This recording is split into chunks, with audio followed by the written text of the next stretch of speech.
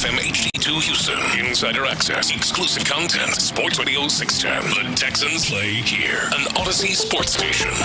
Check out the BetQL Network. Wagertainment for every fan. Get sports betting tips from the best in the game. Available on the Odyssey app and our sister station 650 The Bet. Sports Radio 610 presents Seth Payne and Sean Pendergast. We coming to H-Town. Let's get the work in, man. Let's go. Great day, great day. Oh, give me some juice, baby. Oh, yeah. Hey, what's happening, everybody?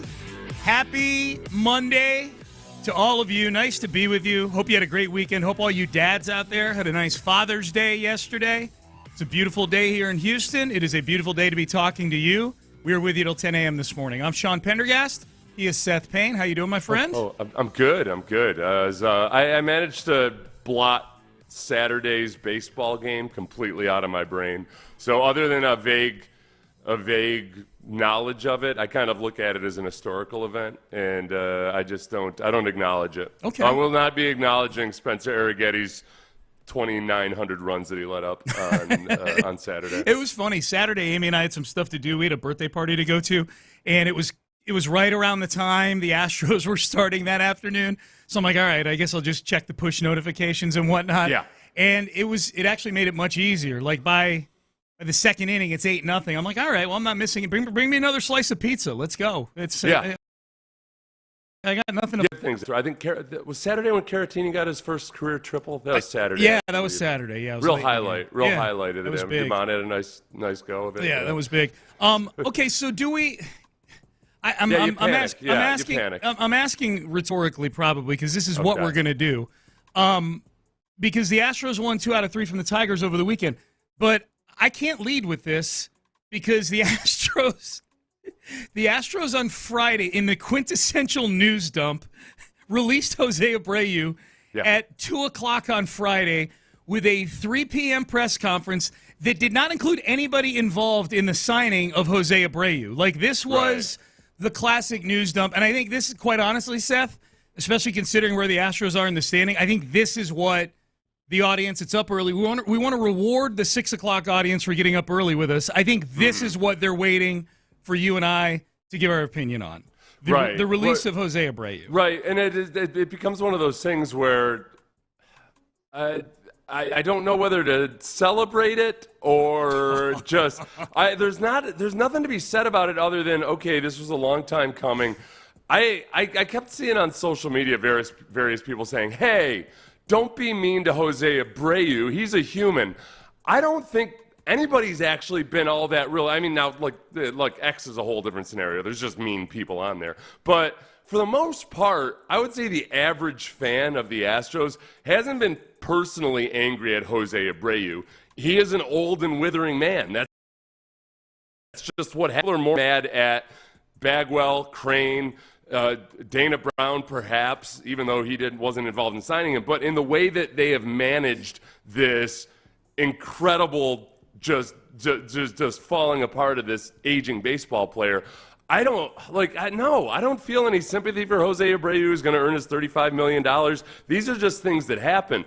It's just that in finally cutting Jose Abreu, it doesn't change the way they handled everything leading up to it, to where when the Astros had a reasonable chance of actually reclaiming or regaining some ground, they continued to roll out this experiment. And most of all, I think where people really started to get agitated is they were spitting in our faces with what they were saying at us. They were calling us idiots because he would have bad at-bats, and you're just, okay, I'm Joe Average baseball fan.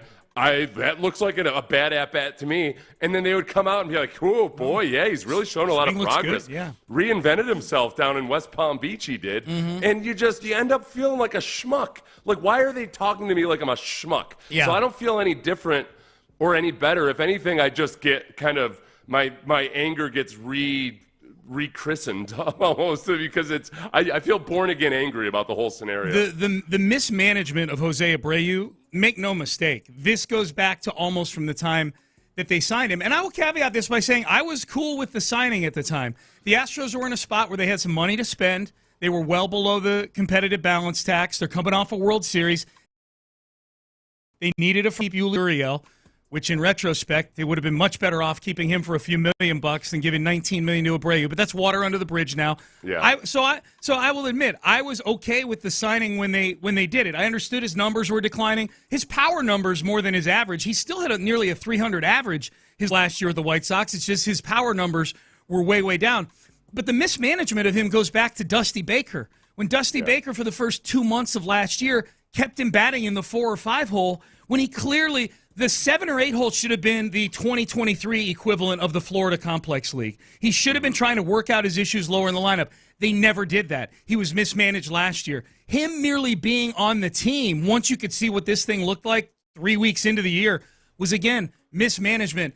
This is Dana Brown on Friday talking about why now for the decision to move on from Jose Abreu. Yeah, I mean, we've been talking about it over the last week or so, and ultimately, Abreu is an outstanding human being. He's had an outstanding career, and so we tried different things to get him going, like sending him down, and so as we talked through the process, this week, we felt like it was time to make a change. Ultimately, when guys lose their timing, you look for them to go down and to regain their timing and to get on time with the baseball, to have quality at bats and things like that.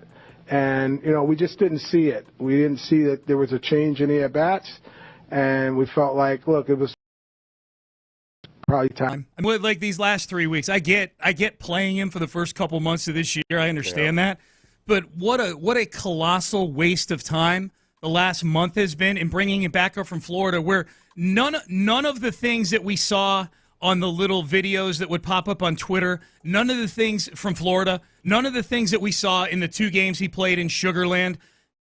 The only thing that we had that would indicate he was ready to come back up here and look different was word on the street down in Florida from people who were way too invested in the success of Jose Abreu. So Friday was a great day for the Astros. Like, that's how I feel about it. I feel, to your point, Seth, I feel zero remorse in celebrating it. He's going to get a big cardboard check for $30+ million. I am happy for his teammates who don't have to insult the fans. Cool. But I can't imagine being the other 8 guys in that lineup every day with this black hole sitting there and management telling us, like, no, this is all going to work out, man. Look, his bat speed's there. What the hell? I don't know if, and if you look at some of the clips of the players afterwards, a lot of them were really upset that, or at least they were saying they were upset that Abreu was going to be gone. I don't think it's as much of a conscious thing in the clubhouse as much as it is just one of the things that adds to the pressure and the drain, perhaps. Like that it just accumulates.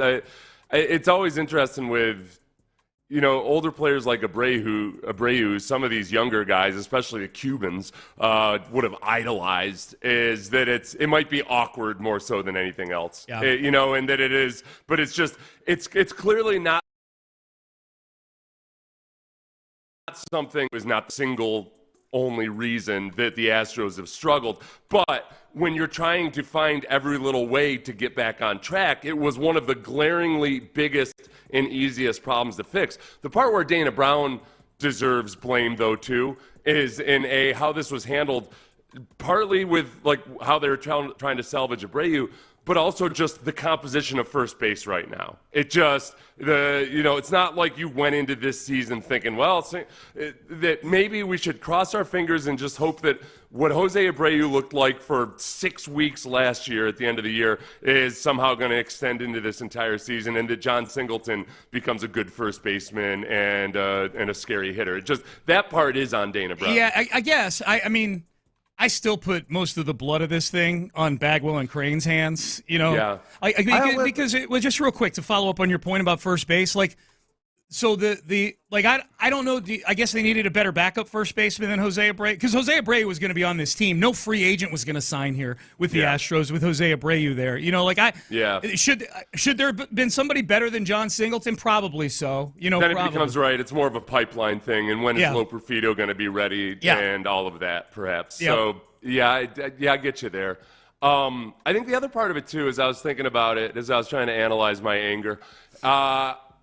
I think that, looking back on it, the signing of Jose Abreu, I think that there is truth in that a lot of people were fine with it at the time or excited about it at the Bagwell Crane for Abreu falling off a cliff the way he did. I don't think anybody would have predicted that or foreseen that. I thought that they probably, when Bagwell cites the analytics, which was interesting, I think that they probably, I would imagine the input from the analytics people was like, well, on average, you'd expect this guy to be a little bit lower than where he had been. Yeah. But not everybody falls completely off a cliff all of a sudden over the course of one season.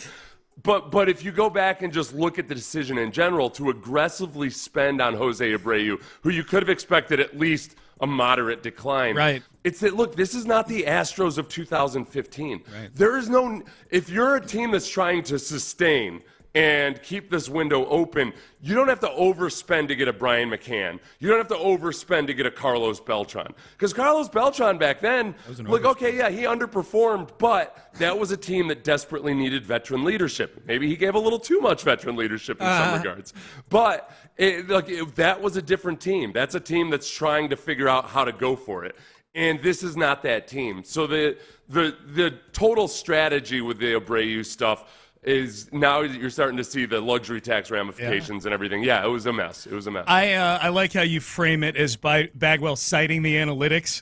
Yeah. I'm like, he did say the word analytics. Like, that was him citing the analytics. He basically was just saying everybody was on board, from the scouts to the analytics staff. Analytical, data-driven. Those are the two words I saw. Hey, where are you on Bagwell and Crane not showing up for the party on Friday? Bagwell had time to do an interview with Brian McTaggart. He didn't have time to show up at the press conference. Where are you on that?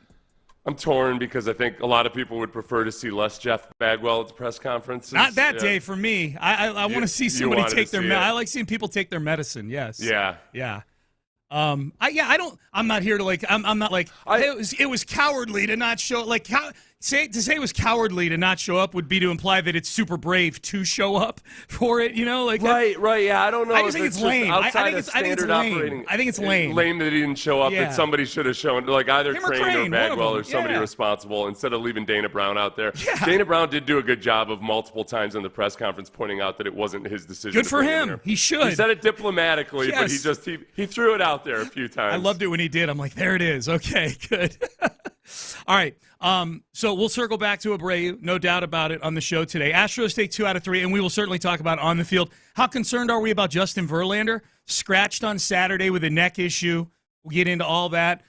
We've got some leftover nuggets from the Trevor Lawrence contract signing last week.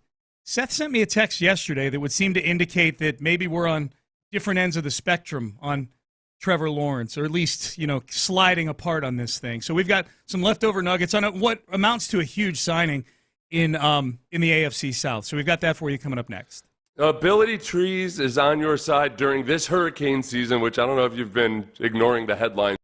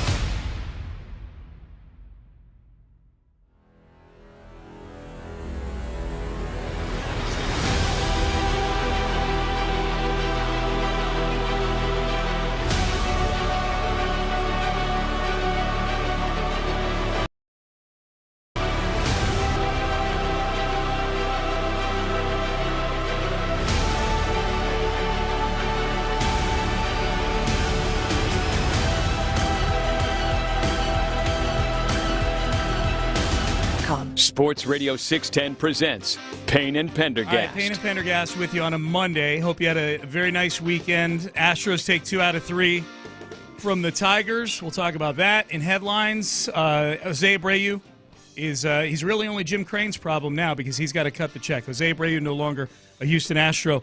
As far as stuff affecting the Texans, no real Texans news this weekend. But the Trevor Lawrence contract was a big story at the end of last week, and some of the numbers started to come out over the weekend on the Trevor Lawrence contract. Look, I still think for what he is, Trevor Lawrence, if we believe that the NFL should operate like the real world where your salary is indicative of how good you actually play and actually are and have produced, then Trevor Lawrence is overpaid. But some of the numbers have come out, and I probably have not dipped into exactly how the quarterback contract extensions impact the salary cap immediately or down the road because the Texans haven't had a reason to do that in a few years since Deshaun's contract. But the Jacksonville Jaguars, in terms of team building, and one of my takes last week was, cool, they can't dip into free agency anymore. If they can't, it's really not going to be because of Trevor Lawrence's contract for a few more years. His cap hit this year is still only $15 million. His cap hit next year is only $17 million, 2026. It really doesn't start to get into the range of like, all right, this is $34 million in 2027. The big meatball sitting out there right now is that they've really backloaded this thing to where in 2029 and 2030, he's damn near $80 million in both of those years. Yeah. I'm at the point now where after I actually spent a good amount of time watching Trevor Lawrence's good stuff and his bad stuff this weekend, and in just looking more at the situations that teams are in, and when they have a quarterback like Trevor Lawrence or say Tua Tagovailoa. Jordan Love to a certain extent, except I think there's many more reasons to be really optimistic about him. Yeah. You're at a position where you have to keep in mind the fact that Trevor Lawrence 2 years from now or after next season, you potentially would have been wondering whether you have to use the franchise tag on him. Mm-hmm. And then he's got a lot of leverage at that point where the franchise tag is $35 million. And right now, as it stands after you've renegotiated him, his cap number won't be $35 million until the year 2027. Mm-hmm. So they push that down the road. Mm-hmm. I think that it makes sense that these teams re-sign these guys to these big deals because the quarterbacks, frankly, do have just a boatload of leverage. What you hope, though, as a Texans fan is like, yeah, I can understand the reasoning for it, and I don't think the Jaguars are idiots for doing it, but it still does have the potential to blow up in their faces big time. Yeah. So it still will have to be accounted for if Trevor middling NFL quarterback, because that's what he's been. He's been on the sum total of it all, not including the Urban Meyer years. So just these past 2 seasons, I'd say he's been a slightly above average quarterback with some really nice stretches and some flashes where he could show what his upside is. But it was probably the right thing to do to give him that contract because, frankly, Tua Tagovailoa is going to get more. Dak Prescott's going to get way more. Jordan Love will get more. All these guys will render this contract not as exorbitant, and they're stuck in a hard place when you've got a guy after 3 years that you're not 100% slam dunk guaranteed about. But the market is what it is. I mean, you got teams out there willing to give Derek Carr $140 million, Daniel Jones $160 million. Yeah, and those are, and Derek Carr's a guy who moved to another team to do that. But you're right, the Raiders did that with him too. I guess the uniqueness of the quarterback position, Seth, is as opposed to other positions, put aside the fact that it's a more expensive position, but receivers getting expensive. Defensive end, Nick Bosa makes $34 million a year. Like those markets are pushing into the 30. Soon they'll be $40 million. Is that if you decide to move on from somebody at those positions, you're not starting from scratch again. Right. I'm not a big Trevor Lawrence fan. I am glad that Trevor Lawrence is long-term with the Jags in the division because I don't know if he's going to progress to become what this contract indicates he should be. That said, to your point, he's been slightly above average, as have the Jacksonville Jaguars. The last average, they've been 9-8.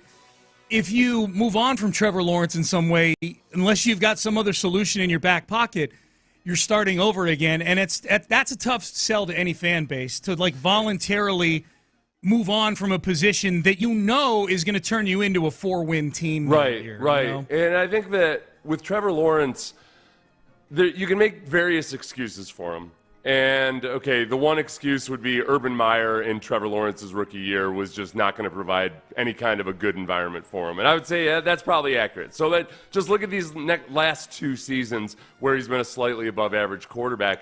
The biggest excuses people make for him is that, A, the offensive line play has been really shoddy, and B, his wide receivers don't seem to always be on the same page with him or perhaps on the correct page, even on some of his better throws. So is that what leads to him looking like a first-read quarterback? Is it just that he's so frazzled by the lack of pass protection that he's moving off the first read quickly and then just pulling the ball down and running or just throwing it away or making bad decisions?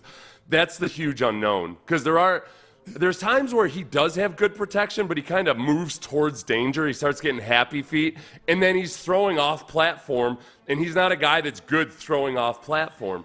So is that because he's so frazzled and because he doesn't trust the offensive line, or is that just who he is as a quarterback? That's impossible to know, but I know when he does do things right mechanically, and when he's not drifting around in the pocket like that, he's really good. So I just don't know, because we could have said the same thing about David Carr back in the day. Like, all right, well, is he uncomfortable in a clean pocket because that's who he is, or is it because he's been hit so many times that's created him? And then the other question is just, can you fix that? I don't know. It's not my problem, thank God. Yeah, no. As a Texans fan, I hope he doesn't fix it. As a Jaguars fan or as a Jaguars front office member, I'd be saying, like, all right, yeah, we really got to hem up this coverage. And frankly, Trevor Lawrence himself has to take responsibility for some of that pass protection and the receivers running crisp routes. That's on the quarterback. Yep. You got to be an O-line coach and a wide receivers coach, too. It's just, man, it's really interesting. Like, the rule is now out there. If you're a highly drafted quarterback that shows signs of being that guy, if you're slightly above average, you're getting that deal after 3 years now. You know, like Kyler Murray. I mean, just Jared Goff when he did, and that's a whole different saga that's turned into. Tell me if this analogy is a little too much for 6:27 in the morning. Okay.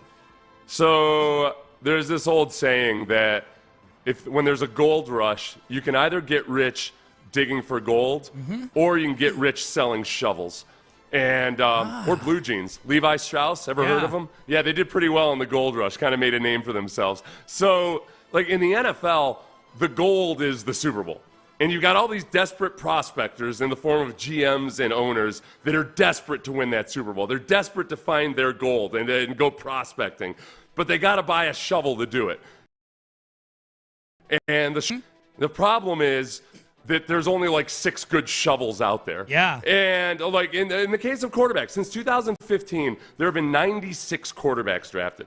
6 of those quarterbacks have had a single all-pro season. So 6 of them have actually turned, become a Josh Allen or a Dak Prescott or anybody else like that. Yeah. So, like, how much are you willing to pay for the chance at getting a shovel when that's, in a lot of ways, you're only real? I mean, you can do it like with a garden trowel like Nick Foles every now and then, but your best shot is at getting a shovel. And how much are you willing to pay for it? That's the rock and the hard place that owners are up against. And a lot of times they got a shovel in hand and they're not sure if it's a good one or not, but the chance of going out back into the draft and finding one, and how many first-round picks are you going to have to use to trade up to get to where you want, and is that guy even going to work out? It's very, very risky in either direction, and the bird in the hand, I understand why you go with the bird in the hand. Yeah, I do too. I guess where if I were a Jags fan, and this is where I feel really good as a Texans fan, if I were a Jags fan, forget about the cap ramifications, because as you and I just pointed out early in this segment, they're not as dire, at least in the near term of the next 2 or 3 or 4 years, as maybe the narrative around quarterback extensions and rookie contracts would lay out. If I'm a Jags fan, I'm a little worried that forget about the money. You are married to this guy now for at least the next 3 or 4 years, and if you choose to get divorced, it's a Russell Wilson level expensive. That would be the part that scares me, and that's the part for me as a Texans fan where I'm confident that what we saw with C.J. Stroud in his rookie year is not something that's going to dip in year 2 or year 3. Like, I feel like CJ is wired in such a way and has the skill set and the want to that he's going to build off of that, not regress from it. So we're going to be doing this same song and dance as a Texan fan 2 years from now. Make no mistake about it. Like C.J. Stroud, he would have to fall off a cliff to not get the 2026 equivalent of what Trevor Lawrence just got. If what C.J. Stroud, like Trevor Lawrence has shown 6 games worth of football that would make me cool with a $55 million contract. Yeah. C.J. Stroud has shown damn near a full season of it, and I expect more of that over the next 2 or 3 years.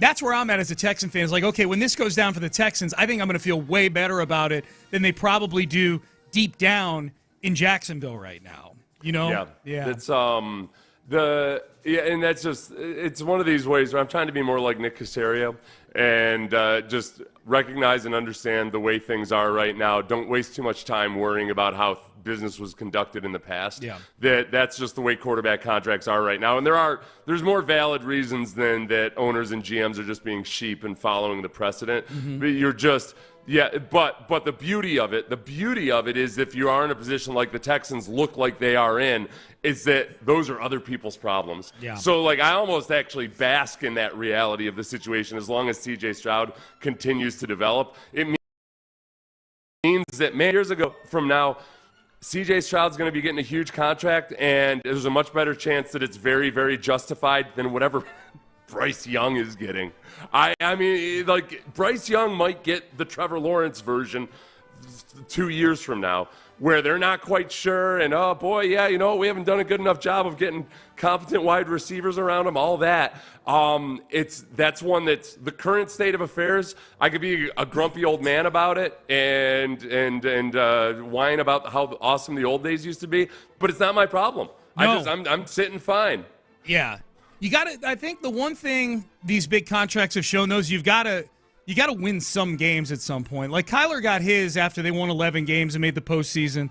Trevor Lawrence has won a postseason game. Like you got to do something. Like when you bring up Bryce's name there, and you know they got to do something at some point. You know, like they got to win some games. Has Tua done something? I guess they made the playoffs. That's in the playoffs, yeah. He stayed healthy last year. Like it's all these meager little things that you can try to get excited about. They got to the playoffs and then were horrendous in the playoffs. Yeah, I mean, he was if you're a top 5 pick, that's the bar. Like, win 9 games, get to the playoffs. Like, that's going to get you paid. Now, do you think Tua gets $55 million a year?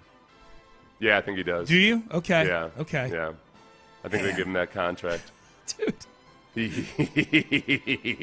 a life, I'm telling man. you, Sean, be happy to be alive in Houston, Texas. I No know. matter what weather events might befall us in the next several months. Just you're happy to be where the Texas state of affairs in the NFL. Dude. Look at the Browns, what they did, how much they spent to just try to get a shot at the table with Deshaun Watson, and how happy are they with Deshaun Watson What kind of right now? shovel is that? Can you imagine being a team that has Deshaun Watson on your team? Oh, God. Horrible. Yeah, I can't imagine what that would be like. Dude, Deshaun, he's a shovel with like 5 holes in the paddle. He's an Instagram shovel. He's kind of like some of the food that looks good on Instagram but doesn't actually do it for you when you eat it. Right. I'm You know, like those donuts, some of the donuts that look like, oh wow. Yeah. Or some of those cupcakes you see in the fancy cupcake shops. Mm-hmm. They're pretty, but it's like, man, I'm paying a lot for basically an artwork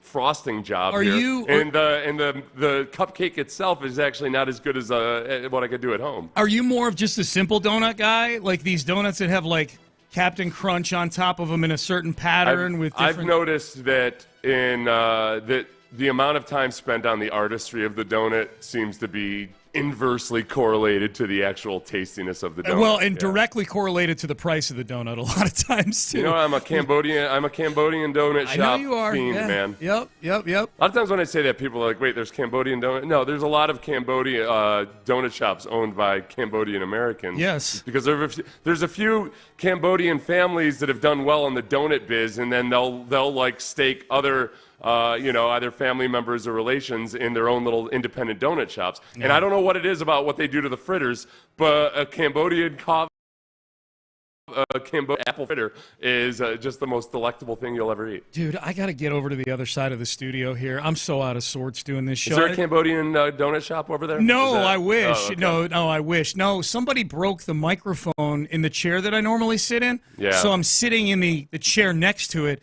And now, you know what? You know who I have great empathy for now? Offensive linemen who get asked to move from right tackle to left tackle. Because this is like doing the show lefty. Like I was telling you before the show, and you made a great analogy. Like, yeah, it's like driving in England. Like the buttons are supposed to be here. I got to turn around and look at the clock. I'm a mess. You're just like an offensive lineman sometimes has a dominant hand or foot. Yeah. You've got a dominant vocal cord. I do. And your left vocal cord isn't as strong as your right. It's not. I feel like I've been vocal cording the wrong way this entire show. And plus, this chair's about to break.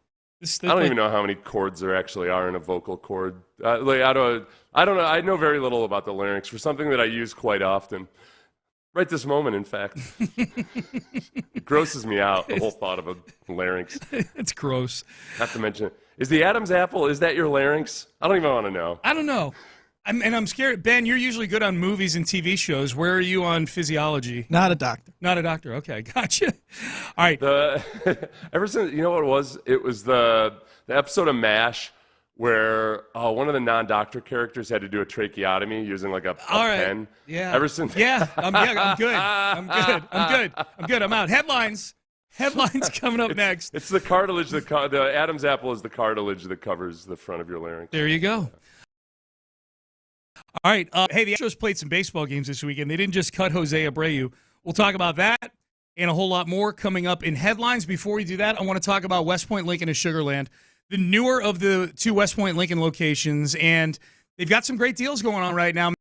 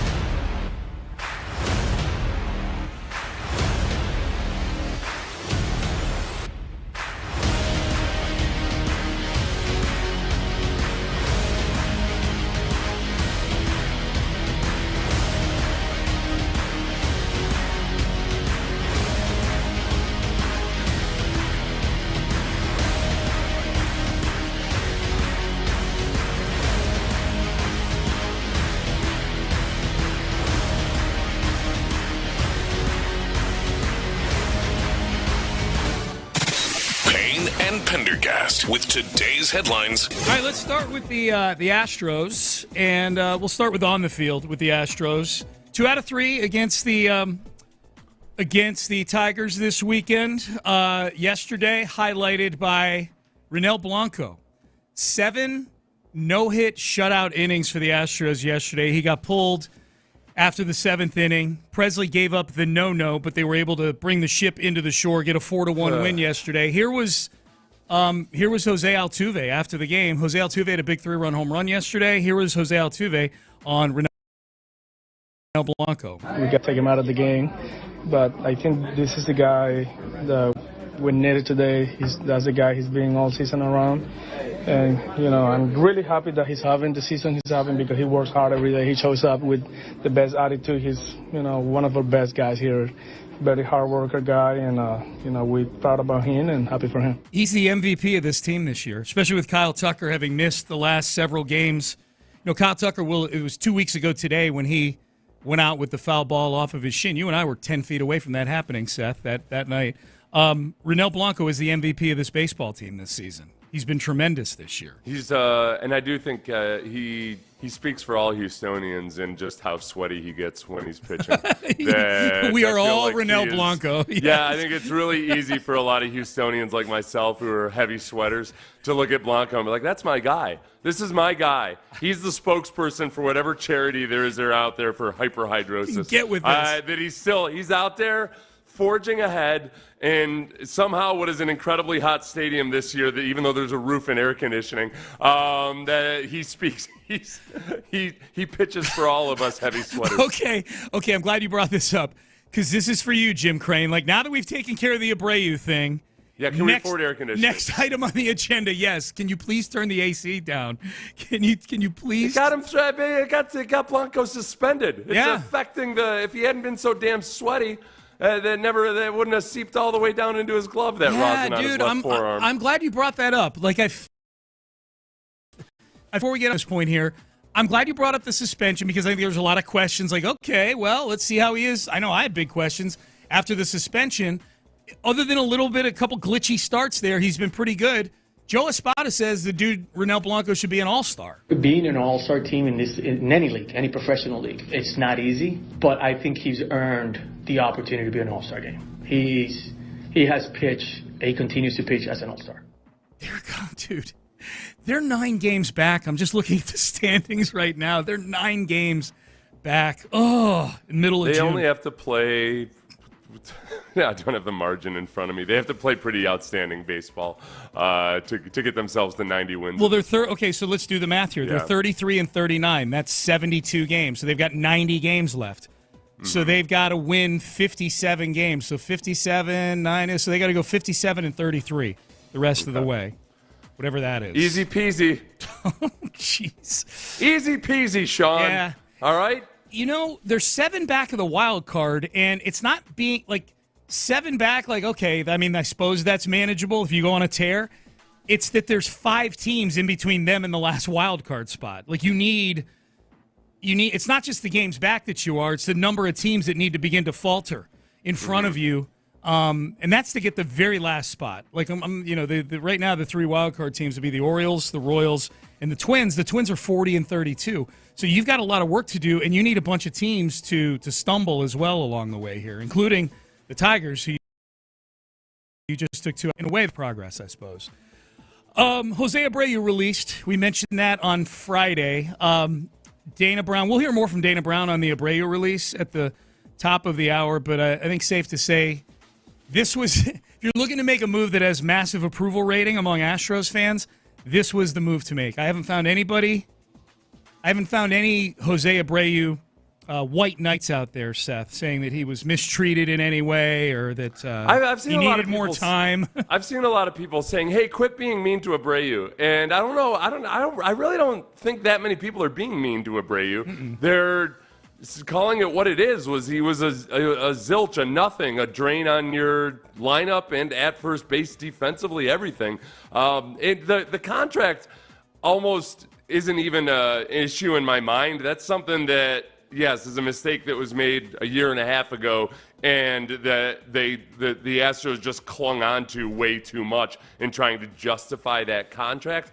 But from trying to get to the playoffs perspective, this was just a huge headache every freaking time. And then it made it worse that the organization was just flat out lying to all of us. Yep. You know, that they were, as we were sitting there watching Jose Abreu at bats, they were telling us that, no, yeah, he's shown a lot of improvement. And the bat speed is great. Like all these things that you could see with your naked eye weren't true. They just continued to lie to us. It got insulting. Yes. I was never once mad at Jose Abreu himself. I didn't doubt that he was working hard. Since he started struggling at the beginning of last season, was I angry at Jose Abreu himself? It's just the entire situation was what was frustrating. Yeah, I wasn't angry at Jose Abreu, and yet the sight of Jose Abreu in the batter's box triggered me. So I don't know what that is. That's probably need to sit down with a therapist, I guess. Am I mad? I'm not mad at Abreu the person. I'm mad at the thought of Abreu batting for my Major League Baseball team. In the moment, you're mad at him. In your moment, you're mad at him. But in the entirety of the situation. Yeah. I think the blame is more on upper management. It's like when you ask somebody to bring you a hammer and they bring you a screwdriver. Right. And so you're trying to hammer in something, a nail with a screwdriver. You don't get mad at the screwdriver unless you're a real psychopath. Right. You get mad at the dullard that brought you the screwdriver instead of a hammer. Yes, the dullard. NBA Finals still going. When we were doing this show on Friday, we thought it might be a sweep, but the Dallas Mavericks took the Celtics to the woodshed on Friday. So we get a Game 5 tonight in Boston. Boston trying to close things out. They're up 3-1. Bryson DeChambeau wins the U.S. Open yesterday. Rory McIlroy collapsed in horrific fashion. T. Higgins signed his franchise tender over the weekend with the Bengals. My favorite story from the weekend that I saw, Seth, I'll use it in headlines here. The Colorado Buffaloes football team, coached by Hall of Famer Coach Prime, Deion Sanders. They had a huge weekend for their spring game at the end of April. Star-studded affair, like a lot of their games were during the season, which included a concert with five-time Grammy winner Lil Wayne Center. But not all of the details were all that great from that. Apparently, Coach Prime, I guess Shedeur Sanders, Deion Sanders' son, who's the most prominent of the Sanders offspring in terms of football. He's potential high quarterback draft pick next year. Yeah, Heisman candidate, really good quarterback.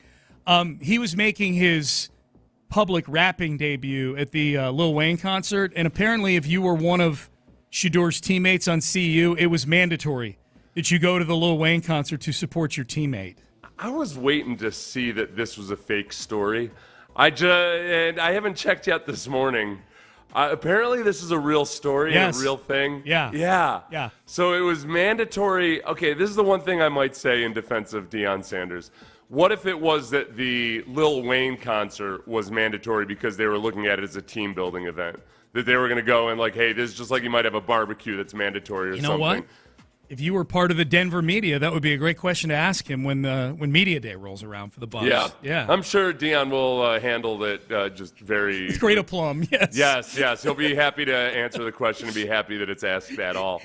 So here's what a source says. The Lil Wayne concert was the final straw for a few players who hit the transfer portal. When Coach Prime told us we all had to be there to support Shedeur as a rapper, they were not happy at all. To be honest, it was nothing but a huge distraction, and Daddy Ball was being played. Daddy Ball. I wonder if Deion's going to be as into being the CU coach when his kids aren't there anymore.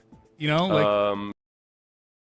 Yeah, he's basically right. It would appear. I doubt it. Especially if they don't start winning football games. They're in the Big 12 this year, man. They haven't done anything in the offseason that would let you think that, now they're ready to, now this is his team. I mean, it was already his team last year because they brought in so many damn NILs. Yeah. Transfer portal. Transfer portal, yeah. And they had 42 leave this year, so it's a conveyor belt going right now. I'm anxious to see how the networks treat them this season because, in the first month of last season, really like the first 6 weeks until you started to realize, all right, they're not as good as they maybe looked in some of those games early in the season.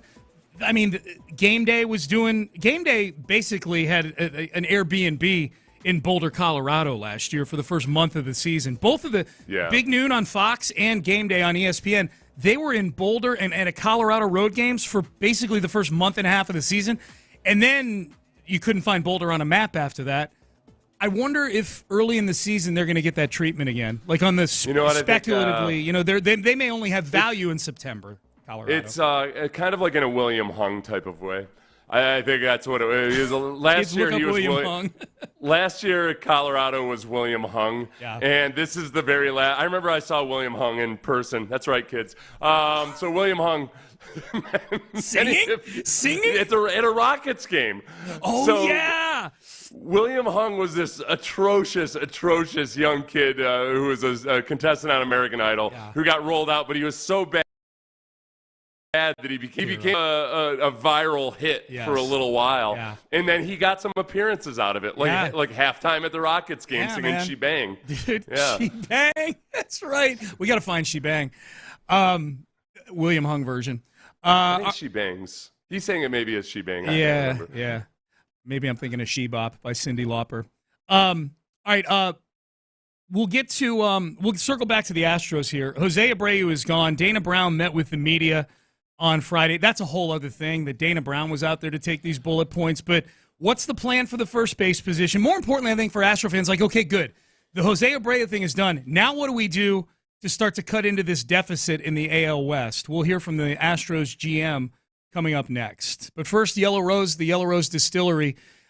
Closed today, but make a note. Tomorrow is Bourbon and Bingo. They do bingo out there every Tuesday. Man.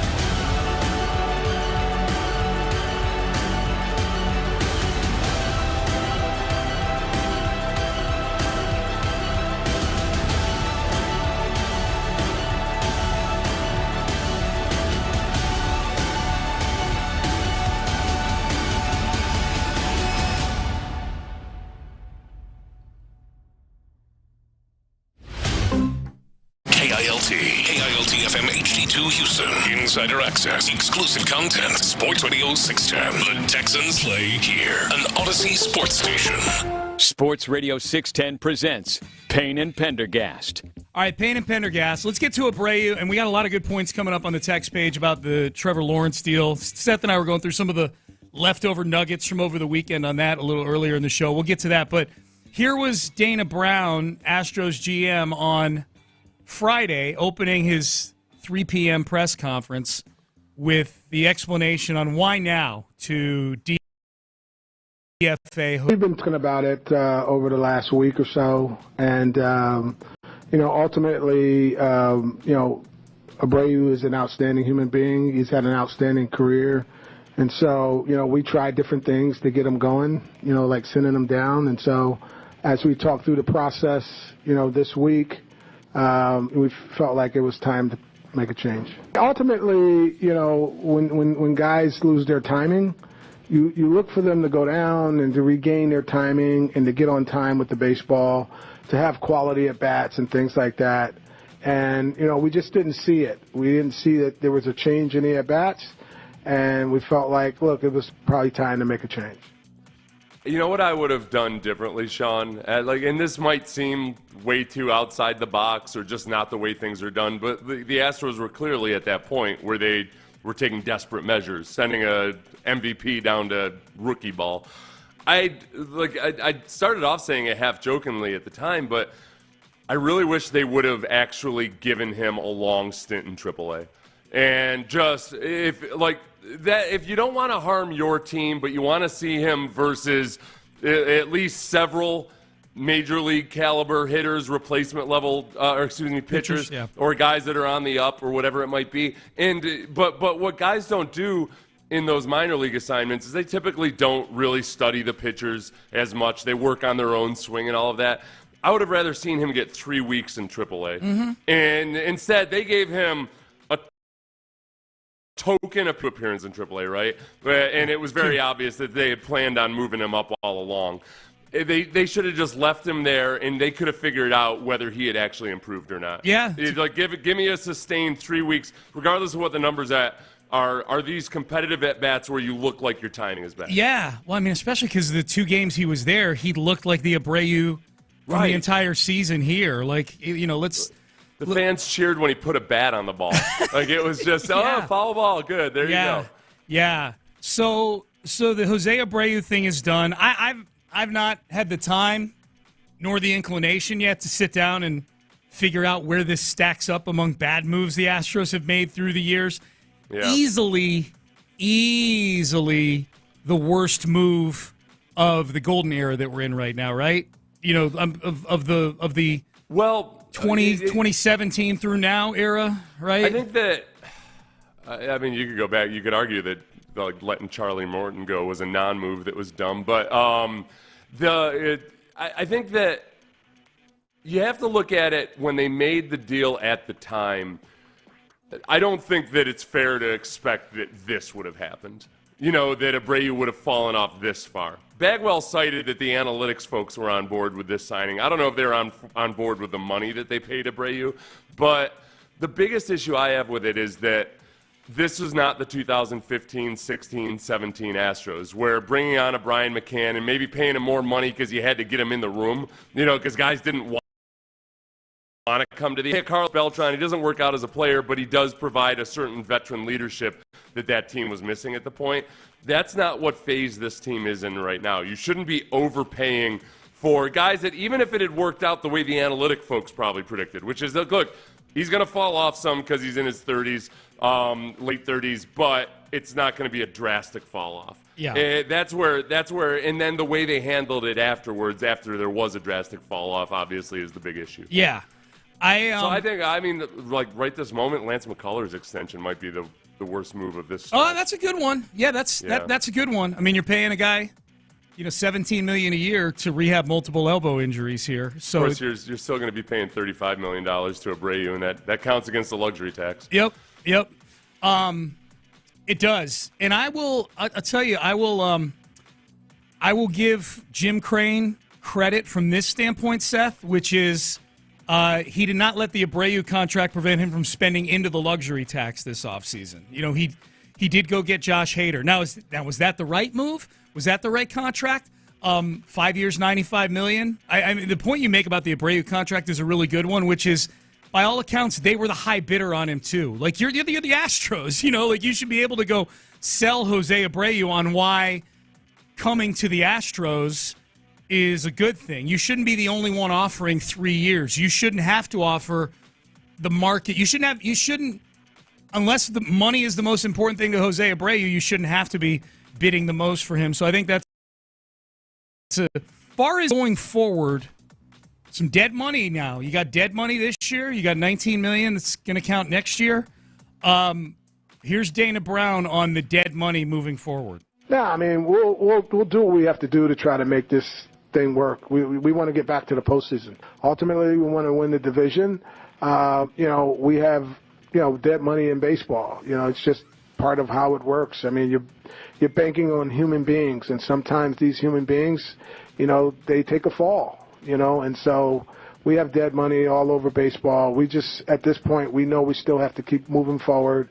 And if we get an opportunity, to make some type of adjustment or add something, we'll try to do it. We can't let this hold us back, It's just, it goes with the territories. Nobody bats 1,000 in player acquisitions. And so some of them are going to work, some of them are not going to work. So you're going to end up with dead money at some point. What's your concern level, Seth, about Jim Crane and his appetite for making big deals now? It's the big concern would be, all right, if the Astros are in this exact same position, if they don't make a push before the trade deadline, is Jim Crane going to give the go-ahead or push for some kind of super aggressive deal at the trade deadline where you're sacrificing your future? And that's where I'm starting to lean way more on the, all right, what are we doing here in the long term? After some of these short-term decisions like Jose Abreu are still costing you on into the future, like just how aggressive do you want to be in biting off both parts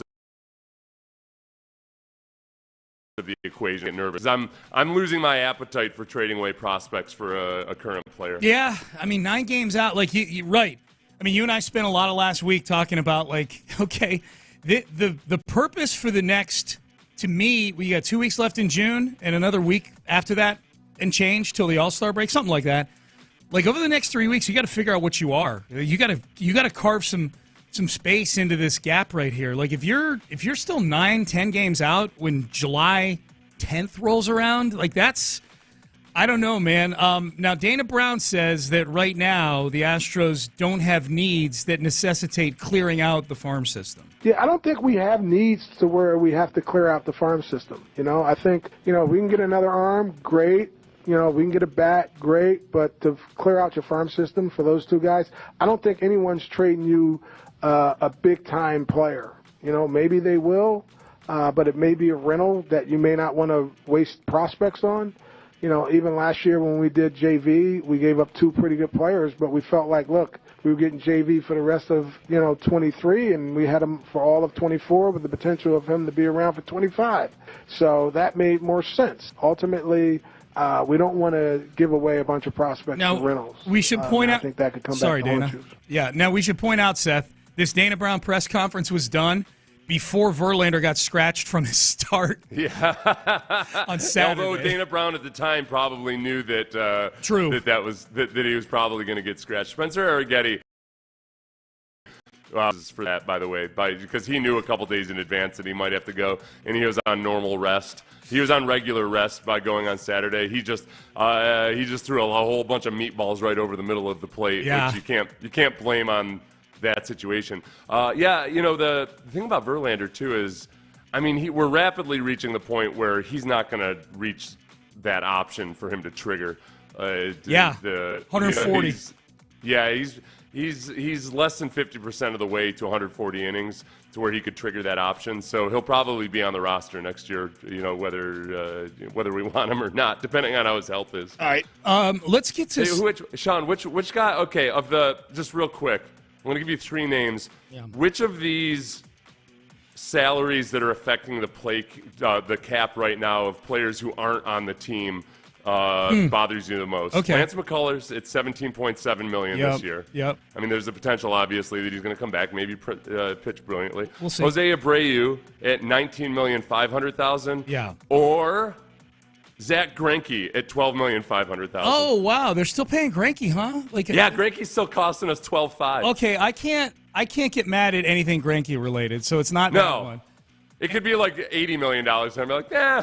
It was and I feel like Greinke wasn't like vintage Greinke or anything when they got him, but I thought Greinke did a good job for the 2.5 years they had him, so I can't get mad at that. So that's a good one. So now, boy, this is a good poll question, actually. Which contract upsets you more as an Astros fan? Having to pay off the remaining... The entirety of the Abreu thing is basically just a complete bust, other than a month at the end of last season in the playoffs last year. Like, it was just really bad. Or McCullers, who you're paying $17 million a year to for at least like another 3 seasons after this one. Like, that Lance contract, man, that goes to like 2027. I don't know if you have that in front of you or not right now, but I think that contract has several more years on it. Boy, I need to answer your question. I'm hemming and hawing right now, Seth. He goes through 2026. Oh, 26? Okay. Yeah. Probably Abreu. Yeah. Just so bad. And just the sometimes these injury contracts are like, it's out of sight, out of mind, whereas Abreu, we were reminded of it 4 times every night when he got into the batter's box. You know what I mean? And McCullers, there's still the chance that over the course of the next 2.5 seasons, somehow, if he comes up huge in the playoffs or what have you, then it feels a lot better. Yep. Yeah, good point. Yeah, there's still time with Lance. All right, Dana Brown said some wild things, too, on Friday. Well, you let Dana talk, and these were at the end of the press conference. So this is one of those things like, the press conference gets longer and longer, maybe get a little looser and looser. This was just a strange one to me when Dana Brown was asked about, okay, well, what went wrong with Jose Abreu? He, in a bizarre kind of way, dragged Altuve into this. I mean, ultimately, that's what Altuve is going to look like. We signed him for a long-term deal. He's going to get older and age into that contract the same way. I think Altuve is a pillar in this organization. I think he's going to be outstanding. As some of these signs will work, some of them will not work. I'm not the type of guy that's going to be in a habit of signing a lot of older guys. I think sometimes you have to sign older guys, but particularly when you have an opening and you have to, plug that opening. You may have to do it. And I think the older they get, you should try to go less years. But ultimately, I think a guy like Altuve is going to be one of those guys that's older, but I think he'll age through his contract very well. I think he's a hell of a player. The beginning of that, Seth, when he's like, hey, man. Hey, he's going to suck when he's older, too. I know. I'm like, what? He's going to be exactly like Jose Abreu, What are you saying?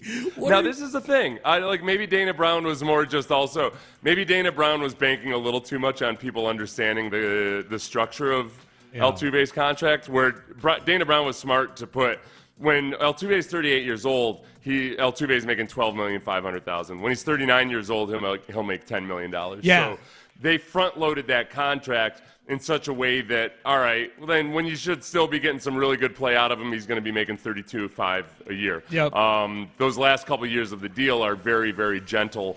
And it wouldn't feel like, for many, many, many reasons, it would not feel the same way as Jose Abreu. And it would be easier to walk away from it if it was time. The fans aren't going to be as disgusted with it because, A, it's Altuve, and B, he's only counting $10 million against the luxury tax. Yep.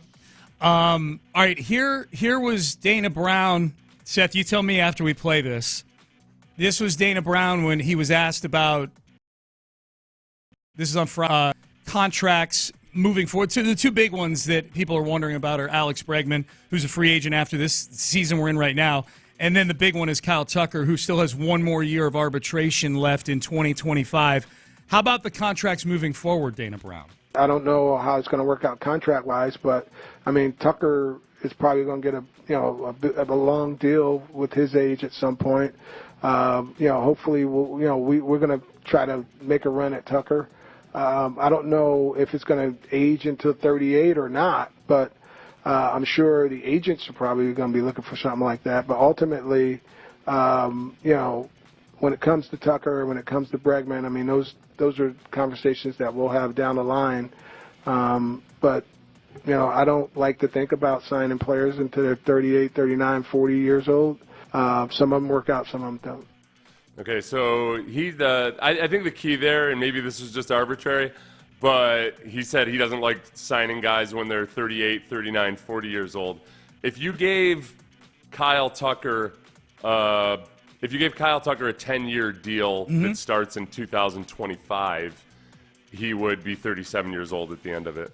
So I don't know how much to read into or dice it out as to whether like 37 is a magical cutoff age after which they don't want to have a guy on contract. But for whatever it's worth, Kyle Tucker is still relatively young when it comes to giving a guy an 8-year deal. Certainly, yeah. I think if you give Kyle Tucker an 8-year deal, you can reasonably expect that he'll at the age of 35, especially given, even he never gets injured, and when he does, it's he got hit in the shin with a baseball. It wasn't any kind of a soft tissue running around, just this guy gets injured a lot. It was like a very clear impact thing that shouldn't make you feel like in the future he's gonna have these issues over and over again. That's exactly right. Like, you think of Jordan, his injuries have been knees, oblique, hand, like no blunt force trauma with that. Altuve had the broken hand, but that led to hamstring. And Altuve's had his fair share of – he had an oblique last year for a little while. Hamstring, he had the broken patella. Yeah. He had a lot of things that weren't necessarily impact-related. Right. No, and Tucker – and he plays a position that is easier to dole out a contract like that. He's playing right field. So that was Dana Brown on Friday.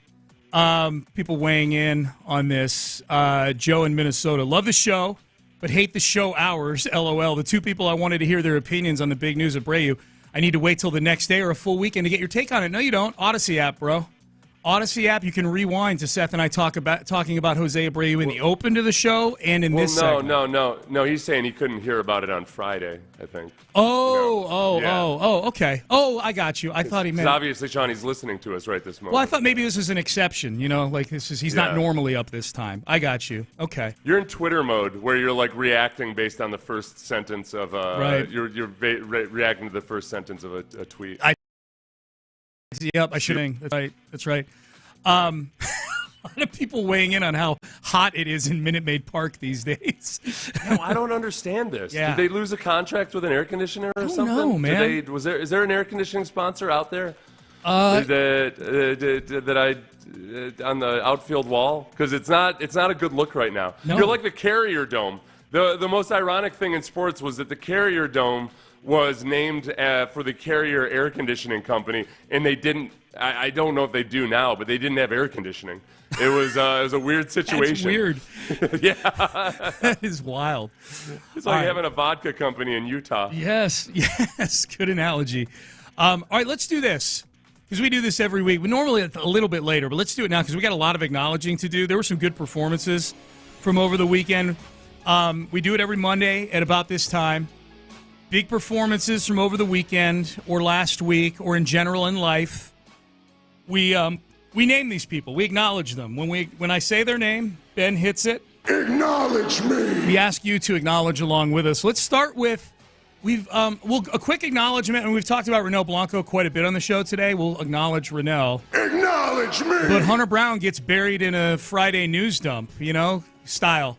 Because he played on Friday. We don't get to talk about him until Monday. Hunter Brown. Acknowledge me. 7 innings pitched, 5 hits, no runs, no walks, 9 strikeouts. If you had told me before the game that either Hunter Brown or Tarek Skubal would have had those numbers, I would have picked Cy Young favorite.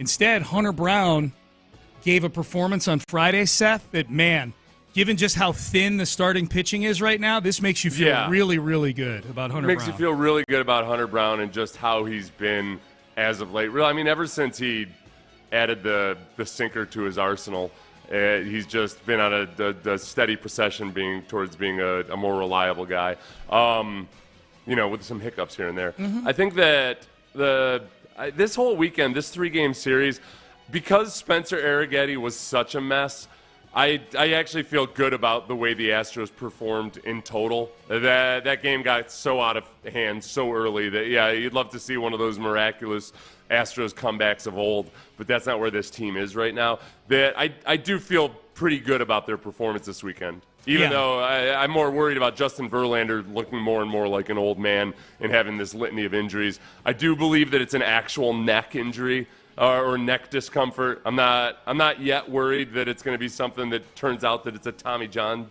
demanding surgery, right, the way we've seen with Christian Javier or other guys in the past. Yeah, Verlander met with the media. That made me feel better about it. You know, he actually goes into dark mode sometimes if there's more to the story. Well, but I'm just comparing it to Javier, who I know Javier doesn't do probably as much media as Verlander because you got the translator and everything else. And he actually went on the IL for that injury fairly quickly too. But that Verlander was out there just chopping with the media the day that he was scratched made me feel better that he doesn't think it's anything super serious, you know? So that was good. Was fantastic on Friday. He was great. So good job, Hunter Brown. Charles Barkley. Acknowledge me. I think in some circles, people see Barkley as the best broadcaster, maybe best broadcaster overall, certainly best studio host of the last decade or so, maybe even more. Charles Barkley announced his retirement from the biz on Friday. I don't know if it was before or after. It was during NBA TV's coverage of Game 4 of the NBA Finals. He was on NBA TV, which is run by the same production team that does TNT stuff. We know TNT is heading into, it looks like, the last year of covering the NBA.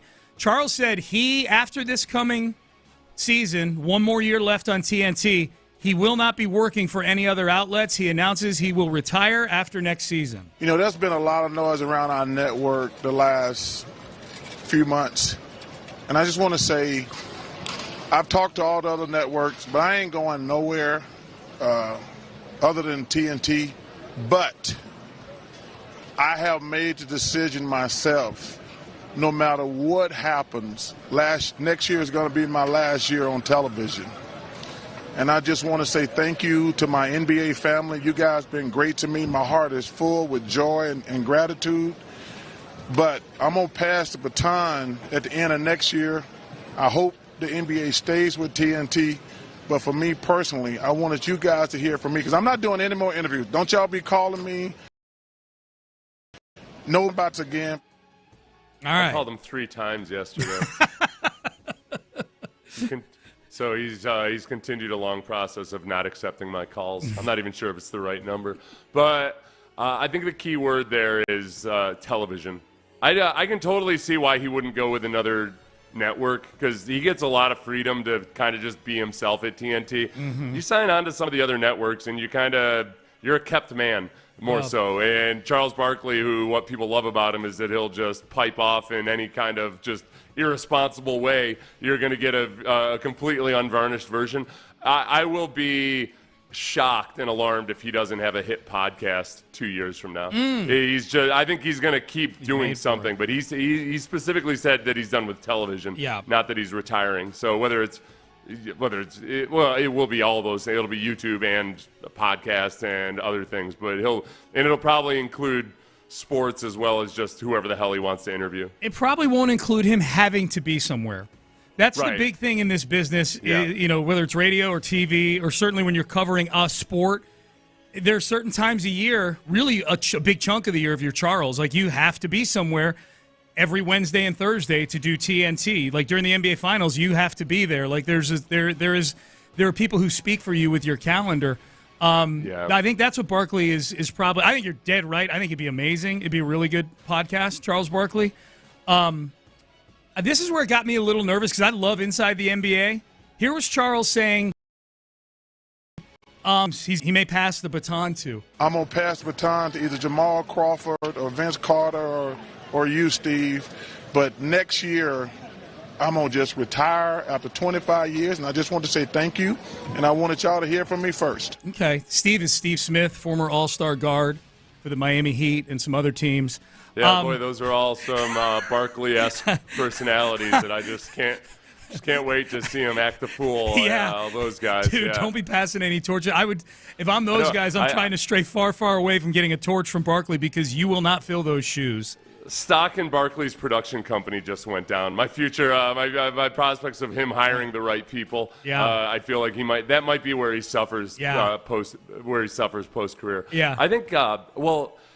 Like in terms of just when you're already a big personality and you've got the option of going to a different TV networks these days, I think that McAfee did it the smart way and that he's not an employee of ESPN. They're just he's a partner. They're broadcasting his show on their network, and if at any point he decides that they're squelching him too much or whatever, he can walk away from it. He doesn't have to re-sign his deal at the end of it, and in the meantime, he's increasing the value of his YouTube channel and his podcast, and it'll probably work out for him. But I think that actually going in and being an employee of one of those places when you're at a certain pinnacle these days, there's just no need for it. Yep. You can make $20 million a year doing your own thing when you're Charles Barkley. You don't need an employer to pay you $20 million a year. You don't. And you get the key. Yeah. It's what happens. Yeah, this is not the last. Next season is not the last we will hear from Charles Barkley. I think it's safe to say. Bill Belichick. Acknowledge me. All right, the news that everybody had been rumored out, that the smoke that had been out there about Belichick and his dating life, I guess confirmed this weekend by TMZ. Bill Belichick is indeed dating a former cheerleader.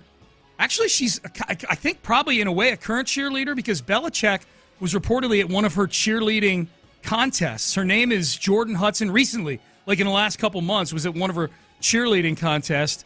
He is 72. She is 24 years old. Yeah. So he is 48 years her senior, to which I say, this is a big topic at Father's Day dinner yesterday, or Father's Day lunch with Amy and her parents and whatnot. Amy's mom's like, hey, did you hear the Belichick story? I said, yeah, and you're going to hear about it on Acknowledge Me tomorrow because good for Bill Belichick, Jolynn. That's what I have to say. Good for him.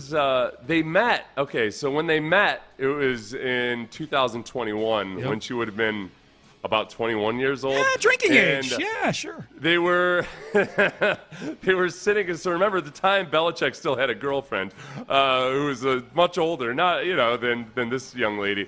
She would have been 21 years old, and apparently she was working on a philosophy project. They were sitting next to each other on an airplane. She was working on some philosophy project that they had a nice, deep conversation over. I am intrigued that she was a 21-year-old student. I asked to Bill Belichick, so this is not... He don't fly coach? Coach don't fly coach, Seth? Yeah, well, unless he was on a Southwest flight or something. I think that it's interesting. It's interesting. Yeah. She's not a dullard, I don't think. I don't think that I think they probably... He found her interesting intellectually if they were talking her philosophy project. Now we know the genesis of Rob Gronkowski's crack on Bill Belichick at the Tom Brady roast. Coach, you used to talk about Foxborough High School when we sucked. But now I know why you were so obsessed with Foxborough High School. You were scouting your new girlfriend. Okay, now that was kind of at the time, that joke, like most of America and those watching on Netflix probably didn't know about this Jordan Hudson thing, like the rumors of it. So that joke almost made Belichick sound like some kind of pedophile. Like, oh, I see you were scoping the high schools looking for chicks. It still does. I don't know. But if you knew he had a 24-year-old girlfriend, it softens the blow a little bit. Belichick grew up in an age when it was common for guys to scope out the high schools. It was a weird time. Yes. Back really for like centuries and centuries until I don't know. I guess good for him. I guess I don't know. I'm glad that he's had an interesting personal life. It's always interesting to me, just the girl dude with a 24-year-old woman it's peculiar for sure. But if it were flipped the other way around and it was 72-year-old woman with 24-year-old dude, it's just viewed very, very differently. So I asked my constituency of 24 to 26-year-old males that I bounce these things off of, my two sons, James and Sammy if there were any famous 70-plus-year-olds that they'd consider. You know, like if they were sitting on a flight, working on a philosophy project, and she's sitting next to whoever that may be, if they would strike up a relationship. James never responded to it because he was at a Kenny Chesney concert. Sammy said that 55 is his limit.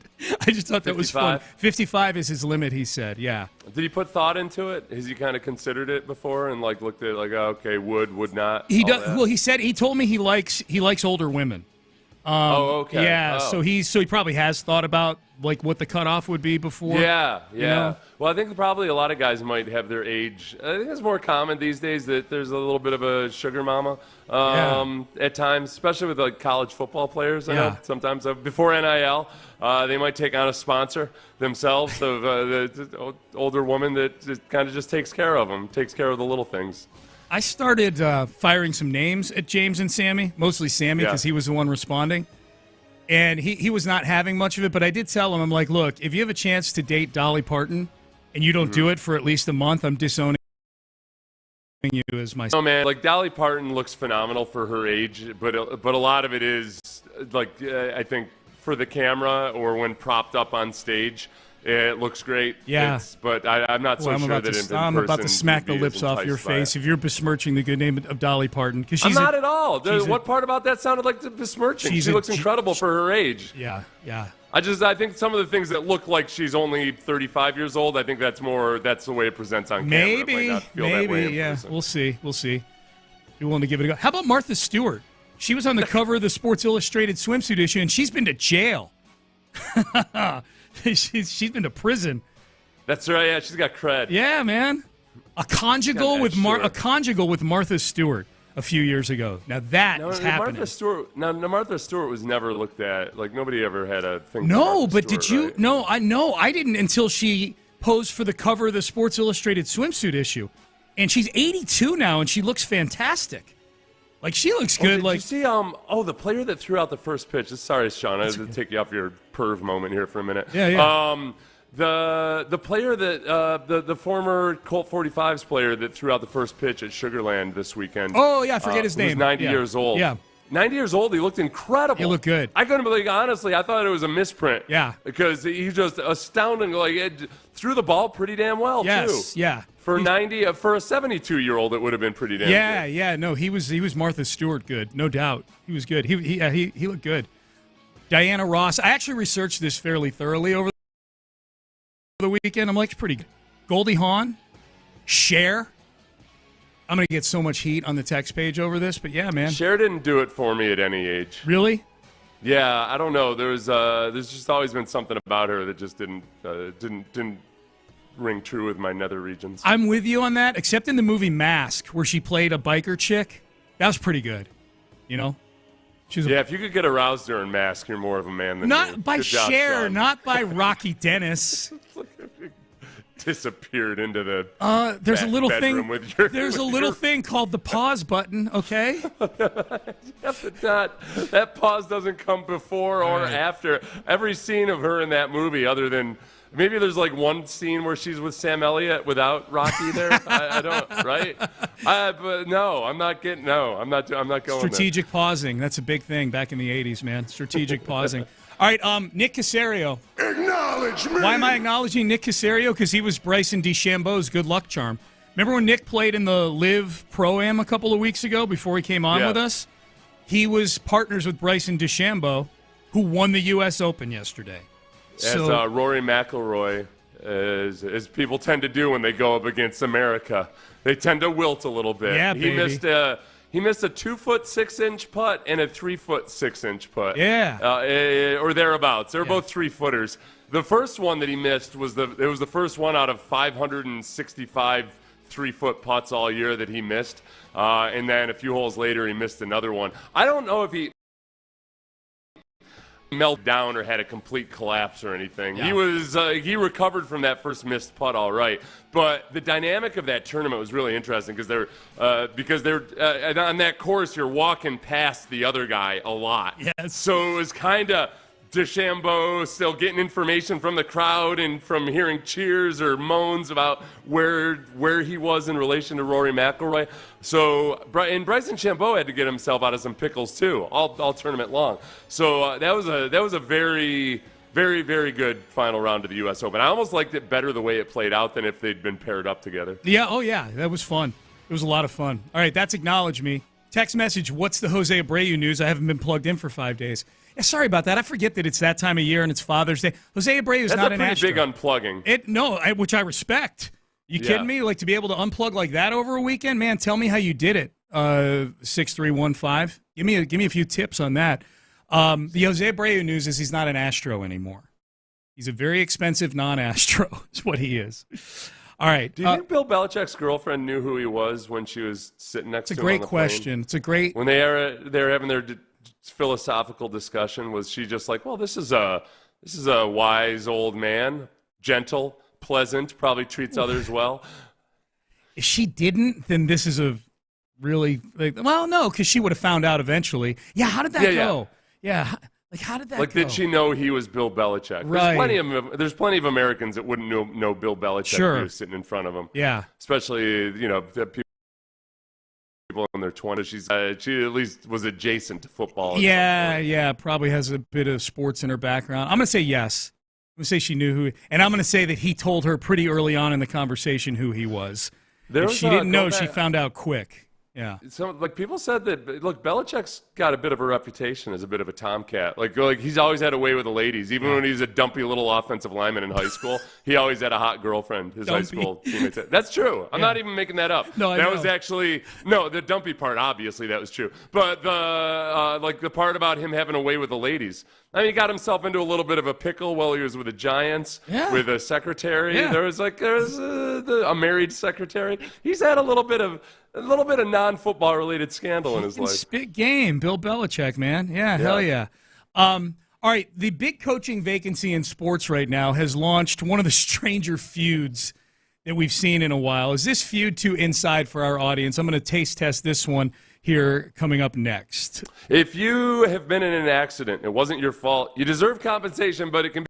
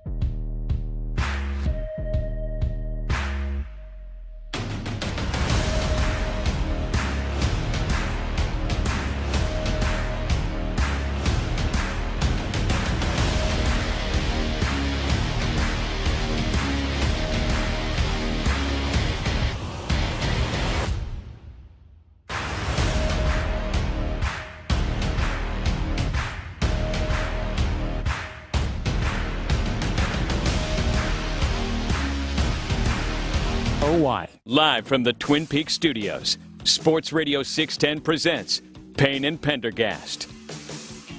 All right, so the Lakers head coaching job is still open. NBA Finals Game 5 is tonight, so the NBA still hanging. This thing's become super weird from the standpoint of the Lakers head coaching job has become this backdrop for this wee-wee swinging contest going on right now between prominent NBA insiders Adrian Wojnarowski of ESPN and Shams Charania, Woj's protege from back in the day of The Athletic. And it's become really weird because I guess Shams went on Pat McAfee on Friday after Danny Hurley turned the job down. So to kind of go through this whole thing, Shams Charania of The Athletic had been reporting from the get-go that J.J. Redick was the leader in the club a month ago, like in the middle of May. And It went that way for a while. And then out of nowhere, like 2 weeks ago, Adrian Wojnarowski, who has deep ties to the Hurley family, he wrote a book about Bob Hurley Sr. and St. Anthony's back in the day. Mm-hmm. Out of nowhere, Danny Hurley, all of a sudden, as reported by Woj, becomes the leader in the clubhouse to get the job, ends up turning down 6 years, $70 million. But when Woj reported it, he reported that Danny Hurley, when he reported the Lakers' interest, he kind of went like, hey, he kind of dismissed all the Redick stuff and was like, man, Hurley's been the leader all along for this thing. It's Rob Pelinka. Okay. You know, he has gotten to know Hurley a little bit through talking about draft picks, but watched them, studied them, and throughout this process, that is the coach they've been after. Everybody else has been just essentially due process interviews, due diligence. They want to get Hurley, and they're hopeful they can lock this up. Okay, so a lot of people construed that as shade at Woj's former protege, old Shams Charania. Yeah. I've and maybe it was. I guess the question, depending on how you parse it out, is Redick might still be, maybe was the favorite and still is the favorite to land the job, given that a lot of people wonder whether Hurley ever actually took it seriously. Yeah. Like, was Hurley ever even genuinely interested in this, or was it Pelinka just trying to go desperately after what he really wanted? Because remember, this is a Lakers team, a Lakers franchise that has been turned down 3 times now out of their last 4 attempts at hiring a coach. They're bad at hiring. Back in 2019, Ty Lue and Monty Williams both turned down the Lakers, and they ended up hiring their third choice in Frank Vogel. And now Hurley has turned them down. The Lakers have finished better than 7th in the Western Conference once in the past 12 seasons. They are rapidly recognizing and understanding and taking on the mantle of a team that coaches don't want to coach for. Mm-hmm. Honestly, if Redick is the favorite in the clubhouse, you just wonder about, all right, is the guy that's you're hiring a guy with with non-existent coaching experience to be your guy. Is it because you genuinely believe that he's the guy, if that ends up being Redick, or is it because that's the only schmuck who'll take the job? Well, I don't know. And he does a podcast with LeBron James. Like, it feels more like this is somebody LeBron James might be comfortable with, if indeed he gets the job. You know, if indeed he gets the job. Here was, again, like, Shams Charania is Team Redick, Woj was Team Hurley. So Hurley turns down the Lakers. So then Shams goes on Pat McAfee, which, by the way, I saw Dan Le Batard and other people like, boy, this goes to show you how powerful McAfee is that he's basically taking Adrian Wojnarowski's arch rival and putting him on his show on ESPN. Oh, yeah. I forget about affiliations sometimes. McAfee's an ESPN guy. I do too. Yeah, I do too. But I guess in defense of McAfee, Shams is going on their show for a long, long time. So he's like, McAfee's big thing on ESPN is like, I'm going to keep doing my show, and that includes Shams, who he's great for morale at ESPN. There's the McAfee rules and the everybody else rules. Yeah. Here was Shams on the McAfee show saying that Redick and James Borrego, who's an assistant, I believe, for New Orleans, they have been the 2 leaders, and that's never changed. Obviously, J.J. Redick has had, has had a lot of interest from the Lakers throughout this process. I said on this program, Pat, if you remember, I actually said on your program on May 24th that J.J. Redick is the favorite and that it is down to J.J. Redick and James Borrego as the two finalists for the Lakers. And that has not changed. It didn't change. Nothing changed from that point. I reported on it as well in The Athletic last Tuesday. I believe that was June 4th. And really throughout the Lakers process, nothing has changed. Okay, here's the thing, and I get it. Shams, your dog may end up winning this race. J.J. Redick may end up getting a job. I'm looking up at the TV in our studio right now. That's the caption at the bottom of the screen. J.J. Redick interviewing for the Lakers job. It kind of changed when they offered Danny Hurley a 6-year, $70 million contract, right?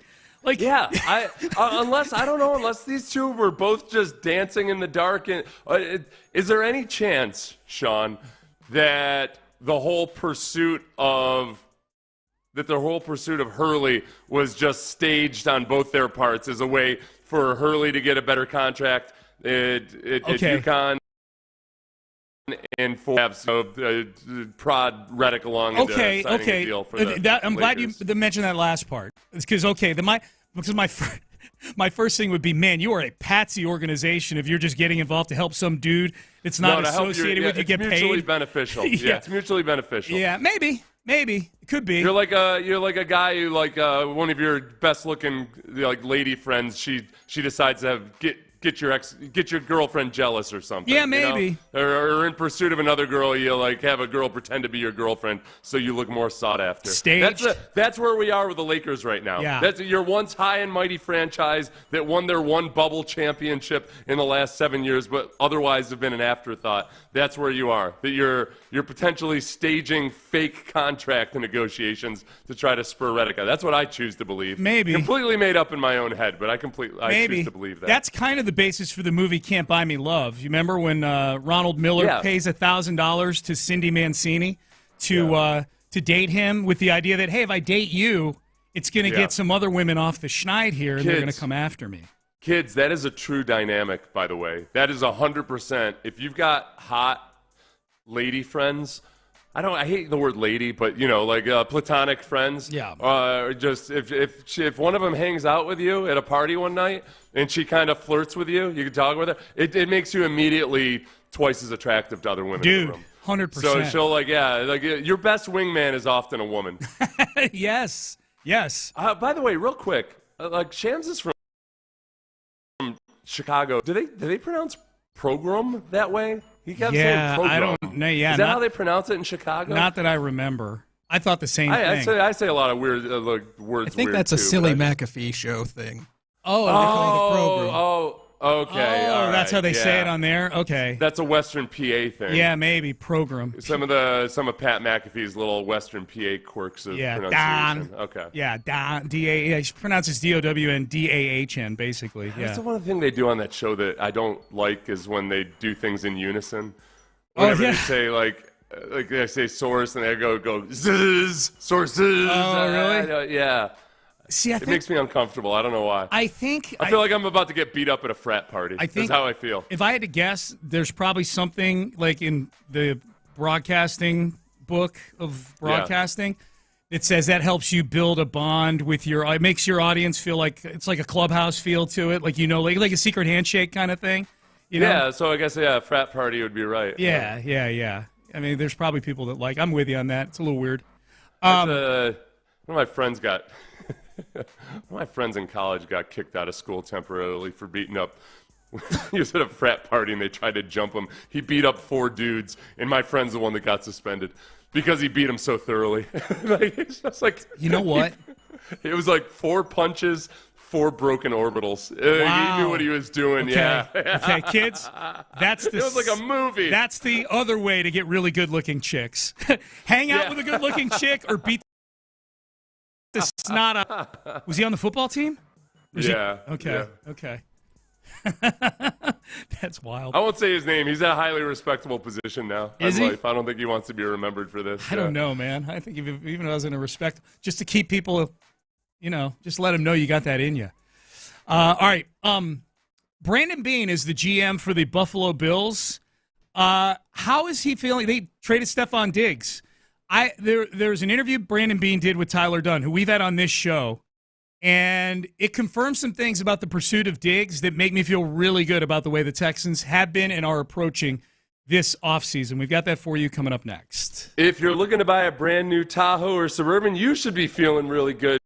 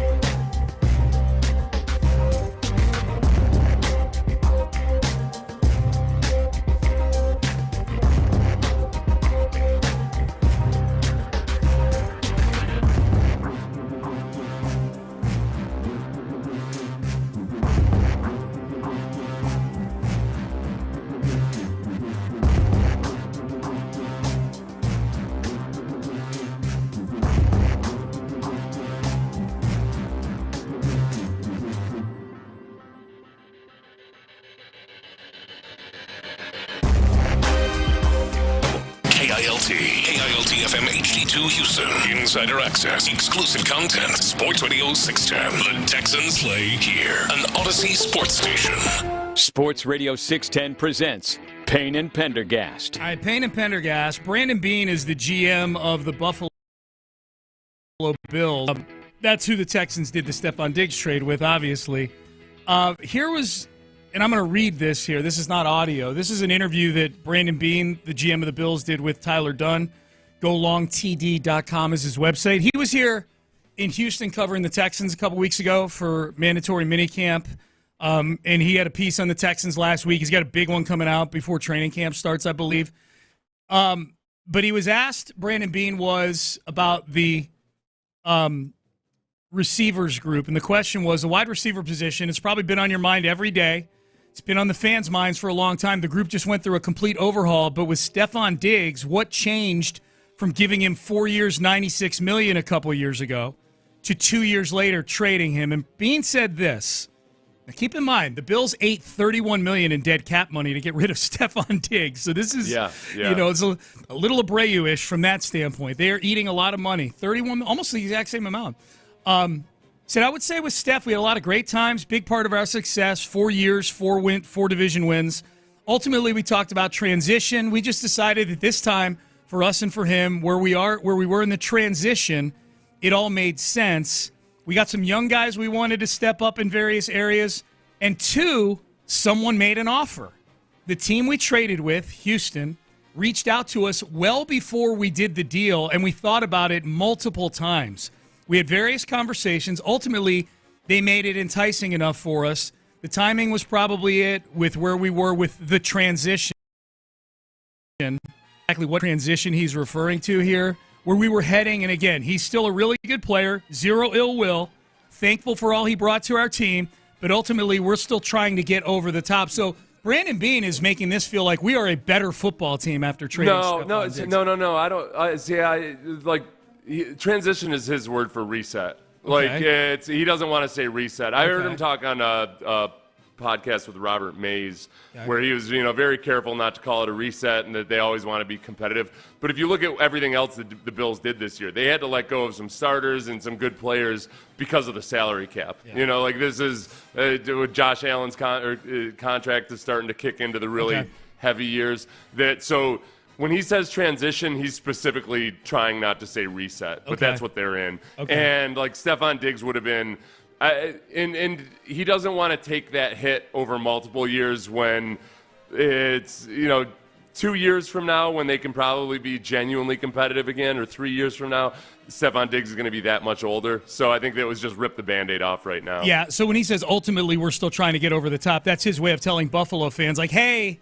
This isn't a teardown. Our goal imminently here, as it needs to be, with a quarterback that you're paying $45 million a year for, our goal here is still the Super Bowl. Look, they're still viewed as a really good team by the pundits. Yeah, I think as long as Josh Allen is there, and I shouldn't say they can't compete for a Super Bowl, but in terms of really building your roster, the way the Texans were able to do it this year, where you're saying, all right, we're going to get this position. And it just made sense for them to unload Stefon Diggs at this point. If he were the A+ premier teammate of the century and didn't have sideline outbursts and everything, then maybe they would have treated him more like Larry Fitzgerald through a transition. But that's not who Stefon Diggs is, and that's not a good or a bad thing. It's just that's who Stefon Diggs is, a player that you don't necessarily want him around when everything else is in disarray, and you're also trying to re-engineer Josh Allen's game. Yep. I think the thing that I like about this, that's the Buffalo side. What I liked in the answer here, and we heard the same thing about what I view, Seth, as the first transaction in what I'll call kind of the Stefon Diggs sequence here. The Minnesota trade where they ended up getting the second-round pick that they used to go then get Diggs. Is that Nick Caserio was the aggressor in both of these deals. He was the one. It feels like he really had a true plan in mind to go get another weapon for C.J. Stroud. I think that with that, yes, I like that part of it. I just still do think that a lot of GMs misgauged how expensive it was going to be to move back up. I think that at the time the Texans made that move, that it was with the thought that if we need to, we can move back up and maybe get a Terrion Arnold or somebody like that. Yeah. And, Nick himself said that they had tried to trade back up a few times. Those are the two spots that moving forward you'll wonder, okay, I suspect they like Terrion Arnold because he sounds almost exactly like Will Anderson from Alabama. Nick Saban talks about him the same way he talks about Will Anderson as much as they care about culture. And then there was that run of 4 defensive tackles at the beginning of the second round that the Texans weren't able to trade back up into. So I think that ultimately, if Kamari Lassiter were to not work out, then you still got the Stefon Diggs out of it. But I wonder ultimately whether we'll look back on that as a good move or a bad move. That's it. When you're laying that out, that's exactly what I'm thinking was, I'm glad Kamari Lassiter has looked as good as he's looked. I know it's minicamp or whatever, but he's looked good so far. He won minicamp, Sean. I know. Minicamp MVP. I know. He was really good. He was better than Aaron Rodgers was in minicamp, I'll tell you that much. He was, for sure. And he's won a few MVPs. We'll get to Aaron Rodgers in a second here. The follow-up, credit Tyler Dunn for hitting Brandon Beane, the Buffalo GM, in this interview with the follow-up, which was, you got a second-round pick, so it's not like you're just dumping him, but you're eating a lot of money, $31 million in dead cap. And Beane points out, and we could have divvied that up over 2 years. If they did a June 1st thing.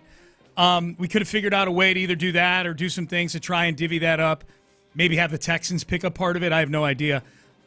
We decided on the timing to go ahead and just eat it. So they're eating $31 million this year, which plays right into what you're talking about, Seth. They're using transition. People use the word reset.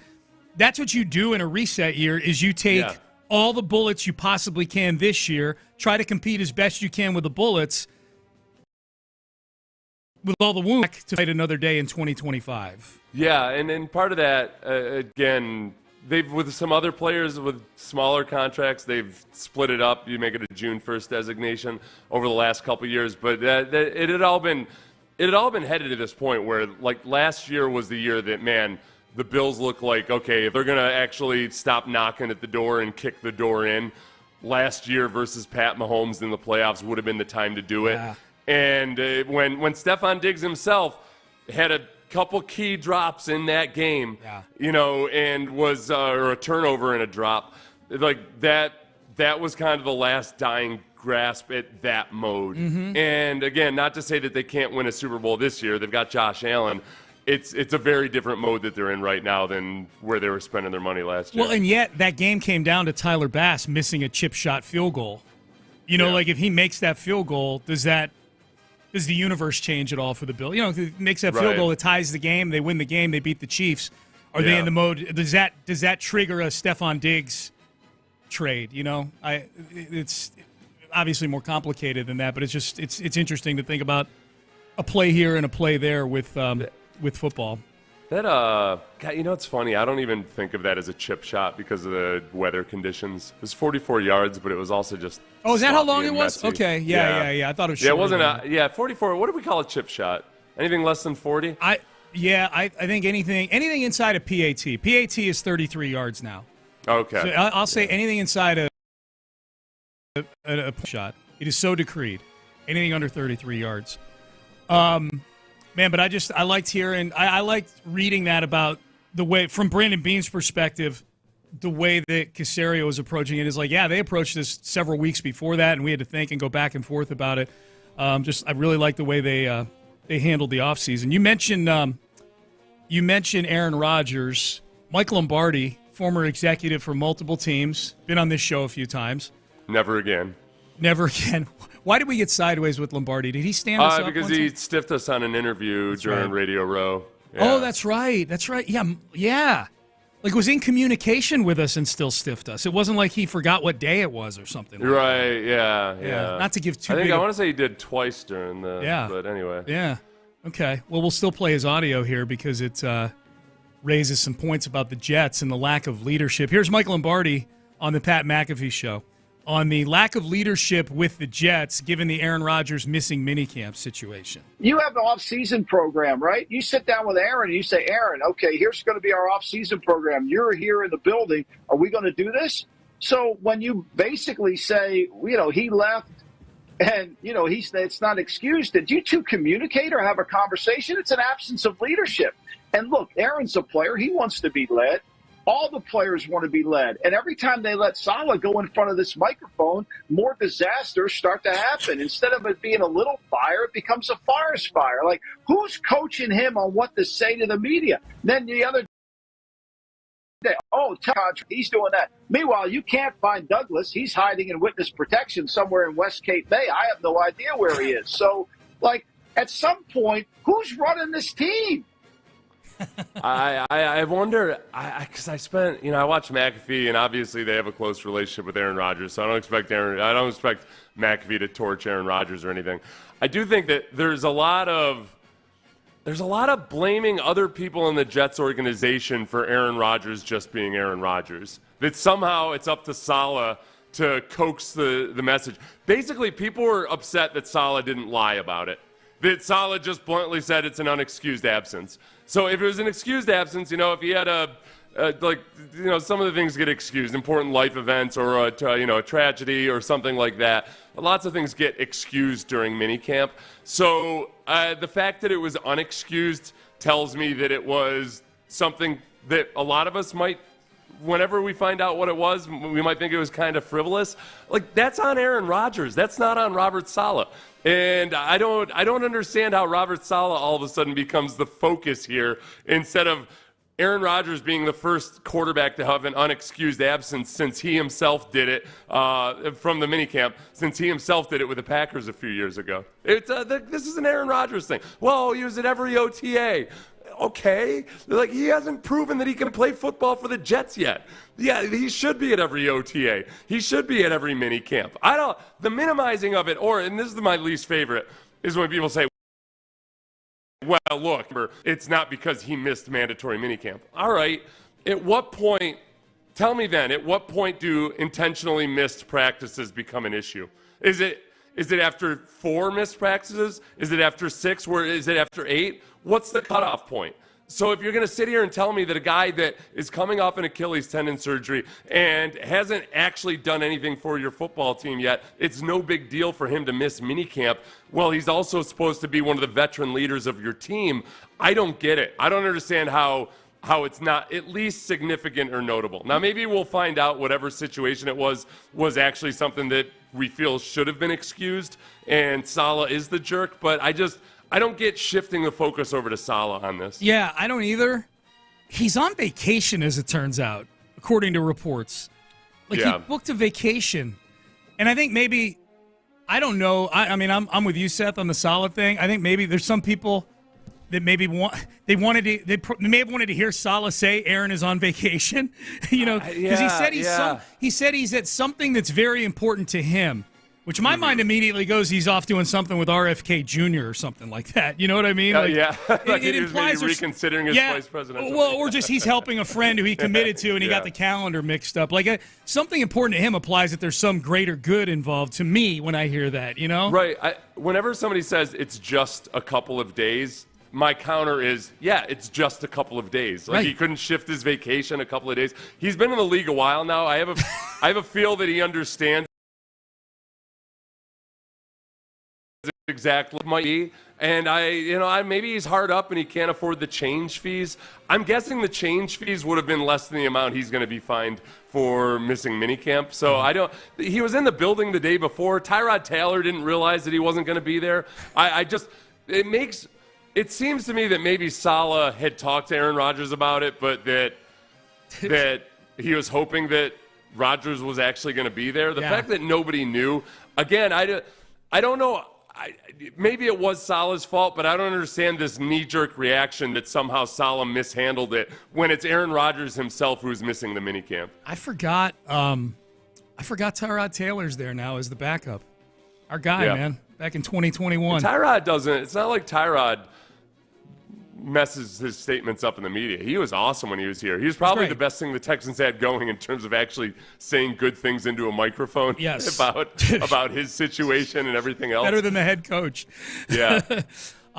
We got into a conversation at Father's Day lunch yesterday. It was me and Sammy and Amy's family, and we got talking about the Texans and winning a Super Bowl and the parade, like we talked about the Astros parade, and you remember like the Astros, we might have been talking about Jeff Bagwell at some point too, because they let a lot of the former players onto floats in the parade when the team wins a championship, and somehow we stumbled upon like who would be allowed on the float, like who would the Texans invite to be on a float, like of the former era players, like Andre Johnson for sure, J.J. Watt for sure. I don't know if I put this in a poll, actually. If the parade has a float with former Texans, if and when the Texans win a Super Bowl, and you can only allow one of these two former quarterbacks on the float, which would you allow? Matt Schaub or T.J. Yates? Who do you think Texan fans, several hundred of whom have voted, selected in this poll? I think that the knee-jerk reaction amongst a lot of them would be T.J. Yates, because he was a guy that surpassed expectations but never had high expectations. With Matt Schaub, it was always, okay, I think most people were a little bit uneasy about just how into Matt Schaub they were at any given time, and then he had just a very precipitous fall. But I think after thinking it through and maybe watching some highlight reels, that they would have said, okay, realistically, it's got to be Matt Schaub. Okay. He did more for the team. Matt Schaub was part of actually bringing this team into the actual NFL. Yeah. For a decade there, we were kind of in purgatory trying to figure out if we were an actual NFL team, and Matt Schaub was part of the crew that made them a bona fide NFL team. You're right. It's Matt Schaub. Now, Seth, Okay. we've got to get a number from you here. What percentage do you think voted for Matt Schaub? 67%. Oh, man, so close to the 10% cushion that we give you on this. 78.1%. Oh, good. Yeah. Good. Okay. Oh. Yeah. That feels good. I'm glad. With hindsight, people are starting to soften a little bit on Matt Schaub. I was happy to see this. I like both guys. But Schaub is the guy who, if you had to pick one, like he's the guy who deserves early. But 78.1%. The internet has softened on Matt Schaub. It's good.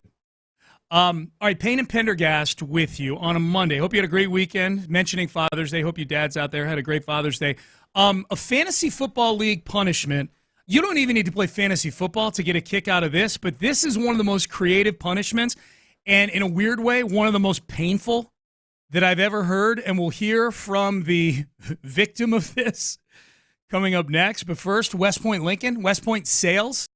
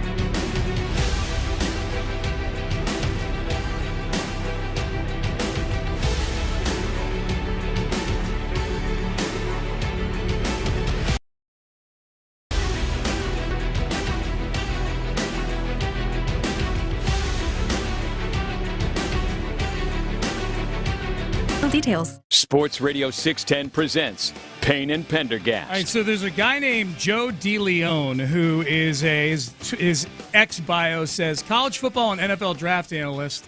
He's got a podcast, former Rhode Island long snapper. So you get that long snapper vibe going. He's a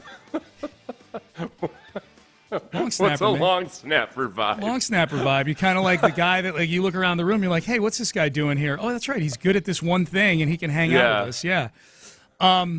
So he is. None of that matters for purposes of what we're about to talk. Why we're about to talk about him. I know I'm in a few fantasy football leagues. I know a lot of our listeners are in fantasy football leagues. Even if you're not in a fantasy football league, you're familiar with how some leagues really take it to an extreme when it comes to both rewarding excellence and punishing futility. Mm-hmm. And so that's become a big thing in fantasy football leagues the last several years, is to make sure that guys stay engaged with the league throughout and that they're putting a lineup in every week. You know, there's an incentive to not be last. Right. That we got to punish these guys if they're last. Yes. So we want to be sure that they're paying attention because they don't want to be the one having to wear a silly costume or something like that. Get a tattoo. Yeah. We've seen leagues, you get a tattoo and the league gets to pick where the league gets to pick and what that tattoo is. I've seen that before. This one was interesting. So Joe DeLeon tweets this over the weekend and says, I finished in last place in fantasy football, and tomorrow I have to do my punishment. I have to sit in a McDonald's for 24 hours unless I can eat my way out of it. Yeah. And I said, okay, well, this is interesting. And then there's an attachment to the tweet that has a long list of McDonald's items, several breakfast items, several burgers, some sandwiches, nuggets, fries, even apple slices, milkshakes. I'm not going to go through all of them. Each menu item here has a number of minutes, and if he eats that item, he gets that amount of time reduced from his 24-hour sentence. Mm-hmm. So there's some strategy involved here, and just a few examples. Like, a Big Mac is 45 minutes. You eat a Big Mac, now you only have to stay there 23 hours and 15 minutes. You eat a quarter pounder with cheese, also 45 minutes. Now you only have to stay there for 22 and a half hours. So the idea, I guess, if you're trying to stay there as little time as possible, would be to find some menu items where there's some efficiencies built in, where you can eat a lot of them and you get a pretty good minute bang for your buck. Right, Seth, on this thing? Yeah. I was impressed. We got the audio of him at the very end of his stint here. He went heavy with one big item he did twice, and then the little items he used to chip away. I was pretty impressed with how he played this whole thing. I'm curious, Seth, if you've glanced at this menu, how you might play. But let me play the audio and wound up doing. How much was he able to eat and knock off of his 24-hour McDonald's sentence? All right, I ate my last McChicken and 3 more apple slices. I knocked off 16 hours. I'd be here for 8. I'm done. I'm about to walk out of here. I had 23. No, wait, where did I get 23 from? 2 big breakfasts. I had 17 hash browns, 4 McChickens, and 23 apple slices. That was what the 23 was from. If you can't tell, my brain is fried. I did 2 media hits, could barely put sentences together. Even though I feel awful right now and I just want to take a nap. It still was really fun. Appreciate everyone who was following along. Did not think it was going to get the interaction that I did get. But it was just cool to see how everyone was supporting this because it's just a fun, stupid thing to do in the off season. Definitely was stupid, though. I'm going to go lay down. I'm going to go drive home. I'm going to go lay down. Okay. Everyone enjoy the rest of the weekend. Got it. So how many hours did he spend then total? He spent 8 hours total in the McDonald's. He was able to knock off 16 hours. And here's what he ate one more time. He clarified, 2 big breakfasts with hotcakes. Yeah. So that's like eggs, biscuit. It's a warm biscuit, savory hot sausage, fluffy scrambled eggs, crispy hash browns. These are their adjectives, not mine. And golden brown hotcakes with a real side of butter and the sweet flavor of maple. It's not actual maple syrup, but it's a sweet flavor of maple. Yes. That was by far the biggest menu item in terms of the number of minutes it would knock off. Each of those big breakfasts with hotcakes, each of them knocked off 2 hours. First, it jumped out at me. Yeah. That you could get 2 hours knocked off with a big breakfast. He only did 2 of those. Yeah. Individual apple slices were five minutes per each apple slice, not the package, but the individual slice. Oh, okay. I thought that I need clarification on if it's just like one apple slice, you think, or a packet of apple slices. It was the single apple slice. It was? Yeah. Okay. Yeah. Oh my God, I feel like I could have gotten like, well, I guess if it's only 5 minutes, I suppose. Yeah, like 12 of them get you an hour. So you ate the big breakfast is 1,340 calories. Yeah. So I could do 10 of those with relative ease. I can do 15,000 calories over the course of 6 hours. So I think, but I don't know, 8 hours is pretty impressive that he got out of there in 8 hours. Yeah, 8 hours. Yeah, so two big breakfasts with hotcakes, 17 hash browns. Where do you come out on the 17 McDonald's hash browns? Kind of the little oval-shaped puck of hash browns. That was a bold move, but again, you guys know how I feel about the McDonald's apple pie. It's damn near criminal that it used to be one of the greatest things in all of food. Yeah. But they kowtowed to the people demanding that they make their menu healthier. So they went with apple pie. Yeah. Like, what the hell? Like, that's the one thing that nobody thinks is healthy. So anyway, the hash brown remains incredibly greasy. Yes. In a good way, in a tasty way. But I wouldn't. So because of that reason, I wouldn't have gone with the hash browns. Each hash brown knocked off 25 minutes from his sentence. Oh, you know what? Okay, that's pretty efficient. That's only like this yeah. big. I would have gone big on. I thought he chose the right strategy. The big breakfast and the hash browns. Yep, 4 McChicken sandwiches he ate along the way during the 16 hours he was there. There really aren't a lot of places to like just get rid of the starches, No. Like for there's not a lot of menu items at McDonald's where you also aren't getting a hefty dose of starch that's going to fill you up. Yeah, I thought he was gone the burgers. The burgers he didn't get nearly as much. Like a double quarter pounder with cheese, which is probably almost as many calories as that big breakfast. You only got 60 minutes. Yeah. He said but not as much starch. He said he ate 6,000 total calories to get out of there. Yeah, 6,000. That's not bad. Yeah. Like, that's not, like, you could honestly, it's the sodium I'd worry about more than anything. Yep. With that's a little few extra minutes on the elliptical over the next few days. That's and you right. can knock that off. That's right. So your approach would be to go big on the big breakfast because you can just wallop 2 hours at a time on that. Yeah, but the pancakes might add up. The pancakes and the flavor of maple, because I'm guessing you probably have to use the entire maple syrup packet. It's a great question. Amy and I were wondering that exact same thing as we were watching this guy suffer on Saturday on the internet. Is like, if he ordered a Big Mac, does he have to get the special sauce on there? Because that's very goopy and thick, very tasty. But you get the condiments on there, that impacts things a little bit. If chicken McNuggets, you only got 30 minutes for chicken McNuggets. McNuggets go down way faster than you expect. Yeah. Like you feel like a fat, and 7 minutes later you're asking for another order of 20. Well, yeah, 2 sets of 10 is how you got to do it. Yeah. But that's not enough bang for my buck for the McNuggets. Okay. You sound like you would be up for this challenge, though, is what I'm hearing. I didn't, except for the sodium. I can't. I gotta keep the old blood pressure down. Yeah, no, I don't want to stroke out the next day because I did a nice little stunt. That's true. Text in 713-572-4610. What would your approach to this be? I also want to know what are the punishments, because the leagues that I'm in, we don't have a punishment for last place, and I'm kind of up for it, but I need some ideas. We're not going to do tattoos. Would you ever get boobs? Didn't remember the one guy lost that bet and he had to get boob implants? Oh, that's right. No, I would not do that. I would not do that. That's undergoing surgery too. Yeah, man. If I'm not doing it for vanity, hell yeah, I'll do it for vanity, but not for this. Right, no, I'd rather do much. I'm not going to undergo major surgery for a non-vanity purpose. Pretty sure not covered under our medical as well, I'm guessing. Yeah.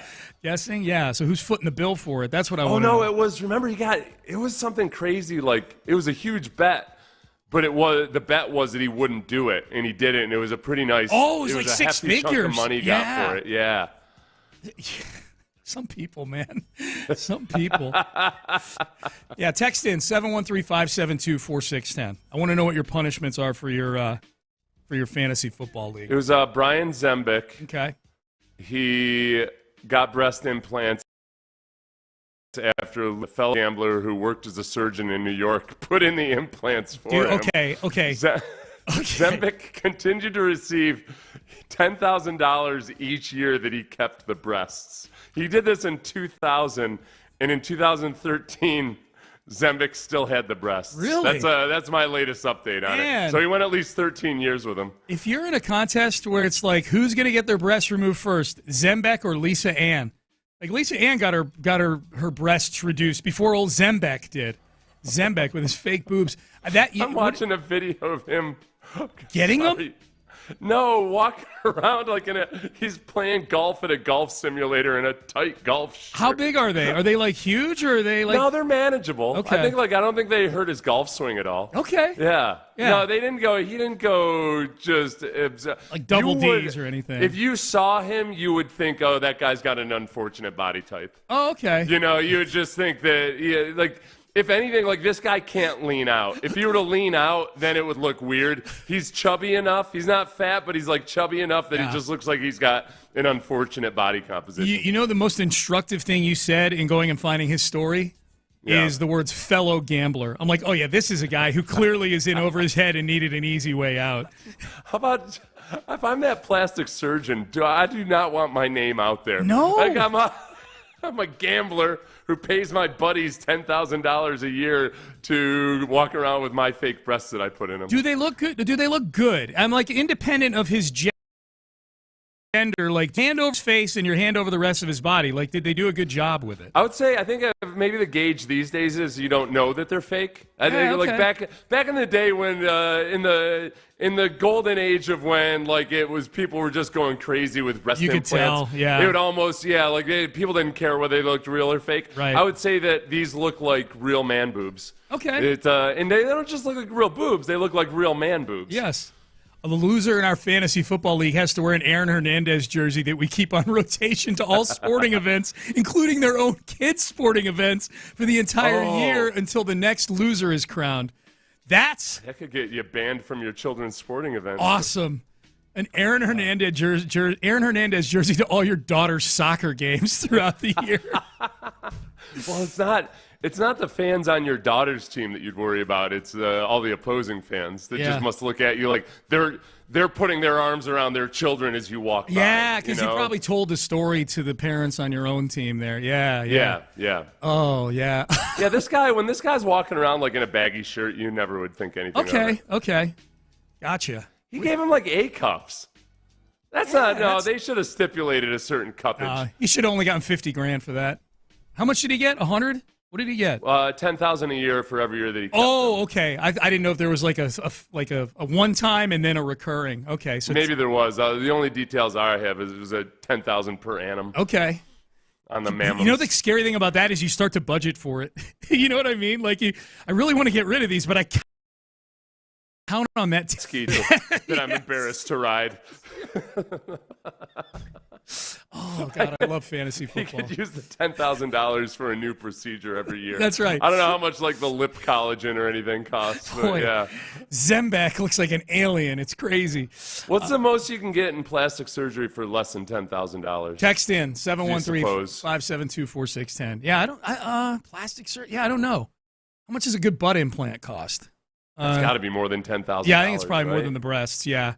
All right, text in. I have no idea, which is maybe a good thing. All right, 713-572-4610. We've not heard from Justin Verlander yet. Verlander met with the media on Saturday. What is our concern level? We have a 5-man rotation, and now one of them is getting scratched from starts for neck soreness. 2 evil words here in the Houston area. That's next. Look, you can win some bet or lose some bet and get paid $10,000 a year by your buddies. It's probably not going to sustain you in retirement the way the last fellow we were just talking about was maybe going.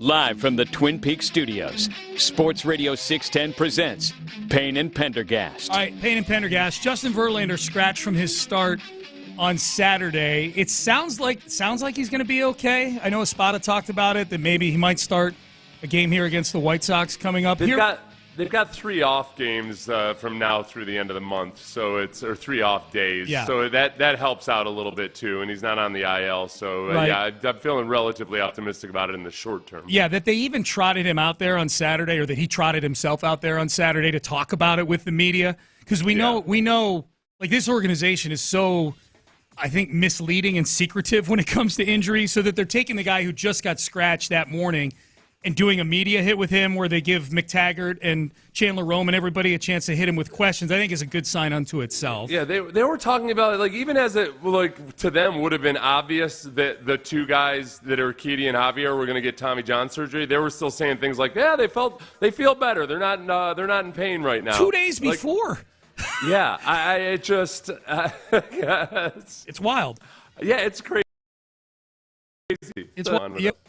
Here's Verlander on Saturday, kind of giving us the timeline of when this neck issue started to flare up. A couple weeks ago, between starts, just kind of neck got a little tight on me, and been able to kind of navigate through it. But talking with the trainers and the team with the couple off days we had around this, we thought it'd probably be best to really try to get over the hump and hopefully resolve this thing for good. Next for you, just taking it day by day? Yeah, I wish I could give you a concrete answer. I think, it's kind of following the same pattern where, after I throw a little bit, it gets a little flared up, and then kind of got to work through it. If this was playoff time, I'd like to think I'd be out there, but, but that pattern where it's just kind of like every day getting a little bit better, I think this time around, like I said, with the off days, I think talking with everybody, we think it's the best to try to just let it fully resolve itself, and hopefully it does. The one thing I liked hearing him say there, Seth, was if it was a playoff game, I'd like to think I was out there. I think that to me is as good as you can describe something. Like, it's to kind of clarify or contextualize just exactly what the pain is like. Like, it's not debilitating, but it's annoying. No, I'm not. Like I said, I'm not worried about it in the short term, but it's just yet another little chink in the armor of the Astros pitching staff this year, where between the guys that you've got on the IL, a couple of whom might return, but that are, with Luis Garcia and Lance McCullers still out, and with everybody else that's gotten injured, it just doesn't make me feel any better about taking their way out of this before the All-Star break. It's one less. You had Spencer Arrighetti throwing meatballs over the middle of the plate instead of Justin Verlander out there at a time when, and I'm not like mad at the Astros for him getting injured. It's just it's just one more thing that's added to the malaise of this entire season. Yeah, for sure. And this, in terms of short term and long term, this is where you start looking at the on pace numbers for innings pitched for Verlander. He's on pace to finish the season with 130 innings pitched. If he pitches fewer than 140 innings, then his player option for next year doesn't vest. Like, he needs to pitch at least 140 innings to have the option to come back to the Astros for $35 million next year, half of which the Mets would pay. So, if he doesn't get to 140, he's a free agent, basically. It still ends up being a really good deal for the Astros. Like, even if he continues to be banged up and injured haphazardly, it's still a bargain for what he's capable of because the Mets are paying half of the contract. Yeah. So it's if he were just a complete train wreck or something and pitching poorly as well as getting injured, then I'd almost be like, all right, well, we don't want him to get to that 140 innings. Now, if he stays healthy, he's on pace for that with a long stint on the IL at the beginning of the season. He's probably going to get there if he can stay relatively healthy. Yeah. So for better or for worse, I would assume he'd opt in if he gets it. For $35 million, I would be shocked if he didn't opt in, especially because he's on a team he likes. I'd be shocked if he didn't opt in at $35 million. I'd be shocked. Like, if he didn't opt in, that would mean he had a hell of a second half of the season. You know what I mean? Like, you would have a hell of a second half of the season, or that he just despised the organization for some reason. Yeah. But which there's no reason to believe that. Correct. Yeah. And again, keep in mind, the Astros would next season only pay $17.5 million of that 35. And the Mets are watching this Verlander innings pitch thing as closely as the Astros are right now, because it's a $17.5 million savings if he doesn't hit 140 innings for them. You know what? Steve Cohen, the owner of the Mets, there's a character played by him in, I think it's Dumb Money. It's a Seth Rogen movie about the GameStop saga, all of that stuff. And Cohen, it's interesting. Cohen comes off as like the more likable of the two unlikable billionaires in the whole scenario, because Cohen comes off as a guy that's kind of like kind of respects the GameStop people for for being the mavericks that they are. Yeah. Not the GameStop company, but the people investing in GameStop and driving the price up. So I think that Cohen. I don't think Cohen's all that worried about it. Oh no! They're watching. Yes. No, the front office people are. Yeah, you're right. You're exactly right. The actual people whose jobs are on the line, they definitely care. I think Cohen will think it's hilarious if Verlander sticks it to him for another $15 million. Well, keep in mind, it's not for the Mets, who I'm assuming are still operating way above the luxury tax. Yeah, it's not $17.5 million. It's going to be 7% plus 12% plus whatever threshold they're beyond that. Like, it's every Mets expenditure is basically a double and triple expenditure because of the luxury tax, kind of. And Cohen doesn't care, right? Cohen went into it with eyes wide open. Dude. Yep, that's what I do. He's he's one of those curious billionaire types that I guess is super stingy on some fronts, but then will also go out and spend $50 million for a painting that he likes. So. Yes. Got to be a blast to work for. We're getting some people texting in punishments from their fantasy football leagues. This goes back to Seth and I playing the audio from the guy who his punishment was to try to basically eat his way out of a 24-hour stint at McDonald's. Text message. In our fantasy league, we've had a guy walk through a maze of mouse traps, cover the bar tab for the party, wear a dress to the bar, get shot by paintballs. Okay, this league's hardcore, man. This league's the maze of mouse traps. Dude. That sounds awful. Oh, yeah. That's the worst. Have you ever had a mouse trap? Have you ever gotten hit by a mouse on my trap? finger? Yeah, we used to do it on like a bet or a dare, Oh, okay. It's not pleasant, but it's when you know it's coming, it's not as bad. Yeah. It would be walking through a maze where at any given moment you're going to get snapped. Yeah. There'd be the uncertainty of it. Yes. That would be tough. Yep. Yeah. And mouse traps. Hey kid, you walk across this thing to the mouse, like your neck's going to get snapped by this bar that comes down. Brutal. That's one way that's a rough way to go. I've thought of like a human-sized mouse trap. Yeah. Get a bar snapped down on some part of your body. You can only hope that it's your neck, because if it's not your neck, you're going to sit You're there alive until somebody, some big giant comes along and hits you with a shovel. Oh. The league I'm in, the loser has to get a bunny onesie, wear it to the mall during Easter, get a photo with the Easter bunny, and then send that as your Easter card to everyone in the league. That's pretty good. They should also make it, though, that he has to act like he's super into it.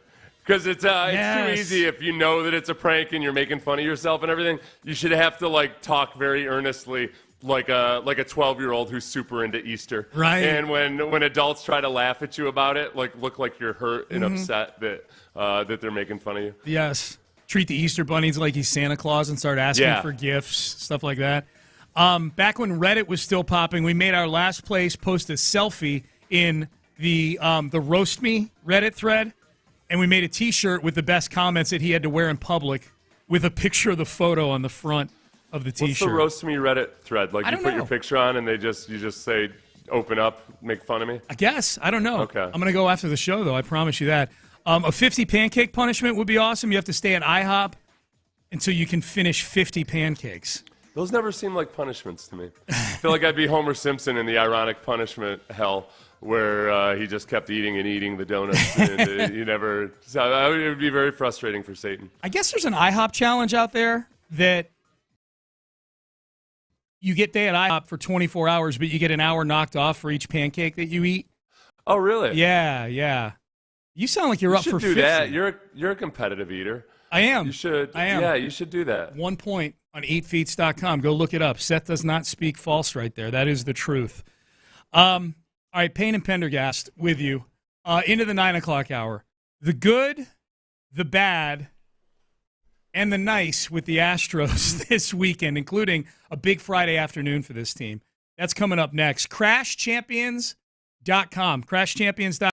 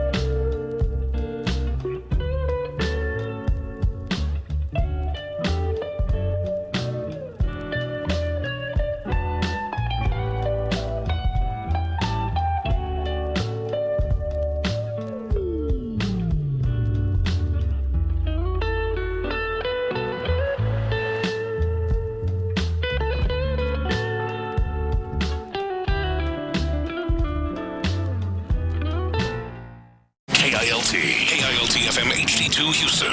Insider access, exclusive content. Sports Radio 610. The Texans play here. An Odyssey sports station. Sports Radio 610 presents Payne and Pendergast. All right, Astros take 2 out of 3 from the Tigers over the weekend, but they're treading water right now, man. They've got to get on a run here pretty soon. Running out of time. 9 games back of the division, 7.5 back of the wild card, the third wild card spot. They're 7.5 back, but there's about a half dozen teams in between them in the third wild card. So this is not just the Astros chasing the Twins. It's the Astros chasing the Twins, Seth, and having to leapfrog the Red Sox, the Tigers, the Blue Jays, a few other. I don't have the standings in front of me. Right. Several at teams. Least a couple, at least let's say half those teams fall off. Then if you play winning baseball, over that period, you can recapture some of that ground. If you play winning baseball, yep. To get the next 10 wins or so that you need, it's going to take a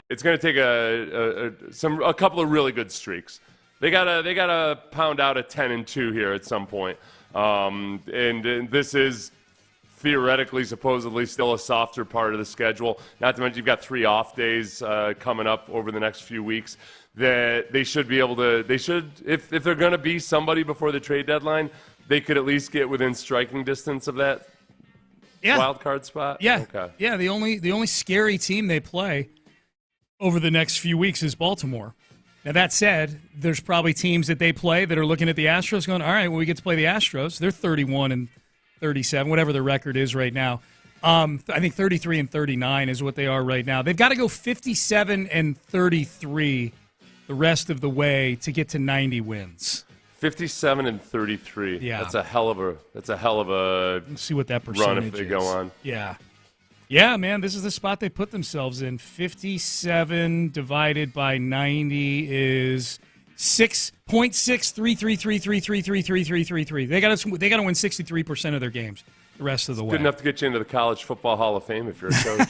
Okay. You got to win 60% of your games throughout your career if you want to be a Hall of Fame coach in college. Yeah, real quick sidebar on that. I got triggered this weekend. I don't know why Mike Leach, help me out on the text page. Why was Mike Leach, the late Mike Leach, and going into the College Football Hall of Fame such a big topic this weekend? Is it because of the College Football Hall of Fame ballot, probably? Must be. He's not eligible for it yet. I feel like they should make exceptions for people who've died.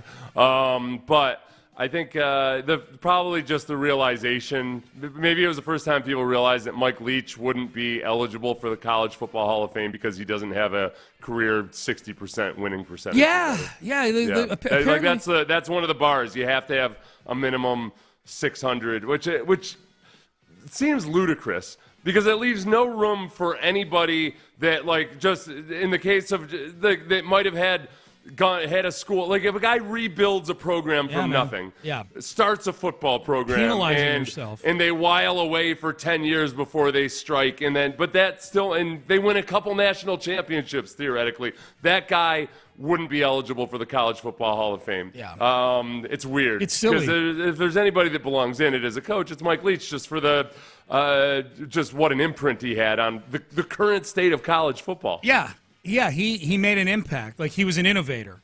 And his career winning percentage is .596, 4 1,000ths of a percentage point off of .600 that, as Seth pointed out, you need to get in. And this was my issue with this that I took umbrage with this weekend with Leach. The rule is silly to begin with. This is a sport that for a century had human beings select their national champion via a vote. This is a sport that still to this day has a choose the remainder of the playoff field after the 4 conference winners or the 6 conference winners or 5 or whatever it is in this 12-team playoff. Like, you literally have human beings subjectively picking playoff participants and champions at one point. Some seasons, multiple champions. This group of humans thinks it's USC. Well, this one thinks it's LSU. Well, based on what strict criteria, Sean? Nothing at all. The eye test. Yeah. Yeah. The eye test. Yeah, and so now all of a sudden And I know there's probably one group of people running the Hall of Fame that's separate from the people that are administering a playoff. The collective thing is the sport. And it's just stupid to me that you have a sport, the only sport that does it this way, by the way, with a committee to pick their playoff field. And now all of a sudden we're getting jerky about a winning percentage for coaches to get into the Hall of Fame. So yeah, I'm guessing it was probably somebody starting an effort to lobby the College Football Hall of Fame to maybe change that policy. They should for Leach, I think. Back to the Astros. So the good from this weekend, Hunter Brown, Ronel Blanco, dominant in their performance. It's the Tigers. It's not a great offensive team, but Hunter Brown, I mean, won convincingly in a showdown with the AL Cy Young favorite, Tarek Skubal. And then Sunday, Ronel Blanco, man, Seth, if he didn't have a few walks and get his pitch count up there, Ronel Blanco was staring down the barrel of a second no-hitter before July even gets here. It's just that the fifth inning alone, where he was on his way to an immaculate inning. He had 2 strikeouts on 6 pitches after the first 2, and then he walked. Then he had 3 walks in a row, but he got out of that. But it ran his pitch count up. It was the most pitches he'd had in an inning all year long. And then Ryan Presley lets up the hit in the 8th inning. I thought that. It's rare that I would criticize Myers for not being aggressive enough in the outfield, but I wonder if Myers should have just went for it on that play.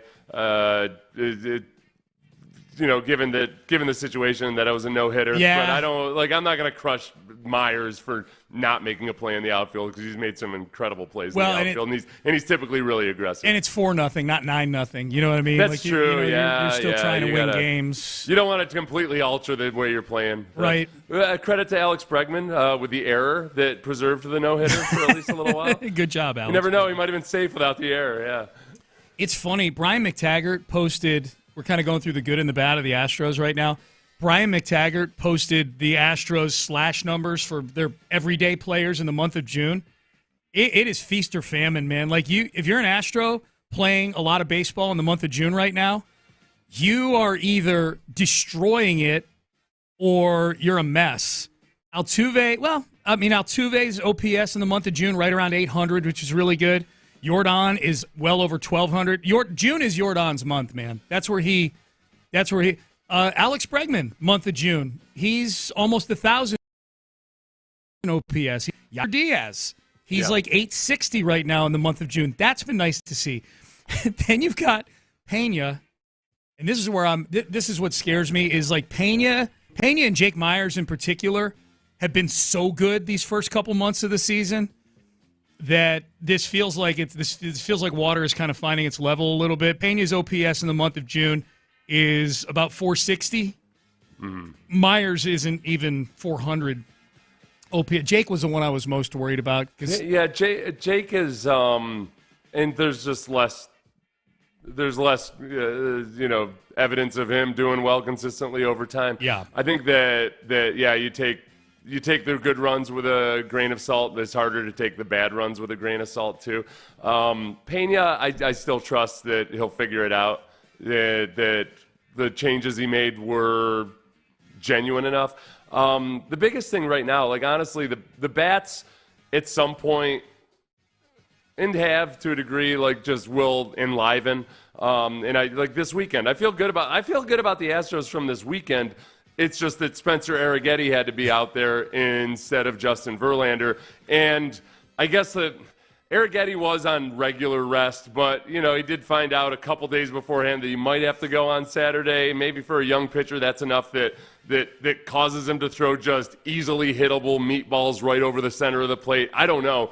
But I don't feel bad about the rest of the team based on Saturday. It's that one individual quirk of Verlander. I empathize with Spencer Arrighetti because I do not do well when people drop unexpected events onto my calendar within the next 12 to 24 hours. I don't even like it when people call me up early in the afternoon, hey, you want to meet for a drink at such and such a place? I'm like, no, I've kind of got the rest of my day planned out. I'm pretty regimented with my time. So I kind of empathize with Spencer Arrighetti that all of a sudden his start gets moved up a day, You know, like he's probably got his whole week planned out. Now all of a sudden you're starting a day earlier. So I give Spencer Arrighetti a pass. You know who, ironically enough, might have felt that same way, Sean? Who's that?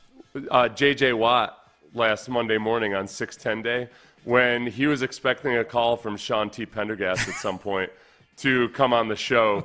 Okay. Where, you know, he's probably looking at tweets about how, hey, we got Chris Myers up next, some of the other former teammates of J.J. Watt.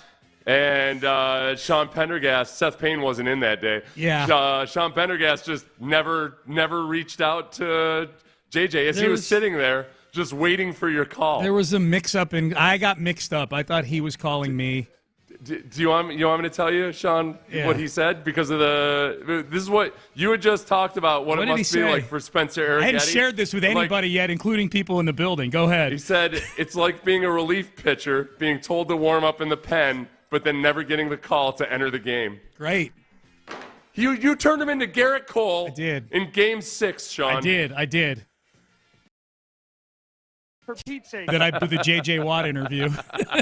Thanks, Seth. I don't think I told him I forgot to give him your number. Yeah. Give you his number. I'm worried about J.J. Is that what you did? I told him that. I took the blood. As far as J.J. knows, the blood is on my hands on that one. Yeah. I took the fall for you. No, 610 Day was a huge day. I'm just anticipating, others going, I was listening, Sean, so we could have had J.J. Watt on the station, huh? Yeah. Oh, sorry. Thanks. No, the funniest thing about it is that 99 times out of 100, I'm the one that screws that stuff up. Right, yeah. right. And I never talk about it on the air.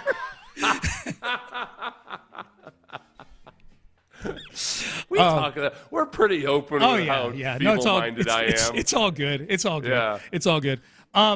Jonathan Singleton looks like he's going to be the solution at first base for a little while. Here was Dana Brown following the release of Jose Abreu. What's the direction at first base? We're going to give Singleton most of the playing time. I mean, hopefully that hard line leads us to some good at-bats, a high OPS, some balls in the seats, that kind of thing. But he's going to get an opportunity to play. If you call that opportunity a hard line, then yeah. But ultimately, he's probably not going to play much against lefties, so we're going to platoon that out. But he's going to get most of the playing time. He's going to get an opportunity to show us what he can do. And, hopefully, we're not back here in a month and a half looking for a first baseman. We hope Singleton could be the answer. Yeah, it was not. And I don't fully blame Dana Brown for this. I think the whole Abreu thing is happening above Dana Brown, largely. Maybe not decisions like whether or not to pinch hit for Abreu in the ninth inning of games. That might be a spotta. Yeah. But these are things we were saying about Singleton when you sent Abreu down to Florida.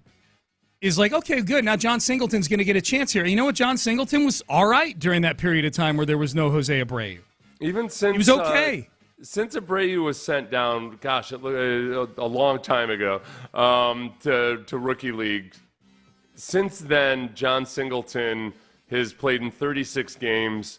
He's got an OPS of 661, which is not good, but it's way, way better than Jose Abreu was at that point. Yeah. Like it's still a viable. It's still a guy that's a viable major league pitcher in that, or hitter in those spots at the very least. But it's certainly not ideal. No. And you'd hope to get better out of him over the remainder of the season. But some of that footprint was when Abreu came back, and now all of a sudden Singleton's not the regular guy.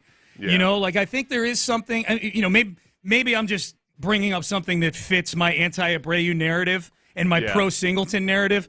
But the fact of the matter is, I'd be curious, and I'm going to look it up here in a second, like what were his numbers? Like Abreu went down April 30th to the minors and didn't come back until like May 27th or something like that. That'd be the chunk of the calendar I'd be curious about Singleton's stats when he knew he was trotting out. Through May 26th, he was, from the time Abreu left and through May 26th, he had a 787 OPS. Yeah, I mean, like that's over 24 games. It's still a small sample size, but it was a very stark difference between when he was the guy. That period when he was the guy, he was an above-average major league hitter. Yes. And so, in getting more regular at-bats, if we can get a 787 OPS out of Singleton for the remainder of the season, then yeah, that's a huge victory. But you still will the entire way be thinking like, oh, this was for real.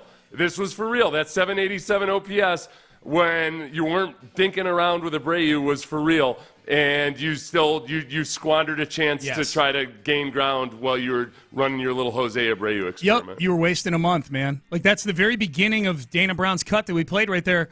Where he's like, we're going to give Singleton a chance, and give him a few, and we'll see for a few. Like you mean like you did when you sent Abreu down to Florida, and Singleton actually looked capable? So, yeah. That was 23 starts in 24 games. Yeah. So getting, like, very regular time at that point. And on both sides, Seth, like at the plate and in the field. Like Singleton was, I don't know what the advanced stats say about him defensively. I just know he was making plays at first base that Abreu had zero chance of making at first base. So there is that. All right, Payne and Pendergast with you on a Monday. All right, there is a new trend in the NFL. In fact, it's something we asked Nick Caserio about when he was in with us a couple of weeks ago.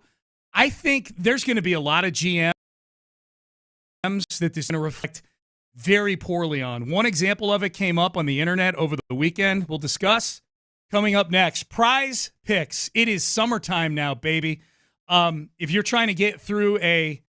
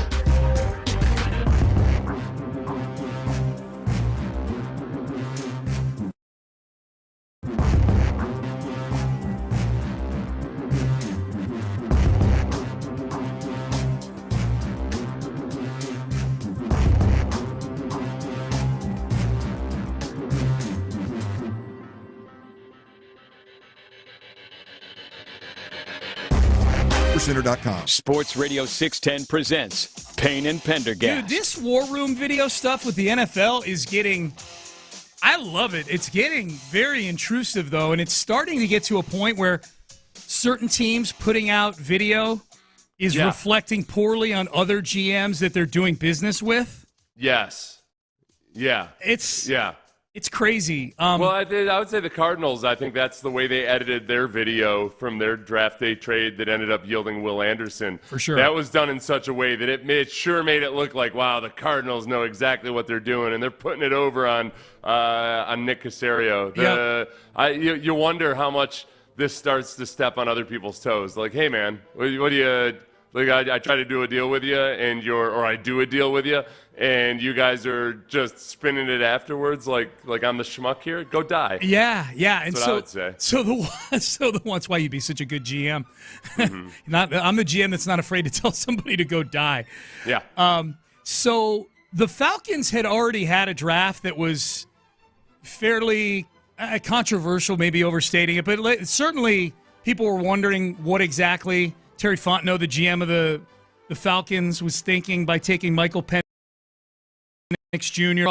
when he very well could have probably taken him a little bit later. When you signed Kirk Cousins to a huge deal in the offseason, like that was the headliner after day one, was Falcons select Michael Penix with the 8th overall pick.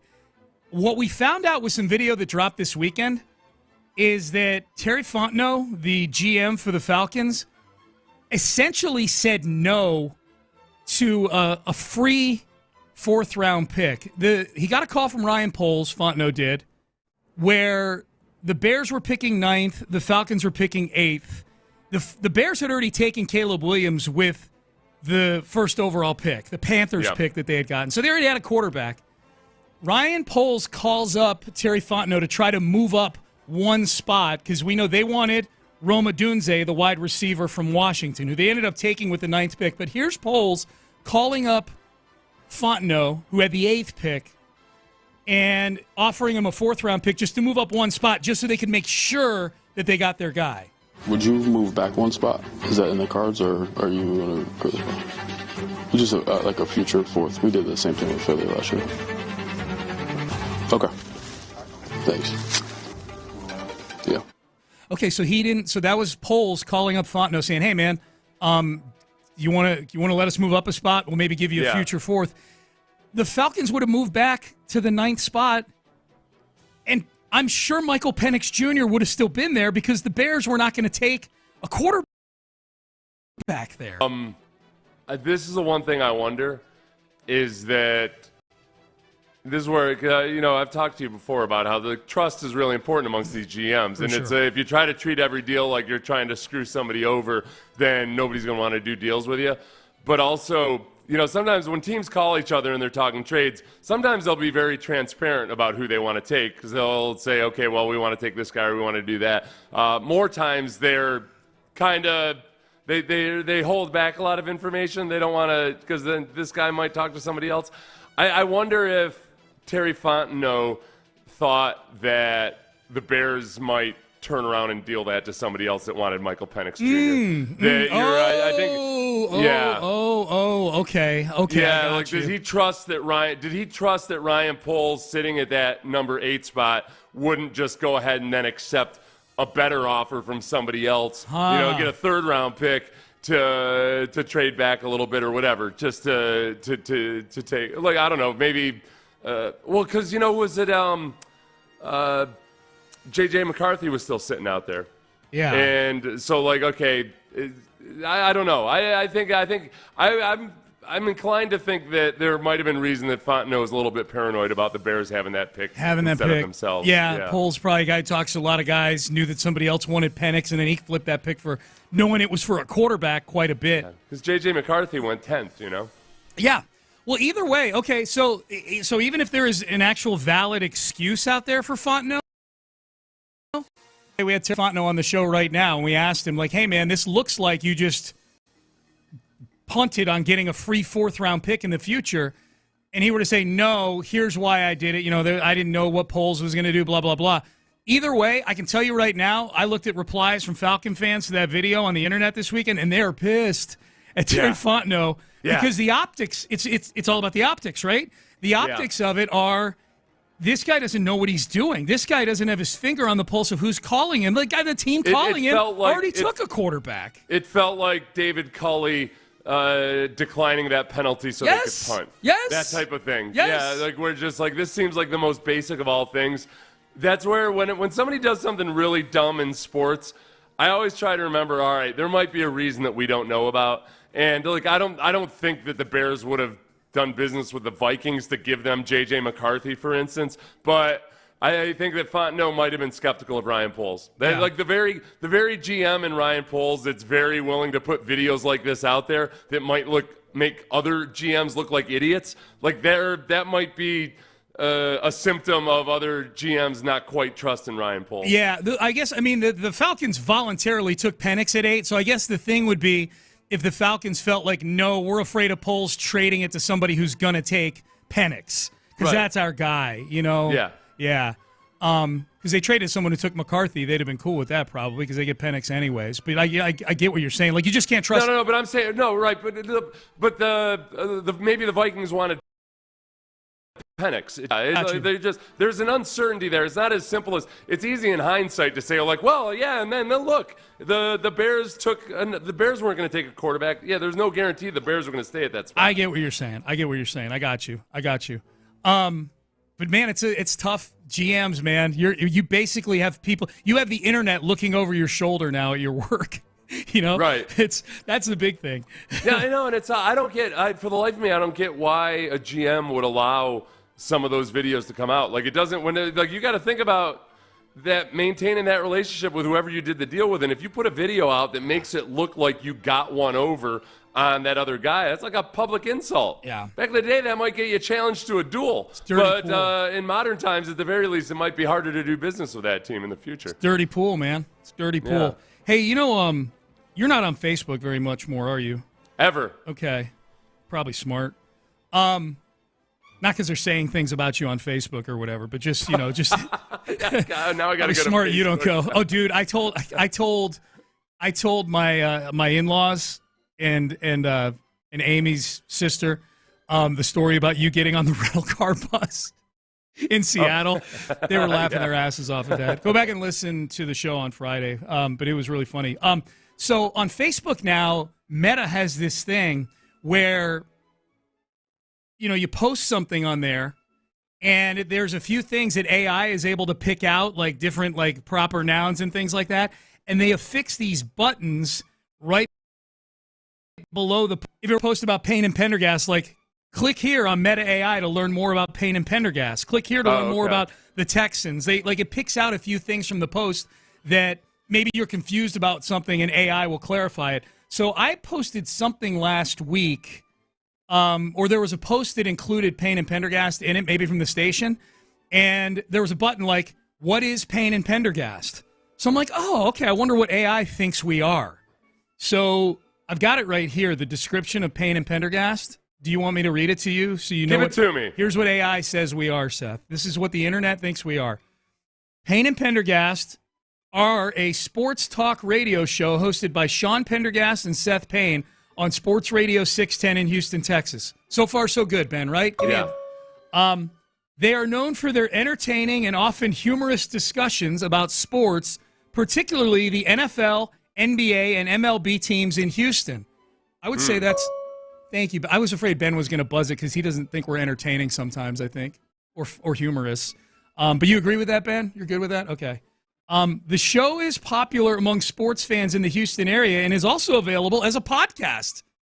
I'll add a very popular podcast, by the way. Still have the best numbers. Sean Pendergast is a well-known sports radio personality in Houston. Oh, thank you, Ben. And Seth Payne is a former NFL player who brings a unique perspective to the show. That's right. Yeah, the perspective is unique, everybody. Yeah. Nobody else has a Seth Payne. Nobody That's does. pretty good. Yeah, That's pretty good. I think it's pretty accurate. I think it's cool. Nobody else has a perspective? I'm saying that. It's unique. Oh, all yeah, right. I was going to say, because you could say that about any human being, about anything at all, right? That nobody has that. I tried to use, because, Google is pushing that now. I don't know if you guys have noticed, like, when you're Googling something or anything, it'll give you, like, an AI-generated response of it. And I'll tell you what.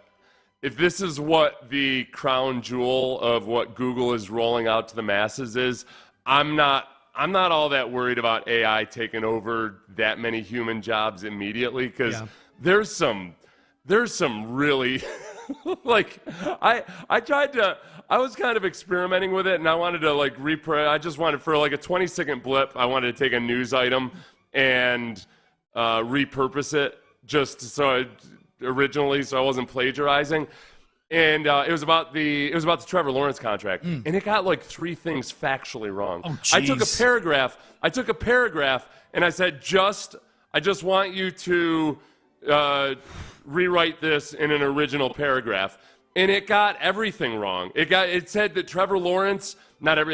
Some glaring things, though. It said that Trevor Lawrence got the most guaranteed money of any quarterback ever. Not true. No, that's 100% incorrect. So and it also it got the details of Pat Mahomes' contract wrong. It was really bad. So I felt encouraged that AI isn't quite ready and poised to take over humans. That is data. You know what I mean? Like numbers and things like it was that? data that was in the paragraph. Yeah. It wasn't like it had to go anywhere else or anything. It was really weird. That's wild. That is wild. So if I were trying to be lazy and just do stuff and just have AI write my takes for me or something, who knows? It might be actually very successful because I'd be so wrong. Mm-hmm. There's money in that. There's gold in them dar hills. Just shouting loudly things that are incredibly incorrect. Yes, that can't get you far these days, my friend. Pays way more. Yeah. Hell yeah. All right, Payne and Pendergast with you. All right.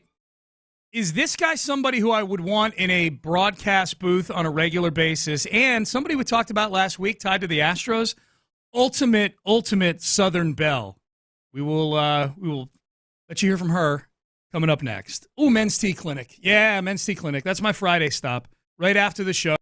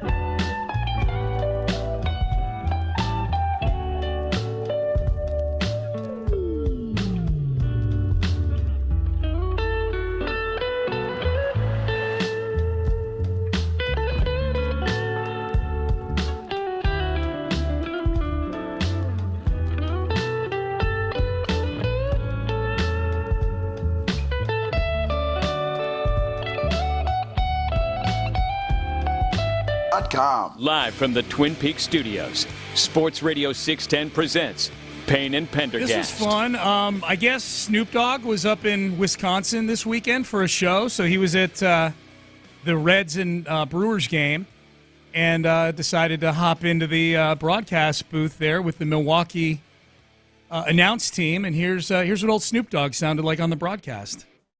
I came in where the players come in at, because I'm a player. Get up in there.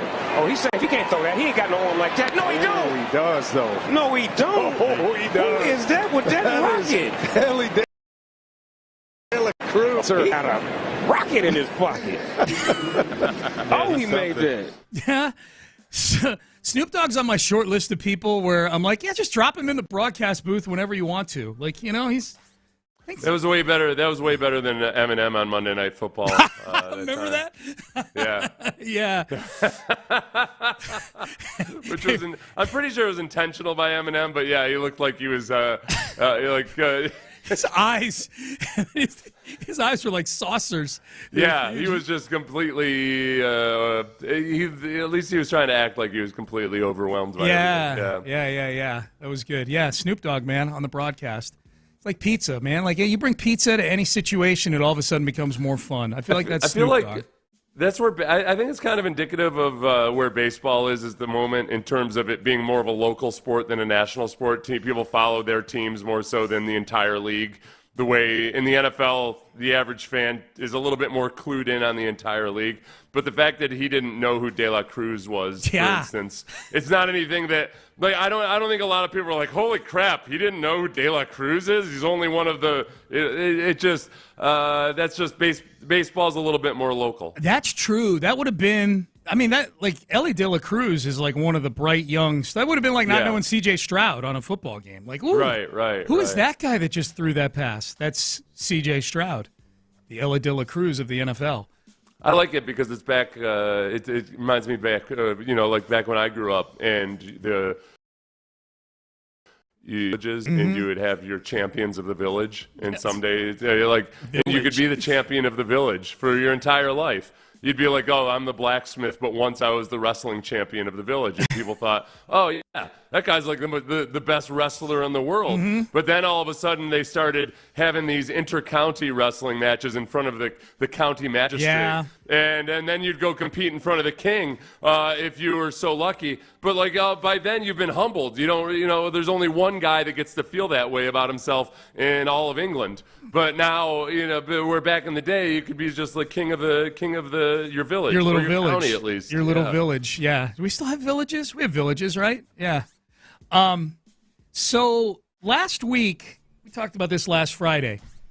There were a lot of people that saw the tweets from Gina Luno, Jeff Luno's wife, kind of going after the Astros a little bit. And I think given where the Astros are right now, I think there were a lot of people that maybe agreed with some of what she was saying. And if you missed it, she replied to a tweet from Archbishop Deshays at HOU Counterplot on Twitter. Very funny Astros follow.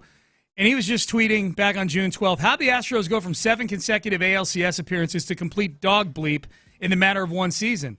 Gina Luno replies, simple answer, Jim Crane fired Jeff Luno, karma sucks.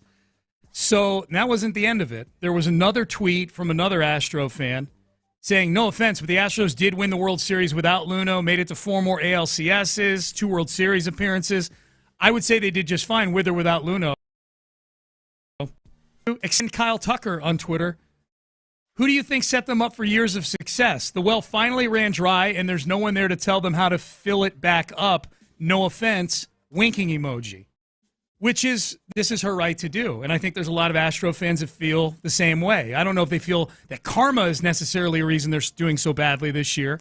Yeah. They did win a World Series since Jeff Luno left, but I do think, I know I agree with the second tweet, which is like, yeah, a lot of that 2022 World Series team, Seth, had Jeff Luno's fingerprints all over it. I agree with that. The way baseball works, Right. Like even like for Dana Brown, the reason you hired him mostly, I think, is that he helped build a Braves team through the pipeline. Yep. And you're not going to really get a feel for what Dana Brown's done with the pipeline for several years and on into, like, even if he gets fired next year, you still won't know about some things Dana Brown did until 5, 6, 7 years from now. Totally.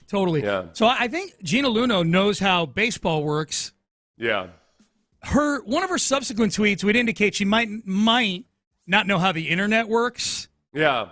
I don't know. I think she knows how the internet works, Gina Luno. I think she pulled a Southern Belle. I think she pulled a Southern Belle. I'm going to let you do the honors. Cue the music, Sean. Ben? Or John, Ben. So if you're going to picture Gina Luno sitting on a rocking chair on a covered porch, staring out over, I don't know, amber waves of something, with a big frilly hat on, sipping an iced tea in the afternoon, in June. And saying to the person she's talking to on Twitter, wow, I did not think my comment would be such a big deal. I do want to clarify that I'm not in any way celebrating the Astros' current struggles. Jeff and I will always root for our boys, our team. Oh. That's what she said verbatim. I would have thrown in a few mercy me's or something if I were to go full. I didn't want to do freelance. I wanted to get the exact quote out. But you oftentimes when you do Southern Belle like to, for some reason, compare something to a pig in the sunset or something like that, or a happy as a dead pig in the sun. Yeah. Yes, that's what it is. When they won the World Series in 2022, I was happy as a dead pig in the sun. I do want to clarify that I am not in any way celebrating the Astros' current struggles. She had the quotes around celebrating. She had the air quotes around it. How much of this is still Jeff and Gina Luno's team? That Gina's getting credit now too. I would say, look, let's the guys that McTaggart was bringing up before, like here's how the Astros are doing in the month of June. Here's how they're slashing. Bregman's a Luno guy. Jordan is a Luno guy. Altuve is a Tim Papura guy. Altuve goes back multiple GMs. Pena, Luno guy. Singleton, I guess the Luno guy. No, because Singleton was already in the. When was Singleton drafted? Because he got that contract offer in like 2014 or 2014. Yeah. So I'm not sure. So it's a fringe. He's a fringe. I'm not sure if he's a Luno. Oh no, Singleton's not. Singleton came over in one of those trades that Ed Wade made involving Hunter Pence or one of those guys. Yeah. But I mean, Verlander on a technicality, perhaps you could say. Verlander is a Luno guy because he never would have waived his no trade clause. I don't think to come back to the Astros. Him being here the first time. Is my guess. Yeah, I mean, like Javier, basically every Latin pitcher that was signed at the old man age of 19 or 20 as a Latin prospect is a Luno guy. Yep. So it's still very heavily Jeff and Gina Luno's team. It is indeed. She's not inaccurate in that. It is indeed. And all of a sudden, like right on cue, bring Luno back, all caps. Bring Luno back. So there you go. I think that was a pure Southern Belle opportunity right there. She was definitely Southern Belling. I guess she could clarify, though, too. I mean, that she can still be rooting for the team, but also want to stick it to Jim Crane. That's true. So the clarification, I think, is accurate. It's not like she necessarily wants them to do poorly, but if they are doing poorly, then you can try to claim that things wouldn't be going this way if we were still there. Probably still likes Bregman, loves Altuve. Who doesn't love Altuve? I would say that. All right, Payne and Pendergast with you. As it was pointed out to me by, I think it was John Lopez in the previous during the previous break, went in and checked on my guys, John Lopez and Sean Bijani. Happy 30th.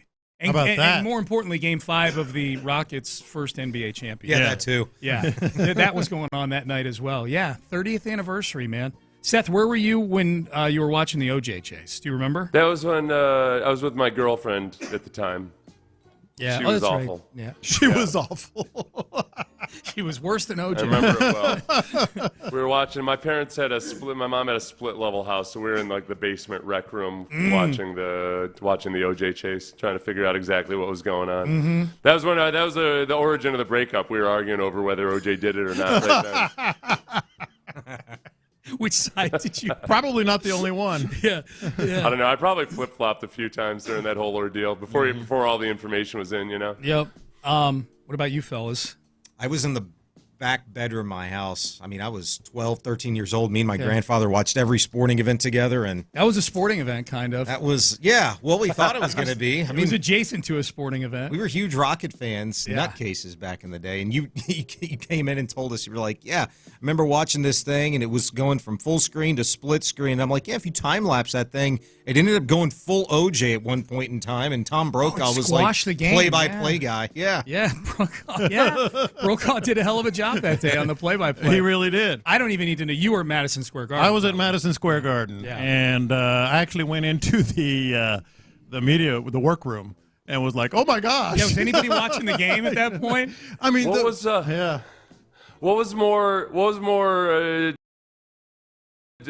more angry, the O.J. Simpson chase cutting out the Rockets game, or the tornado warning on KHOU darkening a 2021 Texans game? Look. No. That was on Thanksgiving. It was the end of Lions-Bills Thanksgiving is when the KHOU thing was. Oh, it wasn't a Texans game? It wasn't it was a Thanksgiving. Okay. It was Thanksgiving Day. Oh, okay. Lions-Bills. Because I remember having money on that game, the money line, the play that got squashed, and I remember I was on my in-laws' couch watching that. Yeah. Okay. I can tell you this. The 99.5% of the people watching that game wanted the OJ chase. The 0.5% was not even entirely here, but here in Houston. Yeah. Everybody else had to see the OJ. And at a small bar in South Bend where young Sean Pendergast had $1,000 on the Rockets for the series. I promise you, I needed that Rockets game up there. Yeah. Y'all bring up those damn weather alerts, man.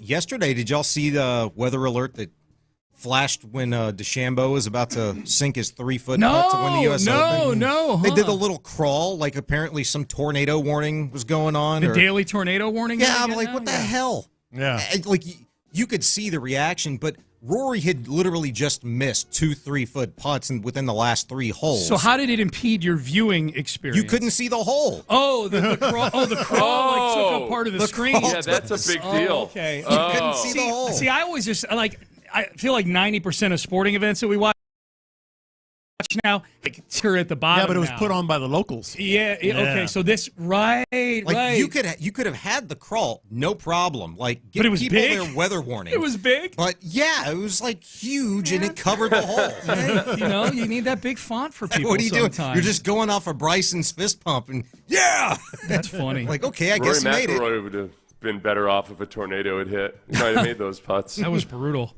That was brutal. 2 putts under 4 feet. Choke job, huh? 100%. I don't know. Yeah, I get. The part about it though was that it wasn't like he was collapsing everywhere else. But no, that's what I would say. Like, he actually made a hell of a run, took a 2-shot lead.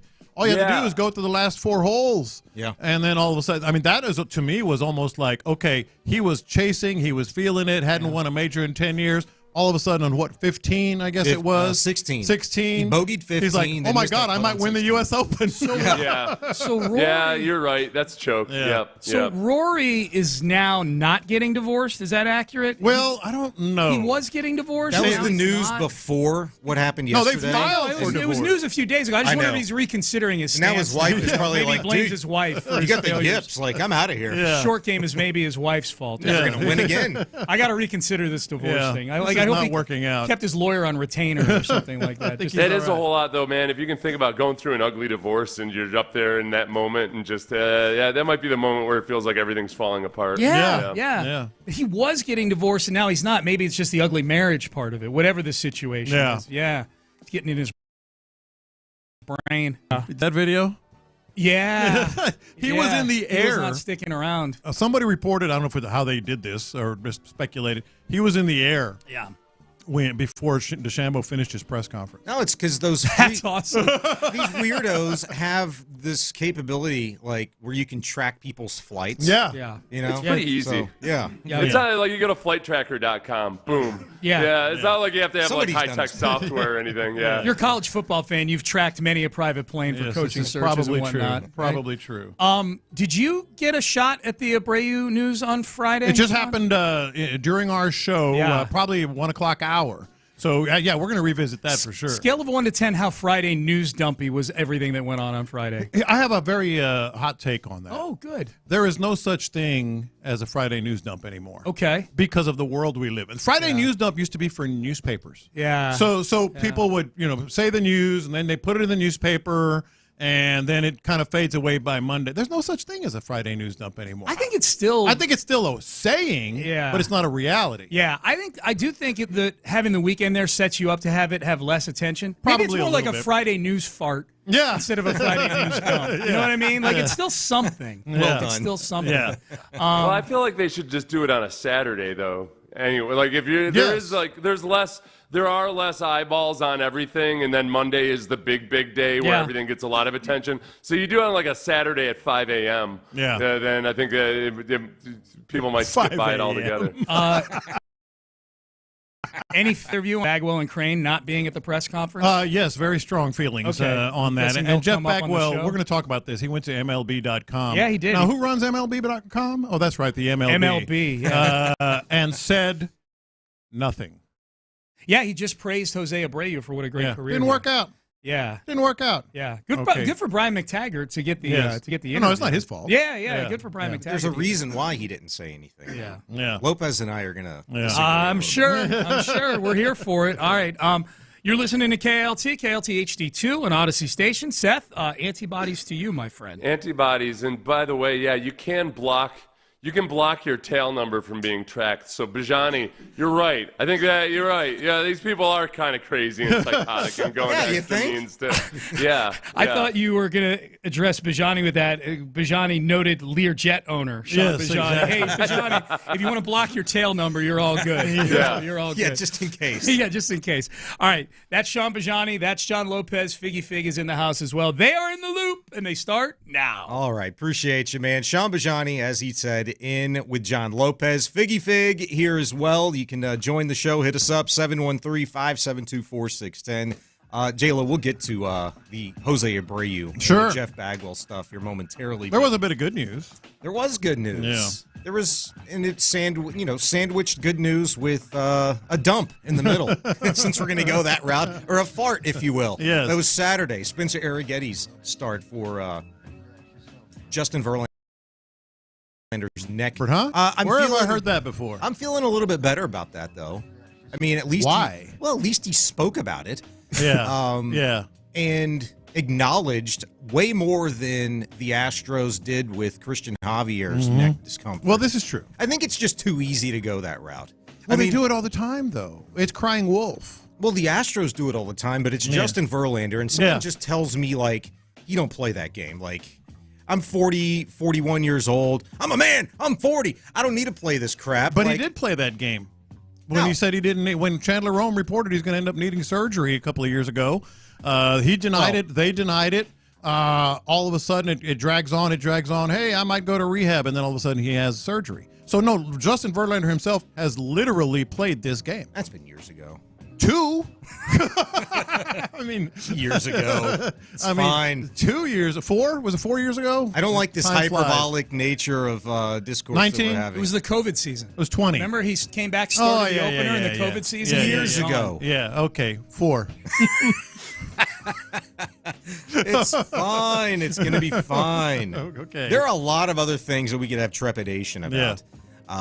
Friday's start for the Astros, and yesterday's not one of them. Hunter Brown was terrific. Again, that guy's incredible. Renel Blanco, incredible story. It's a damn shame that the Astros won this series and some way, somehow lost ground within the AL Hey, the West. Mariners, we talked about it last week. Don't look now. They were, 6, 7? They're now 8 games above 500. They keep kind of doing their thing. I think they're 7-3 their last 10 games, something like that. Yes, 100%. They've won 3 in a row, 7 out of their last 10. And don't look now, but I mean, if you go and I think it's April 28th. I think that was the day where the Astros were 9-19 or something like that. Yeah. The Mariners have been playing really good baseball. I mean, it's not going to be like a steep drop off of a cliff for the Mariners, but for the Astros to win 90 games, they've got to go something like 56-36 or whatever it is left. I mean, play over .630 winning percentage baseball. Mhm. And it's something that they have not done at any point in time so far this season. The Mariners are going to have to play baseball like .500 baseball. Yeah. You're going to have an 18-game turnaround right now. Yeah. I'm not saying it can't happen, but my gosh, it's looking bleak. And they said it. I mean, they that's the one thing that Jeff Bagwell did say in his interview that we'll get to with MLB.com. We didn't have time. We don't have time to keep this experiment going. You know? I mean, and Dana Brown's acknowledged, the sense of urgency. They don't have time to fiddle around. I mean, it's getting late earlier than it usually does. Yeah. I mean, even last year, I referenced this, and I'm going to continue to do it. I only have about a week left. But last year, the Astros hit their low point. After that point in time, they were 6.5 games behind the then That's a division good mark leading. to have. Yeah. Yeah. And it's what I have to go off of because nobody thought the Astros were going to be able to overcome 6.5 behind the Rangers last season, and they did. Yeah. And went all the way down to the final week of the season, final game of the season. Yeah. And this year, you've got 6 games left with the Mariners, which you could eat into theoretically. Yeah. Now, there's no real reason to believe right now that you'd think the Astros could sweep the remaining regular season series with the Mariners, but it could happen. Yeah. They need a 6-game turnaround outside of that just to even tie. Yes. And so there is all of that, but I'm looking at game 77. You have 6, 7, 8 ball games before you get to that point in time this year. I want to see where this ball club's at then. And I think, coincidentally, there's a really important timeline between now and that point that the Astros get to. And I would even say maybe I'll stretch it to the end of the month, Lopez. They got to make a decision on John Singleton, too. Oh, for sure. Because you're effectively going to do the same crap with John Singleton for far less money, for chump change, really. Yeah. And you could still look like chumps at the end of the day for the Astros for giving this guy a ginormous leash. Yeah, no, you're absolutely on point on that because what a great story. He's another great story. But at the same time, what are they doing with low percent has not exactly been tearing it up. You don't want that black hole to stay in at the first base when you have so little margin for error. Moving forward, you just laid it out perfectly. John Lopez, Sean Bijani, 713-572-4610, 572-4610 if you'd like to be a part of the show. Yeah, I think the date that I actually do have in mind, I will share with you next segment because it's going to be a big day and coming days, really, for the Astros and Dana Brown. But I do want to talk about the good things that happened this weekend. Yeah. Let's start with Hunter Brown because you haven't had a chance to weigh in on that. That guy's put together 5 incredible outings in a row. He has, and the best thing about that was just absolutely necessary. The way they were up and down for so long. They don't have an ace per se, but they have 2 guys that can pitch like that right now. Yeah. When occasionally or when necessary, and that was necessary. To me, it was the timing of everything. Timing as much as anything with Hunter Brown to come out and pitch like that on Friday. They got the shutout. They didn't score a lot of. 4. That's kind of tweener, but they didn't score a lot of runs. Well, yeah, that's the kind of thing you have to get. When the Astros this season 4. That's a lot for them. It used to be their 3. Yeah. It used to, if the Astros scored 3 runs in a ball game, you felt great about their chances of winning because even the bullpen by name wasn't what it was with Abreu and Presley and Hader. You still felt really good about the back end of the bullpen in years past, where you need 4, really 5 runs to feel tremendous about the Astros. They do have like a very good record when they score at least 4 runs in a ball game. But Hunter Brown did something that only Justin Verlander and Ronel Blanco have really been able to do with any realm of consistency this season on Friday, and that's give you 7 quality innings of shutout baseball. That was perfect. 5 hits. I think he had 9 strikeouts.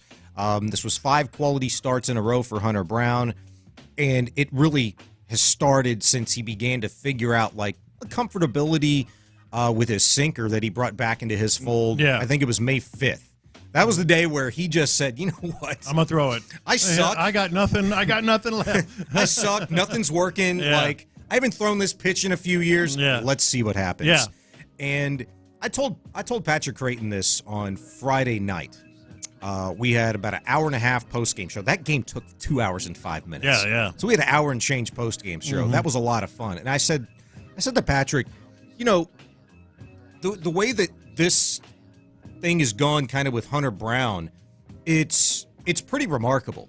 Because, yes, you expected him to take a step, but you have to still even tamp that down. I understand that from a general opinion standpoint. But I told you, like, this year was going to be huge. As long as Justin Verlander is healthy, and damn it. Yeah. But if he's healthy, nobody's going to benefit more from that than Hunter Brown. Yeah. That is his mentor. I mean, literally a guy he can look in the mirror of and understand better than most the mechanics and the game within the game. Yeah. How to approach inning by inning, hitter to hitter, start to start. And I think you're starting to see that kind of come to fruition. Well, and I just like the fact that and again, back to the timing of it all, not only did he have that kind of performance, you know, Verlander's still going to be around. I'm not worried about that. It's just a matter of how much he pitches. But it happened the day that all the Abreu stuff happened. Like that was big, I think, in the clubhouse. You know, like for him, that's a good point. For him to come out here, they've got a new first baseman. The world is upside down because Abreu, they finally did this. They're finally acknowledging it didn't work. What do you really need? You need a pitcher to go out there and say, hey, guys, it's going to be all right. Now, Saturday. Yeah. Now, Saturday might have taken a little bit of a hit on that, but he came out Friday with the timing of it all, not just his performance and backing it up, as you said, 5 straight, but the day that everybody's looking at each other, man, this team, you know, what a mess, you know, and he gets it done. Well, and in that same light, I mean, on Saturday, Joe Espada was asked about, you know, what they were going to do on Sunday. And he was like, well, we still don't really know. Yeah. Like maybe just like they're moving Arrighetti up a game, maybe they move Blanco up a game, and you can afford to do those things and not really stress about it because they had the built-in day off. Yeah. Before the series began. They did, and Blanco did what Hunter Brown did. I mean, he took the 7 no-hit innings yesterday, and you got the people still this morning. They should have left him in. Like, dude, he threw 94 No, pitches. he knew it. Get the hell You could out tell of here. just looking at him.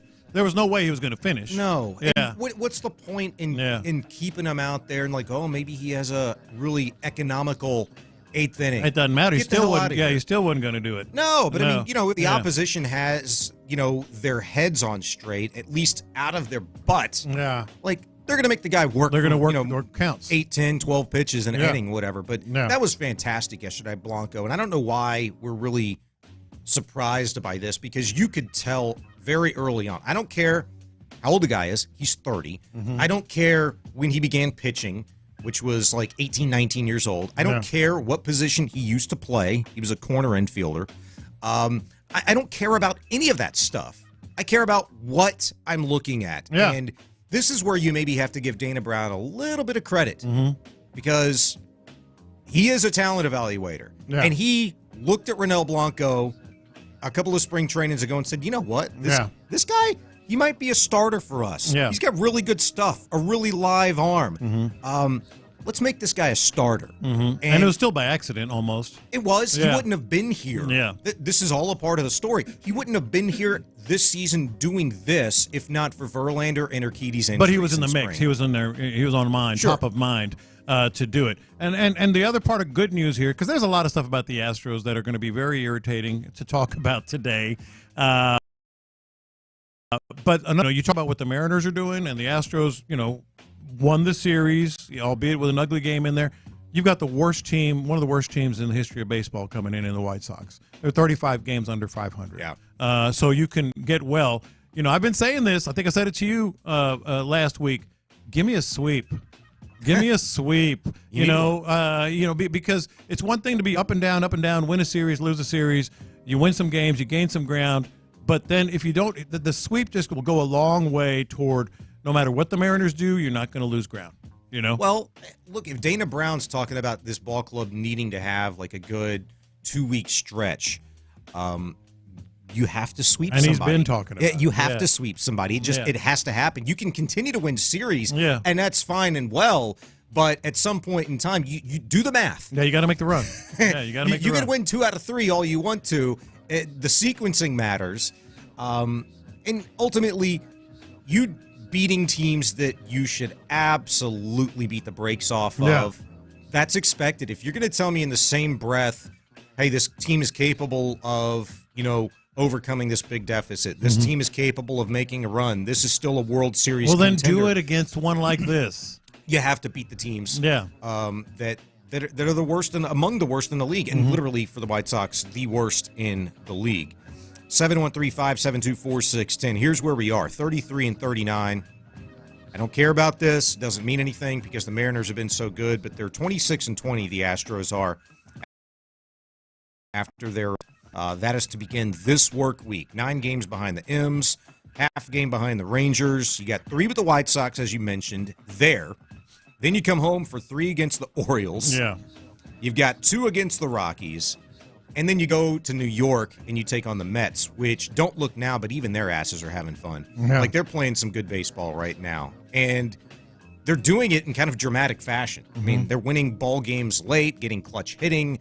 Oh, I don't know. That doesn't sound familiar at all because the Astros haven't been doing that with any realm of regularity this season. So it's still going to be a slog. And I kind of don't care who they play. You can look at the schedule. You can look at the standings. Ultimately, the Mariners are going to have to lose some games that maybe they have no business losing right now. Yeah. That's just the way that it's going to have to be. If Mookie Betts played for the Mariners, I'd feel a lot better. Because he broke his hand this weekend. Yes, he did. So that hasn't happened to Julio Rodriguez. That hasn't happened to the big dumper or whoever the hell else is tearing the cover off the ball for the Mariners or pitching lights out, Logan Gilbert, whoever. The Astros do some good luck, good fortune their way by the opposition. Their destiny, none of this is in their control right No, now. and the starting pitching staff, we can talk about Justin Verlander, and we will, but even if it is, whatever he said, just a sore neck, which we can't trust the Astros to, in any way. We just can't. That's not that's their fault. Not continue to say things that just prove to be kind of a ruse. But even if we say that it was just neck discomfort, he's still coming back from something that was serious enough to skip a start. Yeah. You know? When Verlander told McTaggart over the weekend, quote, "I'm feeling pretty good today, and every morning I wake up, I'm having more range of motion. It's just feeling freer." Everybody's kind of hopeful that this process, knock it out completely, and hopefully it's something I don't have to deal with. Like, that doesn't sound like a guy that is really worried about the situation. I'm looking at this as, here's a 41-year-old guy who has a better understanding of his body than a lot of other guys that have, and is meticulous about it. 100%. Yeah. 100%. Yeah. And so for that reason, and look, I get it. It's the Astros. It's still JV. And as you mentioned, look, he treated things very differently. It was very coy, a few years ago before he had to get the Tommy John. I understand that. Yeah. But this is now, and he understands very much what the rest of us have seen with Christian Javier, with Jose Urquidy, and he's very familiar with this Astros organization and how they've dealt with injuries, which is what I thought was a huge factor in why I thought he'd never leave to begin with. I never thought he'd go to New York because a guy like that at that stage of his career, a team that had paid him millions of dollars for 2 years to not pitch for them, to recover. Yeah. Like, a guy doesn't do that if he doesn't fully trust and believe in the training staff, in the medical program the Astros has. And I do feel pretty solid about JV going forward. 713-572-4610. You could call, you could text, you could tweet, all that good stuff. We're here until 2 in the loop. Coming up next, we will stick with the Astros and give J-Lo an opportunity to sound off on the Jose Abreu situation, which isn't one anymore. But has there been a power shift within the Astros, and is it for the better? We'll talk about that next at Sports Radio 610. All right, guys, if you've been feeling a little tired, a little grumpy,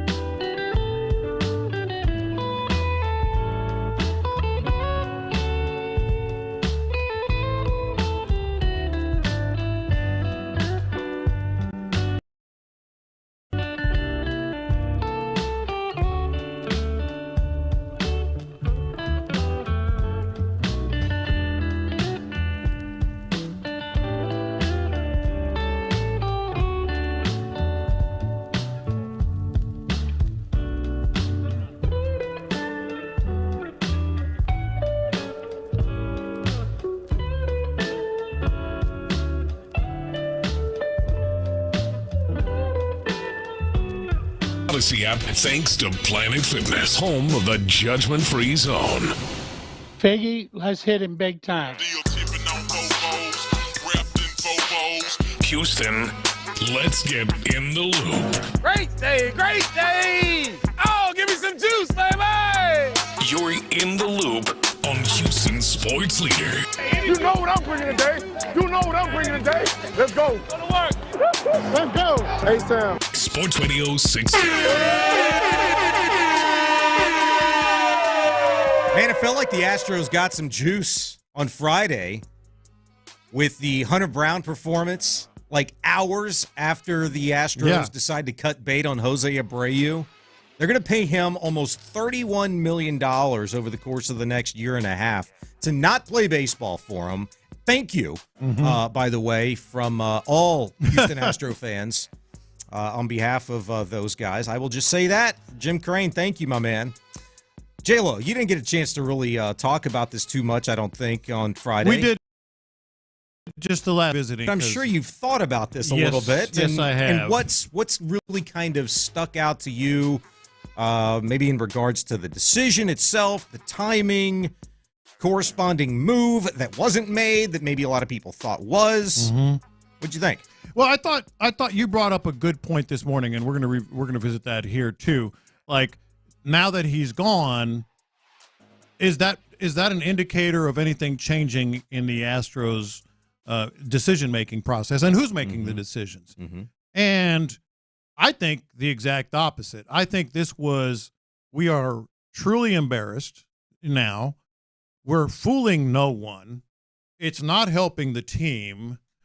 Let's just do it as much as it hurts and as embarrassing as it is, because I think we can all agree, like Dana Brown was protecting Jim Creighton and Jeff Bagwell and whoever was behind this decision, right? All the things they said in the weeks and days leading up to it. Joe Espada was protecting Jim Creighton and Jeff Bagwell and all the decision makers by kind of just having their back on this publicly. And maybe he'll go down there, oh, it's bat speed. No, it's not bat speed. All this other stuff. So once they made the decision to do it, clearly a Jim Creighton decision, he's the one writing the check. Does that mean all of a sudden the decision-making process has changed? No. To me, I mean, he's still the one, if it's Bagwell or whatever, are the ones that are making these decisions. Now, maybe there's less trust, and I think you pointed that out as well, like less trust in Jeff Bagwell or whatever. But I don't think there's more trust or more power going to Joe Espada and Dana Brown. I mean, you don't think that they all of a sudden have more power, do you?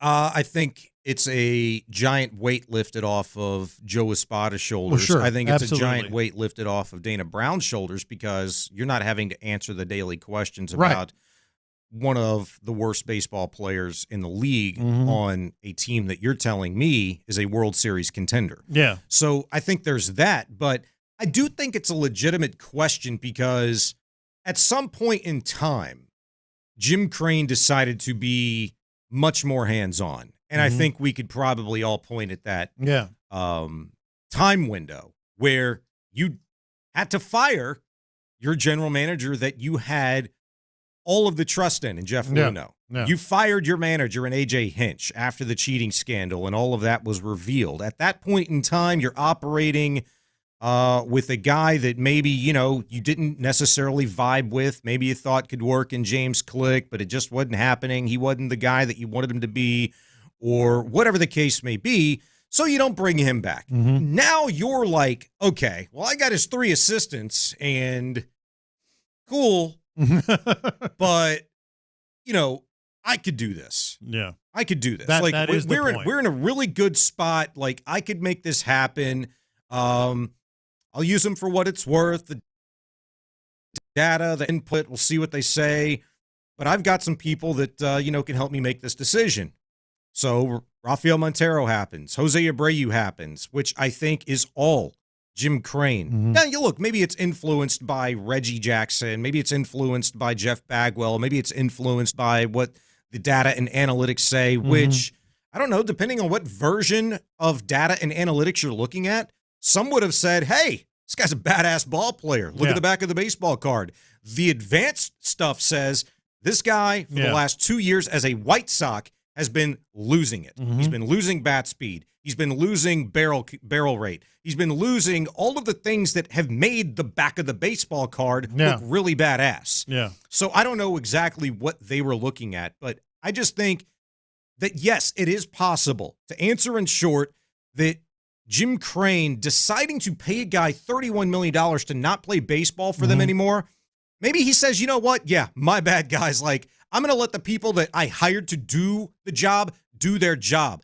Dana Brown's a talent evaluator, and he's been a great one since Montreal to Atlanta, now to Houston. Let's let him cook. I seriously doubt it. I'm just on the total opposite side of this. I think it's like, let's try to get this thing over with. Let's move on. Now what do we do? And I think Jeff Bagwell gave us a little bit of a hint of that when he was talking to, as we mentioned earlier, Brian McTaggart on MLB.com. First of all, just so you know, you don't have to. I mean, look, it's not Brian McTaggart's fault. He got the answers that were given to him. It's not his fault. But the answers that Jeff Bagwell gave were all protecting Jim Crane. Every single. I'm going to read a couple of them here for you. So, like, everything that McTaggart asked, whatever he asked, the answers that Bagwell gave protected his boss. That tells me when it comes to another decision like this, it ain't going to be, hey, Dana Brown, see what you can do, and I'll give it the rubber stamp. No, and I know there's some gray area. I'm just illustrating it. But this is one thing that Bagwell said. Never really said anything about we were wrong. Never said anything about we misevaluated. Never said anything about this was a bad choice by us. We apologize. This was the first quote he said. Jose Abreu has been nothing more than a professional class act. To get set down like he did was very, very difficult. When we signed him, this is the key part. If you look at his 2020 numbers, analytically, data-driven, all that, he was the guy to get. It just didn't work out. That's not what he said earlier. He talked about back of the baseball card. Like, those are just rudimentary good numbers to kind of gauge a player's abilities, but that wasn't analytics and data-driven information. Now he's saying that. So what's he doing there? He's saying, look, we did everything we needed to do. It was just didn't work out with the player. I think he's still protecting Jim Crane and himself. But I mean, I don't think there's anything wrong with protecting Jim Crane. No, but what I'm saying, I think it affects the decision making still moving forward. I don't know if this completes a botched decision. I think the way that they handled it, obviously it didn't work out. The way that they were handling it as we were watching this fail miserably before our very eyes and cost this ball club, unfortunately, probably a shot at an 8th straight ALCS, maybe even a shot at even getting into the postseason this year. And he's not the only reason, but he's a big reason. But as we're watching this play out, like, you have to finish the deal. There's a reason why Jim Crane didn't go consummate the contract with Jose Abreu. There wasn't a general manager. And he maybe wanted to pull the strings and make the decisions and do all of the things that a general manager does, but I don't think he ever wanted to really answer for all of those things. I think for whatever reason, and it's not like Jeff Bagwell's the most personable guy to put in front of a camera, you know what? He's got broadcast experience. He's got pretty good chops in front of a microphone. Let's let him do this. We're going to make him the face of this whole thing. And I think irresponsibly, everybody else seemed to kind of take that bait and say, oh, Bagwell's playing GM and Crane wants it and maybe Bagwell wants it. And I just thought that was ridiculous all along, because if Bagwell wanted it, he pretty clearly said, I don't want this life. Yeah. He told us that. He said, I don't want this life. Yeah, but here's the other part of this that keeps me on the other side of this topic from you, which is fine. I just see it completely different. Jim Crane, come on down. Let's get to a press conference, man. I hear you. If you're really responding or, being, kind of falling on the sword on this, just all the things that someone who made this mistake wants to be accountable for. Where are you? Yeah. No. Bagwell didn't even have a press conference. I hear you, but he didn't initiate it either. Yeah. And so I think the way that they began, the way that they handled it is the way that it was going to end. And I don't think in their mind they have to tell us, hey, My bad. But that's a problem. In their mind, they should be thinking that. Maybe. I know I would. Maybe. Like if I screwed up that bad and I trotted some I'm not a boss, but if I trotted some underling out there to a press conference, I would feel horrible. I would feel like I need to be out there. They all know the narrative. They all know what people are saying. And you're trotting Dana Brown's ass out there? Yeah, there are certain things that the Astros can do between now and again to maybe prove by action that, there's been a power shift in decision-making. And I think 6/22, June 22nd, is probably the first of those days. That's the first day that Joey Loperfido can get called back up. If he's not called back up and given an opportunity to put a bat in his hands with a big league ball club, not saying he even has to play first base, Lopez. Yeah. But let's be honest, John Singleton has sucked ass for about the last 2 weeks, like bar none. 167, 155, I think, is his batting average. 3 for his last 35 plate appearances. That can't continue to happen. Otherwise, you've done nothing but change the salary figure and a name. You're getting nothing out of first base. 713-572-4610, 572-4610. If you want to weigh in. Next is the AFC South, the most stable division in the league. And we'll take a trip back to memory lane coming up next. This will be fun. 30 years ago is next. The Jose Abreu experience is over. After a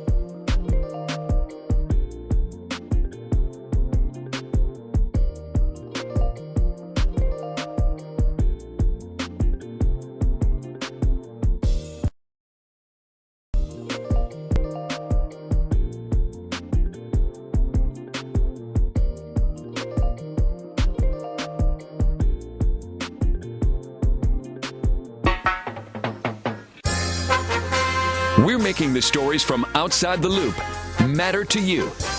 This is Localize It. Don't you know I'm local? You're in the loop on Houston's sports leader. Sports Radio 610. Sean Bijani in with John Lopez and Figgy Fig this morning. Pretty easy to localize it here. We got a couple of them. I hope we can get to them. If not, we will. Maybe next segment. But we got all show, man. Trevor Lawrence, his big, badass contract. People have various opinions on this. I like yours. I'm not surprised. You're going to make me disagree with you again. Oh, yeah? Yeah, I think so. Okay. All right. So. All right. At least that's what the rumors say. Well, we'll see. Yeah. We'll see. I don't know. Maybe I'll change your mind. Maybe. That is my goal. Maybe. 5 years. What is the money? 11 billion. 11 billion. Yeah. No, it's 275. 275. I wanted to say that, but man, that Yeah. sounded too high to me. Yeah. 5 years, 275, 142 due at signing. I think 172 guaranteed or something crazy like that. 200. Is it 200 guaranteed? 200 guaranteed. Good Lord. Yeah. Does it matter? Yeah. It's a lot of money, man. Do you think now that he's signed, sealed, delivered, and going into year 2 of a 5-year rookie contract with C.J. Stroud, Anthony Richardson being healthy with the Colts, potentially until he's not, and Will Levis looking like he did for 9 games last season, which I don't think at all was ass. Yeah. I thought he was pretty good. People want to talk about it as being kind of meh. But is this maybe the most or one of the most stable divisions in football in terms of the quarterback? Yeah, see, no, that's a different question. I shouldn't say agree. Potentially, I think, and of course everybody hates that word, but obviously C.J. Stroud is borderline elite and probably will prove to be elite this year. Trevor Lawrence is very good, but he's not elite, but he's very good. And then, of course, Anthony Richardson, in just a blink of an eye, gave us a glimpse of something that might be pretty good, or real good. Will Levis, I'm not going to go so far as to say he was, he showed a lot last year, but he showed enough to work with that maybe there's something there. Yeah. Because I'm still not 100% in on Will Levis. I think it can go either way. I like that guy, man. I think I've said it before the draft. I love his arm strength. Like, it is next level arm strength. Arm strength, cool, but as a competitor, I like the way that he plays the game, and he's got the body type to be able to do it. All that stuff you gotta like. So I'm not gonna say like it's the most stable, because clearly Will Levis, you can't say it's stable yet. Anthony Richardson can't say it's stable yet. It's really just the two quarterbacks, you know? So the younger divisions, I think it's probably one of the most stable. Maybe promise, there's potential. Potential might be a key word there. If you're going with the most stable, I think you could probably say best as well. If you look at the AFC North, between Lamar Jackson, Deshaun Watson, Russell Wilson, and Joe Burrow, I would say stable and best right now. Well, potentially also, because we don't know what Watson's going to be. Russell Wilson, it could be behind him. And it proved to be somewhat behind him. I think that's kind of reflective of the AFC South. Two that you know. Burrow and Jackson. Yeah, and then two that you're like, we'll see. Yeah, we'll see. But stable also means they there for a couple years too. Yeah, exactly. Yeah, or at least three of them. Yeah, that's what I'm going with. This whole thing in Pittsburgh could fall apart in 3 weeks. It could be Justin Fields. Yes. At the start of the season, Wilson could be horrible, and here we go. It's Justin Fields time. But the NFC West, look at those guys with Brock Purdy, Matt Stafford, Geno Smith, Kyler Murray. That might be it. Maybe. Yeah. I mean, Purdy's going to be one of the next guys to get paid, I would presume. Like, you got Jordan Love. Who else? There was another quarterback that's going to be getting paid here pretty soon. Dak, that's the one. Yeah. It's probably going to be some combination of Love, Dak, and Purdy. Yeah. Your next three quarterbacks that are going to be getting paid, whatever amount. But, Stafford, Smith, and Murray, Geno's solid. Kyler Murray's freaking really if you're talking about stable, he's already gotten paid. You know what you're getting from Geno. Murray's already gotten paid, and I think has been kind of behind it in terms of just supporting cast. Yeah. But now he's got himself a hell of a receiver coming in. So I might put that. What do you think about the AFC East?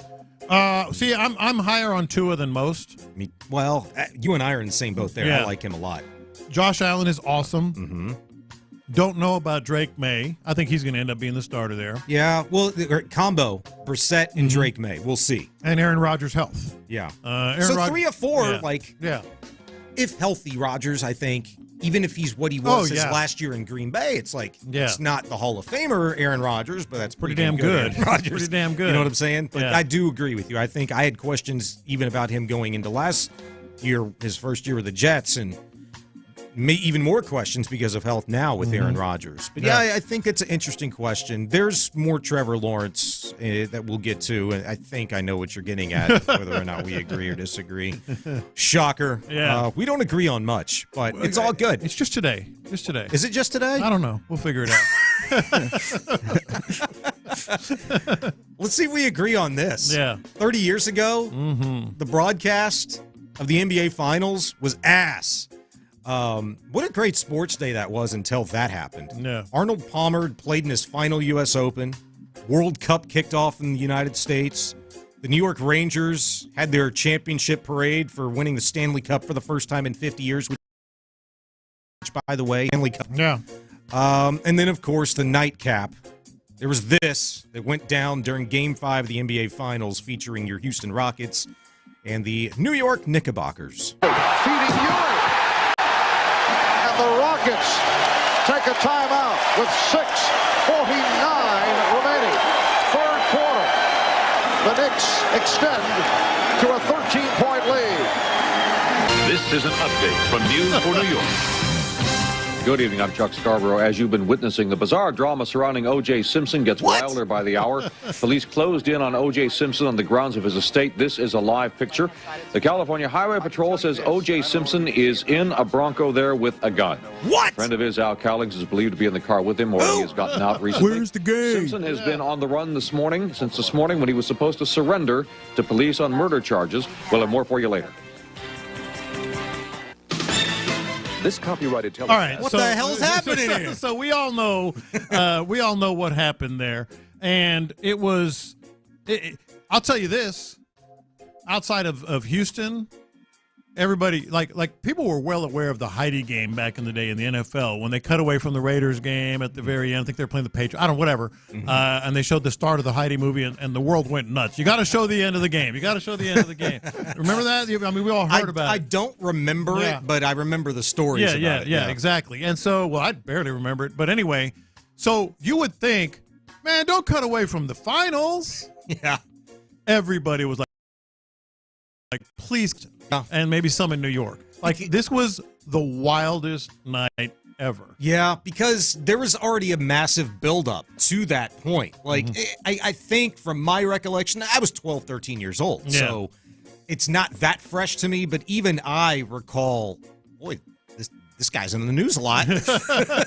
Maybe there was a little stagnation period before Game 5 of the finals, but he was certainly in the news. It's just crazy because that series was fantastic. This was Game 5. It wasn't Game 1. It was Game 5. Mm-hmm. Every game had been decided. I think every game was decided by 10 points or fewer in the entire 7-game series. And it's Olajuwon. It's Ewing. But that was, if you think Houston gets disrespected now, dude, people crapped on that series from like day one. Yeah, because of the physicalness and ugly and all that stuff. Yeah, but it was Houston. It was like, they don't really belong. Jordan's out of the league. It's New York. You know, they're going to lose anyway. It's like, it was like, what are we doing? Well, I've got, Figgy, you were talking about your whole family up there. Yeah, I remember my pops watching the game, and he was like, man, turn it back to the OJ chase. Like, he didn't give a damn about the finals at that point. And then they're talking later in that same report, and it was Tom Brokaw, I guess, right? Yep. He's like, there are now confirmation that OJ has a gun. He's sitting in the back of the seat. That's actually wild to say in the broadcast. Like that effort to get OJ to call in to the broadcast. So then you had people say, word on the street, he have a gun to his head or something. It was just like, and what? then people started lining the streets and the overpasses in L.A. Signs with the white free OJ, run OJ run. Yeah, I remember that one. Yeah, and, that is crazy. It was absolutely nuts. And obviously the Rockets didn't get, they got the short end of the stick there. But that was must-see TV. Internet wasn't really, it was around, but it wasn't really nuts, at the time. And then I just want to know who made that call. Who made that call? Oh, behind the scenes? scenes? Say, it's one thing to go split screen. Another thing to say, you know what? F this game. Yeah. It's OJ all the time. Like, who made that call? No, the behind-the-scenes stuff, producers and directors had to be, we can't cut away from the NBA Finals. The hell you can't. This is OJ with a gun in his head and at his head and with a slow speed chase in Los Angeles. What if it was Game 7? What if it was Game 7? I think they would have done the same thing. Game 7? I think they would have done the same thing. I don't know about that one. Look, they might have did the split screen. All right, man. could you imagine like Olajuwon going out to defend the John Starks three, and then it's like, we interrupt this broadcast. Yeah. I don't think they would have did it then. I don't know, man. OJ is still today. But it's not like OJ was causing traffic in Houston or in New York. This was L.A. Like, you give it to those people that don't give a rip about the Houston and New York NBA Finals. Yeah. Like, that's where I was then. That's where I am now. It still bothers me. The NBA, if they cut on Game 7 to OJ, they would have been pissed. Adam Silver would have lost. I can tell you this. My two OJ stories, you've heard the one, Figgy, like probably 2 or 3 months before this happened, before the murder, or allegedly, but not allegedly. I was coming from Denver, and he was covering a game up there, I guess Broncos or whatever, and I was coming from Denver, and I got upgraded to first class, okay? The door had already closed, so I was set. They opened the door. Flight attendant, or the red coat back then, comes in and says, Mr. Lopez, you don't have to give up this seat, but the person who purchased this seat full price did arrive and is late. And I was like, that's fine. Let them have it. They paid full price. I got my stuff, started walking back to my assigned seat. I turned around. It's O.J. Simpson. Wow. O.J. Simpson. I had his first class seat. And then all of a sudden, I'm like, well, that jerk, he rides first class all the time. I should have just said screw him. What was the time frame on this? About 3 months before the murder. Oh, boy. Yeah. Yeah. And then on this day, you keep in mind, that was the 1994, right? 1994 World Cup was here at the same time. The first game in the World Cup was at Giant Stadium in East Rutherford, New York. And so I was going to cover the first game of the World. I always cover the World Cup. It was Italy and Ireland. So I had to do a quick turnaround to get to that. So I went from, Rockets and OJ Chase story to World Cup. I had like 3 columns in one day. That's incredible. It was wild. Busy man. Yeah. That's John Lopez, Sean Bijani. You're in the loop. Coming up next, Tank Dell, embracing high expectations, says he's feeling better than ever. We'll discuss next. The Drive with Stoerner and Hughley.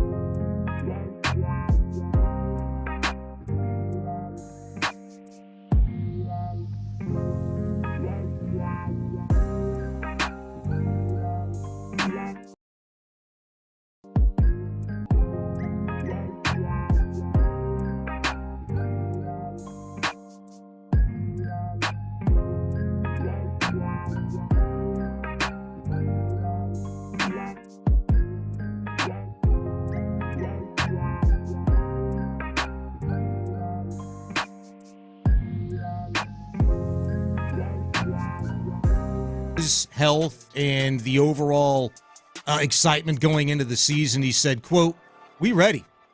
We're all excited. We know we have a target on our back. We got a lot of things we want to accomplish, Super Bowl, playoffs, things like that. So we ready to go to work." And he went on to say, "I'm way better. Yeah. I feel like I'm way better than I was last year at this time. The little bit of experience I got before I got injured, which was week 12, I believe, or week 11, I can't remember." He goes on to say, "I already know the playbook, so I don't have to put too much stress on that. I'm just working every day. I know I'm ready." End quote. Yeah. From Tank Dell. I took two things away from that. One, when he said, "We know we have a target on our back." So that whole conversation about the Texans being the hunter versus the hunted, I think they are. Oh, no, they are. They are going and all C.J. in on Stroud has being had a lot to do with it, and I like it. Yeah. Normally I'm like, whatever. You're writing a big check there, and not having been proven, but he is proven. They are proven. Bobby Slowick's proven. Yes. All of this. Well, I have some thoughts on that, and I've come around on that. Maybe just now within. But the other thing is I'm way better. I feel like I'm way better than I was last year at this time. That's huge. This is a guy who's coming off of a broken leg, who's coming off being shot in the leg this offseason, who, like me, I think, if you're being honest with yourself, a lot of other people had some nervousness, some anxiety, trepidation about the guy's frame, his sustainability in the NFL. I think I still kind of do in that regard until proven otherwise, but I like what I'm hearing from Tank Dell to this point in time. Now, to my first point, where I feel like I've been able to come around on this hunter versus the hunted thing and bought more into the Texans being the hunted. Yeah. I do like the fact that C.J. Stroud has kind of started this movement. And I wasn't sure about it because I look at things sometimes very black and white. And when I look at the Texans at 10-7, AFC South champs, it's 1 year with a rookie quarterback. I get it, and I'm normally there with you. And yeah, look, the Jags were supposed to win this thing last year, and the Texans did what the Jags had done in 23. The Colts were a play away. Yep, they were a play away. You're right. Yeah. You had to win those last two games. Yeah. That what little control of your own destiny that you had, the Texans took full advantage of it, and they did what they were supposed to do. But it's just 1 year, and when I think of them as being the hunted, I think exact conversation as I do the Kansas City Chiefs, the Baltimore Ravens, even the Cincinnati Bengals when Joe Burrow's right. Boom, insert Texans. And, okay, look, Buffalo Bills until they're officially not, because Josh Allen, in my mind, is just that good. That's why I've really – are they the hunted, though? Are they? Well, okay, the two things that jumped out at me here, and remember a couple of weeks ago, at least, maybe longer, Tank Dell was on a podcast, and he said something about like they're doubting us, they're doubting me, and he kind of casually said, that I'm the number 3, and I could kind of pick up on what he was really getting at there. Tank Dell has heard you, me, everybody at this station, people around the NFL talking about, well, is Stefon Diggs going to be the number 1? Is Nico Collins going to be the number 1? Could Nico Collins do this? Could Stefon Diggs do that? I'm on the record as like he's the number 1, Stefon Diggs, because they're paying him, and he's been one, and he's got a bigger track record. And Tank Dell is sitting back there going, dude, I think I'm the number 1. I think I'm the number 1. And I think he has a chip on his shoulder, kind of game within a game, not pulling against them, but just that confident in his own abilities that, guys, by the time this is all over with, y'all are going to be saying, like, where did Tank Dell come from? I mean, we know how good he was last year. It was abbreviated a little bit, but we know how good he was back then. I think he's really using this like as a true – a lot of people put these artificial chips on their shoulder. They make up something. I think this is legit. We're an awesome room.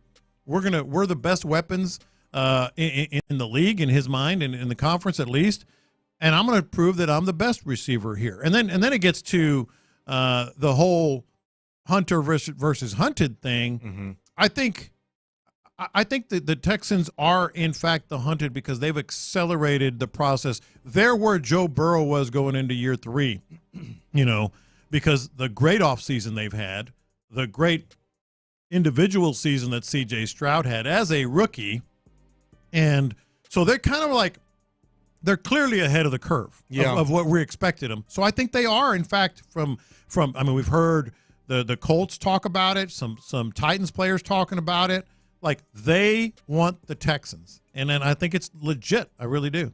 Tank Dell last season finished with 709 yards receiving, 7 touchdowns, and a near 63% catch percentage. Yeah. If you look at Nico Collins through that same time period, he had 50 catches, 800 yards with a catch percentage of 68.5%, 5 touchdowns. They were right there neck and neck, respectively. Yes. And something tells me that, Nico Collins still probably has the same season that he put together last year, even with Tank Dell being in the fold and not injured the last 5-6 weeks of the season. But the Tank Dell, look, almost 700. More than this offense is different. It had just really started to take off. Yeah. When Tank had gotten hurt, and you started to see like, boy, this team is a consistent pain in the ass of the opposition. Yes. I mean, they can score from all over the place. You probably have 2,000-yard receivers last season if you're the Texans. If Tank Dell doesn't get hurt, I think that's almost a shoe-in. Yeah. And so I could see where you're saying, like, Tank is looking at this and listening to all of the conversation and like, hey, if I'm sitting right here, I got to do this again, I'm sitting right here. Yeah. I got no problem because I already come into the league with a chip on my shoulder about people talking about me being too small and too frail, the sustainability, the injuries, blah, blah, blah, all that stuff. I get it and I love it because that's really kind of what this team was founded on. Yeah. This era of Texans, that's exactly what they were founded on, was doubt, was skepticism, was non-belief, was shock the world. Thankfully they had the hats last year that didn't take off, made by Bachman and Brady Rogers. What was it? Us versus the world. Yeah. Not one single solitary person wore that hat getting on or off the plane. Thank you. Yes. For killing that one. Maybe somebody got to him about the whole Letterman jacket thing. But nevertheless, I do think that's what this team was founded on last year. So I like to see them rolling with it. But I also think for a quarterback, for the vocal leader and leader by action as well, and C.J. Stroud to be kind of we're the hunted. That is training this team. That is training these players that are going to be a part of this team for the foreseeable future along with him, that if we want to get to where we want to get to, you have to get used to operating like you are the hunted. All I'm saying is don't be surprised if we're all sitting here week 7, week 8 going, man, Tank Dell might be the number 1. And I think that's what's driving him. Keep this in mind, too. He kind of had a mini version of C.J. Stroud's season. Rookie, where did that come from? Looks like a vet. And, oh, by the way, is probably the best route runner on this squad. Now, you can argue that this year with Stefon Diggs because he's a great route runner, but I think Tank Dell's a better route runner than Nico Collins. Yeah. And the other thing is Nico Collins, we talk about the injuries in his rookie year. He was a rookie. So I think Tank Dell is kind of like that mini version of C.J. Stroud. Like, just wait till you get a load of me this year, and he talked about it there. I've got the playbook down. Don't worry about that. He's got the same offensive coordinator. He's got the same pretty much staff around him, in terms of coaches. And then the C.J. Stroud's going into his second year. Tank Dell is going into his second year. I think he's really feeling it. Nothing against those other two dudes, but I think he's really feeling it. And then last thing, Nico Collins did play in 14 games his rookie year, and he had 33 catches and like 400 yards. Well, Tank Dell played in 11 games and had 709 yards, 47 catches. So he had a better rookie year with injuries than Nico did. So Nico has exploded in year 3. I think Tank says, like, hold on now. Wait till you get a hold of what I can do this year. Yeah, no, you might be right. From the 713, Tank will be good trade bait. Yeah, well, I don't know about that. I don't think so. Yeah. I'm not vibing with that one. Yeah. But what I still have trouble kind of getting behind, because it's just going to be TBD until it's not. Yeah. It happened in his first year. It happened week 11, week 12, whatever it was. Tank with his stature, the 5'8", 155 pounds, whatever he is. Mm-hmm. Can we really be all in and feel that we're being honest with ourselves and truly believe Tank Dell is going to be a sustainable force in this league because of his stature, because of the way that he does play? He does have that bulldog mentality. He wants to be in on every play. And look, that can be, coached out of him, so to speak, where just quite simply he doesn't need to be in the position that he was last year on a goal line, blocking down in that situation. That was a freak thing. It was, and it's going to happen. I totally get it, but I think we would all agree, right? Hey, if you need a wide receiver to block, let's put your biggest body dude in there. No, that won't happen again. I'm serious. I seriously doubt it. But he's going to be in on the goal line sets. Sure. They're just going to have to put him somewhere else because that's where he excels, moving because of the quick movement, the quick burst off of the line, the route running, the ability to get open in a short amount of time and in limited space, 100%. But I think that is something that we're going to be 3, 4, 5 years down the road on, John, and still not feel great about, because it's okay. We're biding our time.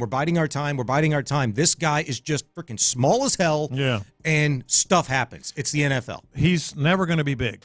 But I seriously don't feel as worried about it as him being frail. This was a freak injury.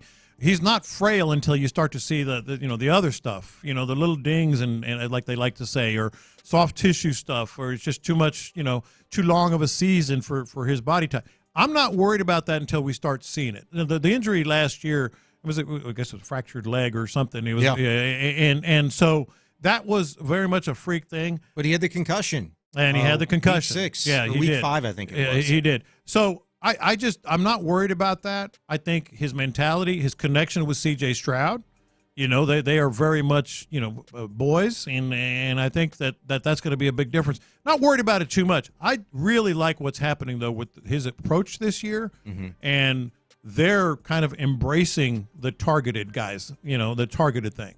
What do you mean the targeted thing? From other squads, like they are the hunted. Oh, yes. Yeah. Yes. What's going to quantify being a number one for you? Well, it's clearly numbers, first of all, but also time and circumstance. Like who's the guy that in clutch situations you don't call plays, you call players. Now, that's not going to be quite apples to apples here, because it's going to depend on, are they double teaming or edging toward Stefon Diggs or Nico or Tank maybe or whatever. So it also depends on what the defense is that they're seeing. But with those 3 wide receivers, I think you can call any of those players, in a clutch situation. And that was kind of my point is, third down, you got to move the chains. Well, you go back years and years, who was that guy? That was Owen Daniels. That was Andre Johnson. This current iteration of the Texans, last year it morphed from Robert Woods into Nico Collins. Yeah. And both of those guys were major factors. And then you utilize Tank Dell on the regular for just that as well. Yeah. You have 3 guys that defenses are going to be like, well. That's what I'm saying. It's going to depend on what the defense does, too. I think within the first month of the season, somebody's going to have that tweet, we have a number 1 wide receiver, Houston. Yeah. And it's going to be pretty evident as to who it and is. Maybe it changes. Yeah. I think it's going to change probably around week 6 and then week 10. Yeah. There's going to be a few different iterations of that. Yeah. 713-572-4610, 572-4610 if you'd like to be a part of the show. Coming up next on In the Loop, Sean Pendergast this morning said something regarding Buffalo Bills general manager Brandon Beane that really got me thinking about what we're really watching with the Astros. We'll explain next. All right. Payne and Pendergast. The thing you and I have been waiting for, Trevor Lawrence, 5 years, $85 million.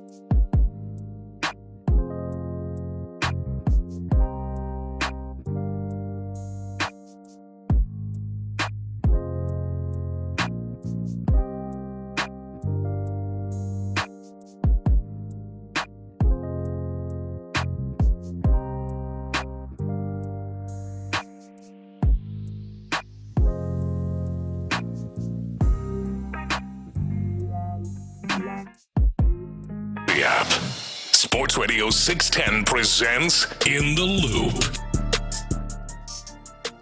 In with John Lopez, I'm Sean Bijani. Figgy Fig here as well. 713-572-4610 if you'd like to get in, be a part of the show.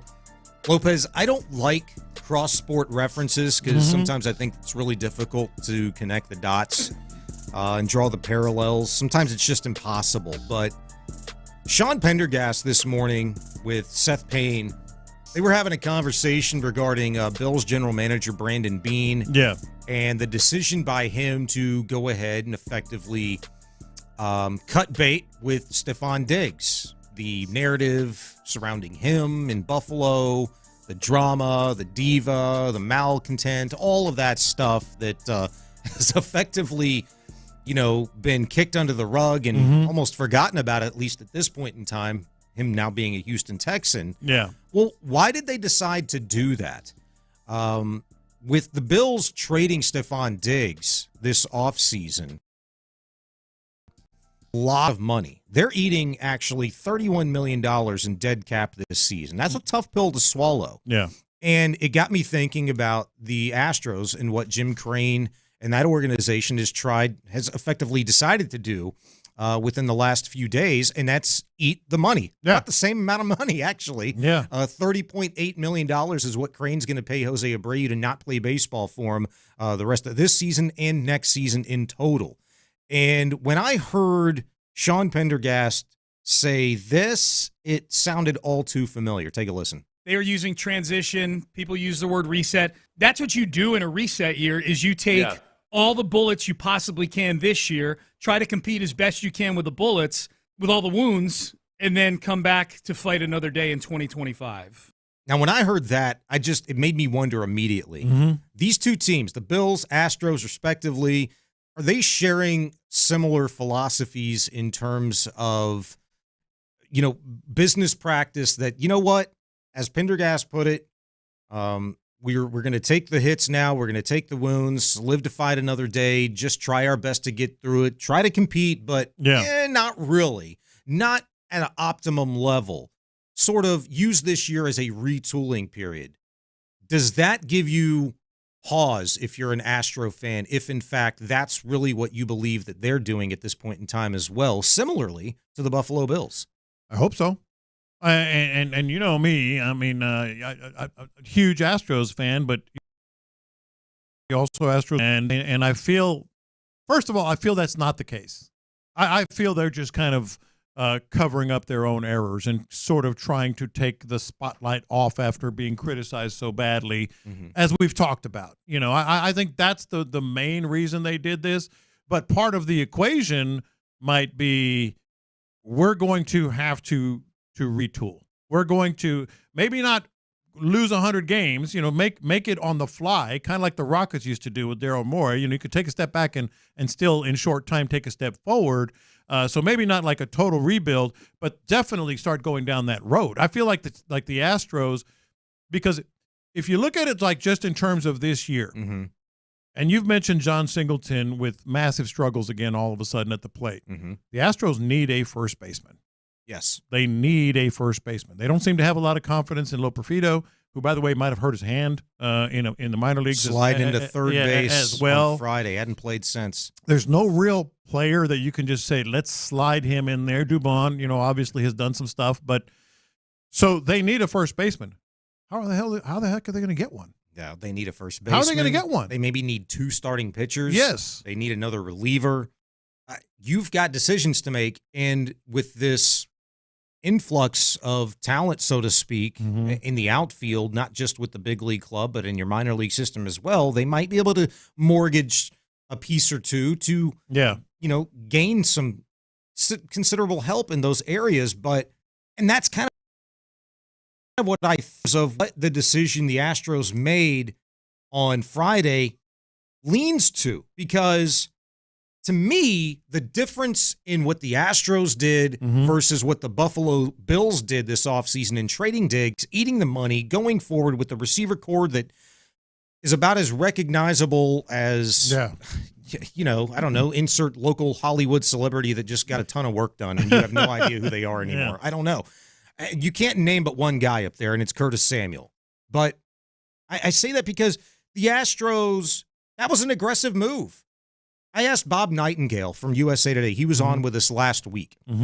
He's actually been on with us the last 2 weeks. But particularly, I think it was Friday after the Abreu deal went down, I asked him about that decision for the Astros to move on. If he thinks that changes the way that they attack the trade deadline. Yeah. If he thinks they're going to be a little bit more aggressive now or less aggressive. And he said, well, hell, that was a pretty aggressive move to go ahead and eat $31 million for a guy that you're not going to watch play baseball for you in your uniform anymore. Like, that's a big deal. So now what do you do? And it got me thinking about, like, well, okay.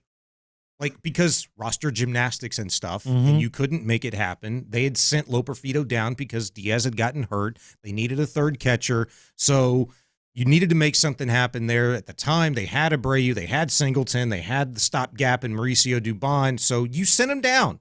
Just so happens you can't call him back up 10 days later. That's why June 20. If you don't call Joey Loperfido up June 22nd and he's healthy, then I think that's the message. There's a very clear picture right there of what's happening.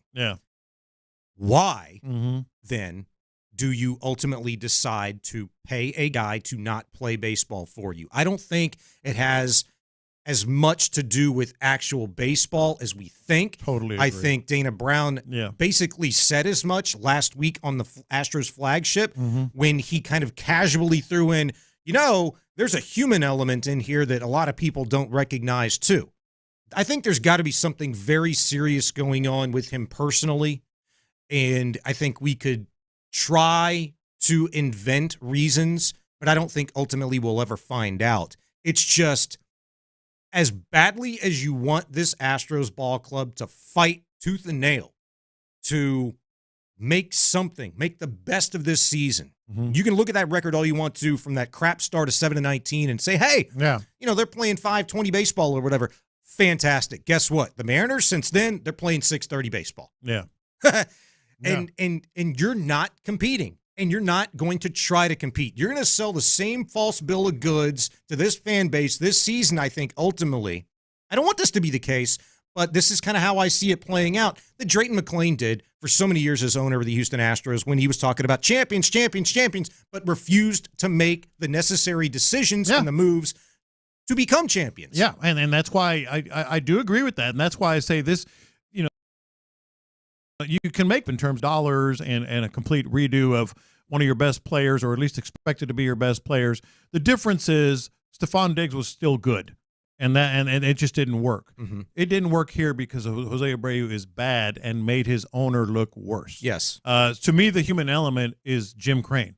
Maybe there's something going on with Jose Abreu. The human element is we got to get out of this. The PR hit is just too much. Too many people. Fans at the stadium were putting up, were frustrated and voicing their frustration with Jose Abreu, and Jim Creighton knows that, and so I think all these things that they're doing were really like a whole separate issue in terms of why they did it. Now, what do you go from here is where it gets interesting. That's where we have to make the decision. Are we going to be a team that is aggressive? It's aggressive. It was an aggressive move. Nightingale's not wrong in terms of wow. The wow factor, that's an aggressive move to eat that money. But it wasn't an aggressive move in terms of building the roster because there's nothing to use to build the roster, very little. Right. If you do that, though, there's a corresponding move. And I don't mean from a roster standpoint. Cooper Hummel was literally the corresponding move there, but there's got to be a corresponding move in terms of philosophy, in terms of continued roster growth. And how do you attack that? This is an effectively a third bone that they are throwing John Singleton's way. And it to a situation has a timeline, has an expiration date. And the expiration date for John Singleton has got to be somewhere in the neighborhood of June 22nd because then you're looking to June 30th. Yeah. And I think that is even in flux, John, because you don't have the luxury of time. This Jose Abreu situation, it would have been maybe an honorable maybe I'll just say this. It would have been a very different narrative if, in fact, the Astros were sitting where the Mariners are right now. Oh, for sure. Because, here's this ball club. They're trying their best, to get this veteran hanging in back there. Hang in there. He fought his ass off. Yeah. He's battled. He's going through stuff. I mean, we gave him every resource, every opportunity, went through a humbling experience, and Astro fans might have rallied around this guy. Yeah. And you know what? That might have made a difference. It might have made a difference at the end of the day. But instead, it turned personal. Yeah. Fans made it personal. Fans, you almost didn't want Jose Abreu to succeed. Oh, at the end, I think most didn't. You wanted him out. Yeah, you didn't want the problem anymore. Yeah. You've got too many other headaches. You've got starting pitching. You've got underperformance in other areas. You've got a manager you don't trust. You've got a general manager that you think is a puppeteer or the puppet from the master puppeteer and Jim Crane. And, I just think it was an unfortunate circumstance for Jose Abreu that ultimately the Astros made us. It was too little potentially and far too late. Yeah, and you got the trade deadline fast approaching. 5 weeks away, 6 weeks, somewhere in there. I think it's around 44 days now. July 30th, yeah. Yep, July 31st, I believe. Yeah. 713-572-4610, 572-4610. If you'd like to weigh in on that, you're more than welcome to. We'd love to hear from you on your reaction. Coming up next, we'll play the hits, get you the day's top stories. It's next. You're in the loop. All right, D&M Auto Leasing, everything we know about new vehicles is the prices have increased significantly.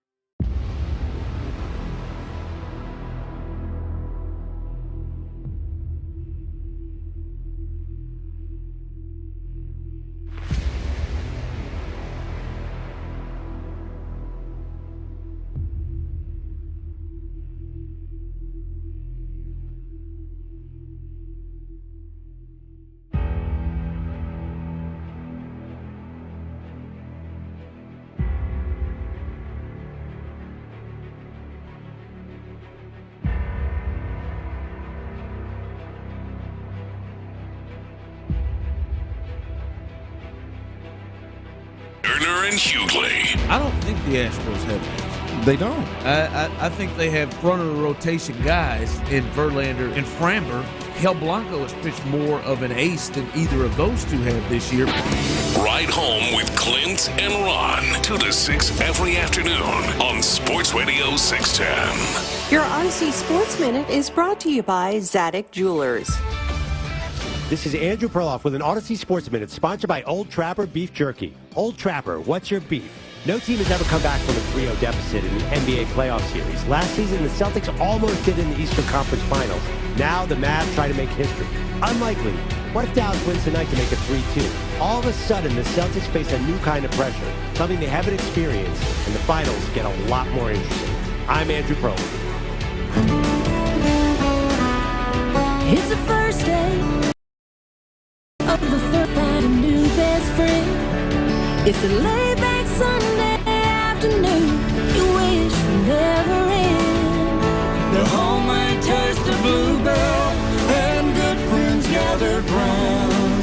The good old days are being made right now. Bluebell is known for flavors that push the boundaries of taste. Our oatmeal cream pie ice cream is an oatmeal-flavored ice cream with hints of brown sugar mixed with soft oatmeal cookies and a vanilla icing swirl. We've set the bar sky high for deliciousness. The good old days are being made right now.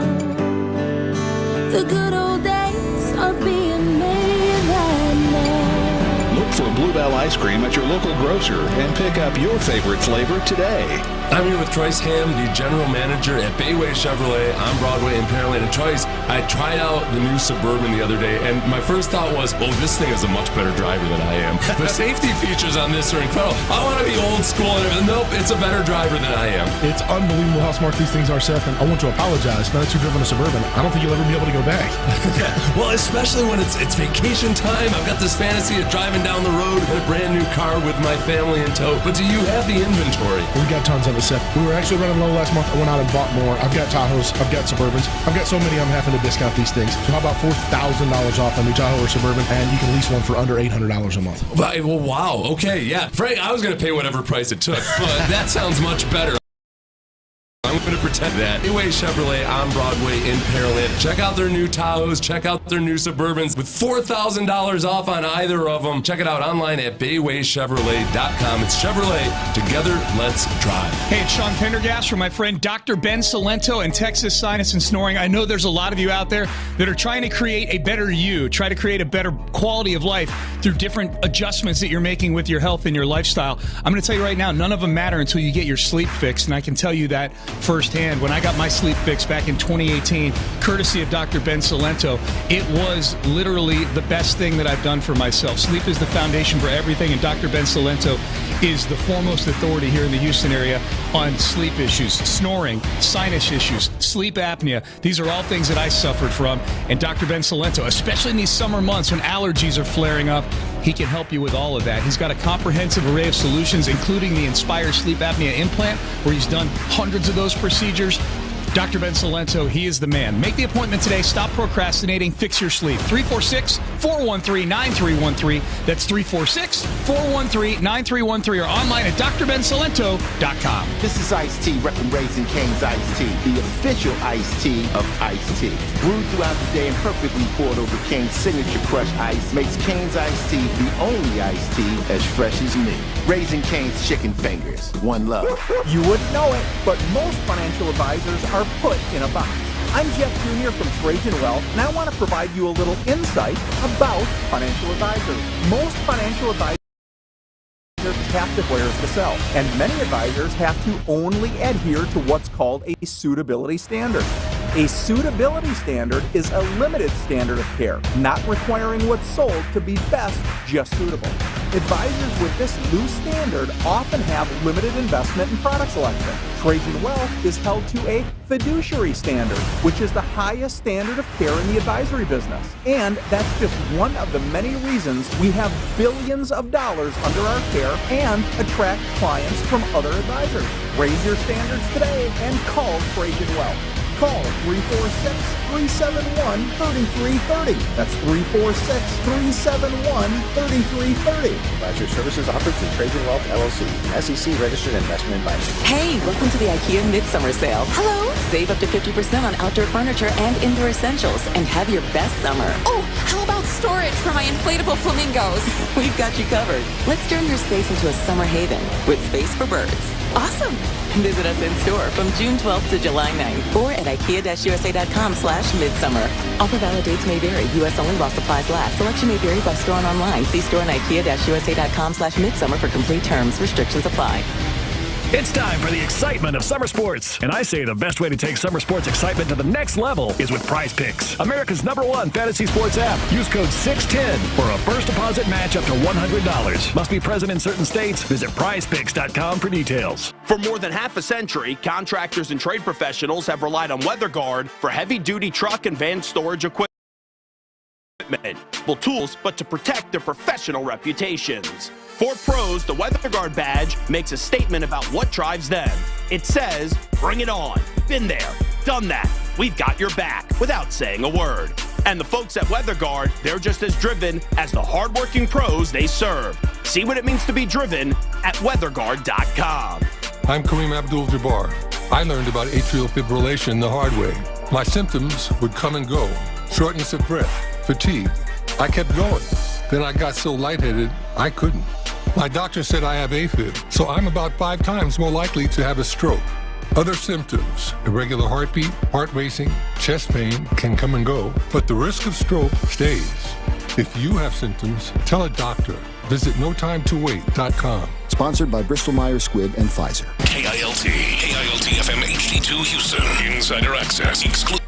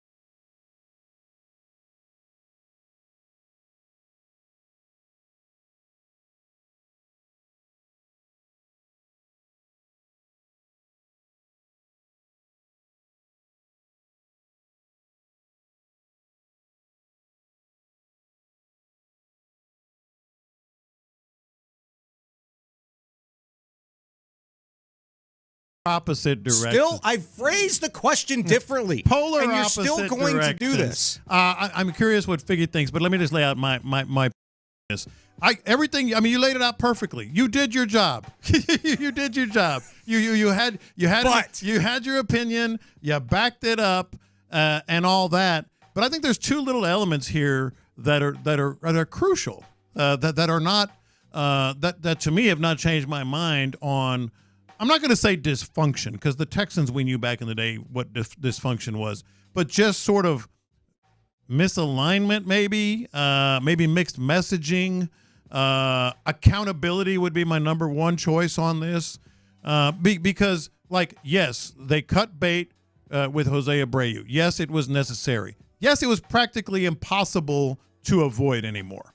So I think that's the biggest reason that they did this. Like guys, everybody knows that he's not going to get it done. We've given him a second chance. Everyone knows that it's not going to get any better.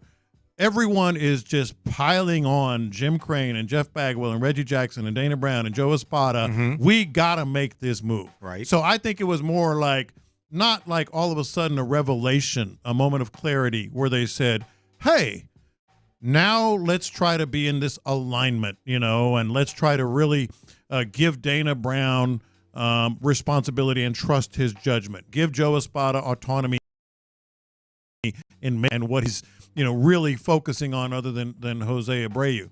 That would be fine if Jim Creighton and Jeff Bagwell actually took responsibility and answered some questions about it, because what they did is they sort of did chaos management. That, to me, that's all this was. It was chaos management. We're beyond the point of just saying he's going to come around. We're beyond the point of look at the back of the baseball card. We're beyond the point of patience, because look at the standings, and the Mariners are kind of inching way further. That's it. And further ahead of us. We got to do this. Had they just come out and said, we blew this, we understand, we're going to do it's my responsibility, it was ultimately my decision, Jim Creighton would have said, then maybe we'd be looking at it differently, and maybe we'd be talking about Dana Brown. I'm going to give him it's his team. I'm going to rubber stamp or approve of whatever it does. But they didn't do that. They trotted Dana Brown out there to talk about it. They still haven't spoken about it. And oh, by the way, they still don't have a lot of resources to get something done, whether it's John Singleton or anyone else. They've got resources to get things done in terms of adding players. But I got money to go purchase a really badass trip overseas. Yeah. But if I do that, I ain't going to have nothing left. Yes. You know what I'm saying? Been there. And so you have to be careful going forward. You have to be responsible. You have to be. They've got the right guy in place to do that in Dana Brown. I think now is really the opportunity to where Dana Brown puts up or shuts up. Mm-hmm. Because since day one, I'm aggressive. I'm a good Italian evaluator. I'm a good baseball guy. Been around. I've seen a lot, done a lot. Worked with XYZ. Mm-hmm. Okay. Let's see it. Let's see it, Big Cat. Yeah. And then let's see if Jim Creighton lets him cook. Lets him go to work. Trusts the baseball people that he's hired to evaluate, to make tough decisions, to be aggressive. Let's see if he has the opportunity to do that. And let's see if Joe Espada, I mean, my gosh, can you imagine waking up and going to bed knowing that you've got this sack of potatoes, to try to figure out how to work into the freaking batting order on a day in and day out basis. And he's got no business being with the big league ball club, no matter who he is. Mm-hmm. Some guys, thankfully, don't, make themselves susceptible to a manager having to make those types of decisions. They and sometimes they even leave late, too, in doing that. But the few, the proud, they get to leave at the top of their game.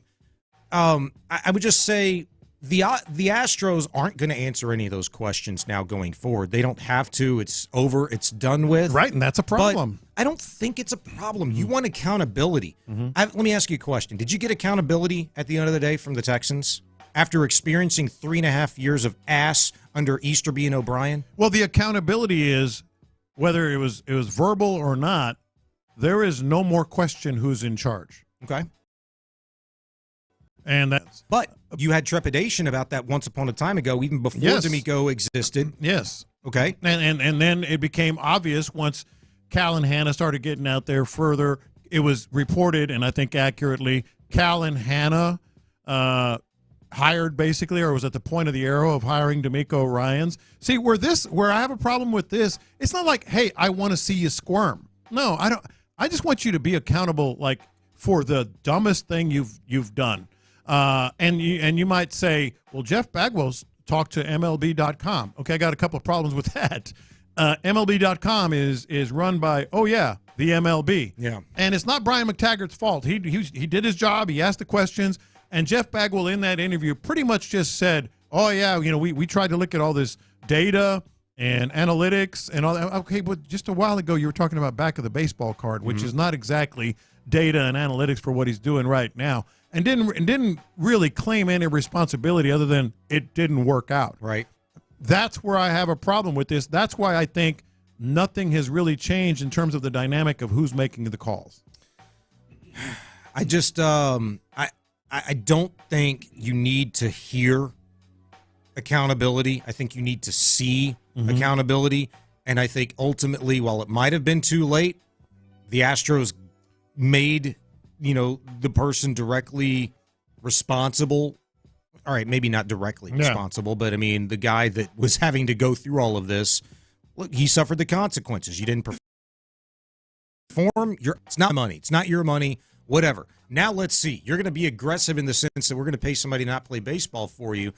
How aggressive are you going to be to make sure that you're doing everything you can to be competitive this season? What would we, kind of apples to apples, if we can make that comparison with the Texans? And we saw it. We knew it when it was happening, that this was a different organization. Frankly, I don't know. I mean, you tell me. What would we have to see where it's like, okay, Dana Brown is making the calls, and they have his back? Put their money where their mouth is. Their actions have to be their words have to back up their action now. They've talked about being competitive. They've talked about having the window open. They've talked about always in the market for a starting pitcher. They've talked about we know we need to get more production out of first base. Okay, guess what you haven't gotten outside of a beautiful 2 weeks from John Singleton this season? Production out of first base. Yeah. Okay, so Joey Loperfido can play some first base. He's playing phenomenal first base when he gets the opportunity to do it at AAA. June 22nd is when you can call him up. That's 6 days for John Singleton to figure it out. Yeah. Just so happens 2 out of the last 3 games, he's got multi-hit games. Yeah. Okay.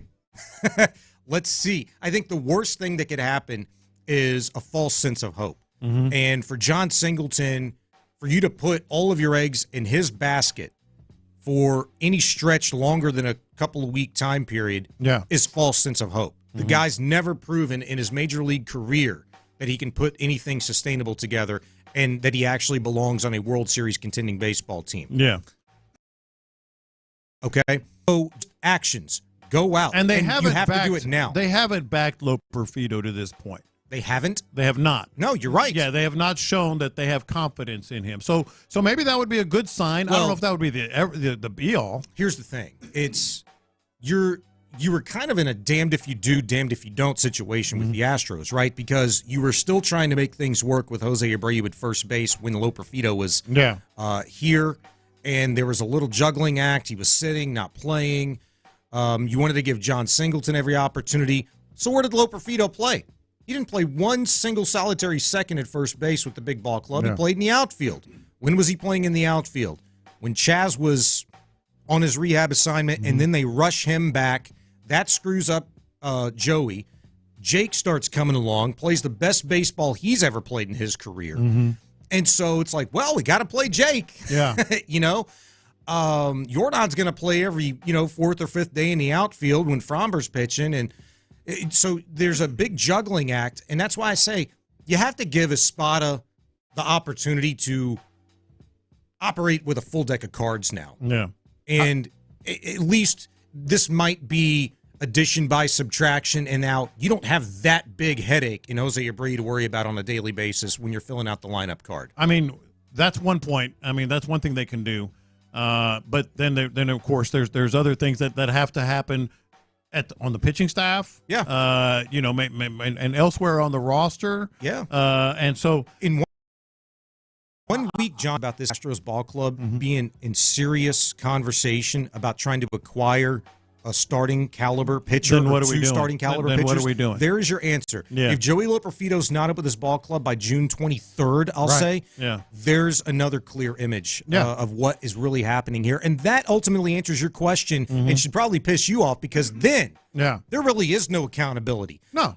They never stepped forward and said anything about it, and if they do that, then they're not backing it up with actions at all. By the way, Chandler Rome tweeting, the first round of All-Star voting is in. Yordan Alvarez is the American League's leading vote-getter at DH. Jose Altuve, the leading vote-getter at second base. And Kyle Tucker, third among outfielders, which would get him up there, behind Juan Soto and Aaron Judge. Where's Pena? I did not see Pena. I mean, he's been going through it lately, but outside of this, recent stretch, he's been pretty phenomenal. And I would imagine probably he's garnered some votes since it opened up. Yeah. I think Blanco's going to be there, so you're going to have 4 dudes.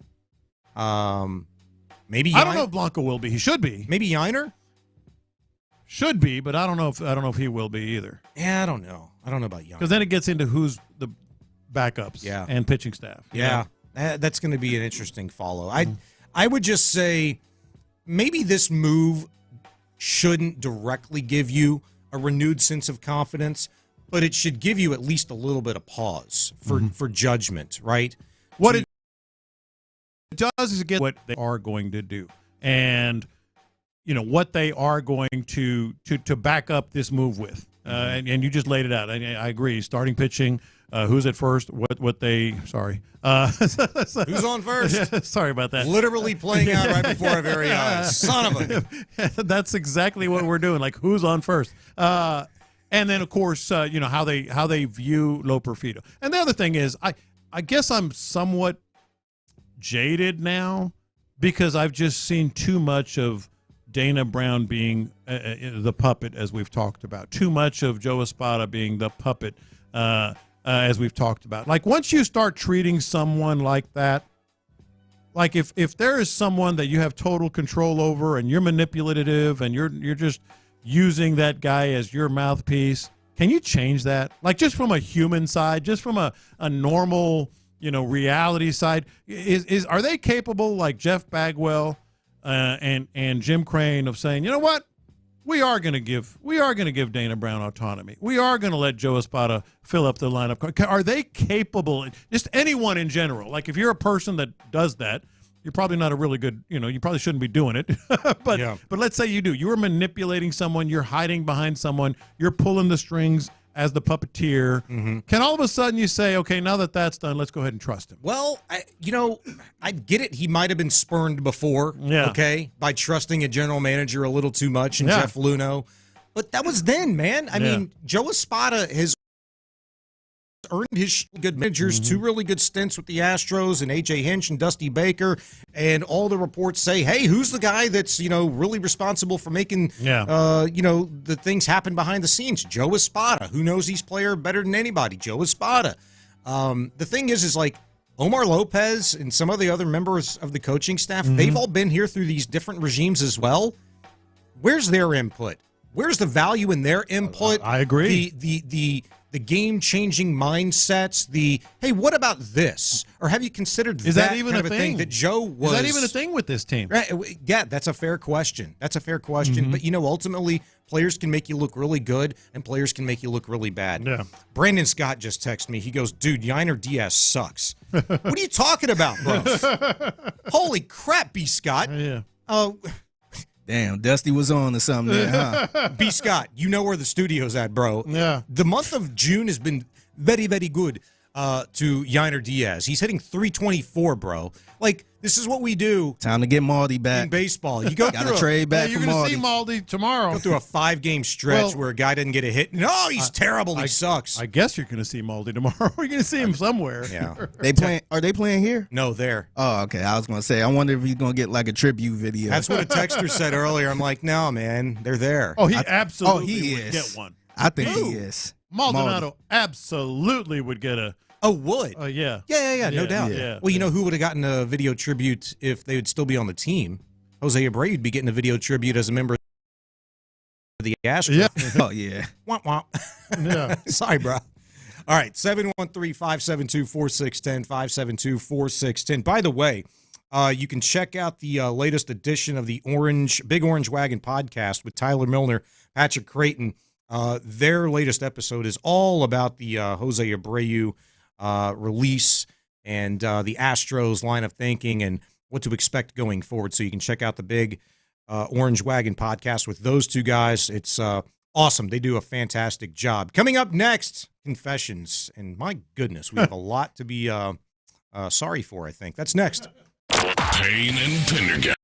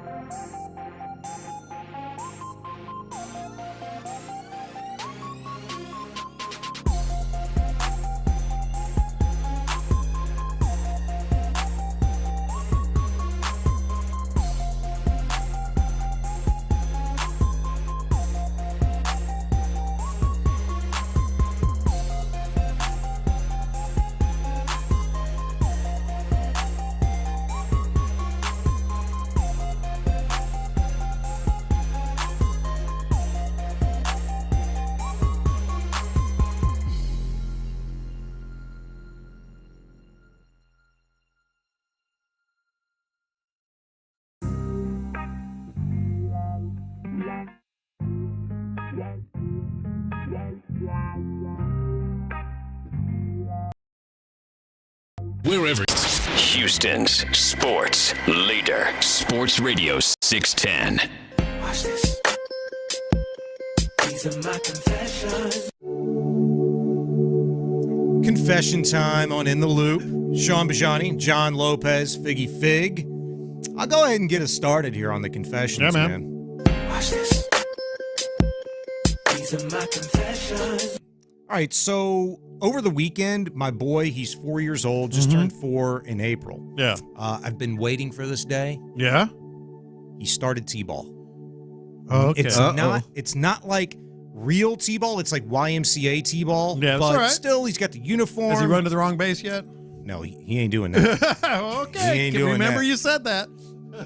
We do this every still day. 4. I understand. Or is he sitting out in the outfield just picking grass? No. Those are my favorite videos. They start piling on each other. Yeah. Getting him to remember, to understand, like, 1 is equivalent to first and 2 is second. Like, that's what we're working on. But he knows how to run the bases. Okay. I mean, remember you said that. I'm telling you, like, my kid ain't stupid. I ain't got no problem with that, man. But it was cool because, you get a chance to meet a lot of the parents, kids. Yeah. They're going through the same thing you are. And so we're talking. I'm not really talking. I'm watching my boy and everybody behind me, the family, father-in-law, mother-in-law, wife, they're all talking to this guy. They're talking everybody's head off. And they end up getting in a conversation with this guy, younger fella, and it turns out he's a former NFL ball player. He's there watching his daughter go through the whole T-ball thing, and he's going to go unnamed because he might actually make a return here. Okay. Maybe this season, maybe next, who knows. But we're talking, and we actually end up exchanging information after the practice, but somehow or another, it came up in a conversation with my father-in-law. I'm over listening to it, and he's like adamant. The most underrated player that nobody's talking about in the NFL today is Trevor Lawrence. And no wonder he's out of the league. Come on. So he cited 3 things that I remember. He cited his practice and preparation habits and his leadership. Said he's, quote, amazing guy. Now, this is from a former defensive back, and this person who, as I mentioned, shall go unnamed, played with the likes of Big Ben, Josh Allen, and Russell Wilson, just to name a few. Okay. Most recently. Okay. He's also won 2 alternative league championships. We're going to be able to figure this dude out in a heartbeat. I don't think so. You know what? You go ahead. Yeah, that'd be interesting. Lopez about to do some digging right now. Do some digging. I want to see these reporter skills. I'll have it to you in 3 minutes. Typing right now. I have given you a lot of meat on that bone, baby, but I don't think you're going to get it. Yeah. Anyway, I thought that was very, very cool because my Trevor Lawrence opinion is vastly different than yours, Lopez, and I know we'll get into that maybe here, probably later on as well. But yeah, that was one of my confessions is meeting this guy who shall go unnamed. Trevor Lawrence. Finish this search. Are you still? You ain't gonna find it. Give me the initials if you think you found it. I'm looking for it right now. I'll let you know. In the meantime, I have a confession that about one of your close friends. Watch this. These are my confessions. What's up with your boy Patrick Creighton? What do you mean? Uh-oh. What's up with your boy with Patrick Creighton? What do you do? I like Patrick. He's a good dude, and your show is He's awesome. an agitator. He can be an agitator. No. Well, he's agitating me for another reason. Dude just dropped a 990-word tweet. Oh, dude. I went to wordcounter.com. Oh, man. Look at this, Figgy. I'm looking at it. It looked like an article. Look at this. Patrick Creighton tweeting 909. How much more can I scroll? Now, did he do this on a computer or actually on his phone? Probably on his phone. I hope he That's did it a lot on the phone, man. I want to show you this. Man. I want to show you this. This is a tweet. Yeah, it's a lot. A 990-word tweet. It's on the Astros. Yeah, but he could have put that on SportsRadio610.com, man. Yes. Can I please tell you what Twitter is supposed to be? like what? We just got to get B. Scott to copy and paste that and put it on SportsRadio610.com. We got to. What is? I'm with you, but that's what you pay for the blue check mark for, right? No, it's not. No. That's Mark 4. My confession is, what the hell are you doing? Figgy. That's a lot, man. 900. That's a thesis. It is long. He should get his PhD. Scroll through his timeline. PC, that is not uncommon for PC to sound off like that. But 900, that is... I literally counted the words. Lengthy. Yes. All right, you continue to do your research over there. Watch this. KR, by the way. No. You can try. You can keep trying. MG. Nope. NC. No. No. I'm a little sad for Wade Phillips. Mm-hmm. He had an opportunity this weekend to win his first pro title as a head coach. He's the head coach of the San Antonio Brahmas in the UFL. They got shut out by the Birmingham Stallions in the title game, 25-0. Stallions won it for the third straight season. He, of course, won a Super Bowl. Phillips did Super Bowl 50 as a member of the Rams as their defensive coordinator. This was unprompted. This is why I feel a little extra bad for him, because he joined me and Patrick Creighton on Area 45 last Thursday. Take a listen to what he had to say unprompted at the end of his interview. Best of luck to you, your team this weekend. We look forward to watching you on Sunday evening, hopefully hoist a trophy at the end of it all. Always remember I'm a Houstonian. I live in Houston. I love Houston, so... but I appreciate people following us, because we do have a good team, and it makes Antonio proud, but I'm still a Houstonian. How about that? I thought that was very cool.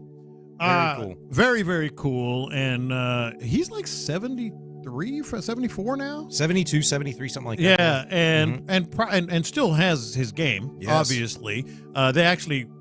not to get too much in the weeds on the UFL, but like it was an upset to even get to that game.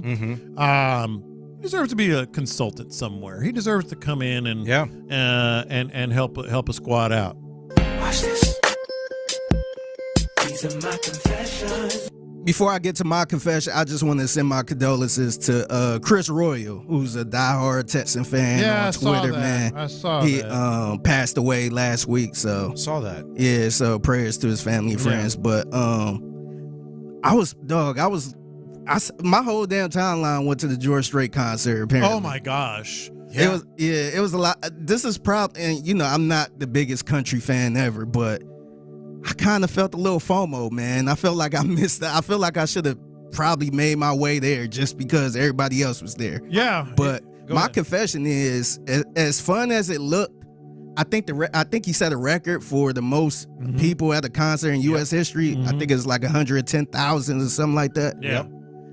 I think I would have had a freak out, man. If I think I would have had a panic attack, man. That's a lot of people for a concert, man. I don't know if I would have dealt with that, man. I know some of our listeners went, and some friend went after we played golf on Saturday morning for Father's Day. He drove straight up there with his wife and mom, and they went. But I still haven't heard anything about post-concert traffic. Because I've been to a bunch of games in Aggieland, and is it awful? It's awful. I mean, it's awful everywhere in college football. A lot of times it's small towns and they just add on. So I'm not saying it's necessarily like the worst in the country, but it's awful. Yeah. I can't imagine. And the thing is, it's one thing going to a game and dealing with that traffic. That's bad too.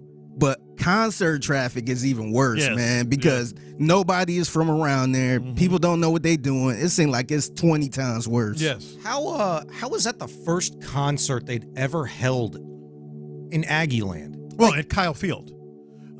They've had obviously. Yeah, but that's what I'm saying. Kyle Field has a lot. I think they had one like in the 70s or 80s, but that's neither here nor there. It's hard to fill up 110,000 people. Yeah, but like you could have had like ZZ Top, I would imagine, done pretty well there. Like, you fill off half the bowl. Like, it was just crazy to me. I'll bet you they're going to have a lot more concerts going forward, like Pat Green. Like, you could get these Texas artists over there. By the way, the sports aspect to this is pretty smart because it wasn't like, obviously George Strait got his money, but the concert itself was put on by the 12th Man Foundation. Yeah. In other words, athletics gets all that. I know that. Brilliant. NIL money, all that stuff. Now that they're paying players, pretty smart. Like, what did they make? Probably $12, $15 million Please? I know it sucked for another artist that had to follow that ad. Yeah. I have no concept of the amount of money. So that money's just going to athletes. Yeah. And the 12th man. That's pretty baller. Yeah. All right, I'm glad we're out of confessions because I don't have to tell you something that probably cost the station money. Anyway. Well, hold on now. Wait a minute. We got a couple minutes. All right, damn it. Go ahead. Watch this. These are my confessions. It's been remedied by now, and I imagine. Has it? Yes. I got the confirmation ticket email earlier today. I would imagine Sean Pendergast started his morning sitting in this chair this morning because he could not sit over there. Oh, you broke a mic. I broke the mic on Friday. Oh, man. No. I knew exactly what you were You ain't the first and you won't be the last. I mean, there's a digital trail. I put the ticket in responsibly. Yeah. And it has been taken care of. Thank you, Aaron Raybold, and to the entire IT staff that had to deal with that. But yeah, no, I simply tried to move the mic. Happens in all the position. time. This mic has been good. Just Those snapped. two have been sucky. Yeah. So my confession is to Sean Pendergast. My bad, bro. Yeah. For throwing your morning off. Yeah. All right. Coming up next, Titus Howard actually getting a chance to earn a top 5 right tackle payday. We'll get to that. And I don't know if this is real or not, but the damn Tennessee Titans. I love this. They're at it again. They will not let the H-Town Blue situation go. We'll have the details for you next. Yeah, we will. All right, guys.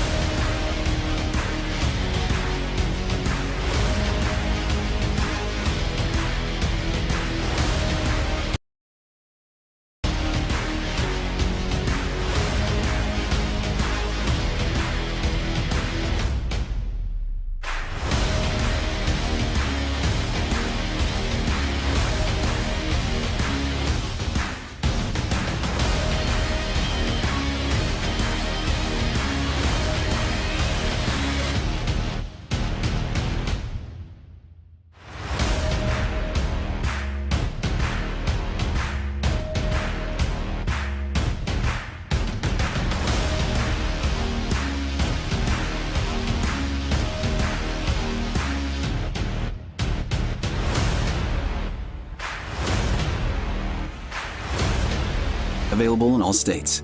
Live from the Twin Peaks studios, Sports Radio 610 presents In the Loop. In the Loop, Sports Radio 610, Sean Bijani, John Lopez, Figgy Fig, 713-572-4610 if you'd like to weigh in. A lot of people texted in, J-Lo, on the traffic situation at Kyle Field. Mixed over the reviews, weekend. huh? Yeah, mixed reviews. One person said it was actually easier getting out after the concert than after a game. Blew my mind from the 281. Somebody else from the 713 said, took an hour just to move out of our parking spot in the south garage. Now that I believe. Got back to H-Town at 3:15. There's nothing worse parking inside of a garage. Man, during the concert like that. You know, the worst traffic I'd ever been a part of was last year in Amsterdam. It was insane. Rodeo. Dude, but I felt like I've been in rodeo parking before, and it just, like anything else, you can time it, but I feel like rodeo, everything's like accessible. People are there working the rodeo. It's a ginormous event. Monster Jam, I feel like they treated like some high school graduation or college graduation. They had like one in, one out. Don't sleep on that traffic either, man. Yeah, exactly. It was, I'm saying, like, it's horrible. Yeah. It took me an hour and a half to get out of the lot, and I parked strategically, like one row over from the exit, and I could not move. Couldn't move. We just said, screw it. We got out and just enjoyed watching people get mad in the tailgate. So it was just crazy. So I feel your pain on that one. Mm-hmm. Titus Howard over the weekend took to Twitter. And I don't know if you guys saw this, but I'm having trouble interpreting what might actually be taking place here. Titus Howard's Twitter account, quote, tweeted a picture of like him playing right tackle as a Texan. Yeah. Once upon a time ago that happened. It was a thing, and he got paid very well for it. Top 5 money, in fact. I think he's still technically the 4th highest paid right tackle in the league. Mm-hmm. He just said, quote, back on that island. And it was promptly followed with a response from his bookend teammate at the left tackle position, Laramie Tunsil. Mm-hmm. And Laramie is genuinely excited about seeing Titus Howard this season at right tackle, or if he was trolling. All Laramie did was put the popcorn emojis up. Yeah. Like 2 or 3 popcorn emojis. How do you interpret that? Is that something? Is that nothing? What should we think? I think it's Laramie Tunsil. I mean, how many times, Figgy, have we heard him say, dog? That guy's a dog. That guy's a dog. According to Laramie Tunsil, the Texans have more dogs than, I don't know. But no, I think he was genuinely trying to get his guys back. Yeah, I think he also with the popcorn emoji, I think that's saying it's about to be a movie. Yeah. That's another thing. Like, we got you back at right tackle. It's about to be a movie. Yeah, it's going to be good. And I seen a couple of the pictures of him blocking, like Myles Garrett. So feeling like we totally missed the opportunity for a good joke there. The Texans have more dogs than ... Yeah, I didn't want to. The first thing that popped into mind was very insensitive. I was thinking like a pound, and I hate dogs in a pound, so I didn't want to say that. I was going to say. I thought you was going to say Michael Vick. Oh, that's exactly where I was going to go. Texans have more dogs than ever. Big strong man. His trouble with dogs. I mean, he loved dogs. God almighty, don't get me started. So long as you and I are on the same page, Figgy, that just makes me feel better. Mm-hmm. Yeah, so you don't think Laramie was trolling? No, I think he had his guys back. Now, we'll see what kind of movie. We'll see what the title of that movie is by the end of the year. But no, I think he had his guys back for sure. All right, so or guard duty. Yeah, I do think is he going to play guard this year at some point? TBD, man. TBD. I mean, my instinct immediately when you asked that was yes. I don't think so, but I think Kenyon Green's going to win the job. Keep in mind they drafted a tackle. Yes. Yeah.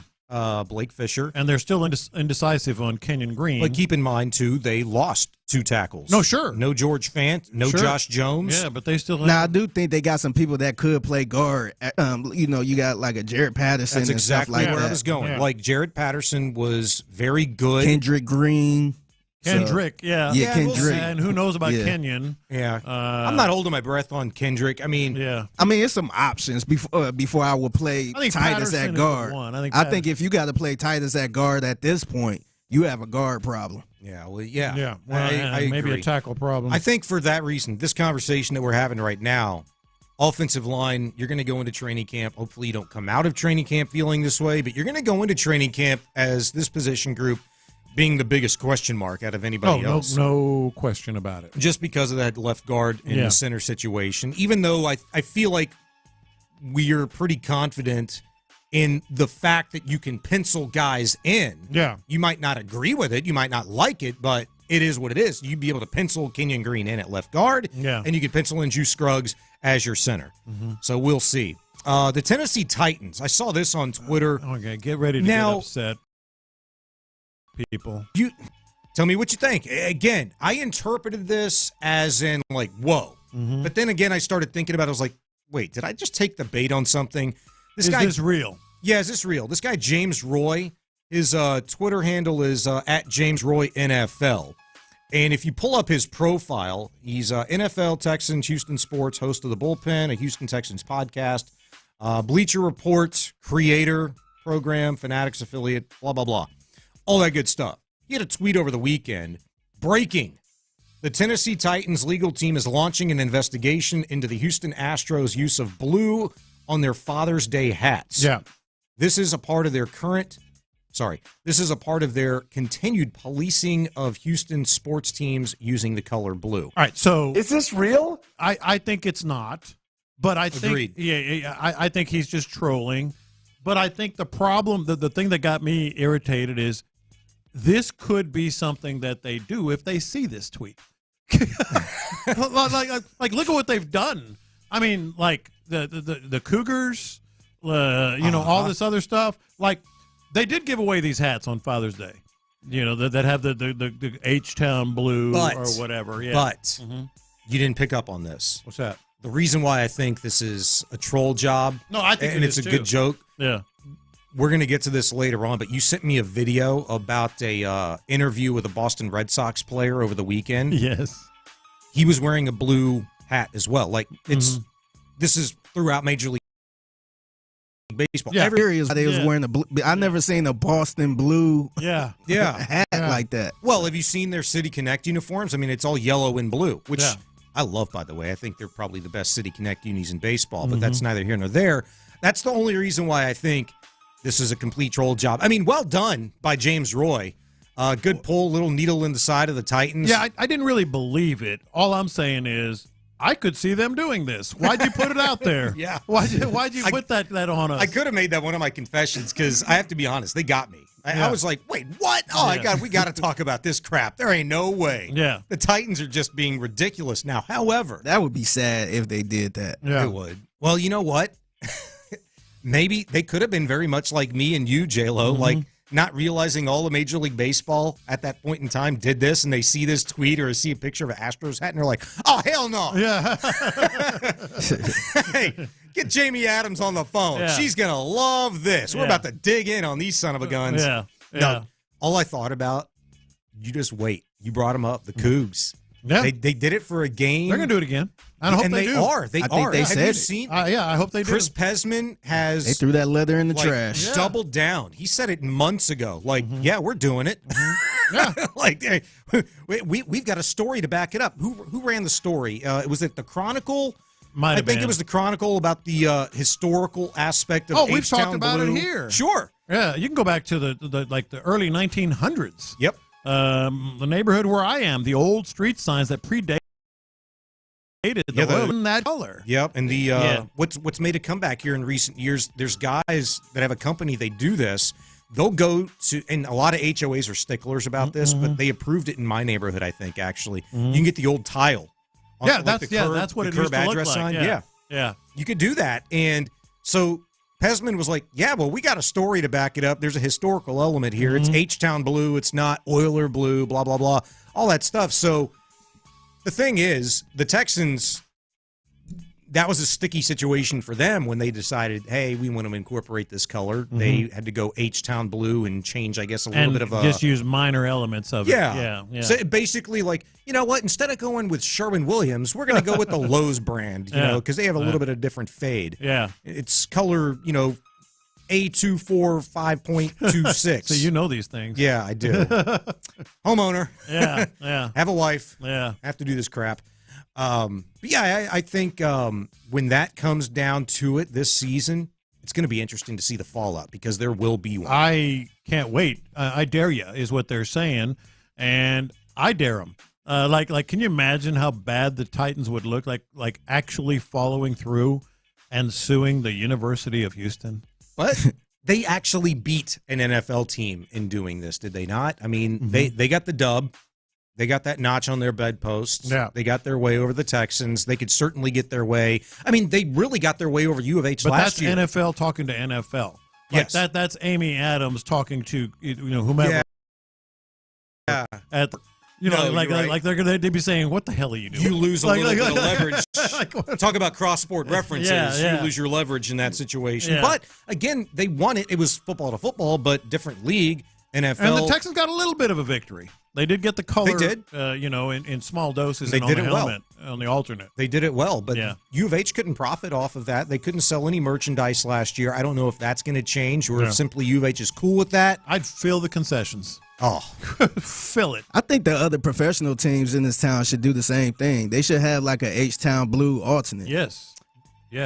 Am I dreaming, or did the Rockets do this at one point in time, or was that just like a concept? They kind of did it 2 years ago. Mm-hmm. I want to say it was a different blue. I think it was a darker blue. Yeah. Yeah. It was more like a what's the old U of H back in the 80s? Yes. Oh yeah. The Mama Slam, or what was it? Phi Slab Pajama. Yeah. I think it was, bro. Come on. I know. Go Cougs. Yeah. So I think they did something like that, but I think every professional team here should have an H-Town blue alternate. Just to piss everybody off. Yeah, well, the Rockets, I don't know if this is real or not either. Saw a concept uniform like for another City Connect they're looking towards, and they want to bring like the Rocket pajama look back with the Oh, tee. God. Oh, man. Oh, God. The stripes. Why are we so against the original? Like the original is where you should go. You've done the San Diego Rockets, which I thought was badass. People didn't like it because Celtics, I think. Yeah. That's what people were tripping over. But just go with the ketchup and mustard. Like, that is so badass. That is glorious, and it has the connection. Yeah. It has the connection. Literally. Those rockets stripe you. That was the biggest joke. Like the rocket that they had on the side of the uniform looked like a Sputnik rocket from 1960 when the Russians sent a dog up in space. I mean, that's what it looked like. Did they send the dog or the chimp? Or the chimp. I think it was the chimp. I think either the Americans did the chimp or the Russians did the chimp and the other one did the other one. But PETA was pissed. Yeah, really probably should have been. I mean, you can say what you will. You can say what you will about PETA, like maybe overreacting here and there. Sending a dog up into space in 1960. I feel him on that, man. Yeah, I'm feeling him on that one. You get the letter from like the space station. He'll be fine. Yeah. We placked plenty of treats. For sometimes they have a good argument. Yeah, that might have been one of the cases. Yeah. He's John Lopez, Sean Bijani. Coming up next, well, it's been long enough. We're going to have it out over Trevor Lawrence, the contract, and whether or not the AFC South is one of the most stable quarterback divisions in all of football. That's next. The Drive.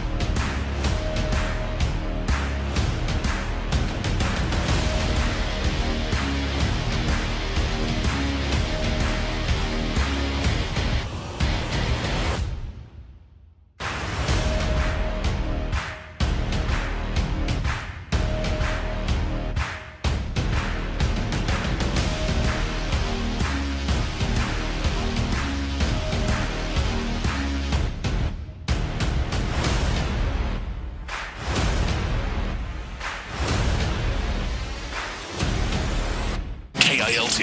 KILT FM HD2 Houston. Insider access. Exclusive content. Sports Radio 610. The Texans play here. An Odyssey sports station. Let's go around the NFL to keep you in the loop. This is Houston's sports leader. Sports Radio 610. Around the NFL time, in the loop. I'm Sean Bijani. He's John Lopez. By the way, according to at least one texter, Russia sent the dog named Laika. Yeah, I knew the Americans did chimps and the Russians did dogs, or vice versa. Yeah. That would not go over so well right now. And by the way, what were they thinking? Different time. Why don't we send a dog up there? I mean, what was the dog going to do? I think they were going to try to get the vital signs. Yeah. To make sure like your body wouldn't explode or something. Once upon a time, smoked cigarettes. You could smoke in a plane that flew thousands of feet above light one up. Yeah. Fantastic ideas. How far we've come. I wonder whatever happened to old Laika. I was in space. Sure you were. Sure you were. I've heard better lines than that. That's so good. First up on Around the NFL, I took a look at the Top 100 free agent tracker over the weekend. Mm-hmm.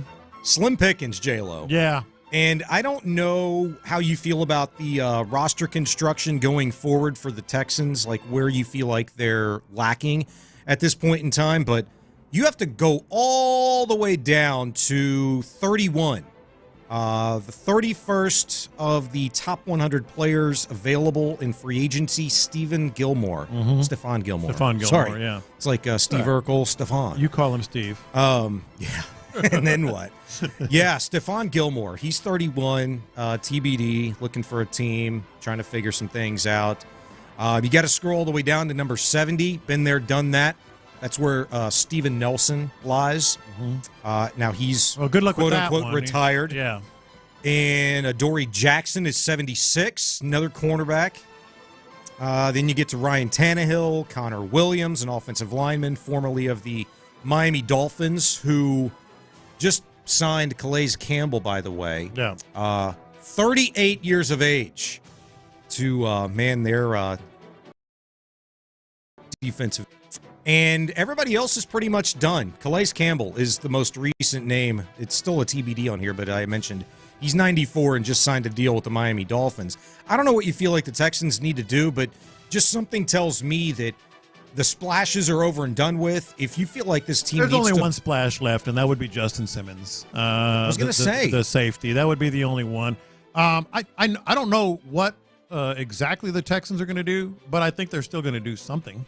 It happens every year, whether teams, maybe players cut from another team. That's it. They do it with solid, I was just going to say it's going to come via like a savvy Casario D'Amico move, like we saw multiple times last year, even in training camp, where they went out and got Josh Jones, George Fant, during the season, DeAndre Houston Carson, Adrian Amos, Magi Sanders, Derek Barnett, T.R. Tart. Like, they showed a propensity to pivot, think on a dime, go out and get the guy that they feel like they need and have them make an immediate impact more times than not. I feel like you're going to see that, but I agree with you. Safety is a situation. That might be it. And I just feel like they will do something. We just don't know what it is, but that would be the most logical one if you're looking for like an actual splash, if you will. Now, we did get this kind of news today. Mm-hmm. I'm very intrigued in this, and I've never been real high over the last few years on Hard Knocks. But Hard Knocks is going to debut the in-season Hard Knocks. Right. Was it Miami? Wasn't it, Figgy? Last year was Miami? One was Miami. I think before that, I think the Colts. Yeah. Yeah. Well, this year, the in-season Hard Knocks is going to be the AFC North. I kind of doing the whole division. I kind of like that. If I might have to plug in a little bit on that one. And Figgy, you brought up the best point. It probably got some of the most intriguing quarterbacks in that division, man. We kind of talked about it earlier. You got Russell Wilson. We don't know what you're going to get with that. And then, shoot, you could probably throw in maybe Justin Fields on that same team. Oh, yeah. You got Deshaun Watson. What is Deshaun Watson going to be? And you also got one of the most entertaining quarterbacks in Jameis Winston. He's a good soundbite. Keep going. You had Lamar Jackson, who was an entertaining guy. Keep going. And you got Joe Burrow. Yeah. Like the return of Burrow, following him, is this guy going to be an injury-prone guy? Mm-hmm. But I think that whole situation with the Pittsburgh Steelers. All four starting quarterbacks at some level are polarizing. Very good point. All of them. Yes. And they all highly paid. Yeah, they're all highly paid. They're all polarizing, whether it's Burrow and injuries, Lamar Jackson and whatever the narrative happens to be that people want to use on him, which is silly, but still polarizing. Deshaun Watson, we know. Russell Wilson, we know. I think that'll be pretty sweet. So, all right, the AFC North is the in-season Hard Knocks. Yeah. The training camp Hard Knocks, that's just been decided, which is it Chicago? Yes. Is it? Yeah, Chicago. Remember that right? Yes. Okay, yeah, because rookie quarterback, that's gonna be pretty good, I guess. Yeah. Right? Oh yeah, with Caleb Williams. I don't know about you guys. I'm not all in on Hard Knocks these days. Like I haven't liked used it to the be. last 5 years. I haven't even sought it out. I keep forgetting. Yeah, but I think it's starting to. I think it's recognizing that. I think it started with the in-season stuff. Yeah, I think a lot of people not really too tied down to one team like that, because even with the Chicago one, I mean, I'm kind of intrigued by Caleb Williams, but not enough. Like, Chicago don't affect us down here. Yeah. So I don't really care for it. But like the AFC North, it's like, okay. Yeah. Like, it's kind of giving me a preview of the NFL overall. It was a novelty. 4 teams. It was a novelty for several years. That nobody really cared who the team was. They just kind of wanted to see how the NFL the inside worked. stuff, yeah. Yeah, just to see how the NFL worked. And then it became exposed in the sense that a lot of people, including myself, realized they're staging a lot of this. They're leaving out a lot of stuff. I thought one of the pivotal moments was the Houston Texans. Was that 2015? Sounds right, yeah. When they were on Hard Knocks, they just completely ignored a legitimate quarterback controversy. They completely ignored. They just barely on the surface did the Ryan Mallett stuff. They give the team complete autonomy, right, on what they want divulged. Well, they allegedly not, but yes. And then they staged a trade. Like, that's the one that I was like, all right, this is bull crap. Like, the playing Saints and Rick Smith went up to the press box and I forget who it was. Else was up there, and they okay, well, let's make this trade then on blah blah blah. Yeah, they completely staged that. The trade was already done. Yeah, they just wanted it for Hard Knocks purposes, and I'm like, get the hell out of here. Yeah, but now maybe they recognize now that. it's legit. Yeah, maybe. Well, it's going to be interesting. I want to see how they handle doing an entire division. Like, when's this going to be broadcast?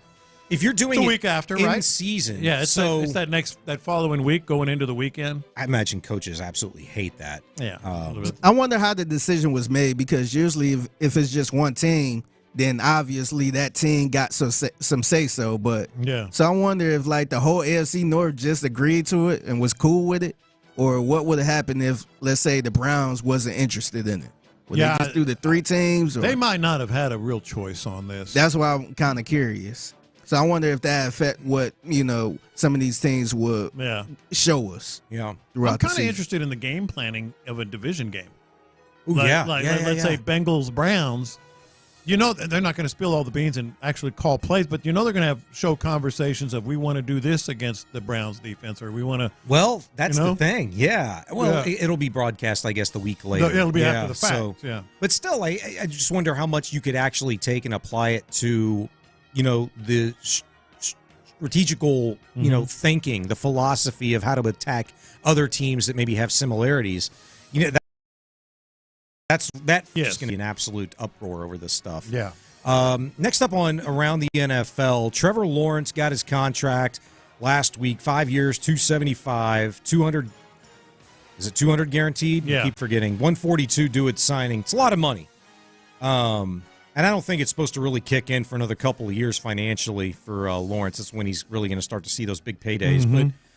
But, one of my confessions earlier was about a former NFL player that, one of the most underrated guys that he thinks is not being talked about enough these days is Trevor Lawrence. Highly respected his game, the preparation, practice habits, leadership abilities.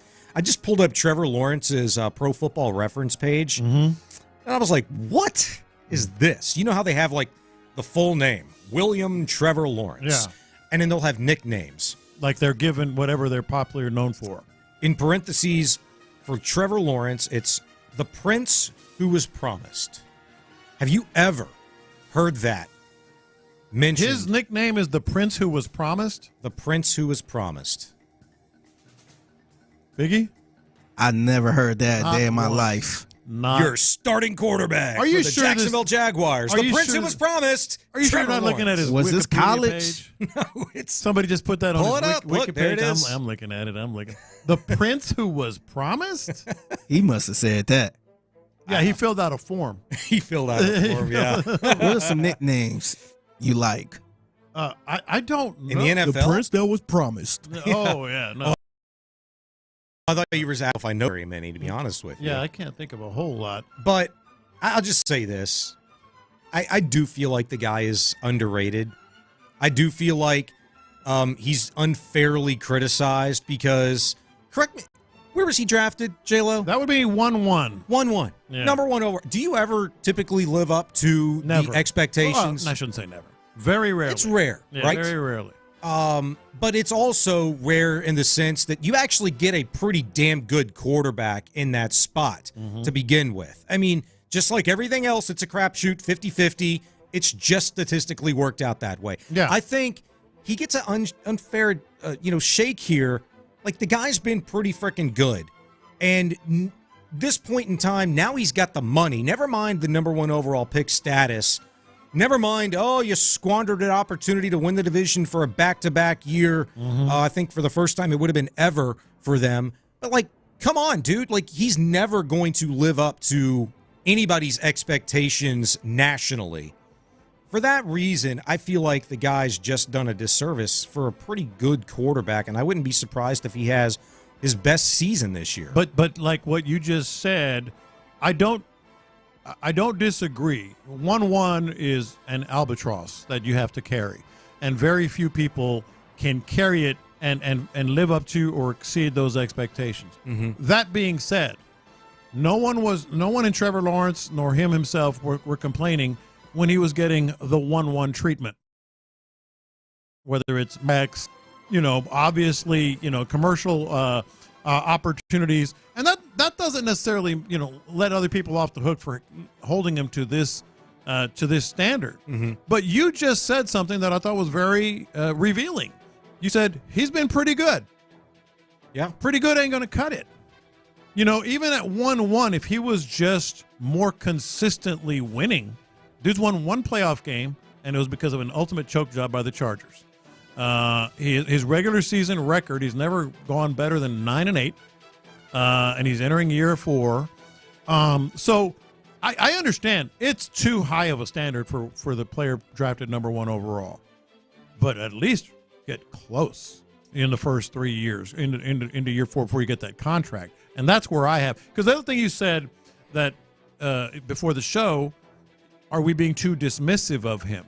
Yeah. I don't think so. I don't. You're higher on him than I am, and that's fine. All I'm saying is I'm dismissive because I haven't seen it. I've seen him be great, but he's not great. I've seen him make some incredible throws, but he's not incredible. And consistently. Yeah. You're saying consistently. I think that's a difference. I also think organizationally he's been screwed with that too. The head coach situation his rookie year. That's fair. I think a guy that's forced to come in Peterson to have to completely change everything that had been done before. Meyer. Yeah. I mean, come on. Yeah. I get that. Remember him? Yeah. But I mean, if we're going to talk about players, particularly quarterbacks, with an unfair advantage, like going from one offensive coordinator to another offensive coordinator. We have this conversation every year about somebody, and it happens. NFL teams are stupid enough to spend the resources on a guy they believe in, but then they don't know how to build around it. They're going to treat this guy willy-nilly. And that's not his fault. No, it's not his fault. And I just think for a guy that's thrown for over 4,000 yards in 2 of his first 3 years, and has had as much success and has shown a little bit of the clutch gene, but has been mishandled, whether it be offensively from a coordinator, from a head coach. from an injury standpoint. I mean, Jesus, last year they just said, screw it. We don't care how hurt you are. Like, you got a concussion, you got a knee, you got a back, you got a shoulder. Like, go out there, buddy. Like, they had an opportunity where they were in control of this division at one point in time to rest this guy for a week or two when you actually had a serviceable backup quarterback. And they said, nah, screw it. We ain't going to do it. Yeah.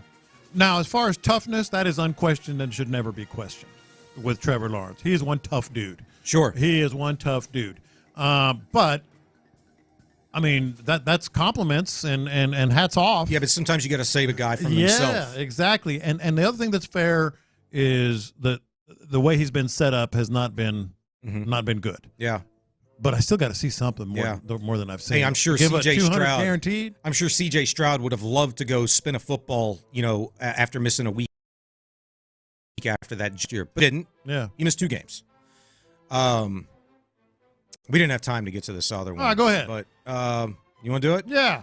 I just thought this was interesting. I do too. Bernie Kosar. I do too. Former quarterback for the Cleveland Browns, broadcaster. He's suing a media company for costing him his Browns radio gig last year.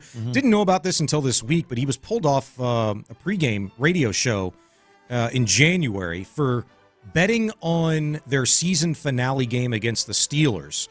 That obviously is in direct violation of the NFL's gambling policy, which is why he was pulled, which is why he was not brought back. And now he's suing the media company for $900,000 in damages. He was personally asked to place a bet, according to his lawsuit, for $19,000 that the Browns would beat the Steelers, and feels like he was wronged. He thought it was a bit. He wasn't going to reap any rewards. It was all going to go to charity. It was just kind of a radio thing that they were going to do, and he feels like he gotten screwed out of this whole situation, so now he's looking for damages. I like this topic, this bit of news here, because, for 2 reasons. Like, the charity aspect to me kind of changes the whole dynamic of this. Okay, it's whatever, NFL's gambling policy. Yeah.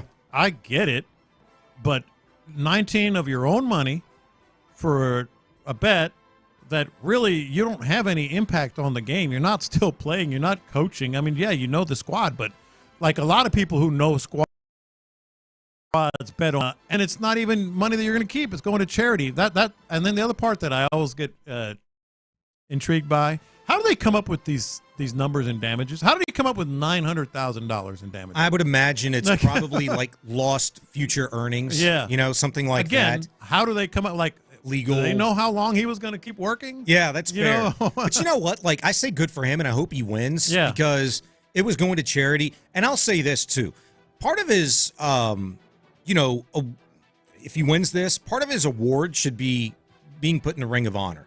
The fact that he's not in the Browns Ring of Honor is an embarrassment to the Cleveland Browns organization. There's a lot of people. I got in a wormhole this weekend on these message boards. People are like red hot pissed off like today that Bernie Kosar is not in the Ring of Honor. Yeah, they should be. They should be. He's one of the most successful quarterbacks they had. I think took him to like 5 straight playoff appearances. How many times in their franchise history has that happened? It's not his fault Ernest Miner fumbled. There you go. Sorry, Figgy. Good memory. Good pull. All right, that's going to do it for Around the NFL. Coming up next, we've got a lot of stuff from over the weekend and today that has the internet going nuts. We'll share with you next. You're in the loop. Payne and Pendergast.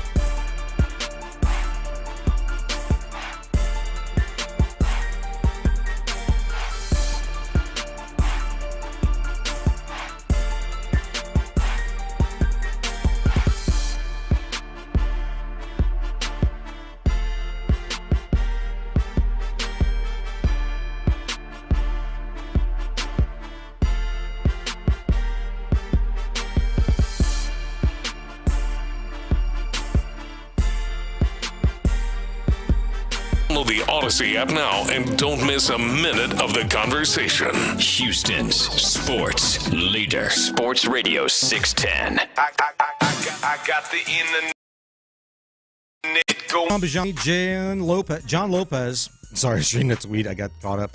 John Lopez, Sports Radio 610's in the loop. Come on, sports guy. Just send her in one day. From 713. Maybe look at Lamar's playoff record. Then you'll understand the knock on him. Didn't he say he was going to pass for 6,000 yards last year? See what I mean? Come on. 2 MVPs, am I right? Yeah. That's the knock we're talking about. Yeah, exactly. He didn't throw for 6,000 yards. Oh, so. yeah, okay. Okay. Good Lord, man. By the way, what's Trevor Lawrence's nickname again that we saw? The promised, the prince that was promised? Yeah. We got the answer for that. Mm-hmm. It's from Game of Thrones, pop culture reference that they used for him. He must look like it. For all the people that have watched Game of Thrones, I have not. Very few at this station. Yeah, this is the show that never watched Game of Thrones. Okay, I don't feel bad now. No, I never got into it. We was in lockstep, and we ain't in lockstep at everything. Yeah. Pendergast is probably all over that one. Now, he watches it. Yeah. He watches it. I think, I don't know if self-watch. Yeah, but I think he's seen it.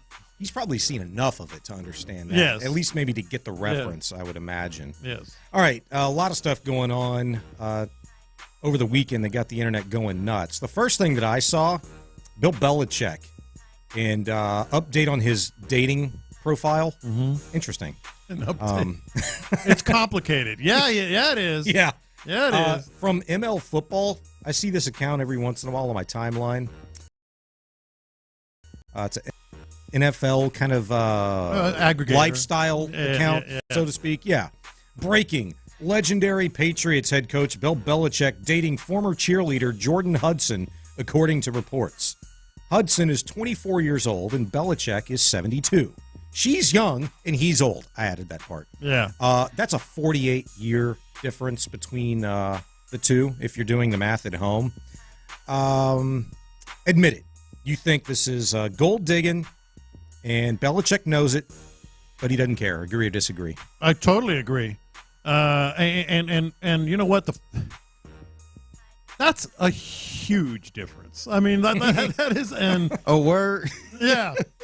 That is any. It's just a couple more years older. Well, yeah. What's the theory that there's a formula, and texters will help me with this. The youngest person. Help me out if this is wrong, but I think it goes like this: the youngest person you should date is half your age plus 7 years. So, in other words, if you're 30, you can date a 22-year-old. If you're 50, you can date a 32-year-old. There's still probably a point where it can get very awkward. Yes. Yeah. You can't go too young. I don't know where I saw that formula, but I've seen that. But can you imagine? Hey, Mom, I want to bring over my new boyfriend to dinner. Oh, yeah? Cool. Bring him on over. Standing there. Yeah, buddy. Just imagine how he feel. He's just like, man, I know why she here. She probably don't like me, but yeah, no, he's here's my credit card, sweetie. All right, so half of Bill Belichick's age, 36 plus 7, so 43. So 72 and 43. This is 72 and 43. He was dating somebody in their 40s, though. Yeah, so apparently it's half your age plus 7 years. Don't ask me where. I just saw that somewhere. Yeah, I never heard that. I never heard of that. Sounds familiar now. But every word of the TMZ report on this, because frankly, at first I didn't think it was real. Yeah. I thought this was just like another troll job. But it is real. I believed it because the first time I ever saw the footage of Bill Belichick sneaking out of the home of some young woman is because I searched it up once Tom Brady referenced it during his roast. And Gronk did. Or maybe it was Gronk then. Yeah, one of them did for sure. And, you just look over at Belichick and he's got that smirk on his face and it's like, you dirty dog. Yeah, I am. So I'm going to read you these lines from the TMZ report. Every line is funnier than the last one, or at least uncomfortable, whatever. According to one of Hudson's former cheerleading teammates, apparently she was a competitive cheerleader, Hudson, go figure, Hudson first met the 72-year-old on a flight from the Boston area and that was bound for Florida in 2021. They bonded over a philosophy project the student-athlete had been working on. Next one. We're told they swapped contact information after landing and stayed friendly through the ensuing month. Her schoolwork and the X's and O's of her cheerleading routines. Oh, my So God. Bill Belichick is breaking down her cheerleading routine. I would like to hear that. Call BS on that. Do your job. That's more innuendo. You got to than see this anything. one. I'm going to show you this, but Belichick was spotted rooting her on at a cheerleading competition in March. Okay. He also was seen with her on a work trip to Croatia. Just this week, she attended Tom Brady's Patriots Hall of Fame induction ceremony with Bill as well. He is on the wings of a cheerleading competition stage, watching her compete.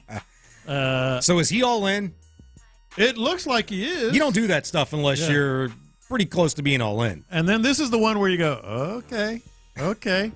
We're told that Hudson, an entrepreneur and philosopher, has even begun helping Belichick with his business endeavors. So she's going to be responsible for where we hear and see Bill Belichick this NFL season. Yeah. Like, you don't need that deal from CBS. You can do something bigger and better at ESPN. You know what, though? Good for both of them. Good for him, whatever. Hey, yeah. Good for her. She's going to use him and help start a business. I mean, it's no different. We saw Hugh Hefner do this for decades. Yeah, he also owned Playboy. Wow, just saying, it's the age thing. All right, next up on Internet Going Nuts, your brethren in Aggie Land, J-Lo. Mm-hmm. You see these two Aggies, they are facing a lifetime ban at the College World. Two Aggie fans got a little too crazy in the stands, talking mess to the Florida dugout. They were removed after heckling the Gators dugout, allegedly about the tragic death of their bat boy. Well, they should be banned from everything. Did you see the video? I was watching the game live. Oh, you were watching it Yeah, live? because Wow. it started like at 10:30, 10:15. No, 11. It was late. It was 11:15 because there was a big thunderstorm. And I had just gotten back from my niece's Sweet 16 party. Mm-hmm. I said, I'm going to watch this. Mhm. And all of a sudden, it was like the second or third inning. Like these two dudes are just like going nuts. Yeah. Yelling at the Florida dugout. Like, what is going on? Then I saw this. Yes, they should absolutely. Man, y'all Aggies, man. Don't put that on me. Don't put that on me. I'm just playing. But absolutely. And even Jim Schlossnagle, the Aggies coach, first thing he did after the game was apologize for that. But Yeah. that was handled well. The report that I read seemed to intimate that the Gator dugout was the one that instigated the whole thing, like they, by way of like starting to throw F-bombs at their way. And then so you rile the fans up, you're going to get it back kind of twofold in that sense. Yeah, but you don't do that. No, yeah. I mean, my gosh, heckling them about the death of a bat boy. Yeah. That's a bit much. So that was going crazy. Maybe not as crazy as this, though, at least here in Houston. Did you see former Astro general manager Jeff Luno's wife get into it with fans over the weekend? Oh, yeah. So Gino Luno, in response to Archbishop, that guy, he's a good follow.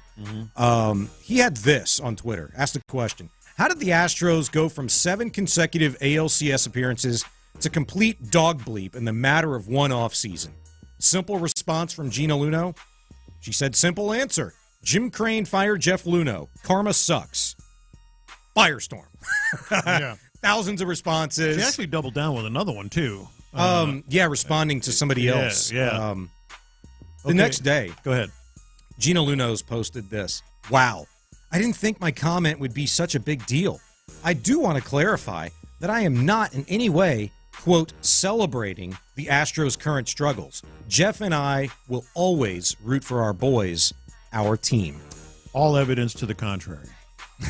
I don't believe this for a second. This is just, and by the way, what did Jeff Luno tweet? True dat. That's because he had a little conversation, or they had a little conversation, and like, what are we doing here? What are you doing? Yeah. I don't believe her for a second. I mean, her first 2 tweets were her true feelings.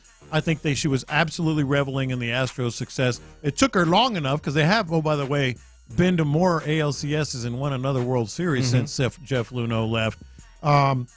I mean, you know what? That was a bad look, man, because what else could you be interpreted as saying? Exactly. There's no way around that. No, and she said what she said, and then she's like, "Oh no, I didn't think it would be interpreted about that." Well, really, you're not familiar with like the former general manager's wife tweeting? Yeah.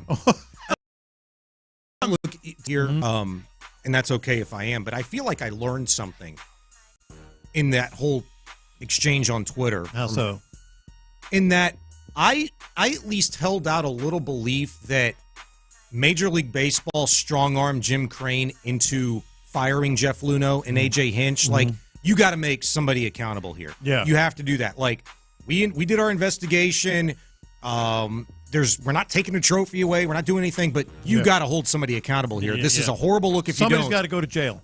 Exactly. Like the old movie, whatever. Like any mafia movie, right? Somebody's got to go to jail.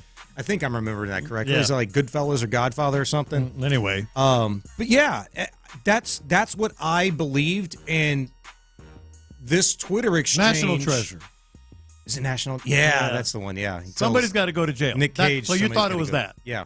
Exactly. And, look, simple answer. Jim Crane fired Jeff Luhnow. Like, as in, he didn't have to, but he did. Well, does that make it better? Does that make it better or worse? Like, knowing that Jim Crane, like, he didn't have to do anything per Major League Baseball, but he did because maybe that was, in his mind at that point in time, the right thing to do for a business side of baseball, for the PR, like the firestorm that was to come. Yeah. You just got to wash your hands from everything. I think he was definitely, it didn't change my mind. I think he was definitely made to do that, do something, and that was it. It was the most obvious one. Or else the penalties would have been worse. Like, no had been a slap on the wrist. Yeah. 0. So in order to guarantee that, I think he said, well, you got to do something big. Yeah. And they did. Charles Barkley is retiring after next year. Not going to work for anybody. TNT, ESPN, ABC, whatever. He announced that Friday night on NBA TV's coverage of the finals. Take a listen. There's been a lot of noise around our network the last few months. And I just want to say I have made the decision myself, no matter what happens, next year is going to be my last year on television. You guys been great to me. My heart is full with joy and gratitude. I'm not going to another network, but I'm going to pass the baton to either Jamal Crawford or Vince Carter or you, Steve. But next year, I'm going to just retire after 25 years, and I just want to say thank you, and I wanted y'all to hear from me first. You call BS or not? Is he really going? No, he's going. Yeah? Yeah. I'm pretty sure he's going. That just sounds like him, and I kind of hope he's going. He'll be leaving at the top of his game. Obviously, he doesn't need any money, and who knows what it will look like, after next year. Yeah, I think that's the biggest factor. He's like, man, this is comfortable. This is good. Why start another unknown? Yeah, at his age. No, I do think he's going. All good things must come to an end at some point in time. It just sucks that it has to be now because I feel like the NBA needs them still for the coverage. To all dads out there, by the way, happy Father's Day. You're going to want to stick around, though, because we're going to share one of maybe the best pieces of advice that you may ever get as a dad. That's coming up next. The Jose Abreu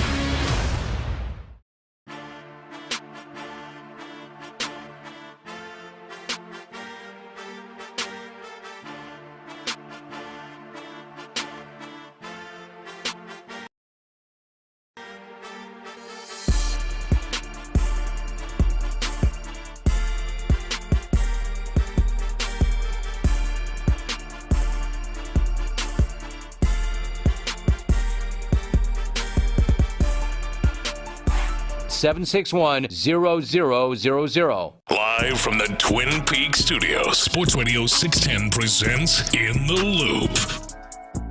Sean Bijani, John Lopez with you in the Loop coming up here in a few minutes. We'll talk with the guys on the drive, Ron Hughley, Clint Stoerner. They'll have you from 2 to 6 on Sports Radio 610. It's been fun today, J-Lo. It has. It's been a fun weekend, actually. Father's Day weekend. Did you have a good one? A terrific one. Got to play golf with my boys and several kids that grew up with us and them. Actually finished in 4th place in a 19-team tournament, so that's not so bad. Nice. Yeah, didn't win anything. And and then a nice little crispy tacos, man. I was craving some crispy tacos. Had some Milanesa tacos. What is a crispy taco? What is a crispy taco? Like the hard shell. Okay. The hard shell taco. Like homemade? Did you make your own they were all shells? homemade. Yeah. We did beef. Yeah. We did some Milanesa. So just like a regular hard shell taco. Yeah, but okay. They were bigger. Okay, the bigger ones. And then we did some carnitas tacos. It was delicious. It was great. That's good. I played a little golf too yesterday. Got out there in Huffman at Red Wolf with my boy. He just turned 4. Yep. He was excited about it, man. He's all into sports and stuff. Nail. Yeah. 4 years old. Hit it, what, about 60 yards? Yeah, it was probably about 60. That was with his 9-iron. There we go. There we go. He knows what he's doing, man. It worked out beautifully, by the way, because I'm a righty, but I do everything lefty. Yeah, so he's a true righty, so he can look in the mirror and mimic me, and so it's worked out. I haven't taught him a thing really; just they copy me. And so speaking of which, since you were talking about kids and Father's Day, let's go ahead and tell people how to raise their kids.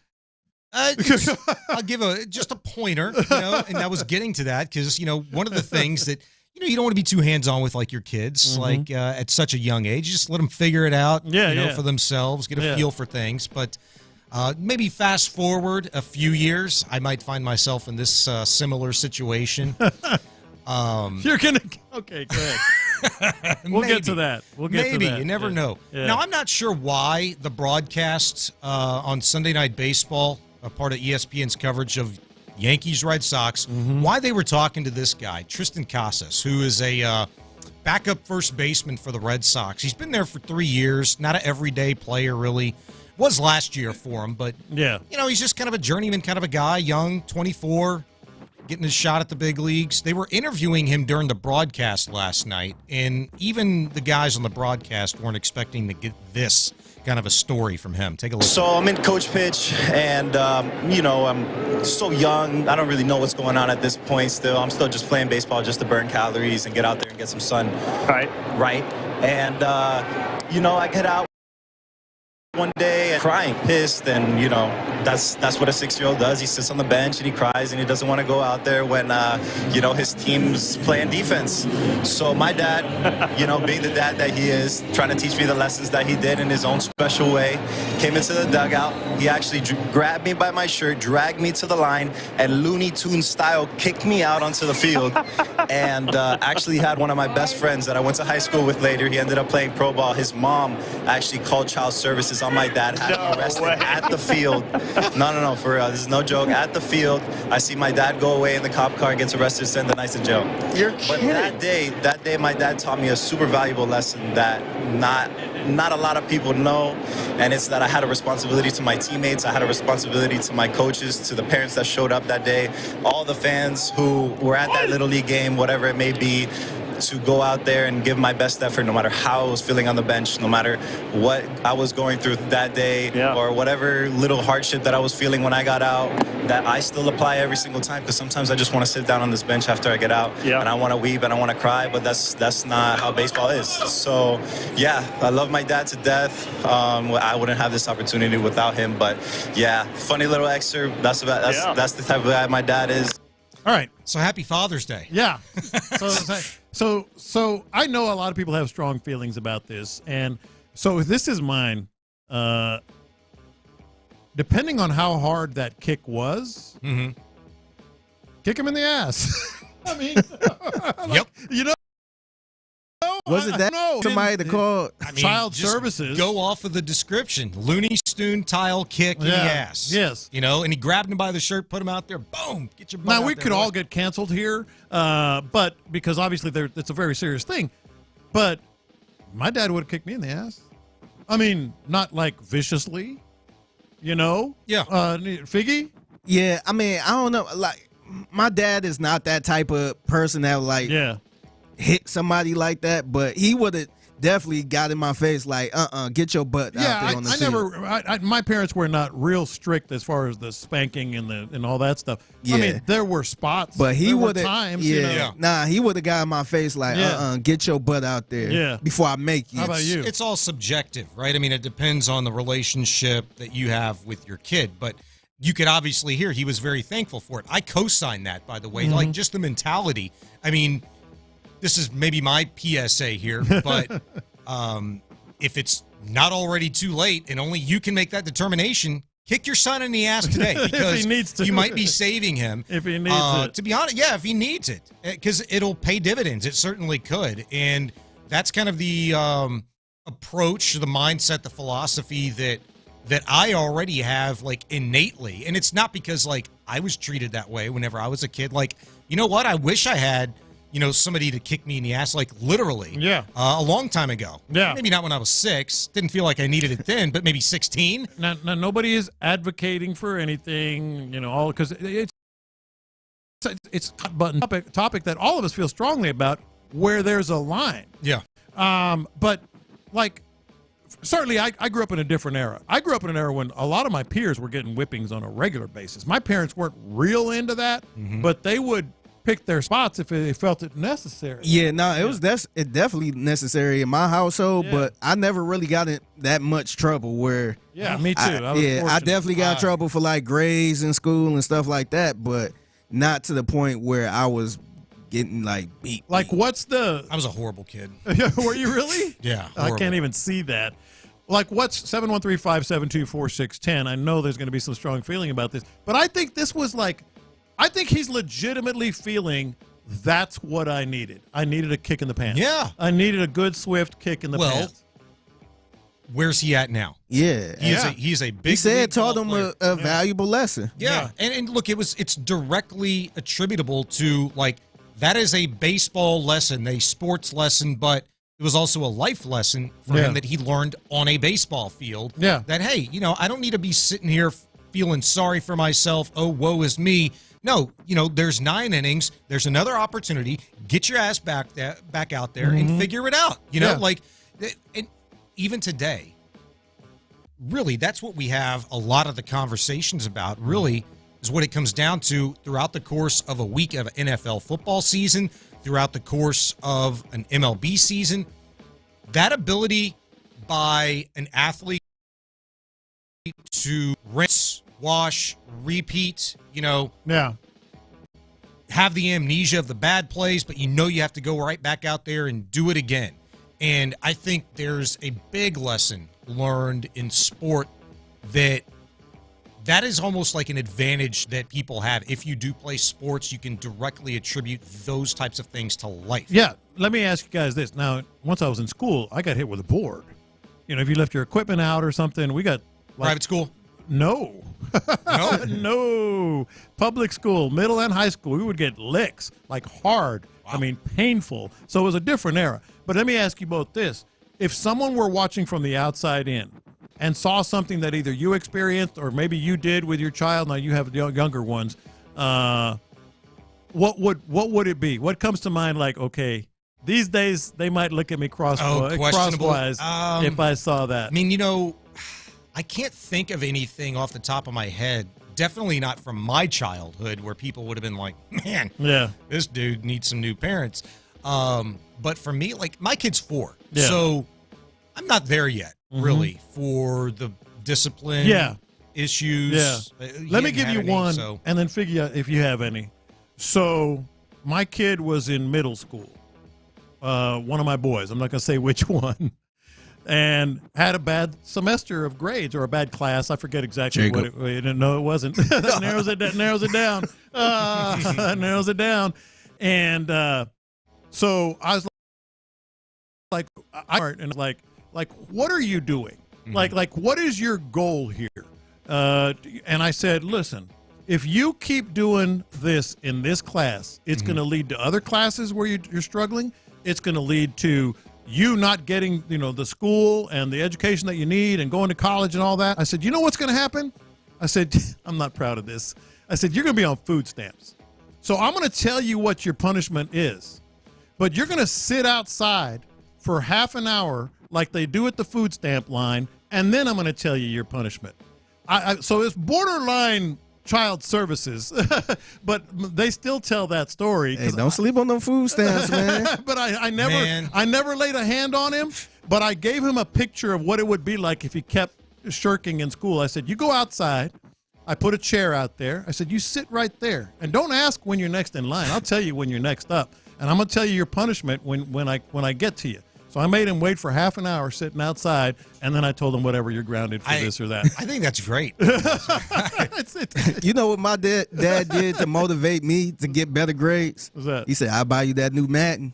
Oh, okay. And I actually came home with some good grades because I did awful in school. Mm-hmm. And my mom, she would come up there with the belt on purpose. Oh, yeah. Just to kind of embarrass me. That didn't work, but he was like, you know what? I'll get you that game if you bring home all A's. Yeah. So it worked. I co-signed. He ended up graduating, got his degree from U of H, doing quite well now. But I did maybe borderline, Ron. Go toe with child service territory. So was this in college? No, it was middle school. Oh, okay. It was in middle school. So I've told folks I worked with at-risk youth for 10 years, Children's Mental Hospital. We had anywhere from 4-year-olds to 21-year-olds, and they would always bring me in. I was a talker. I didn't get physical unless we had to. Yeah. But I would get to the heart of these kids. And I mean, the hardest was like, listen, man, I understand it, man. I know when you call me, I know when you call me a black fat ass, that you're not really talking to me. You're hurt, man. Yeah. I mean, you don't have anyone on your visitor list. Well, that's harsh. Dog. That makes me feel better about they're hard. And then I said, man, that's okay, man. I said, so just just say everything you need to say, man. We just want to help you. But I understand, man. I was like, man, I got a great wife, great family. I get off at 4. I said, man, you don't have anybody to call. I mean, because they would say something. Like there were some staff, they would run. The kids would get to them. They got to walk out. You don't get to me. My family's still talking about that time I put BG out in the heat for 30 minutes, and then I got to him later, just like they did at the food stamp office. Something tells me Mama Stoerner probably had a good swift kick for Clint back in the day, a time or two. I was very fortunate, so I had to watch her beat the living daylights out of my brother. Oh, there you go. I hate to tell you. And she punched him in the mouth one time. Oh, my goodness. Yep. Didn't feel bad about it either. Still doesn't. I mean, Bell, laying on the bed, we finna get the belt to us. Dad would flip over that gold ring, that nugget ring, and it come down right on top of your head, as he. All right, I feel much better. Yeah. It was, I'd rather the physicality than the mental torture. Like, damn. Yeah. Linda wasn't to be played with by T. I mean, whether it was us or the neighbor. Let that neighbor come over here and tell me what me or my brother did. And one time the neighbor tried to step in the house. Well, that's a problem. She grabbed him by the chest, shirt right there, and said, "Whoa, whoa, whoa, whoa! I'm gonna give you one more chance. Get the hell out of here!" Yes. All right, say it. Oh, is it on me? It's on you. It's on me. Yes, sir, baby. Hey, that was in the loop. Lopez, Sean Bijani. This is The Drive, and it is live, and you are listening to KILT HD2, an Odyssey Sports Station. Right here, baby. The Drive. Boy, smooth with it. It's live, baby. There you go. Boy, smooth with it. Hey, you bring them up, man. Hey, man, I'm telling you. Greg Johnson got my ass kicked one time. When you talked about nobody, my mom told me, hey, Ron, nobody's supposed to be in this house while I'm not here. Yeah. All right, you can't go outside. Nobody can be in this house while I'm here. We had it planned out. Be right here, right by the front of the door. I can hear the garage come up. Bam. Just step right out there, and I'm just talking to you through the front door. Got it. I know she don't come down that way. Greg's bike's in the driveway. And Teresa has a way of just staring you deep into your eyes and making a 10-year-old crumble. She said to Greg, "Hey, how you doing, Greg? Good job. Greg, I'm going to ask you a question.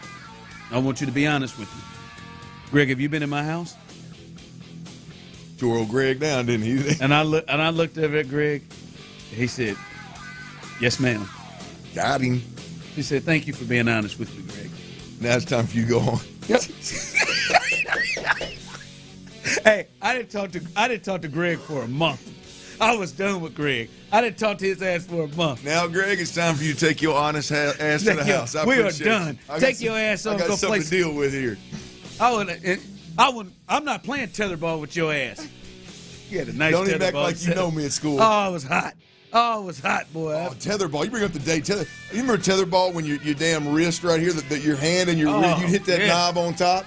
Yes. And you'd have knots and it'd be purple. We ain't even started school yet, and tetherball broke 2-3 wrists. I'm telling you, man, he had a nice setup in his backyard. Oh, he had one in his backyard? Oh, yeah. He had a nice setup in his backyard. Many a fights at Horseman Junior High. I was done with him. He tried to come over and apologize to me. Did you ever talk to him again? No, I did. I was in the wrong. You expect him to lie. You look back at it, man. Teresa bearing down on you, staring you deep into your eyes. Greg. She took a step up towards Greg and said, "I want you to be honest with me." I did. All right, the drive is live. That's Clint.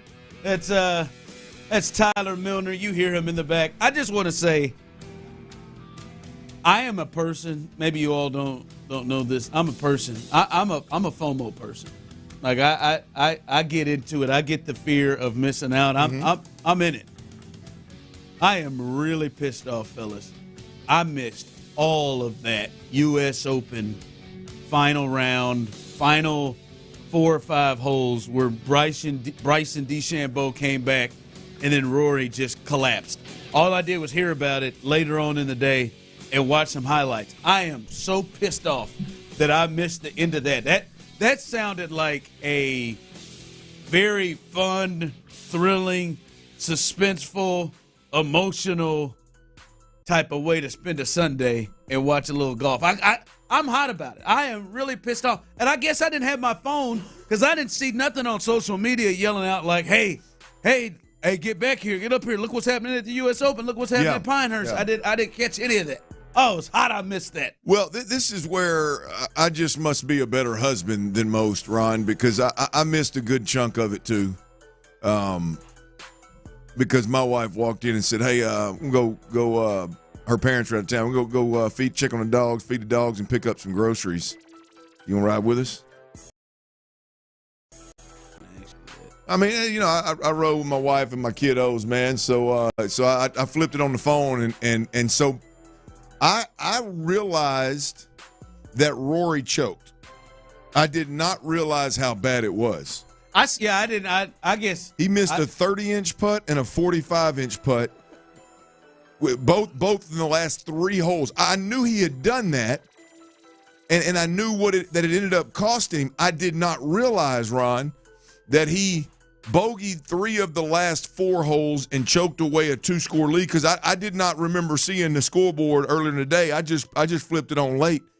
I did not realize that he had a 2-stroke lead and that he bogeyed 3 of the last 4 holes, which included missing a 30-inch putt and a 45-inch putt. Inches, not feet, folks. Inches. Did I read that right, Tyler? Tyler, were you watching that choke job? Oh yeah. So you watched it. Was this seemed like it was Greg Norman like? Oh, it was bad. It was the yips. I watched him miss the 30-inch putt, and it made me sick. It was a gut punch to me. He did it on 18. DeChambeau was hitting some crazy par putts. Yeah. Long putts. DeChambeau hit on the 18th. Really, I don't know how far back they can watch, like what they know, but DeChambeau pulled it. He pulled it. He was hitting, Tyler, it looked like me and you was playing. Did you see that one? There was a root, Ron, bigger than your leg. I'm talking about your normal leg, not your third one, the real leg. Yeah, not the Greg It was a huge root. The ball was right next to when the camera was behind him, you couldn't even see a fairway, and I'm thinking, make this, we'll get some bonus golf, boys. I mean, man, when Rory was in attack mode early in that final round yesterday, he was sinking putts that were that he shouldn't have been. Like, he was making some hell of a putts, and then those last 3 holes, it's like it reminded me of Altuve in that playoff run when he just couldn't make the throw to first base. Like that. It was just like that because these were 3-foot, 2-foot putts, and he's just lipping them out, just choke job. Well, then DeChambeau comes out there and puts that thing up there next to the pin, next to the hole from 55 out from the sand.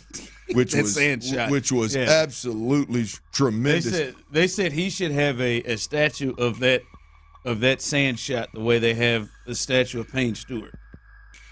They said that sand shot. Yeah, I saw the replay of that. That was. I might have to hunt it down and watch the final round. I may have to do that. I blame this on Tiger. Tiger has completely. What the hell Tiger do to you? Well, I mean, he took me completely out of the thought of watching the U.S. Open when he was so bad. I mean, usually I'm in and he's in. Friday, it was over. I mean, halfway through Friday, it was over. And so mentally, I just kind of put the U.S. Open in the back burner and didn't even think about it. I was just watching baseball yesterday and didn't even think about it.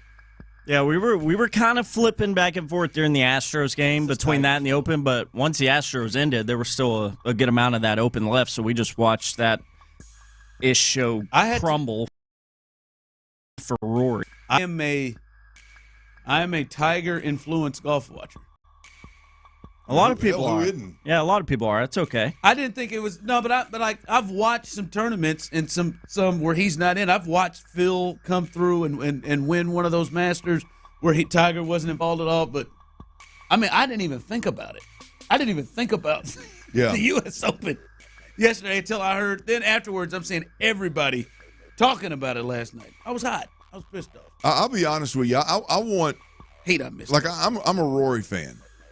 Not any more than I am, most of your top golfers, but like I wanted to see the dude win.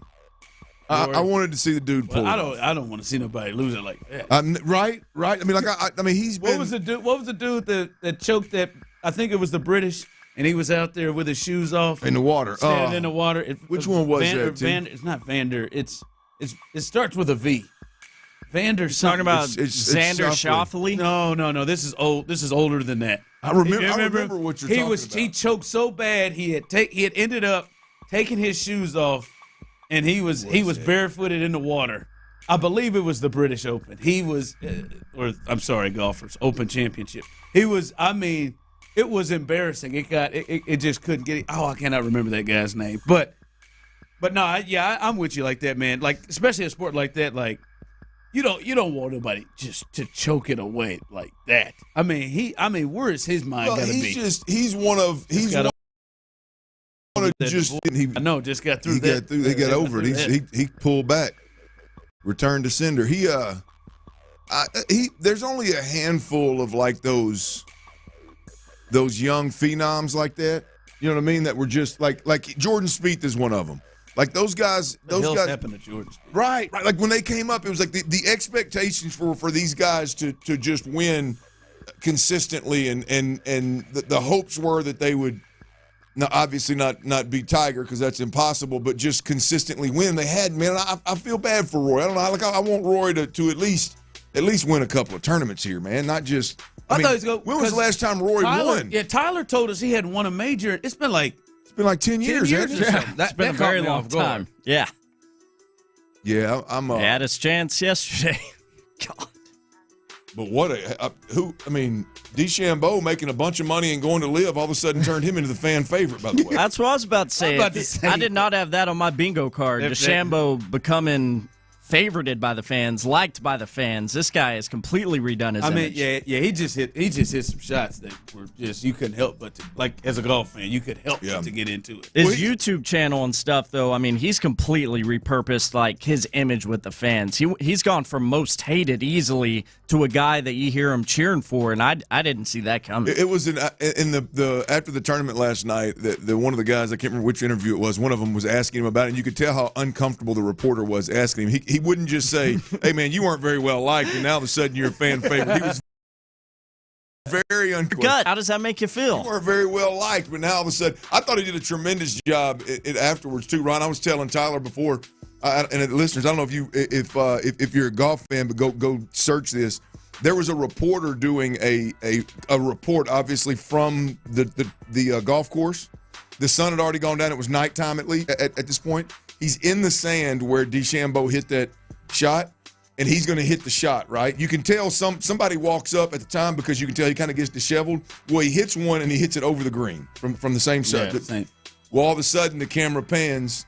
DeChambeau walks down there at night. I guess there was an after party or something up there, and he came walking down there. He gets in the sand trap with him, does an interview with him for about 2 minutes, and old buddy, he goes, okay, well, finally says, I want to see you hit one. DeChambeau tells him, I want to see you hit it again.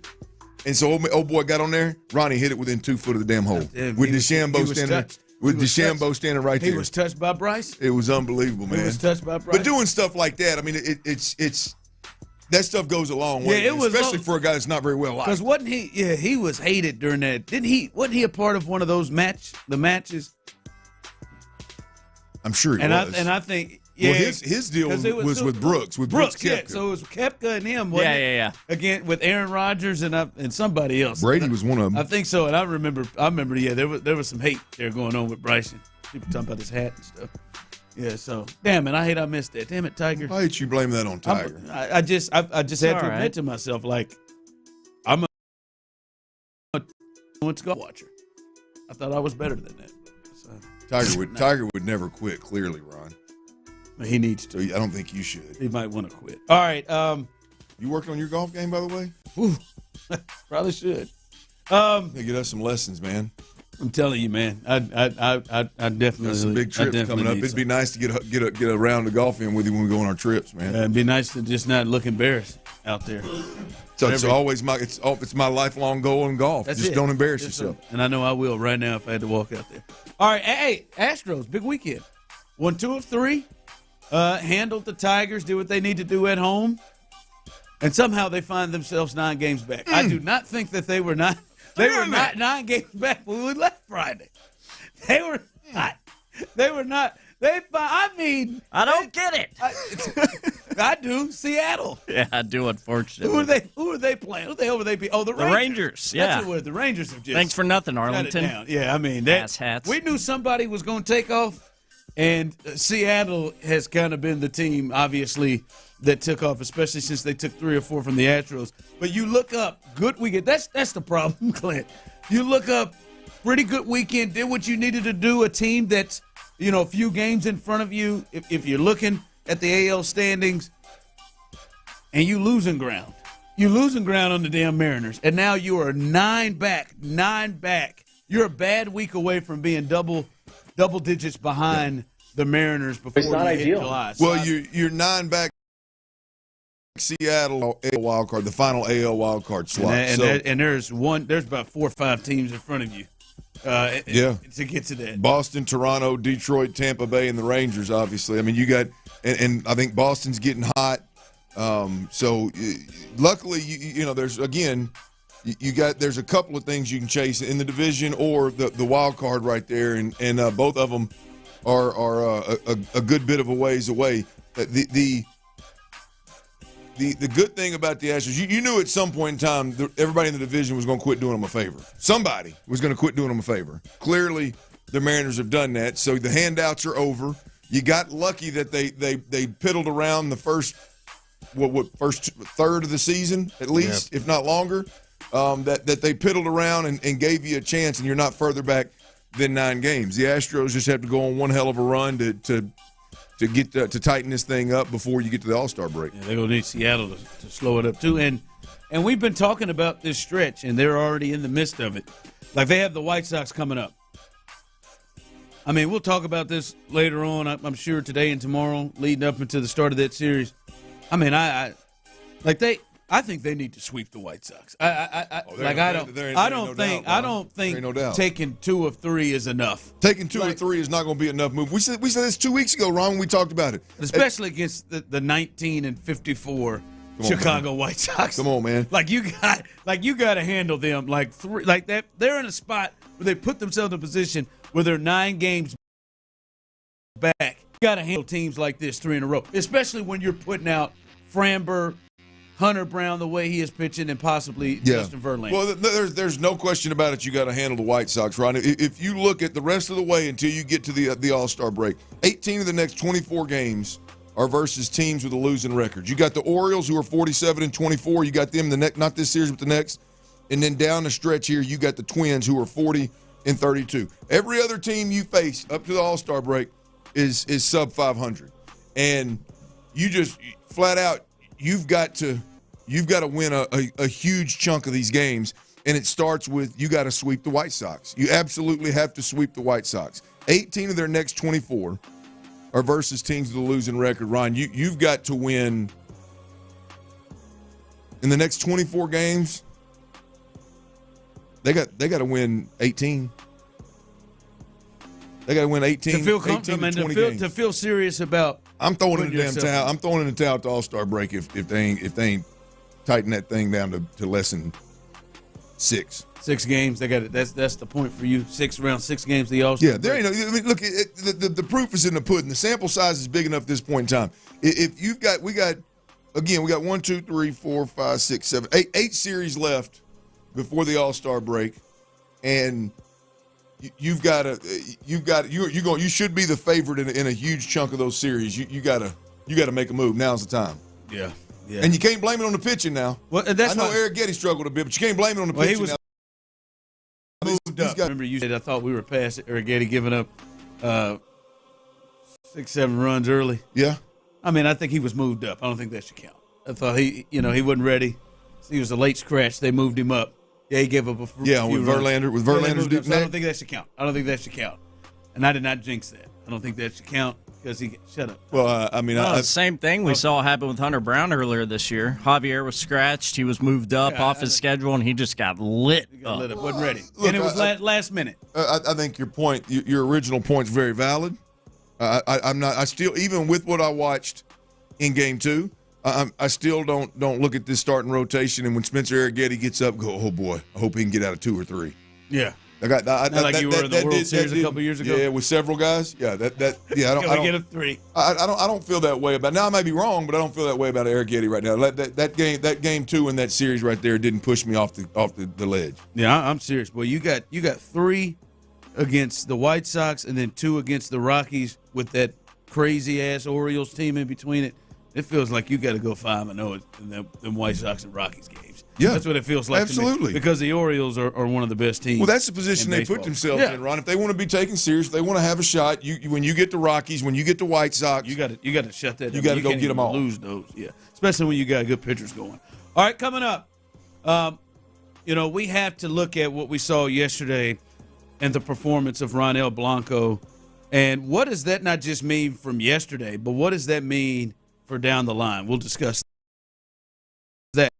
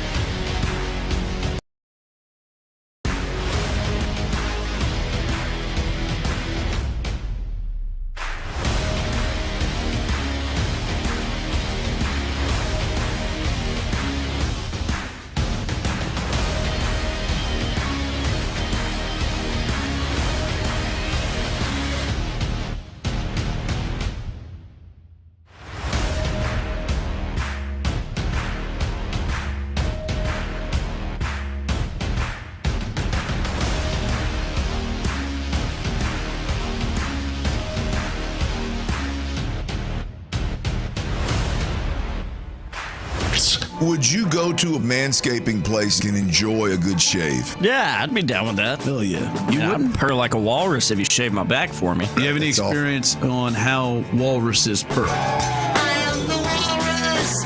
And whatever that is. Find it all on the free Odyssey app.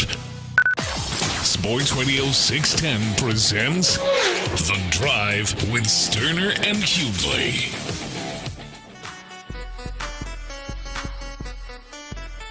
Little news to pass across NFL.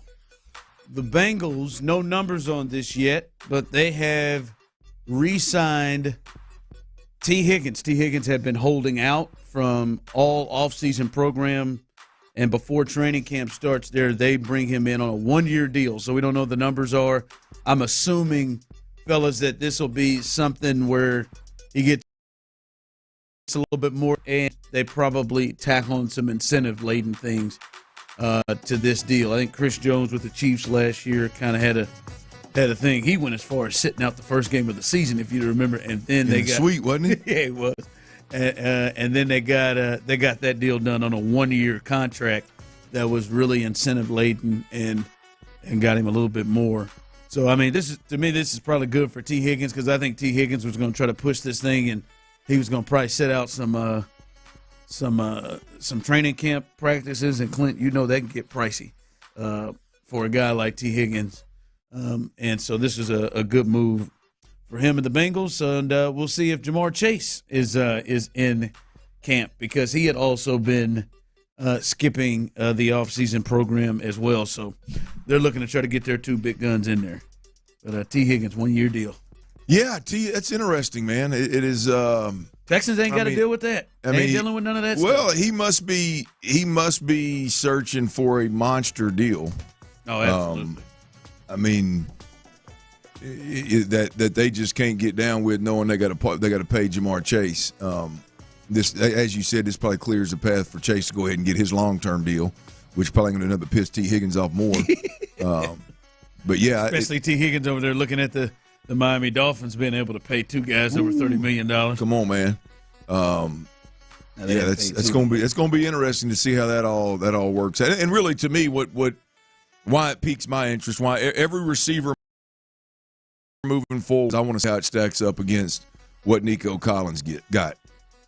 And Nico's deal is unique because his sample size of production in the league is so small. It'd just be interesting how these guys that have had multiple years of similar production, how do they get paid? Do they not get paid? If they do, how much are they getting paid? How does it compare? That's really the only reason that I give a rip about these. I would call them your second tier guys that are getting paid right now. Yeah. All right. Real quick on that, Aaron Wilson, because the Bengals, they sent it out, said that we've signed him to a 1-year deal. From Aaron Wilson, the Bengals announced T. Higgins had signed his 1-year franchise tender. So that would seem to be was whatever the franchise was, and not something they worked out unique. Said, I'm excited to move forward with T. Said Bengals head coach Zach Taylor. He's done a great job handling his situation, and we are happy to get him back in the fold so we can start working towards a great season. The locker room will be excited to have him back. You damn right they will. Hell yeah, Joe. I think Joe, starting with Joe, will You're going to be real excited until you don't get Jamar Chase back in that locker room. You better mess around with him. They probably going to get pissed off. That ought to be interesting. All right, Captain Joe Espada. Yesterday, a magnificent performance. Again, Ronel Blanco walks off the mound in a start for the second time this year without giving up a hit in his game. This time, 7 innings, no hits. Joe Espada talking about his starter, his I was going to say young starter, but hell, Ronell's going to be 31 in August, talking about his middle-aged starter, middle-aged for baseball, Ronel Blanco. This is a guy that came out of nowhere, and he continues to perform at a high level. He has picked his team up, through injuries and some, he goes out there and he does things where we need him to step up, and he does. And just proud of the work he's done. And I told him that, if the fifth inning wasn't that long, I would have allow him to go back out there. But he understood. Yeah. All right, Joe, he has been the biggest positive surprise for this team this year. 7-2, as I said, yesterday was the second time he walked off the mound in a start without giving up a hit. ERA 2.43. That's front of the rotation ace type of stuff right there. And Clint, I'm posing this question to you, Tyler, and the people. You all can join in, obviously, on YouTube and Twitch and on the text line 713-572-4610. This right now has been a magical. Hell, I don't care what happened. This is a magical year thus far when you look at what he's done, especially with the injuries and everything around him. Do you think this is just a one-off magical year, or are you seeing enough where you believe, like, this is a guy the next 3 to 5 years that could be depended on as a front-of-the-rotation guy for the Astros? Well, right, a couple of things on that front, right? I want to tip my cap to Dana Brown.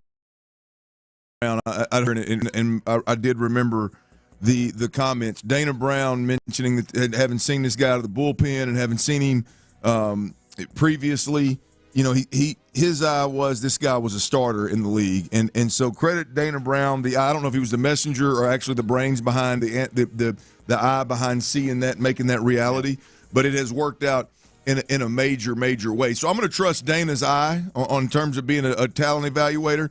Like I think he is obviously a starter in this league, and I think he's got a chance. Right now he's a middle of the rotation guy, and there's no reason to believe that if he stays healthy he couldn't be a top of a rotation guy at this point. Ron, I'm going to tell you, man, the part that's so convincing to me. It looks convincing. It is effortless, man. I mean, I flipped that thing on last night. I think I watched a couple of outs in the first and second inning, and then when I flipped it back on, maybe it was the fifth, when I fell asleep on the damn couch. I woke back up, and I think it was the fifth inning, and my man is rolling like he's 15 pitches into the game. I mean, it is effortless, man. And I know he got in a little bit of trouble and had that long fifth inning. I think he did 25-plus pitches. And that really took him out of the ability to throw a complete game. Yeah, but he got in some trouble that didn't allow a hit or a run. Yeah, right. Well, he walked him full. I know he walked him, but I mean, that's the trouble he got in. But man,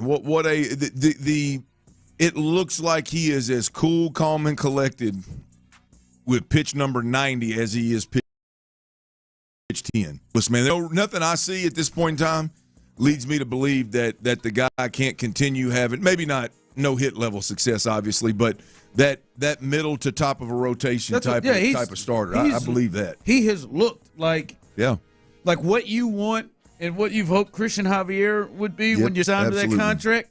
That's what that's what he looks like. I mean, he's pitched. Lance has pitched up there. That's the type of season that he is giving you right now. It's weird because he's 31 years old, almost 31 years old here in August, and you look at it and you're like, yo, what is this? Is this just a flash in the pan or what? But he had 7 starts last year, Clint, and he didn't get blown away in that. Like, he had some good starts. I distinctly remember him having a good start against the Dodgers in Dodger Stadium last year when he kind of had a spot start due to injuries. And then this year, I mean, he has just looked really, really, really, really good. Yeah. And now you talk about a sample size of 13 starts where he's doing this in and out every game, good teams, bad teams. It's one to watch. This may be a break that the Astros did not know they were going to get when they're going to have Javier out for a year plus, and they got a guy right here in the wings. Tony Gwynn always says that they always seem to have a guy. They got a guy in the wings right here who looks like he is ready to take on that. So that's one we're going to have to keep watching. But damn, it looks, as you would say, convincing. Ooh. It looks real. All right. Thinking about something with the Texans, and Halloween has really kind of jumped in my mind with this thought. I'll present this question to all of you. We'll get your thoughts and discuss this coming up next.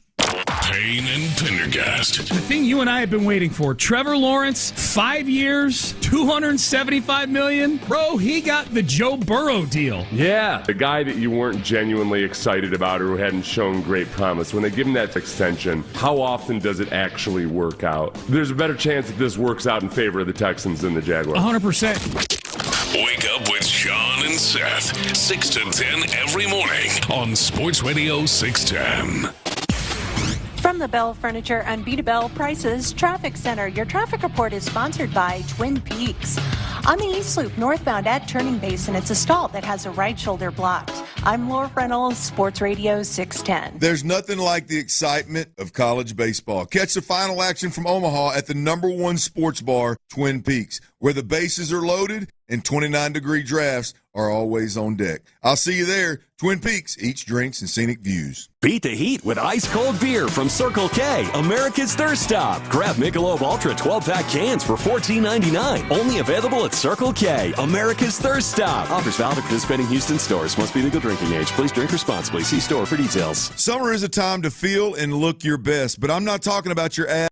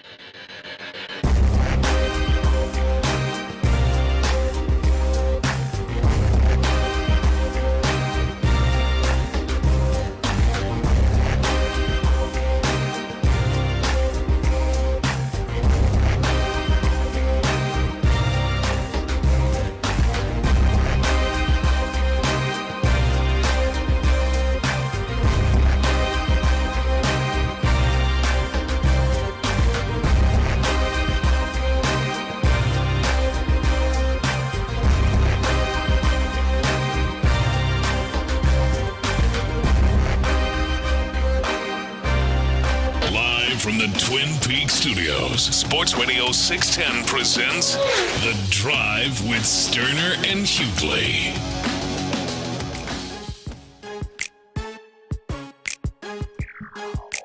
Want to get into the Halloween thought with the Texans real quick, but hey, happy Father's Day to all the fathers out there. Hope you enjoyed your day yesterday. Glenn, I know you got drugged to the grocery store. Well, I just want to spend a little time with fam. It was good. It was I had a great time, man. I had a great time. Yeah. Get some good gifts? I did. I got two things from my baby girl. Made me a keychain in school this year, obviously. Made fingerprints. I think it made a butterfly, maybe. I think it was, if I remember correctly. Or a bee. Not sure. Probably should check that. I got a deal. Those little things you walk in the door and you put your wallet and your keys or whatever in. I don't know what that is actually called. But it's got a holder of some sort. It's got a message in there about coming home to your family, kind of deal.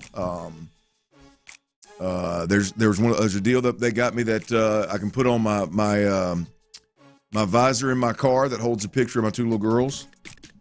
Cool. And then I got me one of those Aura rings.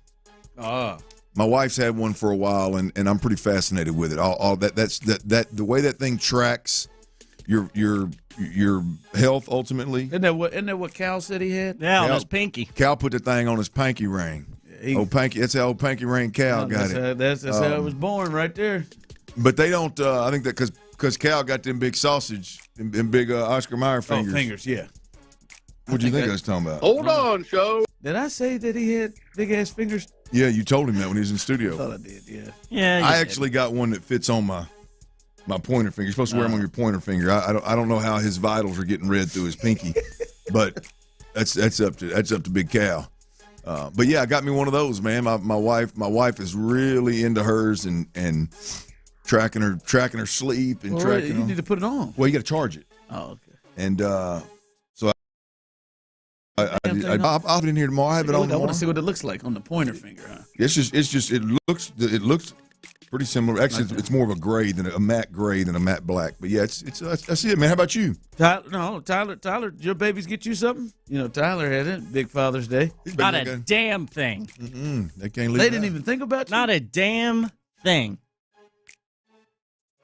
Megan's letting you know. Isn't that something? Like, hey, we had fun a little bit. It's time. It's time for us to stop acting like this is Father's Day, that you celebrating this. That's Father's Day. Like let's just kind of she said, take your ass to the pool, go ahead and put something on the smoker and kick it with your father. But let's I hung out with my daughters all day long. She said I've reached my limit where I'm about to go out here and buy you, Father's Day gifts. What were gifts in the past that they used to give you? Oh, different stuff. Maybe, like a bag of my favorite candy. One year I got like this framed thing of all their paw prints they had done for me on a. Okay, so real easy, like I was about to say, because if he's getting like, that's big money. I'm surprised big stuff. He's getting like jewelry or chains. No, nothing like that. I'm about to say she slid an earring. So, I got a card too. I got a card with a very nice message for my bride, but she is next level on the cards and the message writing. She can fit a lot of emotion into just a couple of sentences. My pops came in town. My dad, Houston, since we've been here, they came in town, hung out with us. Good weekend, man. You show them the city? Showed them the city. We had a good time. They hung out. He just repeatedly told me how proud he was. Well, he sure got a nice house. Boy, I tell you. He showed up in a full, this is, they call you Dirty Red, as I've told you. He's Dirty Red, too. Yeah, he's the original OG, baby. Okay, a.k.a. Pawpaw Red. Pawpaw Red came in there, fellas. Full short suit. All same material, all same design, all pattern, all the way, head to toe. Silk. How old is he? He'll be 62 next month. That is great. As he told us 17 times this weekend. That is great. 62 in that silk, baby. All silk. He can't say Courtney's name clear, like real good. I come by and honestly butcher names, so he just has called her daughter-in-law from before she was even technically daughter-in-law. He told me, he said, I said, it's Courtney. Courtney. He said, son, I just can't get it. I ain't got it. Daughter-in-law. Daughter-in-law. I've been hearing that one for a minute. Hey, daughter-in-law. No, man, it was good, man. We try to keep it, as real with everybody here. We haven't had and not the three of us. We've had conversations kind of similar boat with our fathers. We haven't had the relationship that we wish we would, but man, it was to kind of hang out with Pops and get some time together. And him with the kids and him with the grandkids. It was good. It was a good weekend. Really good weekend. Good times, man. Well, good, man. Introduce him to the city. Get him down here with the family a little bit. Yeah, and he got his ass. Did they spoil you? Anything? Them kids and Courtney spoil you? Oh yeah, Courtney got me these. They're like polo shirts, but they look like button downs, but they're really polos. Like I have to show it to you.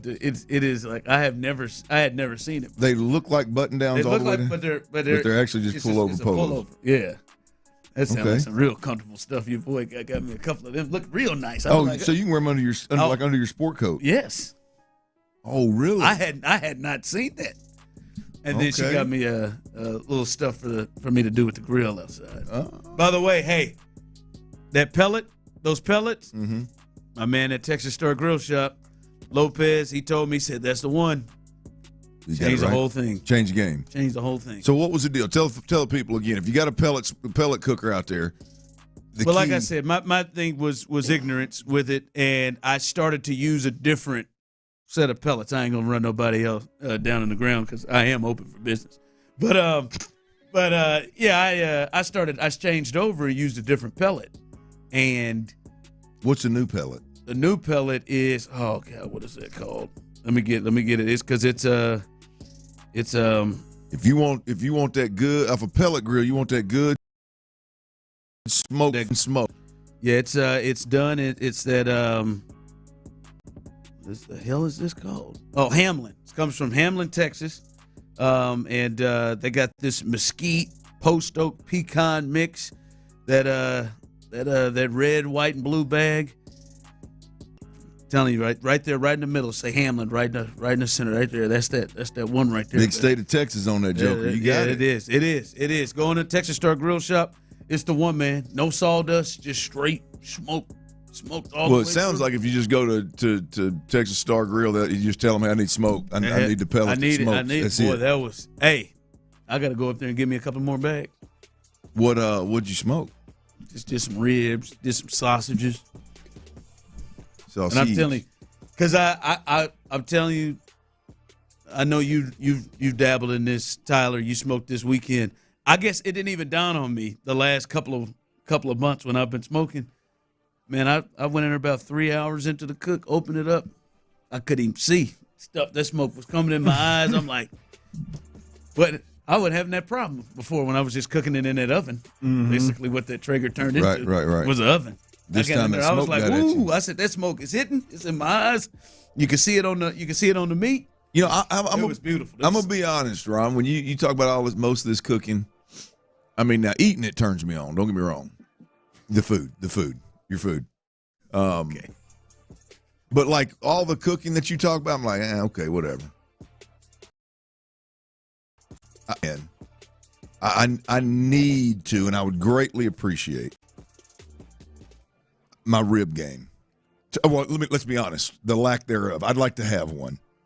I'd like to have a rib game. You could indirect heat that Weber. I got you over there, baby. You can get it going. I could get real proud of some ribs. Get them coals on one side. One side, okay. Right there.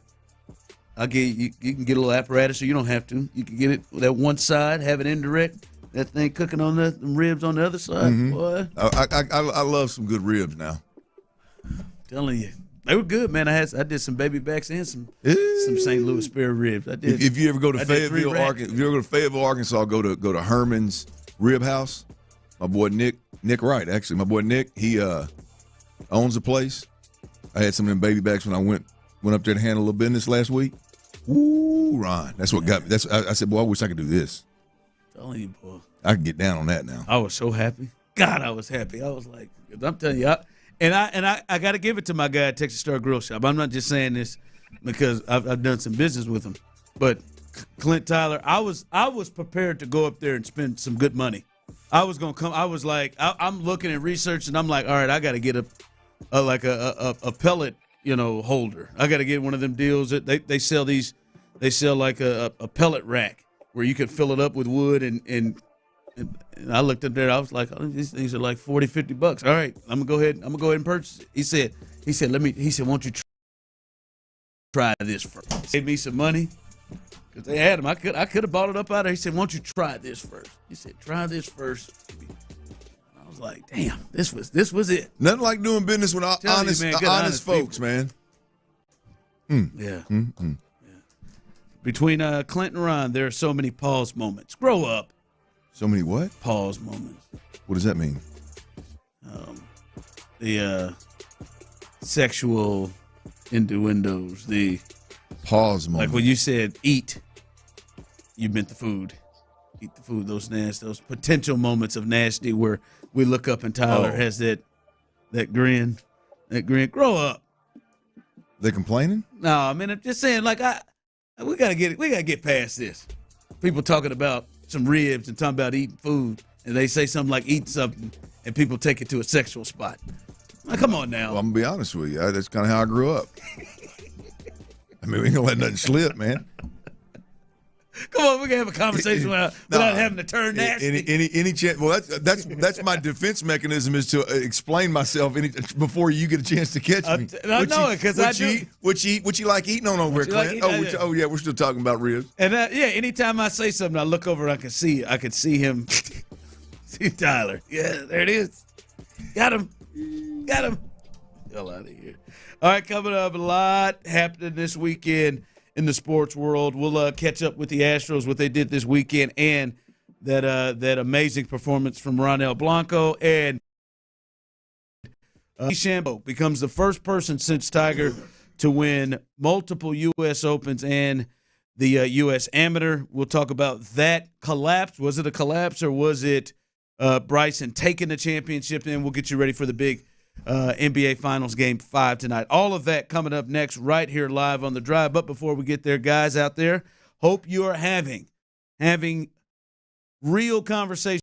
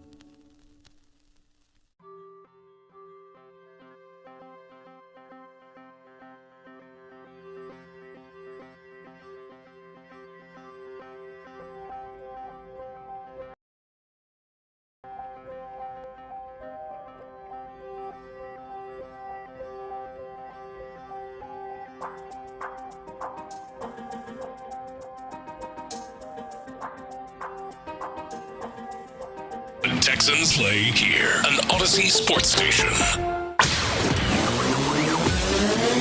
Sports Radio 610 presents The Drive with Stoerner and Hughley. With the biggest stories of the day, it's the Big 3 at 3. Number 1. Guess what? It's 3 o'clock, baby. Time to get fired up. Oh, it's 3 o'clock. On a Monday, baby. Time to get fired up. Woo! How about it? All right, the Astros. Hey, they did what they needed to do this weekend. Hey, they played the Tigers, a team that's in front of them in the standings in the American League, and they take the series. They are now 6 games under 500, 33-39. They win yesterday 4-1. They had a chance to win the series, and they got an amazing start from Ronel Blanco, who goes 7 innings, no hits, no runs, as he helps lead them to getting a 4-1 win and winning that series yesterday. Here was Jose Altuve, the best Astro to ever do it. This is him post-game after that win, talking about where they could go from here once they continue this season. We have done it in the past. We've been in situations like this before, and we always overcome the stuff and start winning games. The players, if you see we're making big adjustments, we're going out there every day, play 100%, and I know good things are going to happen. All right, it's good to hear they still have belief, not surprised at all there. I want to get to Blanco, but fellas, hell, you all know better than I do. Have they been here before? Has it been? I don't believe so. I was going to say, that's all I was thinking every time I've heard him say that. I was going to say, have they been here before? Has it been this dire? Not in a decade. I don't know if they've been 9 games back the division. 6 games under 500 on June 17th. 7 games back the wild card. Having to rely on Ronel Blanco and Hunter Brown and Spencer Arrighetti. Yep. A bad neck JV and an inconsistent Fromber. I don't know that they've been here injured. Tucker. With Jordan coming around, I think it's probably debatable who your best hitter is the this year. Situation that they had to deal with. Look, they've been in situations, which I think is what Altuve obviously is alluding to. They've dealt with adversity. They've overcome, some odds that weren't in their favor, and we'll see what happens with this one. But if we really drill down into what they're dealing with right now and the hole that they've dug themselves in, I don't know that anybody's ever dug this level of a hole and been in this spot and come back and made the playoffs. Well, teams have. It's been thrown in our face from the too early in the face. I mean, hell, the Astros they did it the year they went to the World Series in 2005, but not this group. None of those people. What exactly? Do you remember what they did that year? Well, what was that? I remember. I know the paper and the Chronicle. There were the tombstones. But how bad was it? I think it was there was the record that they were like 31 and something. It was really from a bleak. record perspective. It was really bleak. They were 19 and 32. Yeah, 19 and 32. It was really bleak, and they were able to run through. But none of those guys were part of this team. Hell, they were in a completely different league. They were in the National League, and Jim Crane wasn't the owner. So that was a different time. I was just thinking and listening to them. They have seen just about everything in this run, where you see what they've been through, the playoffs, postseason, whatever. Just about everything. This to me is new. Now I think they can still. I think they have the guys in there that are still capable of coming back and running through here. When you say, hey, they've got to win 57 whatever games to get to 90, I mean, they have guys in there that are capable of doing it. I don't know if they will. They got guys that are capable of doing it, but yes, this is unique. This is not the same. But what is also unique, Clint, is the performance they're getting from Ronel Blanco. He is 30 years old, will be 31 in August, and he has been the largest surprise this team has had this year, and be without him, who is now 7-2, 2.43 ERA. Second time this year he has walked off the mound without giving up a hit. He has been a huge part of why they even still have a fighting chance to get back in this thing. Absolutely. I mean, it's the only reason they've got a fighting chance. If you don't have Ronell Blanco, Hunter Brown, Spencer Arrighetti, your ass is in trouble, obviously. So yeah, those young guys are definitely to credit for any success they have moving forward. And I think when you talk about the young guys, Ronell Blanco is at the top of that list with the way he's pitching right now. So him and the other two, like I said, Spencer Arrighetti and Hunter Brown, all of those guys, with the exception of what happened in Game 2, which I'm not real worried about with Spencer Arrighetti, have been tremendous lately. And if they're going to turn this thing around, clearly those guys are going to have to continue doing what they're doing. Little update here with Verlander. Obviously, he had that late scratch on Saturday where he was pulled, had a neck issue. It has been reported here from Chandler Roan. Framber Valdez will start tomorrow for the Astros in Chicago against the White Sox. Hunter Brown will go on Wednesday. And the team has TBA for Thursday, but GM Dana Brown hinted yesterday that Justin Verlander could be available to pitch then. Justin Verlander could be available to pitch Thursday. I don't know what the hell is going on these planes or in these beds or what pillows they're using. But away from an epidemic with neck issues here.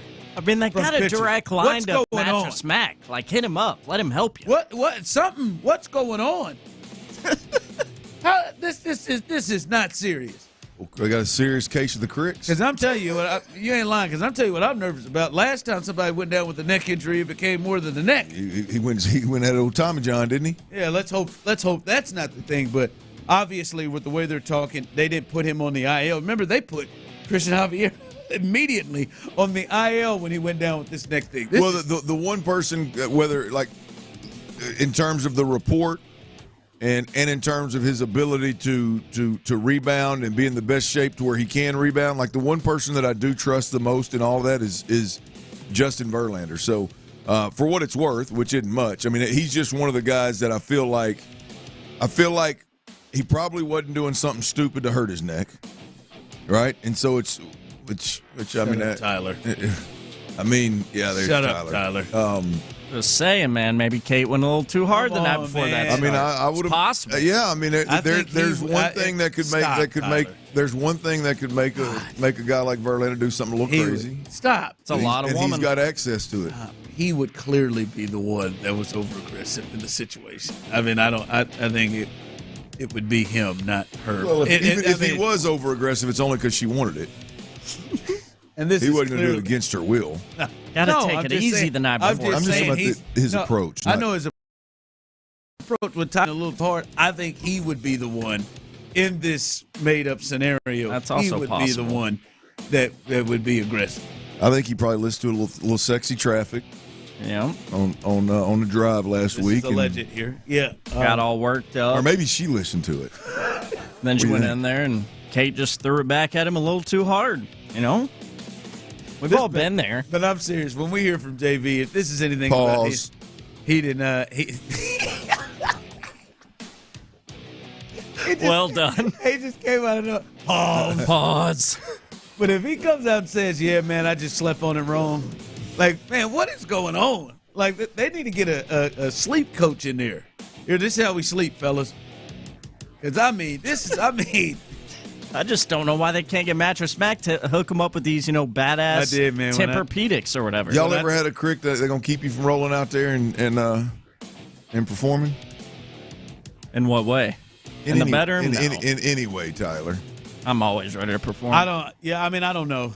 I've never had a crick. But I'm thinking if it's right, like if you're a pitcher and it's right here and it's in the trap, like, I mean, I could see how that could be problematic. But damn, not 15 days like it was for Christian Javier. That one was a little odd to me. But damn, just a little. I'm just saying, like that, like the young lady who hooked me up when I went for my you been back chiropractor. Yet? Let me guess, no. Oh yeah, you been back? The lady hooked me up. Oh yeah, lady was a different person. So, chiropractor. One of the first things she asked me, "How do you sleep? You sleep?" I told her, "Yeah, usually either on my side or on my stomach." She goes, "God, those are the two worst places for you to sleep." two worse ways to sleep. I'm just saying they may need a sleep coach. We come around, if they may need a sleep coach because Spencer Arrighetti gets pulled from a game because he had a sore neck. It's it. That's it. Somebody said maybe he just wanted to spend Father's Day. It's Saturday. Maybe he did go in there and tell, I need a Father's Day weekend. Hey, man, I need Father's Day weekend, all of it. Friday, you can't get me Saturday? I need them all Friday, Saturday, Sunday. But Roger only. A baby girl deserves it. That was the tightest thing ever. Roger Clemens didn't go on road games that he didn't pitch. I'm serious. He just stayed his ass at the house. Nobody else has tried to do that before. That is amazing.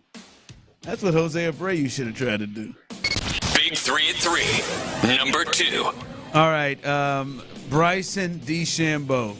He wins his second U.S. Open, and Rory McIlroy won't forget this one in a long time. This was the moment that sent Rory to just completely dip and leave right after this thing ended. I mean, there was no interviews. There was nothing. Rory was out. This was that fateful putt on 18.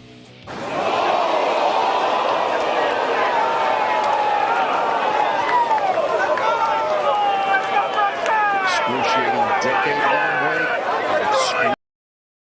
Excruciating for McIlroy coming down the stretch. For DeChambeau coming back to 5 under means that a par for DeChambeau will win the second U.S. Open title. Shout out to Hannah Storm's husband. Is that who that is? Yeah, that was Dan.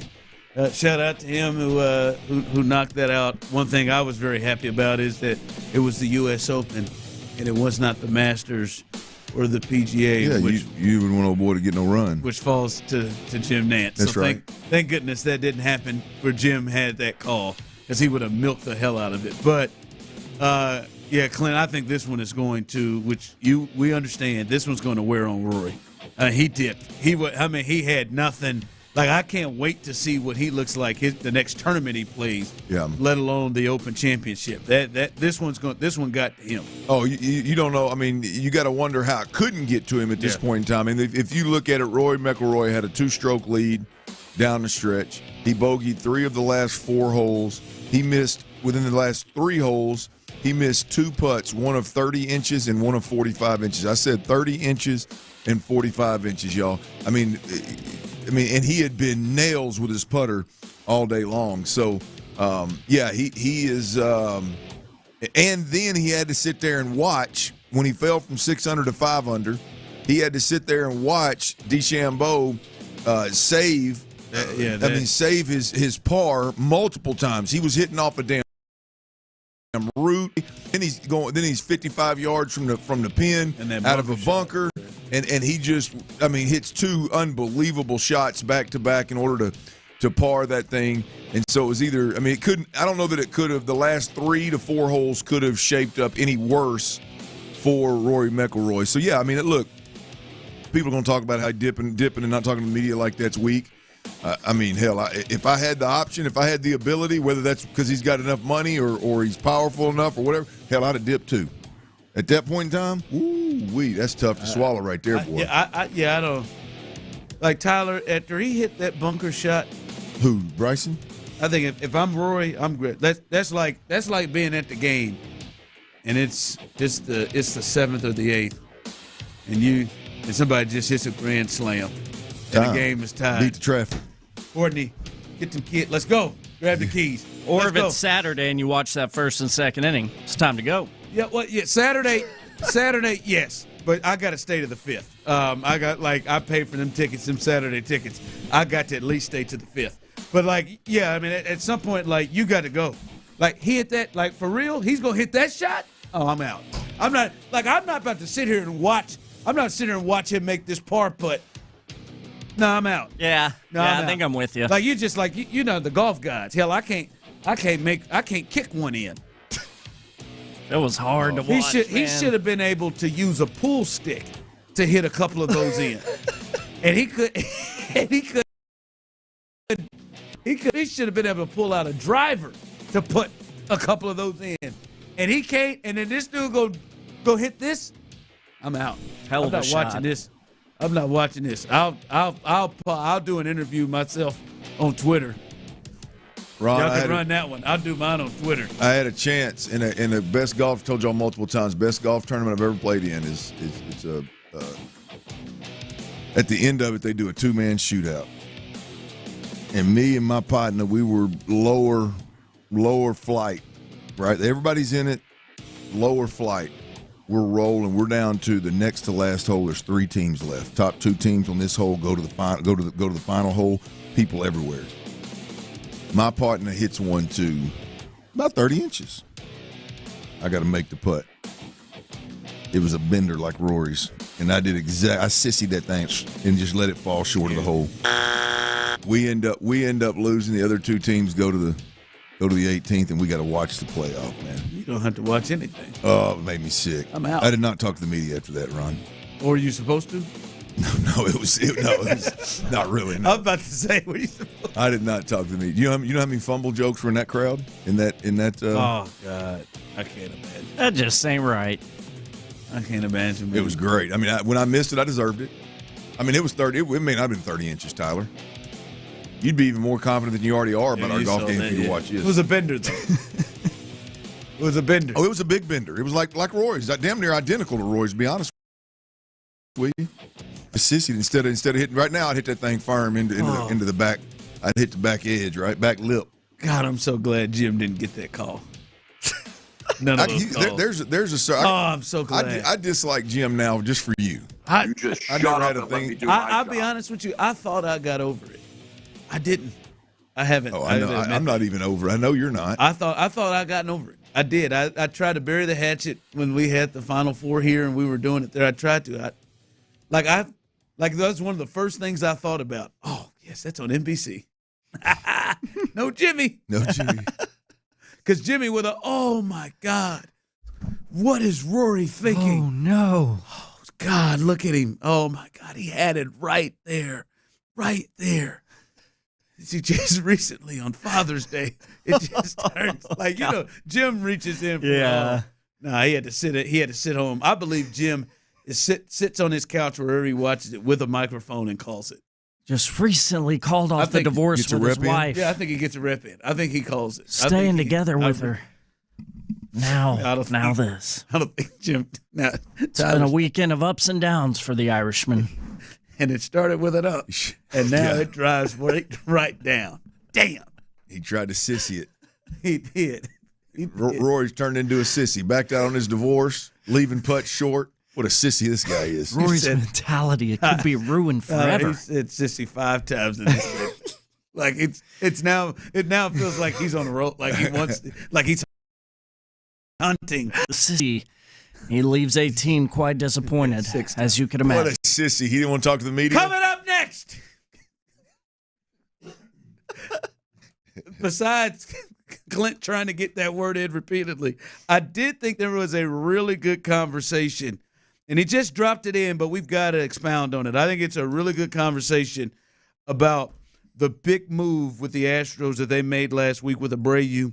I think that's something that we need to look at because this could be a big thing for the future with Jim Crane. That's coming up next. I don't know about expounding on anything, but there's definitely something you need to look at, right? If you're having breathing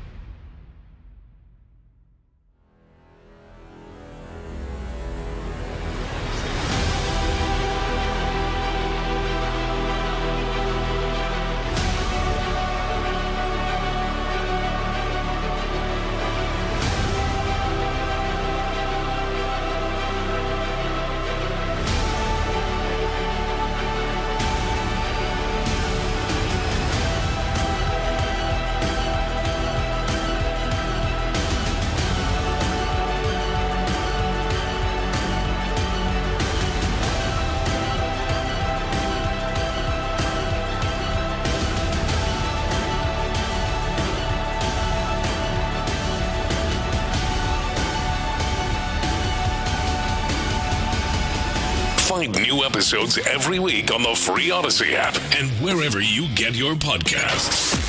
Houston's sports leader. Sports Radio 610. Sports Radio sends The Drive with Stoerner and Hughley. Yeah, I mean, we've been talking about it over the last week or so, and ultimately, Abreu is an outstanding human being. He's had an outstanding career, and so, we tried different things to get him going, like sending him down, and so as we talked through the process, this week, we felt like it was time to make a change. All right, that was Dana Brown, and as we talked about it last week, this we don't have to talk about what's going to happen with Abreu. Is he going to play? Is he starting? Is he in the lineup? We don't have to do that anymore. Yes, that was refreshing this weekend with the Tigers, and I'd have to look for that. Thank God.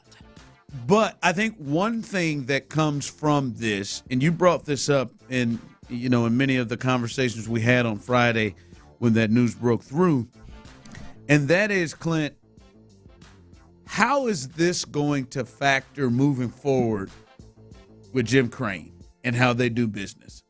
Because, Clint, we have seen that, one, they're not about the long-term contracts, and you hit a certain age, man, they are more about trying to get to you really, really early, like they did with Yordan Alvarez and like they wanted to do with Tucker and like they did with Bregman. They're about trying to get to that point, and then we've seen them, hey, we'll sign Verlander to something more short term. We'll sign a break short term. They were more into that. Hader, like 5 years, is it, 6 or 7 or 8? My wonder is, does this and how the way the Abreu thing went down to where they have had to let him go and they're going to owe him more than $30 million the rest of this year and next year and get nothing out of it. I wonder how this affects Jim Creighton and their decision-making of how they handle free agents or guys in-house and how they spend money. Does this go to a space where they're like, hey, all right, no more young guys like this, man. If we're going to spend money, we need to get younger guys. Or is this a deal of, hey, we ain't doing that again. We ain't taking no chances on me being screwed anymore. I do wonder what the mindset is now and how that'll make them operate moving down the line. Well, the thing about it is I wonder if it moves Crane's needle, right? Because I heard Dana Brown talking about it. I think it was this morning on Payne and Pendergast, and Dana Brown just saying, hey, look, there's dead money all over baseball. That's just part of it. Some guys work out, some guys don't. And so while we look at it of like, man, these dudes got to drop $30 million to this guy, it really is just part of doing business. Now, you don't want it to be too big of a part of you doing business, or you're going to be in trouble. You're going to be out of job because the owner's going to get tired of paying for it. But so I don't think as the Astros go and as like Dana Brown's decision-making goes, I don't know how much it changes the day-to-day operations, their contract negotiations and who they give money to and who they don't. But I do believe, Ron, that there's a chance that, or let's say this is an opportunity, I would imagine, for Dana Brown being the general manager to say, hey, we can go out on the open market and get a proven player that's a little bit longer in the tooth, that maybe has some pelts on the wall, that has some experience. Yeah, that ultimately will be a little bit cheaper. But the Abreu thing can happen where we've got to make sure that we keep enough for sure guys that are homegrown that we know are going to be the foundation of this organization. You've got to commit to some guys there to put us in a position to where we don't have to chase too many Jose Abreu back of the baseball card type guys moving forward, because that's what can happen, and that's how it can cost you money. And so maybe, just maybe, for all of us Astros fans out there, Jim Creighton could look at the longer-term deal when it's a guy like Tucker. Maybe Jim Creighton is a little more apt to entertain that and give a little bit there to keep him in-house, whereas before, going that back of the baseball card. You think this could help Tucker? Yeah, potentially. I do. This could change his mindset of like, hey man, if we're gonna spend money, man, we can't just keep doing this because he's got like we think about some of the short term ones, right? You got Abreu, it just didn't work out.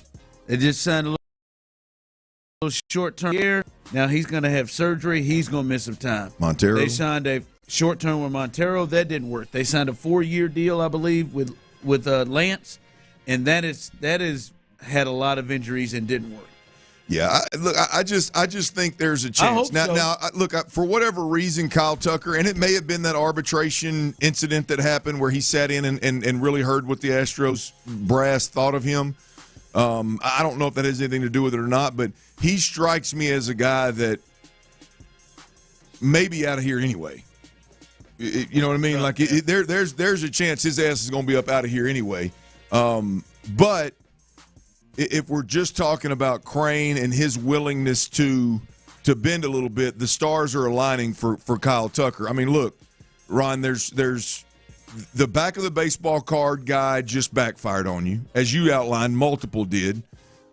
Your system, your minor league system, your farm system is all but dry, right? I mean, at some point in time, letting guys walk and go play somewhere else is going to. The way in which they've done business, the well's going to dry up. And if you want to keep this window open as long as you possibly can, I think keeping Kyle Tucker, which, by the way, giving Josh Hader a 5-year deal, that tells you that they do want to keep this thing open. So I think keeping Kyle Tucker in-house, the stars could align for Jim Crane to I'll give a little bit for this one particular guy. I think it has to affect him somehow. Somehow, man, right? I don't think, hey, man, this just didn't work. Let's just keep going. I think, it may not be nothing crazy, but I do think it is sit down like, all right, hold on. Like, should we change at least the range of player age or whatever that we're willing to spend money on? Well, I mean, correct me if I'm wrong, guys, but like when the system dries up, which I'm not saying it's completely dry, you got some outfielders, you got a couple of outfielders that you may want to roll the dice on. But when you let a cornerstone type player that you could build around for the next 5 to 6, 7, 8 years, if you let that guy walk, you're either gonna hope like hell one of these lower level prospects works, Jeremy Pena, with Correa, or you're gonna have to go out and go after a back of the baseball card guy, right? And I got to believe that this left a sour taste in the mouth of Jim Crane with this back of the baseball card crap for Jose Abreu. So hopefully it does. Hopefully it moves the needle a little bit in the favor of Kyle Tucker being an Astro longer term. These guys just age really quickly. That's what happened with Jose Abreu. All right, coming up, I am really intrigued. I know the answer for Tyler with this question, but I don't know the answer from you, Clint. I am really intrigued to hear your thoughts and the thoughts of the people on one of the biggest sports stories happening out there. That's coming up next. All right, I'm approached all the time when I'm out in public by fellas, usually that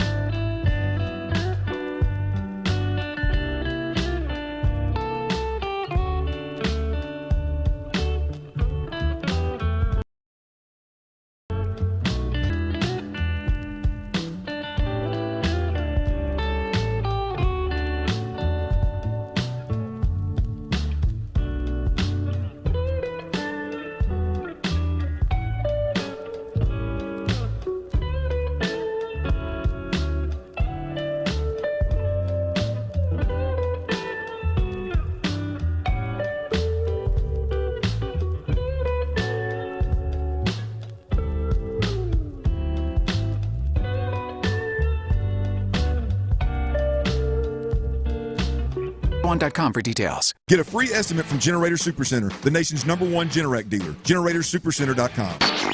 Live from the Twin Peaks studios, Sports Radio 610 presents The Drive with Stoerner and Hughley.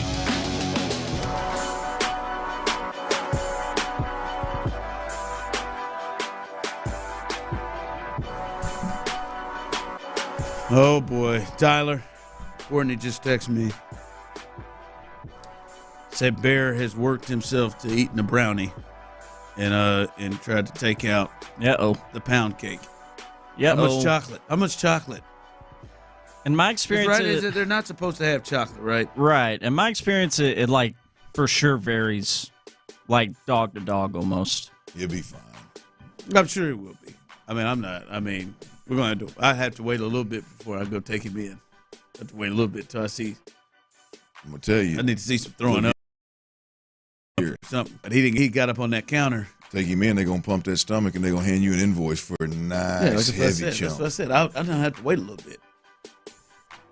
It wasn't like a whole brownie cake. I bet it wasn't like the whole pan. It was like a piece that was left up there. In-laws came home one time. I don't remember all the details of the story. The in-laws came home one time. I got a little dog. They had a little dog, and that sucker got a whole bag of, like, I think it was Hershey Kisses.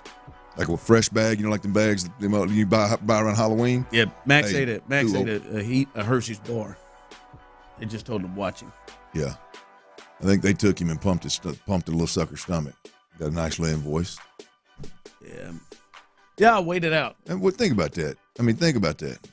Tyler's got one that eats turds and doesn't even worry about it. And you got one that eats a brownie. And you're like, oh hell, what are we gonna do? I just said I'm just making sure. I know, Tyler. I know some people the chocolate thing can be very, very serious. Oh, for sure. Why is that? Do you know, being a responsible dog owner, do you know? You're the dog person on here. It's just one of those foods that's not good for their bodies. Yeah, they can have really bad reactions to it. Chocolate, anything garlic should stay away from your pup. Garlic, really? Mm-hmm. That's crazy. Literally, I'm not trying to be funny, but sit around and eat turds and eat bugs in the backyard, stick their nose in anything and everything that's in the outside. Get it, and get them a shrimp scampi. That'll be the worst thing. You mess around and get some of that good tasting stuff, and you talk about the devil. Grapes, shouldn't do grapes with the pup. Yeah, there's a few foods. I didn't know that one. Mm-hmm. No bones from an animal, like if you're smoking meat, except for if it's a beef. I learned that from no chicken. My father-in-law, Stan Beatty. No bird bones. My father-in-law gave Max some bones, threw them all up. Got to be careful. Jumped on our bed to do it. It seems like that's how it always goes. It's like right after we clean the carpet, or it's just right in the bed. Jumped on our bed. He was just. We got back home. He was just laying on the bed. Blew up all them bones that her dad gave him. Chicken bones? I can't remember what it was. May have been. Well, they were about chicken bones because those bones splinter.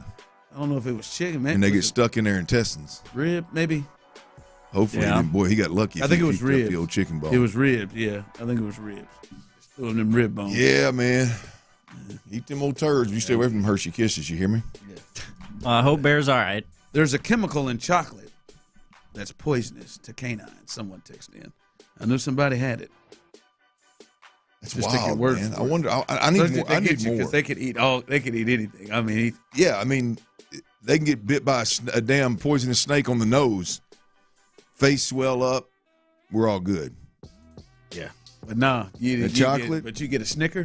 Yeah, could you let him get him a king size? Could you imagine? Your owner leaves chocolate all over the table, all the kids throwing chocolate all over the place, knowing if you eat it, it's going to just smoke you. It'd be terrible. That'd be a real vindictive way. Mm-hmm. Let's just leave the Halloween candy out and see what happens. Yeah. All right. Hey, I wanted to get this from. I already know Tyler's answer, but I want to get this from you and the people, because especially ones who have come to the party, and you had really come to the party. I think the women's basketball party. Yeah, you were one of the ones watching, like many Americans, many people here. Despite what some of you will text in, we saw the numbers, but you were one of the ones watching the run in the tournament with Iowa and LSU and South Carolina and UConn and USC. You were watching it, and I think you've watched some more WNBA this year than you have ever watched before. And this is the question I throw out. There is clearly a lot of drama in the WNBA, with a lot of it with Caitlin Clark in the center of it. I'm not saying that it is Caitlin that is causing the drama, but a lot of it from Angel, from different players, the young lady from the Sun, the young lady, the other lady, Kennedy Carter from the Sky as well. Other things, but a lot of it surrounding Caitlin Clark. Is this drama? Because sometimes in sports, drama and action and stuff like that brings people to the table, gets people intrigued, makes people want to come and watch. Is it becoming more interesting to you? Pushing me away without a doubt. It has become a turnoff, and I don't know that I've ever experienced that in sports for me. Like in watching sports viewing, I don't know if I've ever experienced it. And it doesn't necessarily bother me as much as it just turns me off. And it's not really like, I wish they would have just left this thing of Caitlin Clark and Angel Reese duel or hate. You know what I mean? Because that drama after the first year, when the whole ring thing and everything, it was oh, when are they going to play again? Like, generally that brings it in, but I'm wondering if this does feel different. I'm wondering with people, is it turning them off, or is it? Oh, I think it's turning folks off. Or is it making you want to get more in a big way? I mean, it's Ryan. Literally, I'm walking through the airport the day when I was coming back here from when I was out last week, and I glance up and I see the highlights of the one of the Fever games. So I stop in the airport and I'm watching it. And it's highlights, and Aaliyah Boston went off that game. She had 23 points, bunch of rebounds, and I'm like, okay. And I'm watching it, and as soon as the highlights go off, it immediately goes to the fact that Caitlin Clark is not responding to her name being weaponized by the media, and she's not speaking up about it, and how other players are saying she should speak up about it, and they're having strong comments about she needs to speak up, and it's just one of those like, man. Like, I mean, I admire her for just putting her nose down about all this stuff. And now the whole story, when a game was played by really Aaliyah Boston, if you want to be honest, and I'm trying to I'm interested because I'm watching the Fever because of Caitlin Clark, and all of a sudden now I'm an Aaliyah Boston fan as well after seeing her covering the NCAA tournament and all that kind of stuff.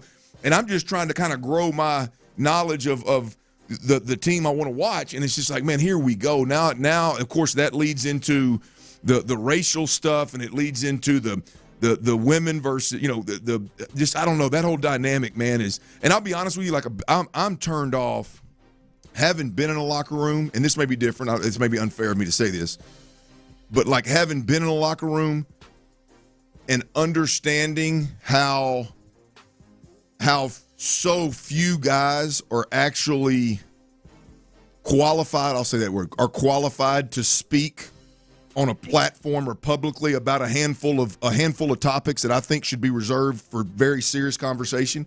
Like, it's hard for me to take all that stuff swirling around the WNBA series, because now everybody has a voice and everybody just speaks up and everybody throws it out there and then the media runs with it. And so, yeah, for me, it's just, I'm trying, like, I'm legitimately interested in watching, and regardless of why, I mean, I'm literally interested in watching, and it's just like, man, I am immediately turned off when I'm trying to dig deeper and learn more about it. So, yeah, it pushes me away. More is coming, because last night they played, and Angel had a hard foul that was taken to a flagrant. I think she spoke afterwards that could lead many people, to me, insinuating that she gets an unfair whistle, which leads more to the feel of resentment and jealousy coming from her camp, this is like the third or fourth time it's happened this year. I just, like, a couple of things with what you're saying. One, and I can really hear it from you being a former athlete, that this game, and I got to give credit to Houston's own Bomani said this. the game is becoming a cause for many and not sports anymore. Yep.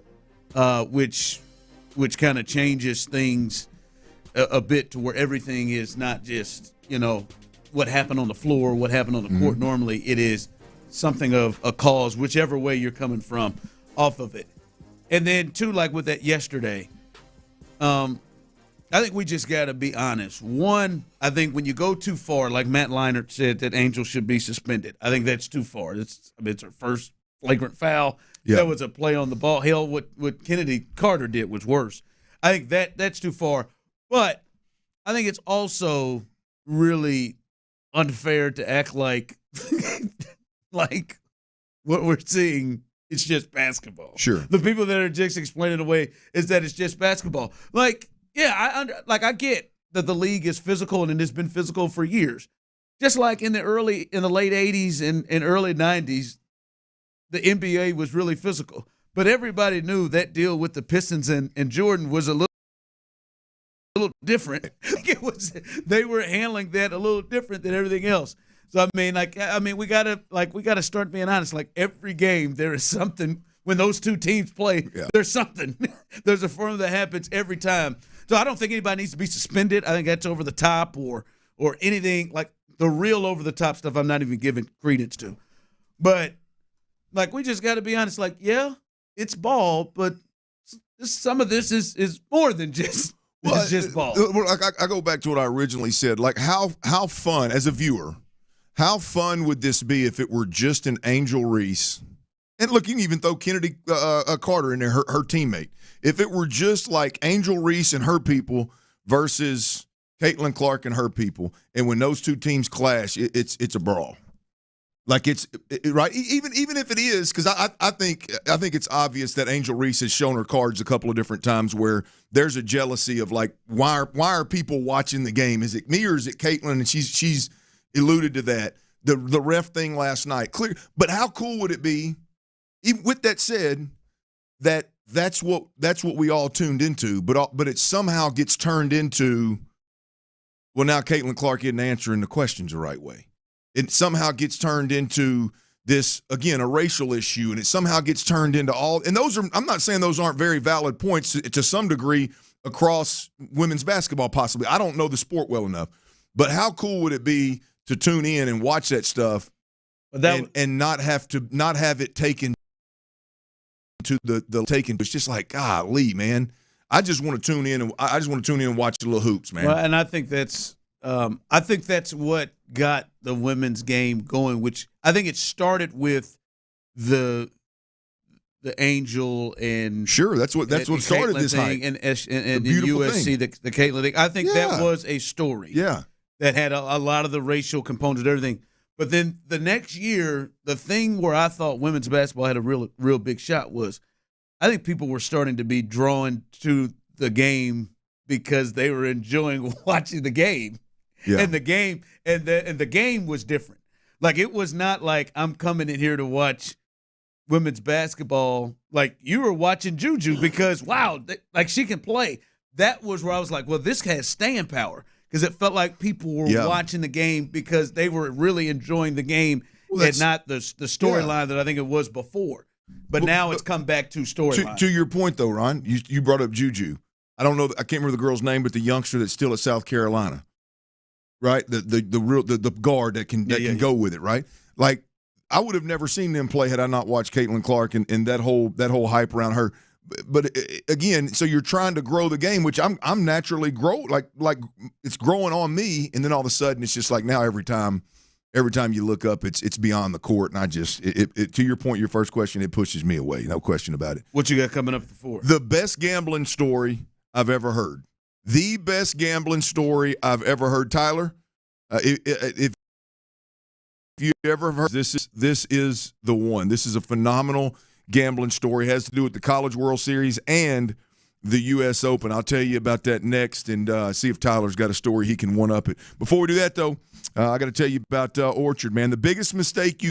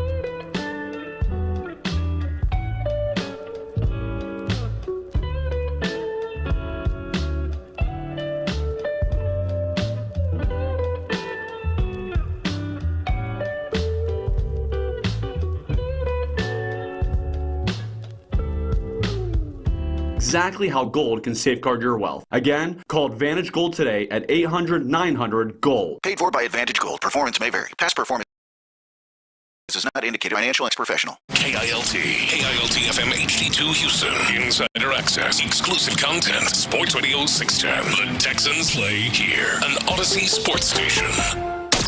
Sports Radio 610 presents The Drive with Stoerner and Hughley. Dive into the mind of former NFL quarterback Clint Stoerner. I like a good time. I like to have a party. I know you do. It's Dirty's Daily.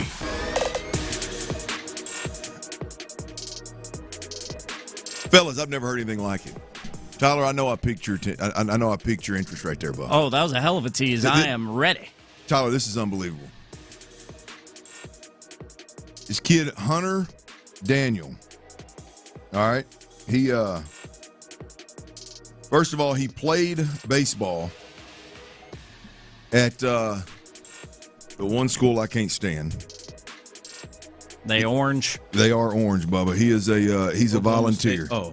He is you know exactly who it is, Ron. He played baseball there a few years back, right? So he's a grad. And as you know, Tennessee is one of the best baseball teams in America right now. They are in the College World Series. And so he is in Omaha pre-gaming for the Tennessee-North Carolina game yesterday. Boys, he entered a DraftKings, for lack of better terms, it's a DraftKings U.S. Open bracket type lineup, deal. yeah. Lineup, yeah. There you go. And he has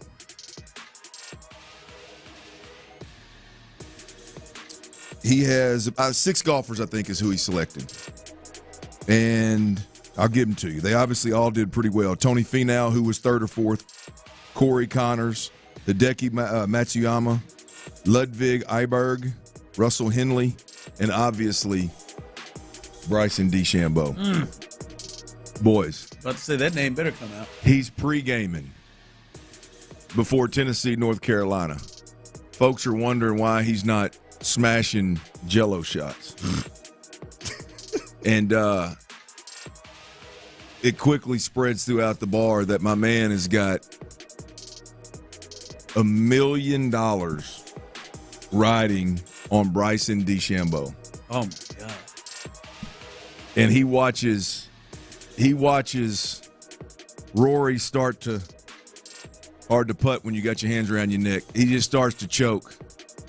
And DeChambeau starts to pull the rabbit out of the hat on hitting ball off of roots and out of sand. I was about to say, what was he thinking when he was his tee shots and him in the damn bunker? Chief, Bryson rolls that putt in. He wins $1 million.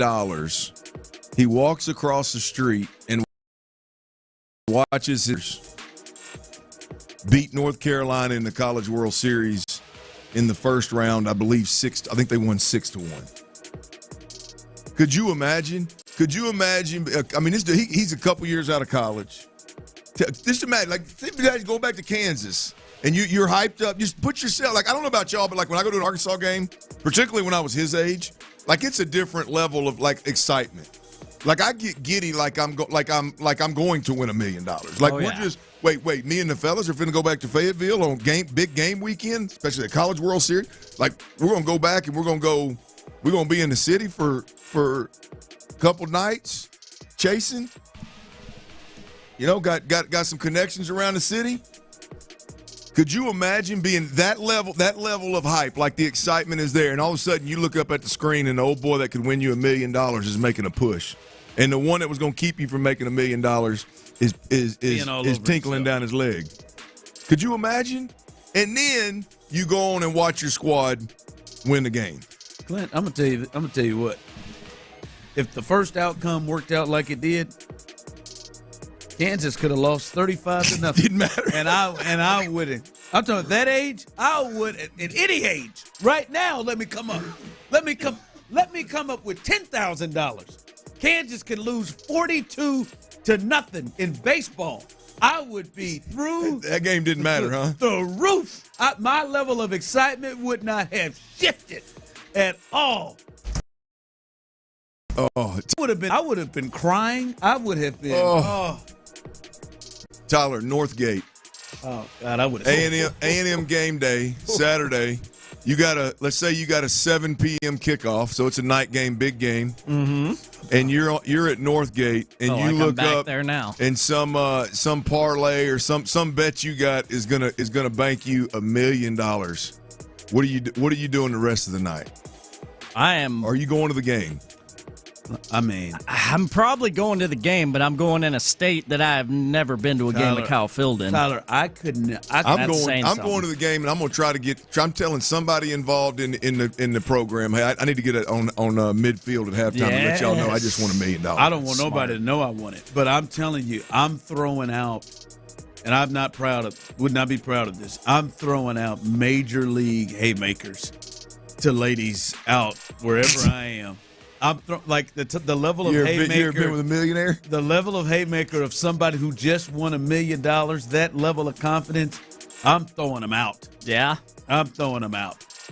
I can't say any of them on air of the lines that I would say, but I'm telling you, I'm throwing them. I'm throwing them, and moving on to the next. I'm throwing them. I am at that age. Hey, girl. When this fourth quarter ends, you wanna spend the entire night never paying for a drink? Hey, let's go. Hey, let's straight go. up. I got you. Penthouse, 4 Seasons tonight. Are you down? No. Hey, the drinks are so young age, cheap. like we're gonna take off. I got $1 million. Look at my DraftKings account. I got $1 million right here. I tell you that, but I'm just telling you. After you put me at Kansas and Lawrence, we're 35 minutes away from we from the Intercontinental. You just putting in breakfast. That's what we're doing. No, you've got to make it apparent that you just won $1 million. You can't you just getting real aggressive and all of a sudden not worrying about money's not gonna get the job done. Listen, I'm gonna tell you the money we gonna spend. All right, this is where we about to go. I'm gonna tell you, Ron. I'm throwing heavy haymakers. Hey, man, right now, Tyson first inning. I mean, this kid looks like he's probably mid-20s, right? Maybe late 20s. If I were in Fayetteville, I'd stop by the tailgate for a minute, let everybody stroke me a bit there, let everybody know $1 million. I got $100 on a beer pong game, straight up. That's where I am. You just want $1 million, and you gonna throw $100 out there? I'm just letting you know where I am. I probably ain't got that million. You better start dealing in stacks. You got to deal in stacks. So everybody goes, "What happened to Ron?" Well, he won $1 million, y'all. I mean, we can just let it kind of. And then I'm going to tell everybody. Ain't no question. I'm going to text every TV personality I know in Fayetteville, Arkansas, Little Rock, Arkansas, and the whole state of Arkansas. And at some point in time between me walking from that, and I would be in a really good spot at this point in time, walking from that tailgate to that stadium, I'm going to have camera crews interviewing. I need a golf cart. I'm going to get – you on golf cart? I need somebody – at that point, I need – I want to walk real slow. I want to walk real slow at that point in time. Watch it, and while I'm in the suite, I'm going to invite my partners, Doc and Harry. Those are my two nicknames for my boys because they let me sit in their suite. I'm going to invite them and their family to dinner after the game if they'd like to go. On me. Oh, yeah. Dinner's on me. And you want to send the women and children to bed, fellas? Night's on me. Where we going? Which in Fayetteville, there ain't too many options. We're fixed to go spend a whole lot of money in a little bitty joint. And it's going to be fun. Hell, if I win $1 million, I might fly them boys to Vegas. Oh, we may have to do something this evening. We might have Tyler, to go would you leave Northgate the next day and go somewhere? $1 million. Most likely. I'd leave it. I'd leave it that night. I would try to get. Oh, you'd PJ. I'd try. I'd do whatever. I mean, that's $1 million, but if you got $1 million, if you just want $1 million, a PJ's not out of reach now. It's not out of reach. Not for one night. I don't want to get too crazy now. I probably wouldn't hire. I'll go first class though. I wouldn't hire the PJ. I'd call a buddy of mine that I know that's got a jet and say, "Hey, let me get the fuel. Let me get the fuel in the pilot, man. Get me and the boys to Vegas." Yeah, you're talking about win that bet in that, because remember how the U.S. Open finished. DeChambeau came from behind and made some crazy shots while Rory was just absolutely fumbling the bag. And DeChambeau picked it up, and then also he picked it up and handed it to old buddy Daniel Hunter, or Hunter Daniel. Yeah, 2 first names. How about that? I'm running a limit up on this game. I mean, I ain't even thinking about the limit. Good God. I'm just going to be thankful. The next day, I'd be thankful that I was in Lawrence, Kansas, or I was in Fayetteville, Arkansas. Is this guy building a house? Oh, man. He let through. Be thankful you're in a college town and not one of these big, not Houston, because, boy, you could blow through $1 million hell in one night in this city. But nonetheless, what a night for Hunter Daniel. Trash bag. Hey, speaking of having a time, though, Ron, and I know we talked about this last week, bro, but this has got to be, like, this weekend for me, other than Hunter Brown and obviously Ronell Blanco, this weekend, it had to solidify Dubon, right, boys? I don't know that anything solidified. I mean, if he hadn't been yet. Boys, he had a hit in every game. I think he scored 3 times. He can play multiple positions. They're all accurate. You've got your best hitter. You got your this year your best hitter is injured and out. There's no excuse. There's not one like justifiable method to the madness, if you will, of leaving Dubon out of this lineup, other than Dubon needs a rest. Now, I can understand if he plays left and he plays center and he plays short and he plays first and he's doing all this, and hey, man, 10 games in, it's like, hey, man, we're working the man's legs off. We got to give him a break. At the end of the day, he's hitting .301. His OPS is .747, right? Jazz, he's hitting .205, and the OPS is .560 right now. He's not having the year this year that I hoped he would have, that he hoped he would have, or that he had last year. Go ahead. What you got? I don't want to do it. I feel like what? Like, have we reached the point? Like, yes, he's in, but have we reached the point now that Jake has come back to earth? That Jake is just not solidified every day in center field? Like, have we reached that point yet, or does Jake just, or is that the only option? Is left field? I'm in the mode of, like, you got to put the best lineup out there night in and night out, and I think Jake's in that lineup. Is he? And Jake can only play center. Or something that's like 400 in this month. He's come back down to earth, to your point, and I like look, I don't know, I wasn't aware of the monthly number that Jake is. I mean, now no, if he gets cold, then no. I mean, there's no, because at the beginning of the year before he got really hot, it was all right. Jake's going to play. He played like 2 or 3 games. Then maybe Dubon slid in there. They were sliding. We're not back to that point yet. Well, look, no, I'm not. But again, I could probably look at some advanced stats and look at the last couple of weeks or the last month, and I could probably get there, Ron, to answer your question. I don't know if he's delusional or not, but I bet you Chaz will tell you. Let me get them at bats let me string together them at bats that Jake got. Fair. And let me see if I can do what I did last year. Well, but my point is regardless whether it's Jake or not in center, Dubon's got to be on the field. Yes, you know what I mean? Like White Boy Chaz and my boy Big John Singleton, foundational pieces. At first base, like if you want to rotate them through with again Yordan Alvarez and Dubon in center and Dubon at first and you want Jake Myers in center. I'm sorry that meant left, but Jake Myers in center. Sure, I mean that's fine, but Dubon's got to be on the field. I mean I think this weekend solidified. Not that it wasn't already blatantly obvious, but I think this weekend solidified it. Abreu was removed from the equation, which created another opportunity, another position to get Dubon on the field. We know when there's a left-handed starter, he should get to start at first base. Fair. And that's it. Like, whenever there's a left-hander, he should at least get to start at first base. And you're only saying that because John's not working him versus lefties. Okay.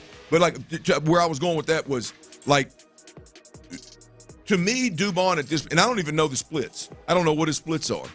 But to me, at this point, Dubon is a good enough player to be in the lineup every night. Like this don't need to be. Well, Dubon is. This is a lefty that his off speed stuff is next level. Well, Dubon can't. No, Dubon needs to be in the lineup every night. I've said it from the jump.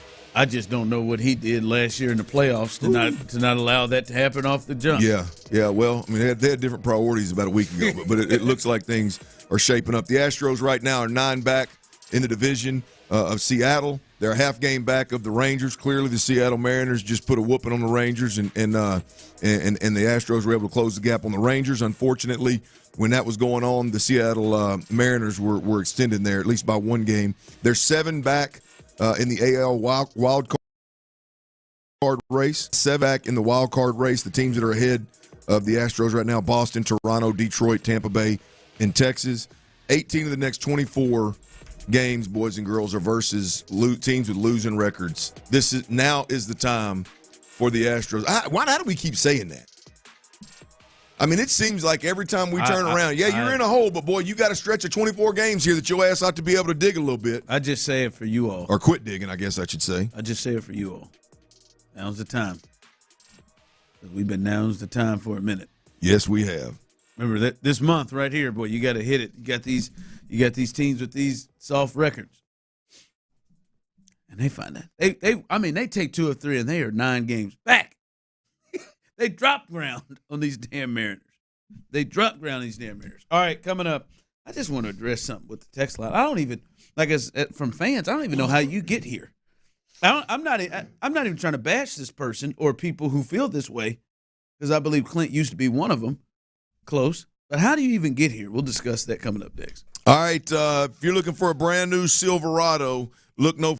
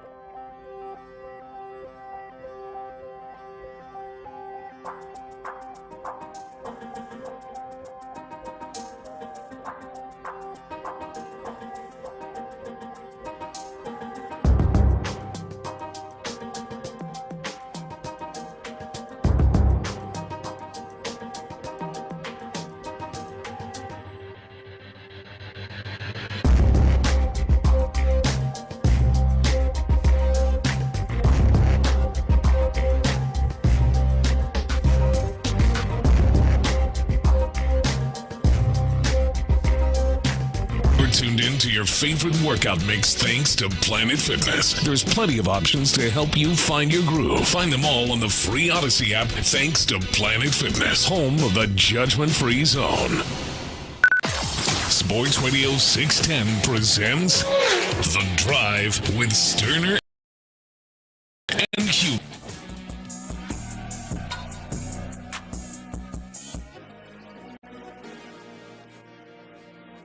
I know this is probably, like, I've accepted this, and I don't think it is real, but I think it's fair that people come to the conclusion that could come to a conclusion that I'm a Jake Myers hater. I don't think it's fair. I don't think I'm being unfair to Jake, but I am not a believer, and I've spoken, colorfully about Jake at times. I don't believe it's fair, I don't believe it's true, but I could see it's fair for those to call me a Jake hater. I screwed it up. And I know this will add to it, but to this person who texted in, Jake Myers is my favorite player and has been for a long time. I honestly, I just want to know, with all of the options on the Houston Astros, how do you, like, I'm just serious, how do you arrive at Jake being your favorite? I'm just curious, like, how do you arrive? I just want to know from the person or the Jake Myers fans, how do you, with all of the options of Altuve and Bregman and Jordan and Verlander and Jazz and like, how do you, and you, for a long time, this was the person said, how do you arrive at, I'm a Jake Myers guy above everybody else? Like, I see you like Jake, but Jake is my favorite player for a long time. I just don't know how you arrive at that with all the options you have for the. You get no pushback from me. I know you were a Jake guy. I don't think Jake was ever your favorite. No, I do think, like, Jake had a chance. I do think there is, like, for me personally, the guy that just flat bust his ass all the time, and I mean as in effort, not falling between first and second base when you're trying to steal, or it's a hit and run. That I think that appeals to some folks. I know it does to me. And you know, when he first came up, it's like, hey, give the guy a chance, man, give the guy a shot. But when the team doesn't say, this is our guy in center field, and we're going to live and die with that for the season in 2023. Instead, you consistently roll other players out there, and those other players outperform. And in the process, Jake looks like he is overwhelmed by the moment, and he shrinks in the moment. Then I got to change my stance. And I wonder if there's some of those people that are on that Johnny Hustle train maybe doesn't see it that way. That's I mean, and it's not that, or maybe they can hang on to that fandom in hopes that he does turn the corner, and this year he turned the corner, and so it paid off for him. I just, being an Astros fan first and foremost, like, it's hard for me to fan for a guy that clears center field. Maybe not right now. I'm not saying that right now, but last year that was, and when this season started with Dubon and White Boy Chaz on the team, that was the case. And it's hard. It was hard for me to hang on to Boy Hustles. But be your favorite. To be the favorite, you got to be a real hustle guy. Two from text line. Wake up, Ron. You know that's his mom with those texts. No, stop. I don't think that's Jake's mom. I believe Jake's mom has better things to do than the text does. You think Jake's mom's attractive? Well, I mean, what are we basing? We're basing it off of Jake, right? Well, yeah. Jake's a good-looking kid. Which one of them has the power chin, though? Well, I mean, I've seen power chins be good looking. Really? Yeah. Jake, the one that Taylor married, I told you. Zach, what's his name? Sister, the linebacker. The linebacker played Texas you're right. Tech. Zach Thomas's sister. Zach Thomas's sister. She's got it. Does she have the power chin? She's got a power chin. She's got man. the Zach. I've seen some pictures recently that's not on display. When I was with the Dolphins briefly, she was around a lot, and there's no doubt whose sister she was the minute she walked in the room. Yeah, I'm sure because she's of an her jaw. attractive lady. That's the first feature I see when I see Jake. It's the first thing I see is that power jaw. I don't know, he's probably got a good looking mom. It probably does. Tyler, you found her yet on the interweb? I looked, but she's a tough cookie to spot. I was gonna say Tyler was going to hunt that down, wasn't he? I do know. Really? Yep. From a text line, maybe it could come. They came from the same school. Maybe they met him before. Maybe it's the same hometown. Could be a lot. Yeah, maybe it's a personal reason. But still, boy. I mean, this is a team that has options. This is a team that has a lot of options, and to say, boy, Jake has been my guy and has been my guy for a long ass time, Jack.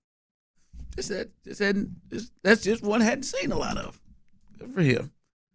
Good for him, Jake. Well, hey, I hope he gets back in it. But I meant that what I said before. No hate towards Jake.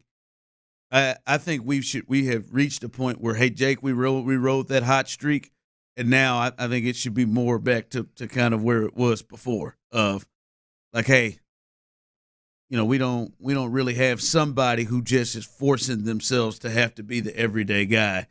Like maybe this is another way we find to get at bats for Chaz to try to get him going. Maybe this is another way we get Dubon in the lineup. They've been rolling with that for about a month or two. Jake, baby, pencil him in every day in center field. I don't know if that's. I disagree with that. I know you do. I think you got. I mean, and it's what it's. It's less about Jake and more about you committed to him. He had a really good run. Now, like every time that it dips just a bit, we can't pull the guy to center field. Like you've seen what he's capable of. Clearly, the organization loves the hell out of him and is going to give him every opportunity under the sun. Now that you've seen and maybe even the ceiling. To me, I want to see him leave him out there. We don't need any more. Like first base and left field are already going to be like they're going to play musical chairs in those two spots, and hell, even in right field now with Tucker out.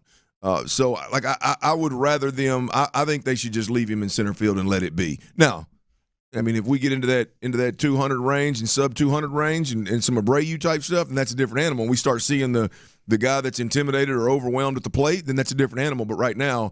I'm not ready to create the. I'm not ready to play musical chairs in another position right now. Yeah, it's just they didn't do it with Chaz, and they didn't do it with other spots. Like Chaz last year, and you can even say the year before that in the World Series, Chaz earned to be an everyday player. I agree wholeheartedly. And they came into the season saying that Chaz was going to be an everyday player either in left or in center.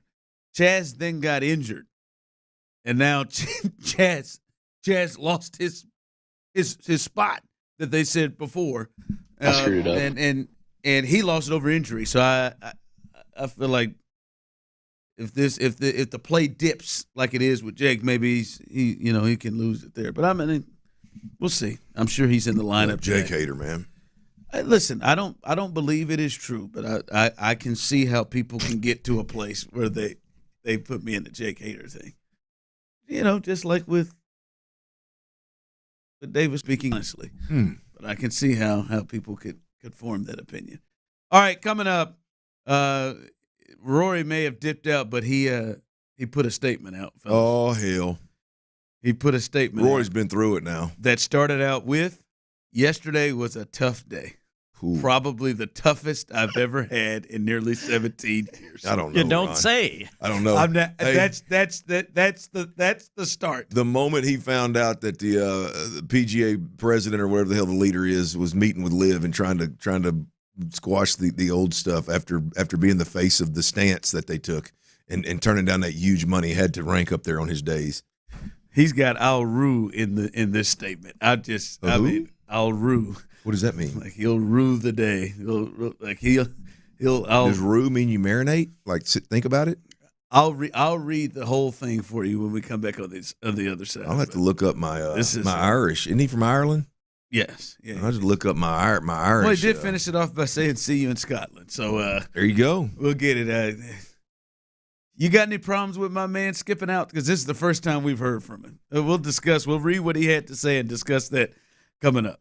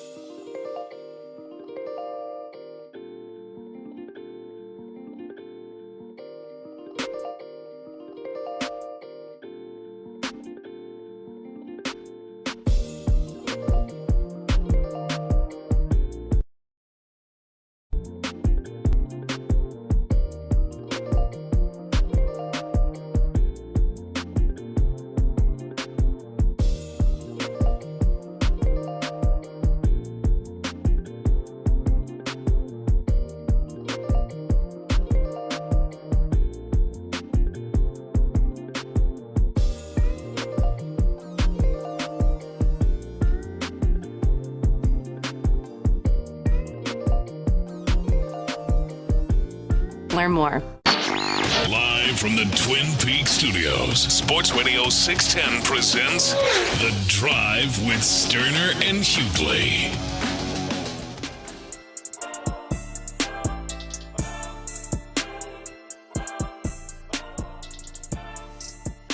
Welcome back into The Drive as we keep rolling through here on a Friday. This is and I first want to know, did any of you have an issue? Because we do this at times, fans and people in sports. Do you have an issue with Rory bouncing out, not addressing the media at all after yesterday, not stepping up and answering the media after he had a choke job, had a tough moment in sports? Clint, obviously we've talked about you stepped up and after a tough moment you had and answered all the questions that you had to answer as a college kid. You have any problems with Rory choking and then just jetting? I think he may have been on the plane while Bryson was turning in his card.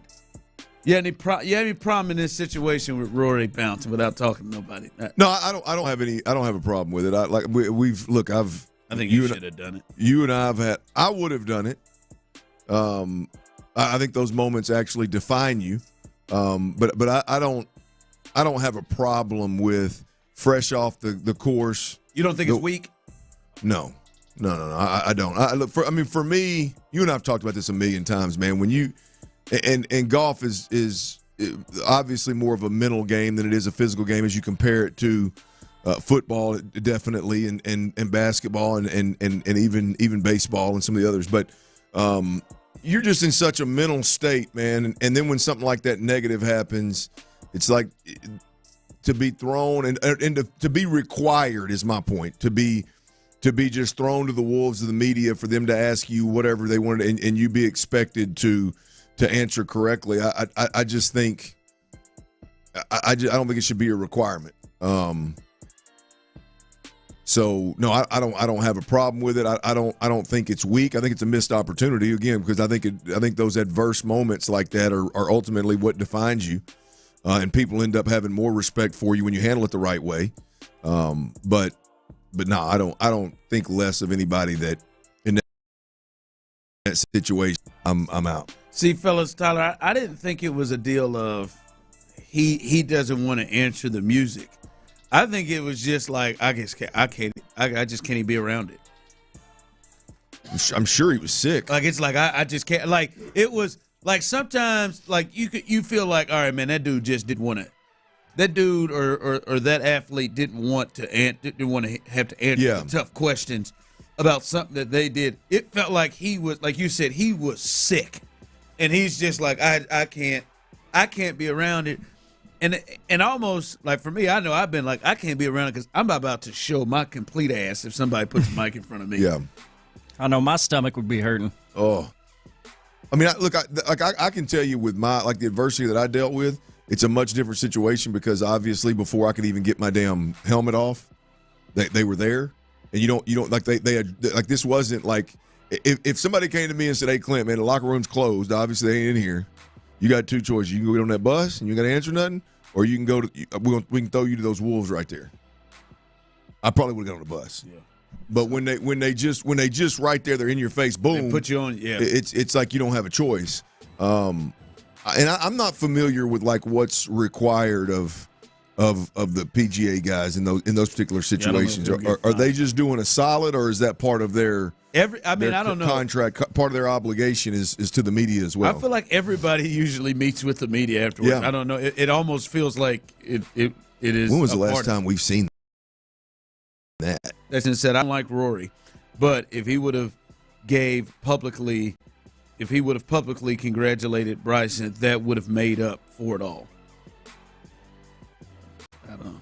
I guess I just didn't view it that way.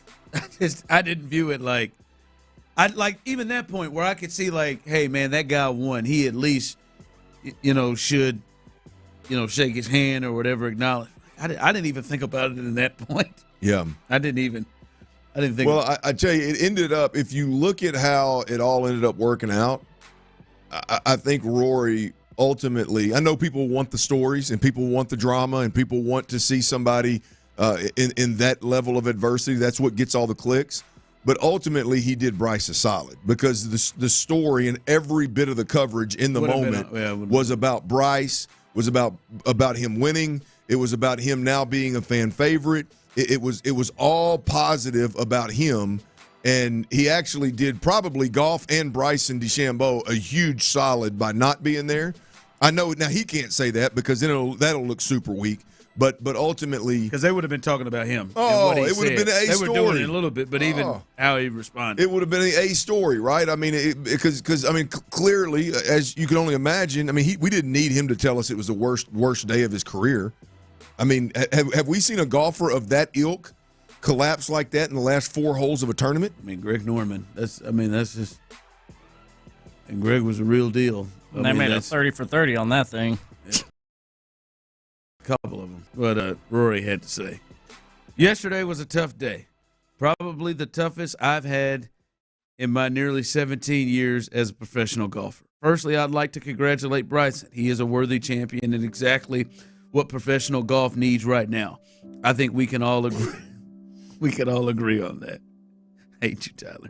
As I reflect on my week, I'll rue a few things over the course of the tournament. Mostly the 2 damn putts. That's what I think that's what he wants to say. But the 2 missed putts on 16 and 18 on the final day. But as I always try to do, I look at the positives of the week that far outweigh the negatives. That's a bold-faced lie, Roy. There's no way you're doing that. As I said, chipped really well. God, man, that what I did on 9 on Thursday. As I said at the start of the tournament, I feel closer to winning my next major championship than I ever have. It's been 10 years. Yeah, you were pretty close. The one word that I would describe my career as is resilient. I've shown my resilience over and over again in the last 17 years, and I will again. I'm going to take a few weeks away from the game to process everything and build myself up for my defense of the Genesis Scottish Open and the Open at Royal Troon. Yeah, you'll need to be resilient once again. See you in Scotland. Deuces. He's getting a couple of weeks off. Like we said, man, he's sick. I mean, that hit him. Maybe they also the situation with his personal life at home too. Maybe that kind of factors in as well. But a lot going on, man. Choking the Open away to a live player. Oh, you ain't lying. After you were the face and the PGA just slapped you in the face with a secret meeting. And guys only playing 3 days a week, and them guys playing in shorts and all that loud music stuff that Tyler likes. It ain't gonna work, man. It's not gonna be sustainable. Getting paid regardless of how they finish. Yeah, you passed up all that money, and now here we are. I mean, this part here, I'll look at the positives of the week as they far outweigh the negatives. God, when you come up here, but I need 2 weeks. I need a couple of weeks. But you lead off with what he'll rue, which means he'll regret a few things over the course of the tournament, mostly the 2 putts. You don't say. 16 and 18. Shocker. I'm just saying, I mean, I wonder what Rory's thinking about. 16 and 18 are all those positives that came out. Chipped it so well on number 7. I tell you, all joking aside, him bouncing and not talking to the media. I have no problem with that. I'll be honest with you. I have no problem with that moment being so tough that you bounce, and then the next day I can do this. Because I don't think Rory could have done that yesterday. Like that, given those comments yesterday. I agree. It had zero chance.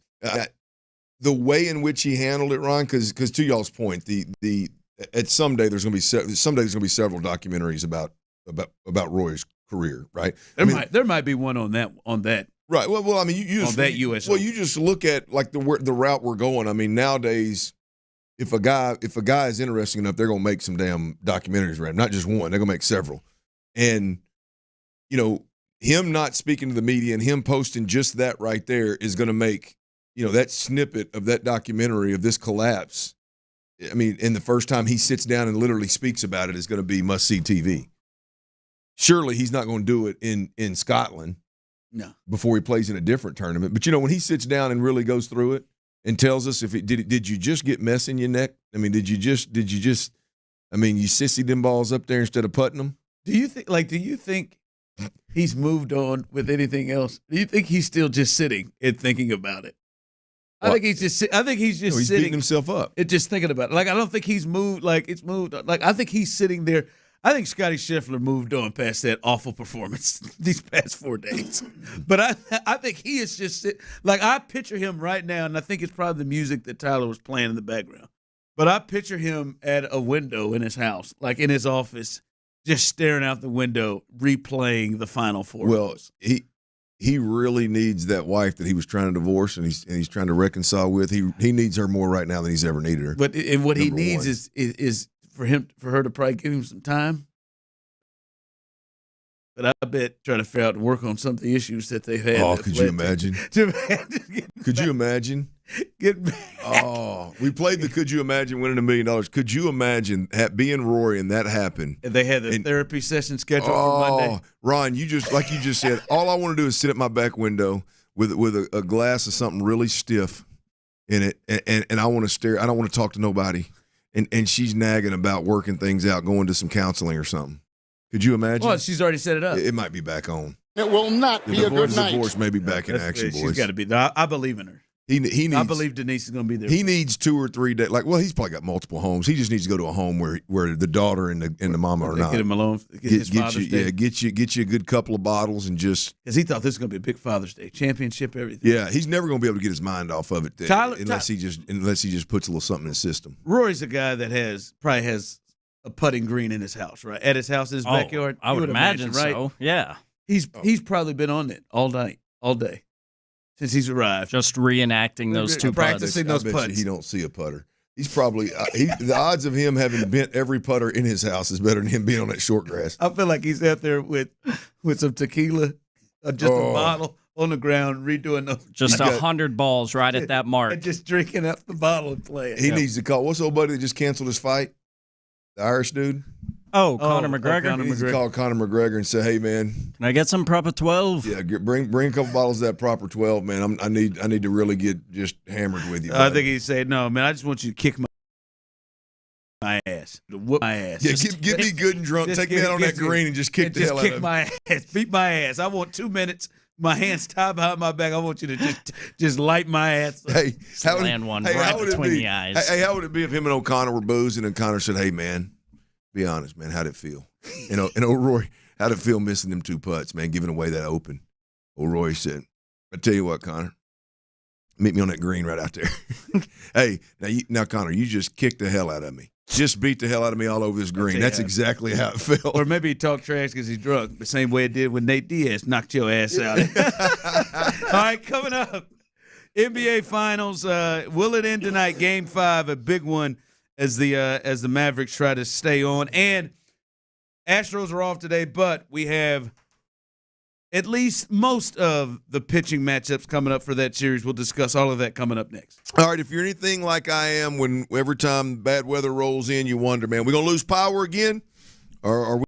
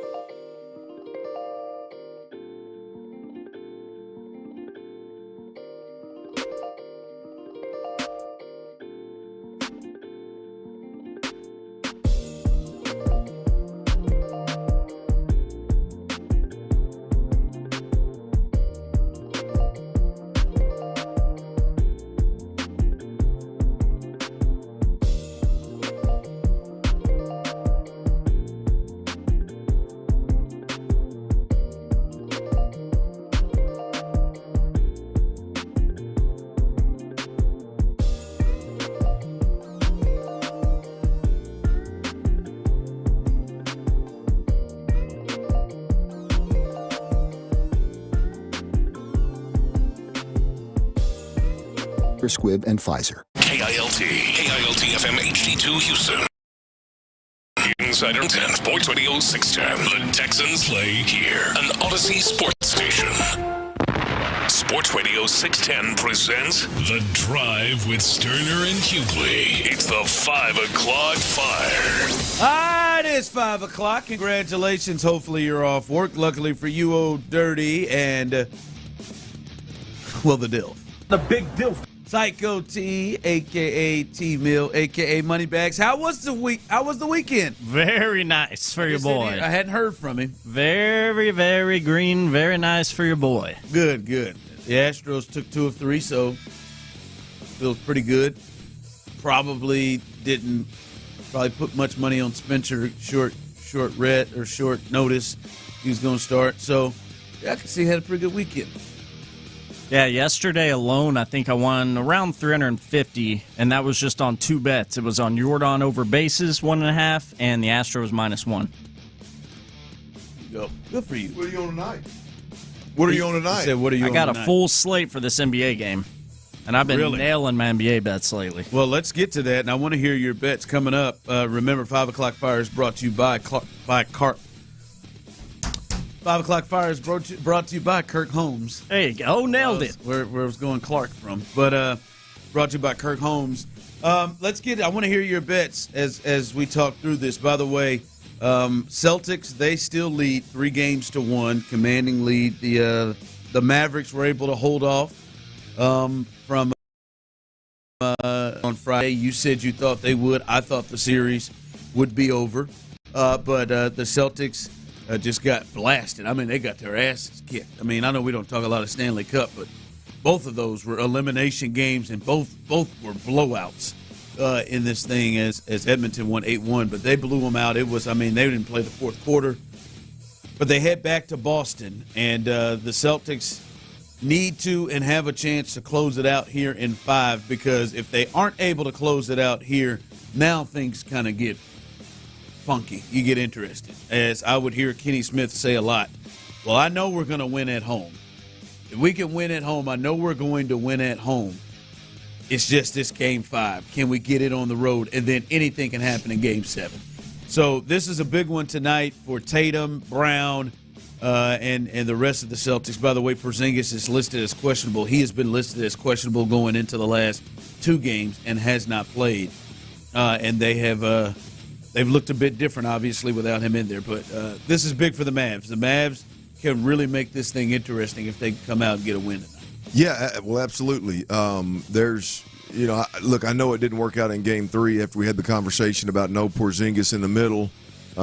Clearly, offensively, what they lose when they don't have him in there, but defensively, I know it didn't work out in Game 3, but I still think it's real, and it's likely to bite him the more he's out. And so, I mean, there's got to be a better feeling in Dallas right now than you'd expect. No, yeah, I mean, Luka. Is Luka going to come out with that type of defensive intensity again? Because I'm telling you, baby, he was on it. He was on it. He was standing in front of people. He was rotating. He got a couple of steals. Like, it was clear. It started with him. It started with him with his defensive intensity, and then him leaving the officials alone. Like, all of that set the tone, and he was able not only to score but get others involved. Also, Kyrie came to play early as well. They're going to need all of that. By the way, Kyrie has not won there since he left. So he has not won in Boston since he left. So this is a big. I think the Celtics take care of business. And throughout this series, they have dominated the play, obviously, except for Game 4. But they get home. I think they take care of business tonight. Now, Luka, I think, is going to put up a fight, but I think they take care of business tonight. And we always see this, and it's not just, to me, just a narrative that people say. We clearly see it. It happened in this, especially in Game 4.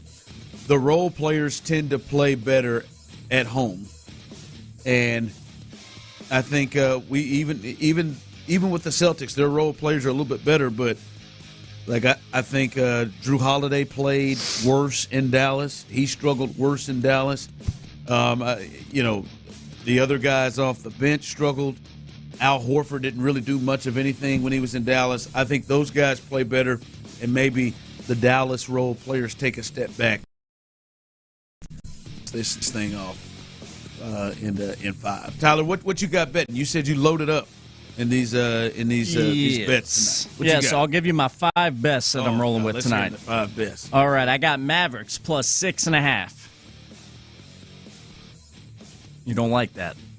No, I don't. Okay. Mavericks plus 6.5. I got the Mavs Celtics over 210.5 points tonight. And then I got 3 player props for you. I got Derek White of the Celtics over 3.5 assists. I got Drew Holiday of the Celtics over 13.5 points. And I got P.J. Washington of the Mavericks over 11.5 points tonight. I like all of those except for P.J. Okay. I will mention I'm hitting 62% of my bets on NBA games so far this month in June. Go ahead, man. Do you? I know. I was just literally putting that out there for the people. Go ahead, put it on out there. They need PJ. They need PJ to score more than 11. But no, I don't. I like the Mavs tonight, boys. Surprise, surprise. You want me to throw some at plus 6.5 for you? Are you hoping, or you really do like it? Oh, it's a hope. I mean, it's a hope and a prayer. Keep them alive. Keep the finals rolling, man. Bring this thing back to Dallas, and now I can really get excited about that. NBA Finals 3-2, Game 5. Well, now it's really in Dallas. I mean, Game 6 would be in Dallas. Woo, yeah, that'd be nasty. Yeah, now that becomes really interesting because now it's just like, all right, there is serious pressure. The pressure is still on the Mavs season. Like, absolutely. They're at home. The pressure then completely shifts to the Celtics when they go if they go to Game 6. And now you got to go there again. You got to travel again there and their history. And now you've got big boy that's been injured. My mind, Porzingis. Yeah. You got him, and all of a sudden it's like, hey man, we need you. The hell you doing? You all right? That calf good? Yeah, we got. And so instead of just, hey man, we're gonna rest you. You'll be all right. We're up 3-1. Now all of a sudden it's like, hey man, we need you before this thing goes to Game 7. So yeah, the pressure. There is no doubt. Great point. The pressure shifts in a major way if the Mavs are able to win tonight. Yeah, we'll see. I think they hold it down and the Celtics finish this thing off, and hopefully nobody does anything crazy in this celebration afterward. And I'm talking about the fans outside in Boston. Thinking about that 30 for 30 you told me about. They find themselves to get there. They can find themselves to get there. 5 o'clock fire. All right, the Astros are off tonight. Like I said, but we told you at the beginning of this month they've got a lot of off days, and they're playing teams that are below 500. A lot of those games, and this is the worst of the bunch, Clint.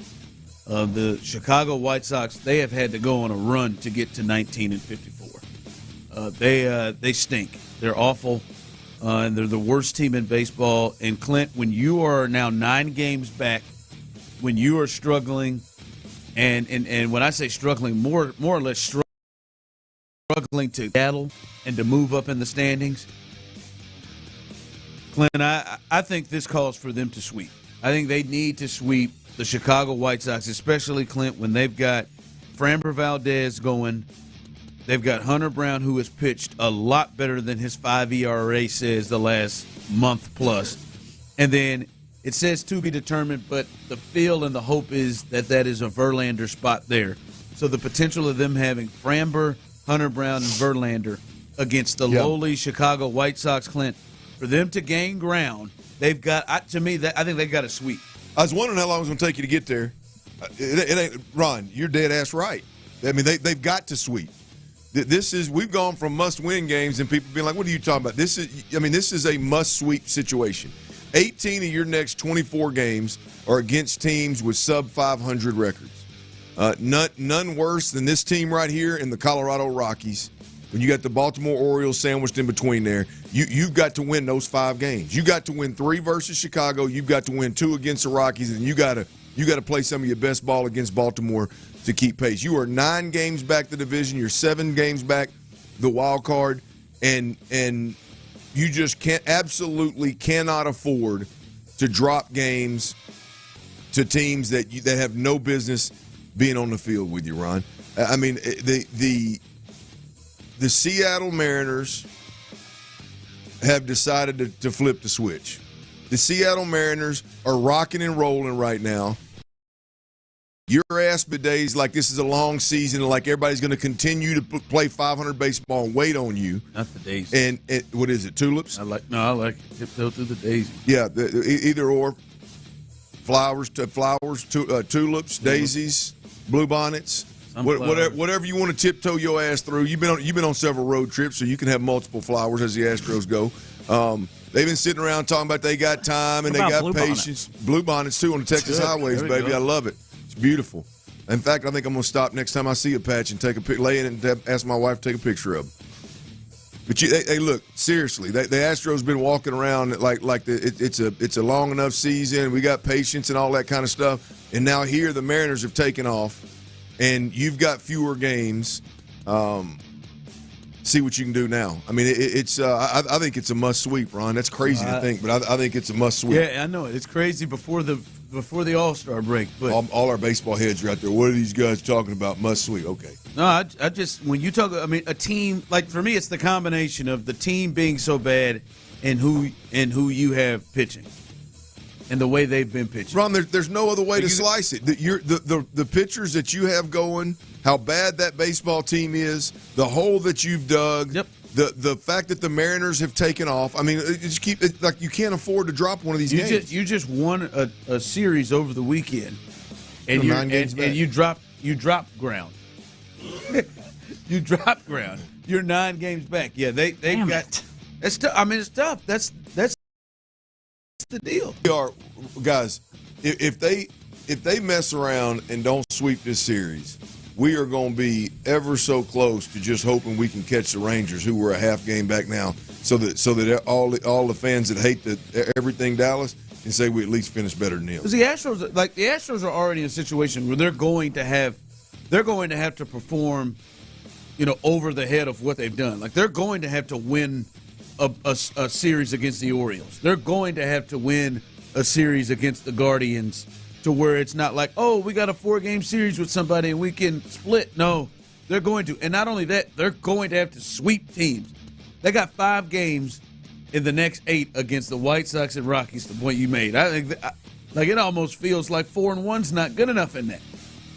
It feels like for them to get serious about gaining ground. Like I just saying, you all know it. Seattle is going to be tough to think they're just going to fall apart with their pitching. I mean, they're getting too good of starts every single time out for them to have long losing spells. It's going to have to take the Astros going on. It feels huge. 5 o'clock fire. Thanks, Jeff. Some receiver news in the NFL. First, T. Higgins, he gets a 1-year deal. There have been some conflicting reports, whether it is that he signed his franchise tenure or that the Bengals signed him to a different 1-year deal. Whatever it is, they have signed him to a 1-year deal, so he is going to be there with the Bengals. And then Brandon Ayuk, the receiver for the 49ers, who has also been sitting out of off-season programs and looking to get a new contract. He was talking to Jayden Daniels, rookie quarterback for the Washington Commanders, on IG saying that it appears to him that the 49ers, they don't want him back, is what he came out and said. So this is interesting. One guy looks like they've got him back in the fold in T. Higgins, and then the 49ers seem like they got maybe a problem on their hands with Brandon Ayuk right now heading into training camp. Yeah, I mean, look, Ayuk is wanting a major deal. The way that this market has the wide receiver market has gone, and I'll be honest with you, it doesn't surprise me one bit that the San Francisco 49ers aren't just going to next up. All right, you're the guy, we're going to pay you. It doesn't shock me. It doesn't shock me one bit. Yeah, he's probably saw those contracts, like you said, Jalen Waddle getting the money he's getting, thinking I've had a better year than he is. I've done more than he is, and I can't get this. The interesting thing out there too is he's got to be viewed as the number 1 receiver, right? I mean, Deebo Samuel is a weapon. You look at Christian McCaffrey is a weapon, really a running back. But I mean, there's in terms of just playing wide out, there's a really good. The odds are really good that he views himself as a number 1 wide receiver and should be paid as such. And they just even remotely close. No, probably not. And he's sitting there thinking, shoot, y'all haven't paid Brock Purdy yet. Y'all ain't paid the quarterback yet. Yep. Y'all didn't pay Armstead. And Kyle Shanahan sitting up there saying, nope, I'm going to pay my left tackle. I'm going to pay my running back. I'm going to pay my weapon at the wide receiver position. I'm going to play these defensive ends. It took him a minute to give it to Deebo. Yep. Like they waited a little bit of time with Deebo. He started sitting out stuff. All right, coming up, I got to give credit to Clint Stoerner. When credit is due, I give it. I think he brought about a great conversation, a great thought. It's not about Jose Abreu, but I know it was in his mind due to the final decision with Jose Abreu. I think it's worth discussing. We'll discuss that coming up next.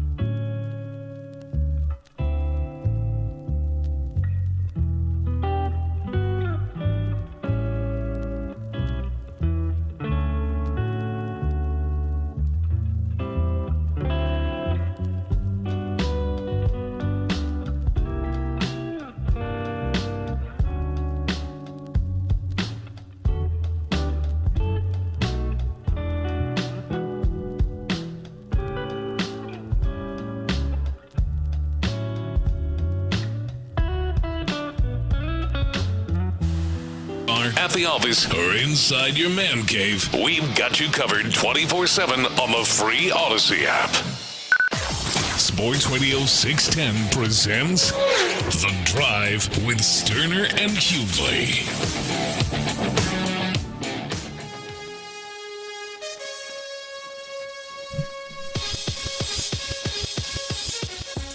All right, I want to hear from you. 713-572-4610. You can text in. Those of you on YouTube and Twitch, by the way, our guy Bubba, we saw him out there when he said there are some options in Fayetteville. As Clint brought up his thoughts of if he had just won $1 million and he was in college, what he would do. His options in Fayetteville: Secrets, Cheetah Premier. Not many, but some options. I don't know if you are familiar with any of those options in Fayetteville. Well, I know one I would slide through from time to time. It changed its name when I noticed when I was up there last Wednesday. I drove by it on the main strip and I thought, that ain't the That ain't the same sign used to be up there, but it's the same type of venue, same type of business. New ownership. Yeah, they just changed the logo. You know what I mean? Yeah. Change the name and the logo a little bit. How about that? I think that's what probably both of them he's talking about. They were right across the street from each other. They changed the name, not the business. Still swinging that thing. That's it, baby. That is it, man. Still swinging that thing. But no, I want tight fitting in there. I'm talking about quarters. It's tight quarters. Real tight quarters. If you ain't got but a couple of good spots, you might. Hey, it's tight quarters. Small buildings, man. It ain't treasures. Trust me. I remember that time in Nashville. I just missed Pac-Man Jones going to the Strip when I was leaving. Thought to myself, I'm glad I just missed Pac-Man Jones. I feel like that's a spot I don't want to. I got to see him 2 times at a gas station, just getting after it. He was the one. He was the kind of fella that had his tags where you knew they were Pac-Man Jones because they said Pac-Man. And then I saw him and his crew going in as we was going for a little night shift. Yeah, do a little working. So we dropped by, had a little BYOB, and saw some action, and went to work. He probably went to work. Hey, Pac-Man's classic. We had when I was playing arena ball in Nashville, which is one of the best places to ever play arena ball. I mean, you work 8 to noon and then you're off, and it's like they play a game, and I mean it's beautiful. But anyway, 2 of the guys were long-term arena guys and had made some decent money, and were originally from that area, and so they started a nightclub, and it was a late after hours club as well, and they were all jazzed up about the grand opening, blah blah blah, and they come in the next day and they're like, man, I ain't gonna believe this. They had their VIP section was not like sectioned off. It was just like a big warehouse type deal, and they just red velvet roped the corner to be the VIP. They said Pac-Man Jones. They invited a bunch of the Titans, obviously. It said Pac-Man Jones came up in there, and he was sitting up in the corner just rolling and lighting it up right there for everybody and God to see, like he was in the. Said he just. Right, and he was still playing at the time, and it was illegal at the time. Absolutely. Pac-Man said, "No, it don't matter to me, baby. I'm Pac-Man Jones. I'm living, baby, doing what I want to do." Yeah, he would. Yeah, he was somebody was nervous as hell. You would miss him. He was out. He was out kicking it. Pac-Man got a head on him, don't he? Yeah, he does. And with the dreads, hides it a little bit. Yes, but he does have him a tough hat fit for him. All right, I want to get your thoughts. So you're on YouTube and Twitch, 713-572-4610. Those of you on the text line. You think? I think there's no way that Jim Creighton and company. I don't think there's any way that they're not influenced in how they're going to do business after this Jose Abreu situation. You don't sign a dude for nearly $60 million, and then after not even the All-Star break of year 2, he reaches and you got to owe this fella over $30 million. Like there's and you had to go ahead and say we're not gonna get nothing out of it. There's got to be a good business person somehow takes something from that, and they're going to potentially, I would say, maybe look at things differently and when they evaluate and bring in talent. And I'm just wondering, how do you think Jim Creighton and company is affected by this? How do you think he's affected by this Abreu blunder? Well, the reality, I mean, I think it's an eye opener. Any way you slice it, you definitely take notice. You definitely want to make sure it doesn't happen again. And I think here's the deal: there's only so many ways to acquire talent or develop talent to put a roster out there every year. And we've heard Dana Brown talk about with the Astros. They want to be in the playoffs. There is the World Series window is open. We've heard him say that, right? So you don't take our word for it. We've heard Dana Brown say that, and their moves has said as much, right?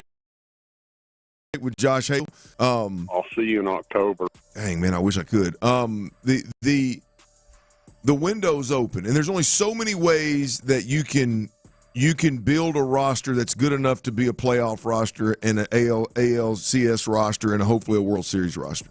And the truth of the matter is, Ron, you got your farm system, which is not completely dry, but it's on life support. You've got guys that you've developed and you've brought up, and you've got to pay them, and you've got to try to retain them, and and nowadays with the younger ones like a Kyle Tucker, you got to pay them big money, or you've got back of the baseball card guys out there that you know they've done it year in, year out, and you want to try to bring them in and get a couple more years out of them. I mean, there's only so many ways you can build a team. And when the system is dry for the most part, and the back of the baseball card guy, the veteran, the old veteran, just bit you in the ass to the tune of $30 million, it's got to affect something. You got to look at it and say, okay, well, what are my other options? And by the way, you've let a bunch of young stars walk and not paid them and had to fill those voids and done a good job at it. So at some point, you got to think that there's a chance that Jim Creighton will pay somebody. And that somebody is next in line is Kyle Tucker. And I just got to believe that the stars are aligning more so with Kyle Tucker than they ever have with any player that Jim Creighton has had, as well as him getting bit by the back of the baseball card guy and the system just not being able to keep up with the stars that are walking out the door. They have to this point Jeremy Pena, Jake Myers, Yordan out from a bat perspective, Yordan Alvarez. I mean, they've been able to continue the run and the caliber team that it takes to make the kind of runs that they're making. But at some point in time, that's got to shift.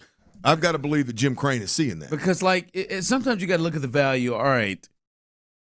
Like, hey, man, we went and signed, a veteran guy, an older guy.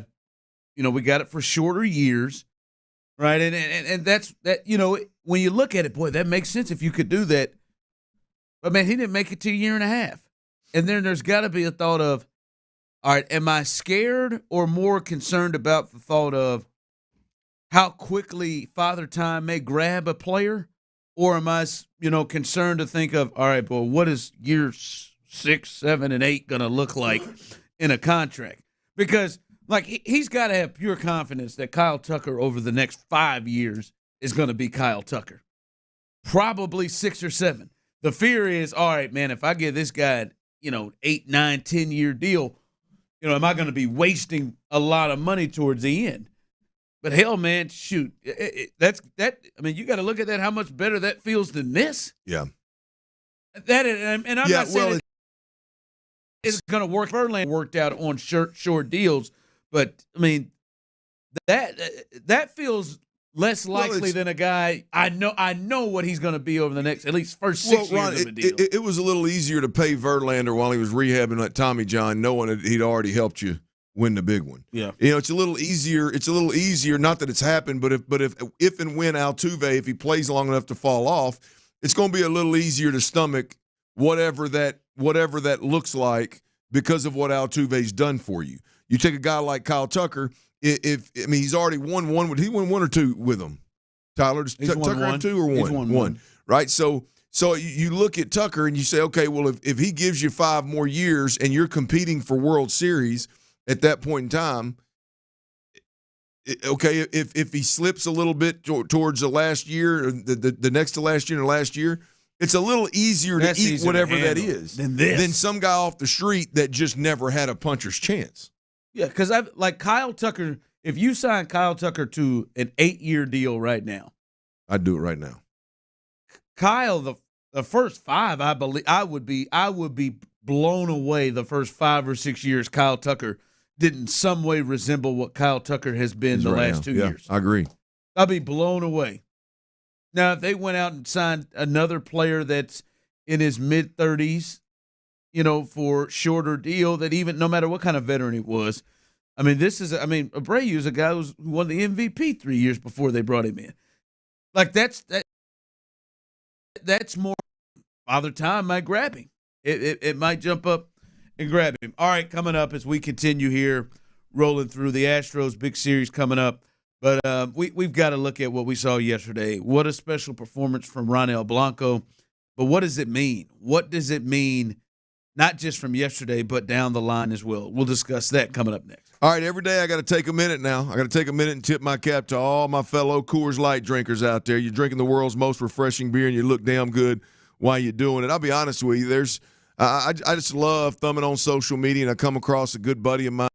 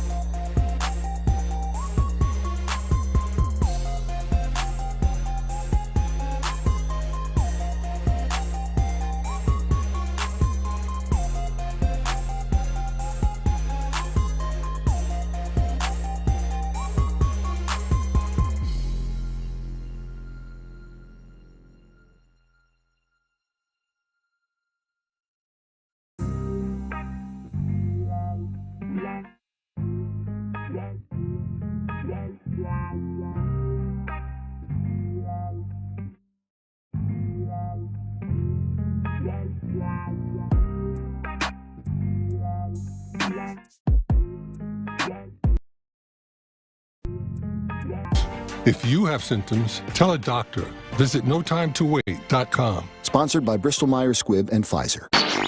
Live from the Twin Peaks studios, Sports Radio 610 presents The Drive with Stoerner and Hughley.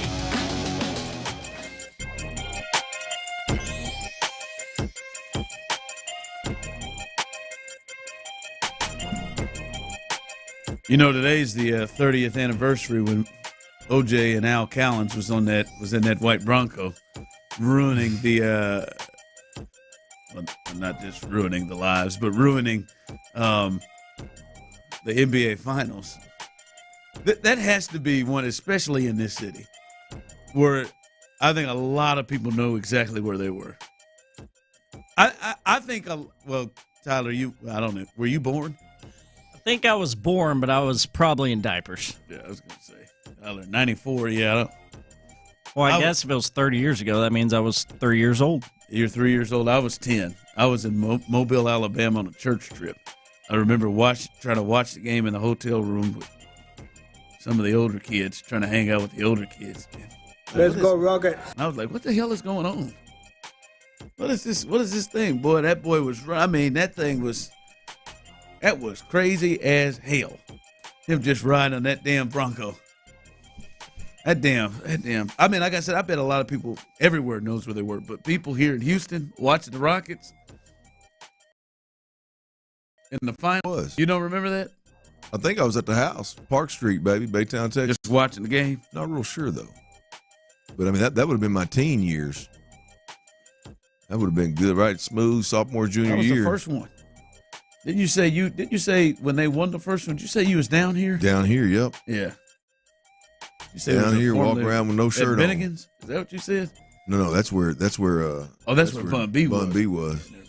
I'm not real sure what neighborhood I was walking through. But you were just shirt off. I'm pretty sure there wasn't too many white fellas running through it, though. It's all right. You felt it, though. I was good. Win the championship. Who gives a rip? That's what the whites used to do. Yeah, it was good. It was good stuff. That boy was laid back in the back of that damn Bronco with Al Callens. Innocent though, boys. On a trip, and made it through. Those people up on the overpass with the signs. Oh my God! Run, man, OJ, run! Yeah, I know where I was. I know where I was when all that happened. Oh, well, that was when OJ got off. I was in the field house.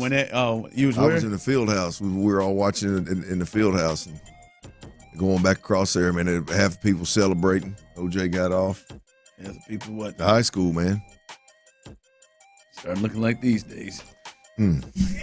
All right, as we continue, coming up behind us, remember, Texans All Access. Texans All Access, and they're going to be looking at that. They're going to be talking about the 30th anniversary of the wildest day in sports here in Houston, so stay tuned for that. Texans All Access. 45, Bijani and Creighton following the fellas. All right, how real you think this Ronel Blanco thing is? And when I say how real this is, I mean, yesterday, dude, this is the second time that he's left the game. Well, he ended one, but left the game without giving a hit up. 7 innings, no hits, no runs yesterday, as they needed a performance from him to win the series, and he came out and led that for the Astros. But how real is this thing? Like, is this just a magical year right now? Because I think everybody believes when Blanco goes to pitch, you feel really good about what's happening. You know, you probably feel as good about Blanco as anybody that is in the rotation right now with the sample size that he has given us and the performances he's given us through all 13 starts. But are you getting the feel or the thought that it goes beyond this, that maybe the Astros have found for the next several years another front-of-the-rotation guy? Are you ready to get there with Ronel Blanco? Yeah, I'm ready to get there. I'm ready to get there. I mean, I'm not saying the guy's going to be an ace, but I think a top 3 in a rotation. Yeah. I can get there with him. I think when you look at one, I trust Dana Brown, and Dana Brown is on record. I think I heard Sean Bijani earlier on In the Loop talking about and recalling the comments made by Dana Brown originally about. By the way, tip the cap to Dana Brown, who noticed apparently noticed that he would be better in a starter's role than coming out of the bullpen. And be through in a big way, and a huge decision for this organization. So tip my cap to Dana Brown. So I'll trust his eye, his talent evaluation eye, as well as what we've all been able to see since he's been starting games here for the Astros. And I'm telling you, I don't see a flaw that's going to keep him from being again, I'm not ready to sit here and tell everybody he's an ace, but I don't see the flaw that's going to keep him from being a top 3 starter in a rotation consistently. It doesn't feel like it's lucky. Ron, it's effortless. And when I say effortless, I'm talking his 90th pitch looks just like his 10th pitch. When you look, like, there's not that I recall, I could be wrong, but I don't recall there being a glaring issue with the inability to locate or just completely losing it and the wheels coming off. I mean, the struggles that he has had, like the 5th inning last night, he's able to regroup, he's able to get out of it, fight through it, and keep the no-hitter alive, keep the shutout alive. I haven't seen, now we hadn't seen much, so there's some things that could come up, but I don't recall watching him and going, boy, the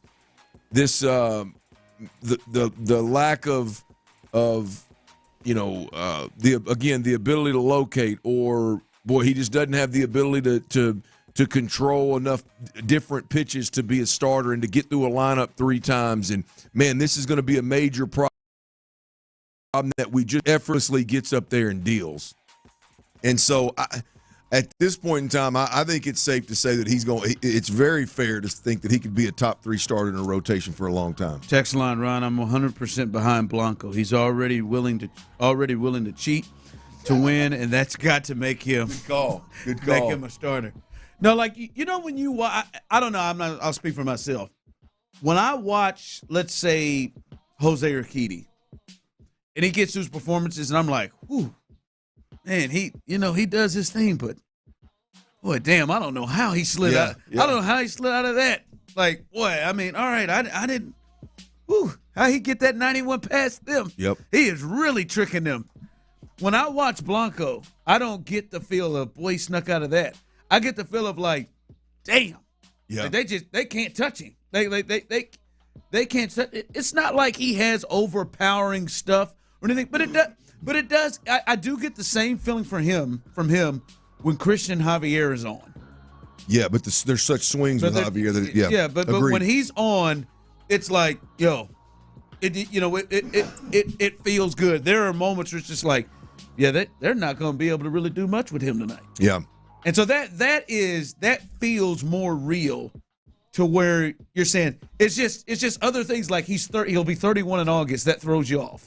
Right, and you're like, all right, well, now he's had 20 starts in the big leagues, though, 13 this year. Yeah. I mean, you're going 7-2, 2.43 ERA with 2 times you've had no through. Well, Ron, we're dealing with it right now with Framber. We're clearly dealing with it with Javier.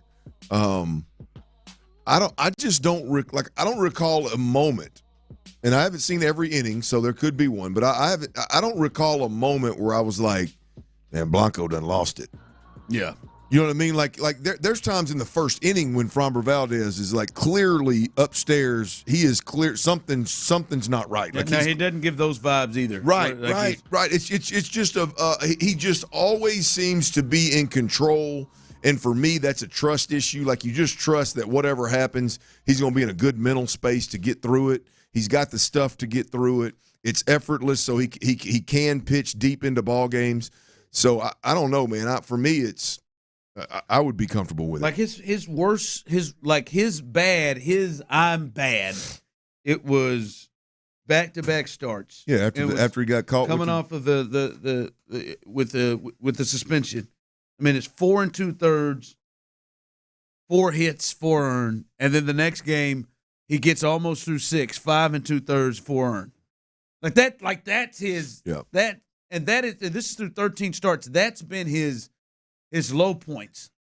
Like I don't like, and now we've got 13 starts. He had 7 last year. This isn't, I don't think, just every time now he's just catching people by surprise. At this point, they don't have a book on him. No, people have a book on him, and sometimes he's faced some of these teams. So, like you said, I'm not saying he's about to be Verlander or Framber, although he has pitched better than those guys have this year. He does. Like, if you tell me in 3 years, can that guy be a 2 or a 3? And I would say, yeah, I believe that's. Mm-hmm. I believe what we're watching is real. from that perspective. Well, especially and look at how pitchers are in the major league in the bigs right now. If you can get through the lineup twice, like if you can confidently, if we look at a guy and we go, yeah, that guy can get through a lineup 2 times, and more times than not, he's going to get through it successful.